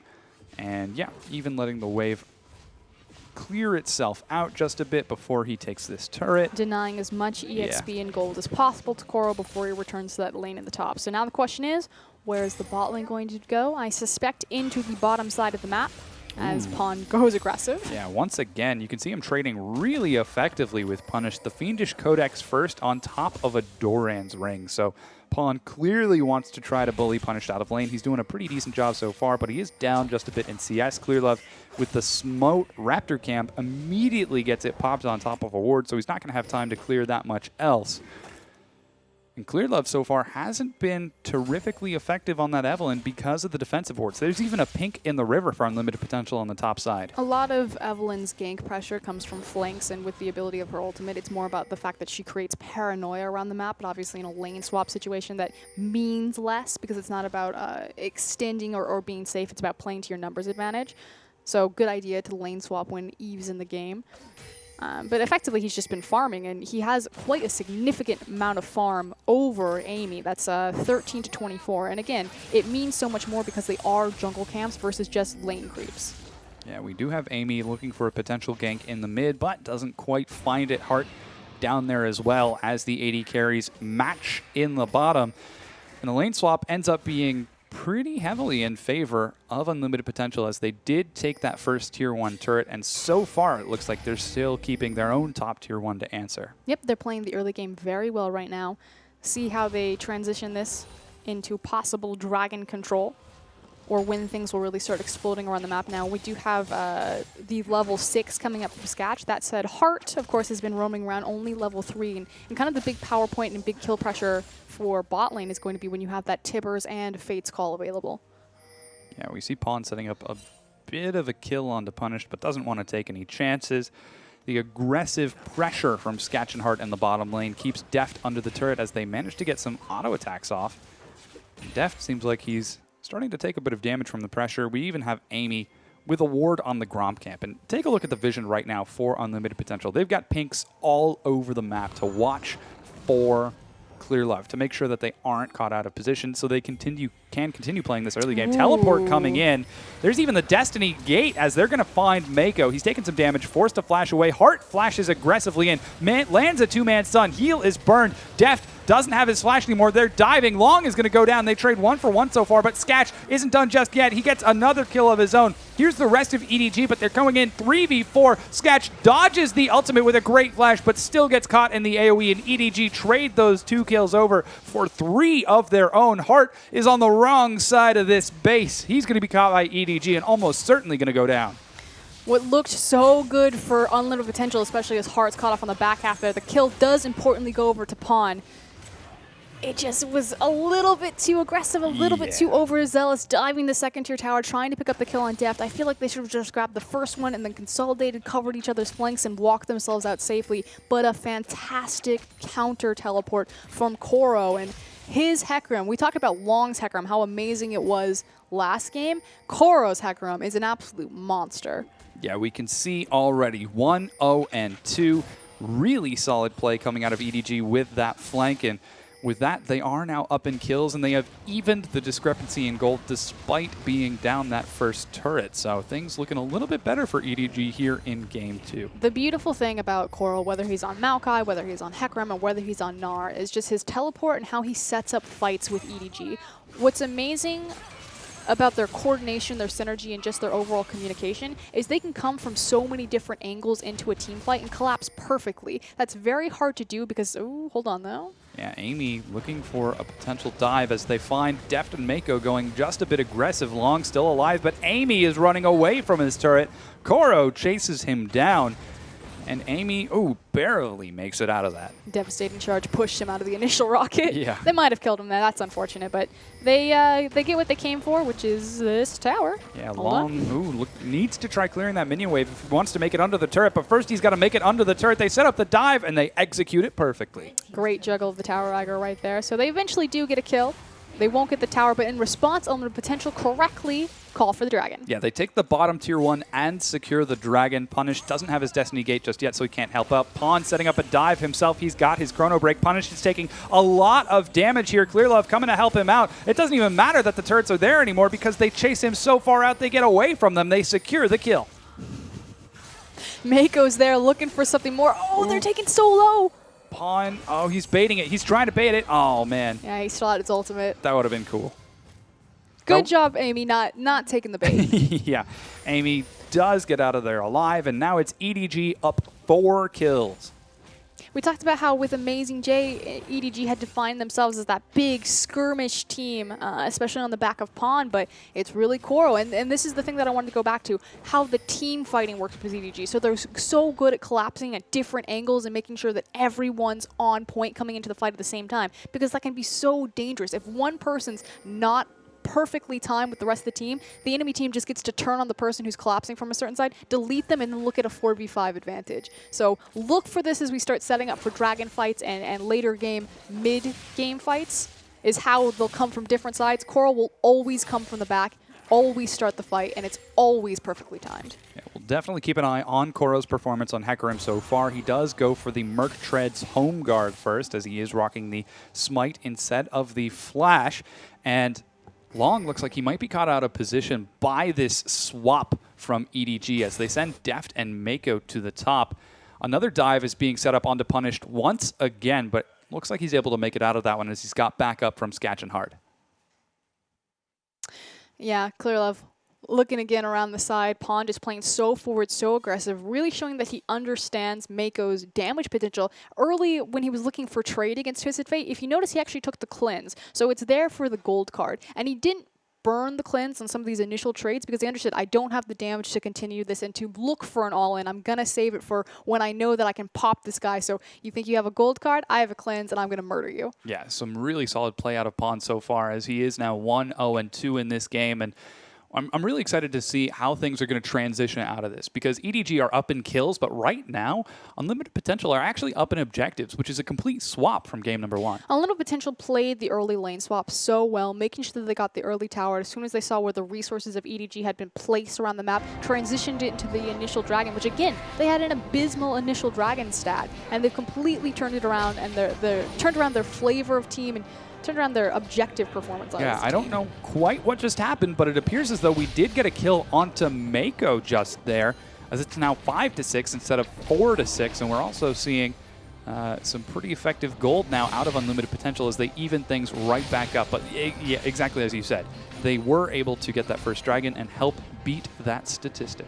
Something that's very Mako-oriented, he has the Mobies.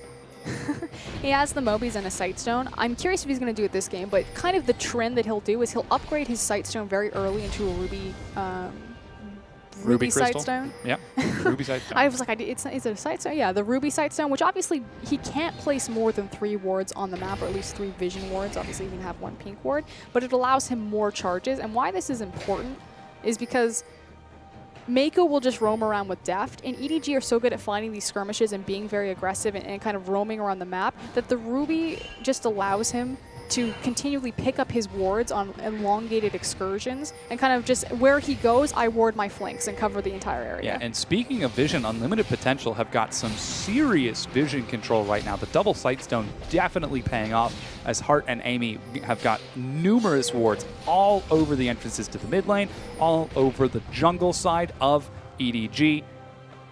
It's really exciting to see Unlimited Potential match the ward control and keep vision up with Edward Gaming. Well, it's also very important against a game where Eve is present. Yeah. Again, it's not... They did a good job on placing pink wards into the river just to see high traffic areas for Evelyn to possibly walk through, but it's really just about making sure that you have the camps warded. Again, you ward the red buff, you ward the raptor camp, and you don't have to ward both sides of the map. You can just do one. Eve comes out of stealth when she starts her camps up, and then you say, okay, Clearlove's on the top side of the map, play passive there, bot lane, you can go ham. Or if you don't see her, then it's, oh, Clearlove's on the bottom side of the map. So top side, play ham. Yeah, then you can go bacon. Bacon. Instead of ham. But yeah, this is really exciting to see. Unlimited potential. Most other teams might have crumbled now under the pressure from Edward Gaming. I mean, that's what we saw when they played RNG. It was a 55-minute elongated slaughterfest. And then game number 2, Edward Gaming just turned up the heat and demolished them in a 20-minute game. Same thing we saw yesterday when they played, I believe it was against Masters. The thing that's important to note is, again, the addition of Koro, the synergy, the captain of the team, and just the comfort level of EDG and how it elevates their team fight performance is that exactly as Koro's on the screen right now, in the initial team fight that we've had, of course, it was kind of like a teleport, counter-teleport, that EDG came up on top. So yeah, a little potential are ahead right now because it's mostly been about, making slight rotations, things like lane swaps, but it hasn't been, we've won multiple team fights back to back to back. And as we get closer to this mid game, and especially to the late game, where you're going to be running into EDG more, I'm curious how that power dynamic is going to shift. And if Unlimited Potential will be able to keep up with Koro's presence on EDG. Yeah, we'll definitely have to keep an eye on whether or not Koro is able to snowball. He is on that very scary Hecarim, in which last game we saw Long do some serious work with that. So it should be very curious to see how that all works out. And then again, in the mid lane, here's actually a replay. Oh, this is the fight that we missed during the where brief Mako disconnect. got deleted from the map. Yeah, so let's see what happens here. Mako actually ends up overextending a little bit. Pawn joins it out. There's a lot of AoE to try to burn Clearlove down. I think they might actually kill him. They chase Pawn away from the back of the fight. The Ren should certainly get him. Yeah, they kill Pawn. They are even able to kill Clearlove, and this is not 1 kill. This is now 2, and it could definitely be 3 as they now find Mako. He doesn't have the unbreakable will. There's Punish dishing out auto after auto. Without a tier 1 to run under, Mako's going to end up going down here. Wow, Unlimited Potential playing very strong. I'm fairly certain that this is our lovely production, just keeping the audience up to tabs on what had happened to the game and what we missed during our brief. Yeah, speaking of what we missed, we're right back into the game just now. Pawn finds Amy, dishes out a bit of harass, and then walks away. That said, EDG, big pressure points across the map. The fact that they're so far forward, even though we just saw the replay where they got, effectively Chased. picked. Yeah. And they still retain the gold lead. Very interesting that that's the case. Pawn continually looking for picks with that parallel convergence. Dragon's up in 20 seconds, and EDG have got complete control of this side of the map. More importantly, Sketch is up top. Koro's got Onslaught of Shadows. He's got Challenging Smite. Sketch is going to try kiting this out. I don't know if he's going to be too effective at it. But Koro playing it careful, playing it safe, taking a lot of spears here. Doesn't decide he wants to go 1v1. Oh, no, here comes the Destiny Gate. Oh, is he going to be able to land the stun? He does have the Onslaught of Shadows. Meanwhile, a fight seems to be happening around the Dragon as Long walks through the rest of the team. No, EDG decide to trade it over for that first Dragon, but Sketch managed to get the kill onto Koro. Yep, Koro did fall right there. In response, EDG are going to go ahead and pick up the Dragon. We'll see where they move next. Deft is grabbing the wave bottom, but with a great transition from Long to make sure that the mid wave is cleared out. EDG just can't run mid and try to take another tower off that. Yeah, and that's going to be Unlimited Potential, taking the top tier 2 turret as well. So while it is even in kills, it's now also even in dragons and even in turrets. This is a remarkably close game between the two, and Unlimited Potential are making such a strong showing for themselves. Really cleanly played. Yeah, the shot calling coming out of Heart, the primary shot caller for Unlimited Potential, has been so effective. And here's a Death Bush. They're going to find Koro once again. He doesn't have the Onslaught of Shadows. The slow finds him. Another big Tibber stun locks him down. He actually gets a great auto attack to try to get himself out, but he should go down to the Rend. Pawn now comes in 1v3, but it might be too late. Can he assassinate Heart? He does have the Chrono Break. He jumps back in, demolishes Heart with a very stylistic play, and suddenly Unlimited Potential have overextended, trying to chase Pawn down, but he ends up going down to Punish. They have now traded 2 for 1, but EDG are just not able to put out damage without Koro, without Pawn, now without Deft. They're going down here. Mako taking a lot more, and that's a triple kill onto Punished. 4 kills for 1 in favor of Unlimited Potential. That almost looked like EDG was going to be able to turn that one around. I was like, oh, this is disaster because Koro's getting picked off and EDG are in their base. There's no way they can answer in any sort of response. That said, oh, hold on, teleport. Yeah, Koro coming in from the backside. He doesn't have the Onslaught of Shadows. He recognizes that the team is low health and Punish just used his gold card. Here's Clearlove. If they can remove Punished away, they'll remove the main source of damage. They succeed. Clearlove gets that shutdown gold. But Koro got to be careful here. Sketch does a lot of damage, and he doesn't want to deal with it. The CC locks him down. That's his third death in the past 2 minutes.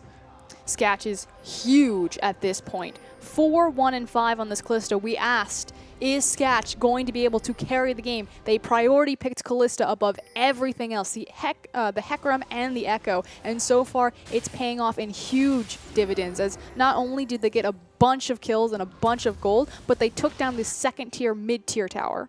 Yeah, now that that second tier is down, that's going to be a turret advantage in favor of Unlimited Potential. And they're up 2,000 gold over Edward Gaming. Despite some flashy fingers from Pawn, he just wasn't able to stay alive quite long enough, as Punished found the perfect positioning with the Destiny Gate combo and picked Pawn off of the map. And even though Deft had some solid damage of his own, he just wasn't able to stay alive long enough to dish it quite out. So now we're 20 minutes into the game. Barons on the map. We're even in Dragons. But Unlimited Potential have started picking up a few kills. Hart, oh man, dodges the AoE zone. He's got to take the long way around, and Fate's Call pulls him right away. Big issue is just how aggressive and forward Pawn has been. Starting that fight pretty much. He did a great job because he traded 1-for-1, but it was on the support versus the other big AP carry, Twisted Fate, who ended up picking up a triple kill in that last team fight. So we'll see if Pawn's target priority and assassination potential, it really needs to be shifted to Kalista or Twisted Fate. Yeah, we can see a bit of a gank being set up by Edward Gaming as they clear out the Direwolf camp and look to set up a minor death brush here. They've been spotted. Yeah, I'm not quite sure what by. I think it might be just a visual bug, but here's yeah, Destiny. That's the visual bug. Destiny Gate looks like it could be used. Koro Long doesn't have his teleport. He's trying to get in from the backside, finds Clear Love. The stun lock comes out, and Clear Love is removed from the map. Koro just backs off. Beautiful flash from Hart to chain the CC right there and completely delete Clear Love. That said, it doesn't transition into anything. They don't look towards the Baron. Likewise, Dragon is not up or available for them to contest. So they pick up a pick, trade Annie's flash, but it doesn't transition into any other global objective. Yeah, a bit of an interesting choice from Unlimited Potential as they are taking their time with this. Next Dragon's now going to be up in 2 minutes. And things seem to be slowing down just a little bit for Unlimited Potential as they're taking their time with this. We can check in with the items so far. So we've got some big items already completed. Obviously, the huge one is going to be that Kalista. She has her 2-item power spike with the Hurricane as well as the Bloodthirster. So this is exactly where Kalista wants to be. On the other side, though, Jeff has his Trinity Force and the makings of his Blade of the Rune King. Yeah, and with that, it's going to be Def doing some significant damage as he now is finally able to deal some work to the backline with that Trinity Force. And EDG have still got impeccable wave control. You can see they're shoving down mid. They've got they're shoving down bottom. They've got control over the mid lane as the 2 waves are dead even. And Long did have a minor freeze in the top lane. That's going to be matched by Clear Love any second now. And so far, EDG aren't out of this just yet. They're only down 4 kills. They've got a very scary composition, so they can definitely turn it. But right now, Unlimited Potential are in the lead. Now, Dragon's up in 50 seconds, and you can see wards are the priority. Big. So Long pushed the wave forward. His teleport's going to come up sooner than Koro's, but effectively what he's doing, he's backing, he's going to walk towards the Dragon Pit. But right now, Koro is across map with Dragon spawning in 40 seconds. It takes about 30 seconds from base to walk towards Dragon, and Koro does not have teleport available. So right now, Long has created a scenario, as I say, that he walks back top. Yeah. Man, Long, come on. He's actually spotted out by a ward here, so Long is going to get a chance to get up top, push the wave, and then teleport in, whereas Koro won't have that luxury. Now, Vision is the name of the game here. Amy and Hart spot out the 4-man gank squad of EDG. They're going to clear out this pink ward right here and hopefully try to contest this next Dragon for Unlimited Potential, but this is a big one. Big ultimates to watch. Who is going to be Pawn's target selection? Who is he going to be able to assassinate if he gets his big burst damage off? Will Koro, there he goes. No, he doesn't have the teleport quite available yet. Will Koro teleport and try to use the home guard advantage initiation potential from Hecarim? Or will Sketch be able to stay alive with the zone control options of Maokai and There's Nunu? the Destiny Gate. They find Clearlove, who is looking for a flank. If they can remove him before EDG get there, that would be huge. But EDG have caught up in time. They're not able to remove Clearlove from the map. He goes low and finally ends up going down, but Unlimited Potential are all over Edward Gaming. Pawn gets a huge jump back in time to pick up 1 kill, but Sketch is so strong. He's got a double kill now, is chasing Koro further and further forward. He did manage to get the Renslow and is trying to keep up. He does get up with Long, but doesn't quite find the kill, and that's 3 kills for 1 in favor of Unlimited Potential. Beautiful pick on Clearlove right there with the Destiny, and that will mean the tower, probably the Dragon, especially if Pawn gets caught right here. Yeah, Pawn was looking to try getting a bit fancy, but nobody quite fell for it. The minion wave gets cleared out effectively, however, and that means that the Tier 2 still standing. However, this is Dragon number 2 for Unlimited Potential. Huge positional error from EDG. We were setting up, okay, these are the important cooldowns. This is how it has to go down, and here's what to look at. Koro wants a piece of the action. The AoE field comes out. Parallel Convergence finds the stun, but he still manages to get it in time. Pawn gets destroyed. Amy gets the kill, and Koro suddenly realizes, wait a sec, this was a terrible idea. He goes down, Sketch with another kill. I don't know what Pawn's doing. There was zero reason for him to really be there. I mean, effectively what you're looking for when Koro teleports in is he's trying to get the Dragon with just his smite, which, I mean, it's second Dragon, but you might as well try for it. But zero reason for really Pawn to approach. And Unlimited Potential, complete control of this game. And we talked about Pawn's target selection. He did delete Twisted Fate that time around, but it's Sketch. That is 8, 1, and 6, and look at the difference between these two AD carries. Yeah, that's a 2,000 gold lead for Unlimited Potential. 1 full item up, and in the mid lane, it's an 1,100 gold. No, 12 now as Punish clears that wave in favor of Twisted Fate over that Echo. So things seem to be going pretty good for Unlimited Potential. While Long isn't the primary carry, it seems like they're able to put Sketch on the primary carry and actually have him do it. And the beauty of it is that Unlimited Potential, it's the punishment on EDG's positioning effectively. Making a pick on Clearlove like that right before the Dragon fight is huge. Yeah, could this be the first 0-2 game for EDG? The Destiny Gate is used by Punish for vision and tries to find himself in the mid lane. They could swing down onto Koro as all 5 members of Unlimited Potential are down here. Long blows the Righteous Glory, but Koro backs right on up. Hart with the roam doesn't quite find him. And Edward Gaming, typical move of their sort of style of play. You see everyone go bottom, well, we'll go top and we'll take the Baron, but they decide not to pull the trigger on it.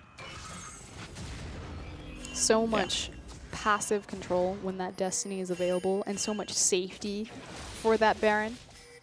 Unlimited Potential doing a great job with the positioning, making sure that they're sticking close, not letting EDG just get a free walk in the park as another engagement. Out. Yeah, it's going to be Unlimited Potential and Edward Gaming fighting over the Dire Wolves, and that's actually going to be 1 kill picked up. Sketch kiting it around as best he can. Koro's nowhere near. This is EDG falling down. 3 members have died. Deft is still up, but Punished is looking for the gold card. Is he going to go for it? He does. The flash gets burned. Deft goes low, but is still alive. Koro should punish him right there. The Zanyas keeps him alive. Long is in, but that's going to be Punished going down. Deft secures the kill. Koro has got to be careful. Now that Sketch is here, he's going to end up going down. That's Edward Gaming losing 4 members for 2 to Unlimited Potential.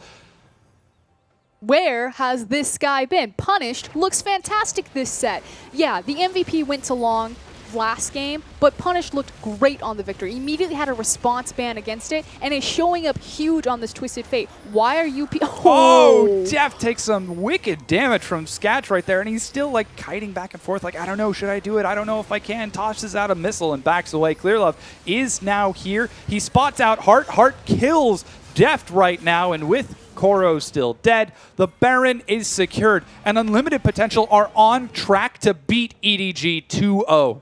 And I'm completely in love with Punish's Twisted Fate right now. I know that Sketch is doing crazy damage with the Callista. Of course, he's 10, 1, and 9, so that's who everyone should be looking at. But the use of the Destiny and just punishing EDG's slight positional errors is beautiful. And that was a fly trick, throwing out the Q and then immediately proccing the Ren to try to just burst him. Yeah. Very impressive stuff out of Sketch. Again, 10, 1, and 9. He's even in CS with Deft right now, but he is up so much global gold. You already saw the differential earlier. It was 2.5. It's probably even bigger now, but we're 28.5 minutes into the game. Unlimited Potential have Baron. They've got vision control. They're up in Dragons, up in turrets, up in kills. Everything is going their way. And Amy performing on a tank jungler. He seems to have finally found his stride, I might hypothesize. Well, their mid lane is playing phenomenally. Likewise, Sketch. The question always was, long is the carry. And speaking of their mid lane, Punished at it again. Yeah, once again, they find Koro with the overextension. Destiny Gate is used, but this does mean that Koro's going to send some people on a run. Deft takes some big damage from something quite, but Hart continues to chase Koro down. I don't quite know where he's going. He's trying to buy some time for EDG, but Unlimited Potential are just going to end up picking this kill. And unfortunately, there's nothing of high priority left on the map for EDG. They are rotating towards the top side. I mean, effectively, it kind of delays the Baron timer a bit, but... Yeah, still about another 2 minutes on that Baron. Now Unlimited Potential decide, you know what? It's time to make use of this really stellar buff that we have. Punished looks to head down to the bottom to start a split push. Long doesn't have his teleport, though that Destiny Gate will be up just a bit sooner. And here come the Baroned up minions. Will EDG be able to hold as the minions get onto the tier 2? They just need to let this go. If they die here, they'll lose far more. Yeah, Sketch shredding through that turret. You can see he's already 3 items, going for the Spectre's Cowl for even more. Here's the rotation. Punish doesn't have Baron buff, but he doesn't even need it, as he just does so much damage with the Lich Bane. 2 easy free towers. Still haven't broken the inhibitor line yet. Yeah, the inhibitor's still standing for Edward Gaming, so they just might be able to stall this out, but Dragon 3 is up in 30 seconds. Unlimited Potential have got complete control over the pit. There are a few wards from Edward Gaming to spot this out, but I don't think they want to fight right now. It's also kind of a question of what are EDG's options looking at for late game? Echo is going to be a huge factor. His burst damage will continue. Alistair's decent. Hecarim will be good. Eve really is reliant on flanking. It's very hard for her to approach someone in a back to front, but Twisted Fate, such a clutch pick as an answer for Clearlove's Evelynn. Yeah, that's something that we've seen a lot out of this particular game, is that Clearlove, whenever he looks to go for a flank, he's either spotted out well before the flank actually happens, or they pick him off before a fight breaks out. So Clearlove is being effectively shut down by the excellent vision control of Unlimited Potential. The double Sightstone working wonders for them. I'm all about that Destiny right now. Yeah. Punished has been all over the map. 7, 4, and 7. You can see he's been very effective in getting these members out. And now Koro, he's slowly getting closer and closer to that late game, I'm going to murder your backline Hecarim. Well, his first completed item was, of course, the home guard on the Merc, so that's MR. His completed tank item right now is the Spirit Passage. He's trying to get his Frozen Heart up and running, but at 32 minutes in, with Kalista at 11, 1, and 9, that needed to be a high priority pickup. Yeah, not building that seems to have been hurting him. He's 1, 6, and 7 so far as he's been picked off left, right, and center by Punished and the other members of Unlimited Potential. Destiny Gate is used. Punished takes some damage, but trades it right back. Pawn jumps the opposite direction to get out of the fight, but here's Sketch dealing so much damage. Can there be any answer from Edward Gaming to this Kalista? He's knocked away by Mako, but the rest of Unlimited Potential are just cleaning up. Koro's going to end up going down while Sketch kites Mako around. He's going to bring low this Moo Cow. Mako is going to go down here. Yeah, that's Sketch getting another kill. 3 members of Edward Gaming dead, and Unlimited Potential get themselves onto the inhibitor turret. There's just too many power points for EDG to deal with right now. You have a huge Twisted Fate. That damage was ridiculous as Deft will finally... Oh, will he kill him? He tries to turn it around for a kill. Pawn manages to get it, and Amy's actually going to end up going down 2. So that is a quick 2 kills, but Unlimited Potential are on the base. They're taking down the first Nexus turret. They're taking down the second Nexus turret. Unlimited Potential are going to 2-0 Edward Gaming. They're on the Nexus itself. The Nexus goes down. Unlimited Potential win. Unlimited Potential, they pick up their very first 2-0 of the season, and EDG lose 2-0 for the very first time since their return from MSI. Yeah, this is amazing. Unlimited Potential, you can see the smiles on their faces. These guys are not holding anything back, and Right there, you can see EDG not looking quite so happy. The question was, EDG, they came out strong. They pulled out the main roster, picked up signature picks across the board, a clutch Twisted Fate pickup as a counter to the Evelynn, and a fantastic performance from Sketch's Callista lead Unlimited Potential to victory. That was incredible. That was absolutely incredible. And Edward Gaming, like you said, for the first time since MSI, they have just dropped a series 0-2 against Unlimited Potential, who were in 10th place of the LPL. They had 4 previous wins this season. That puts them at 6-10. That's going to bring them up to 7 points. And wow, what a victory. On the back.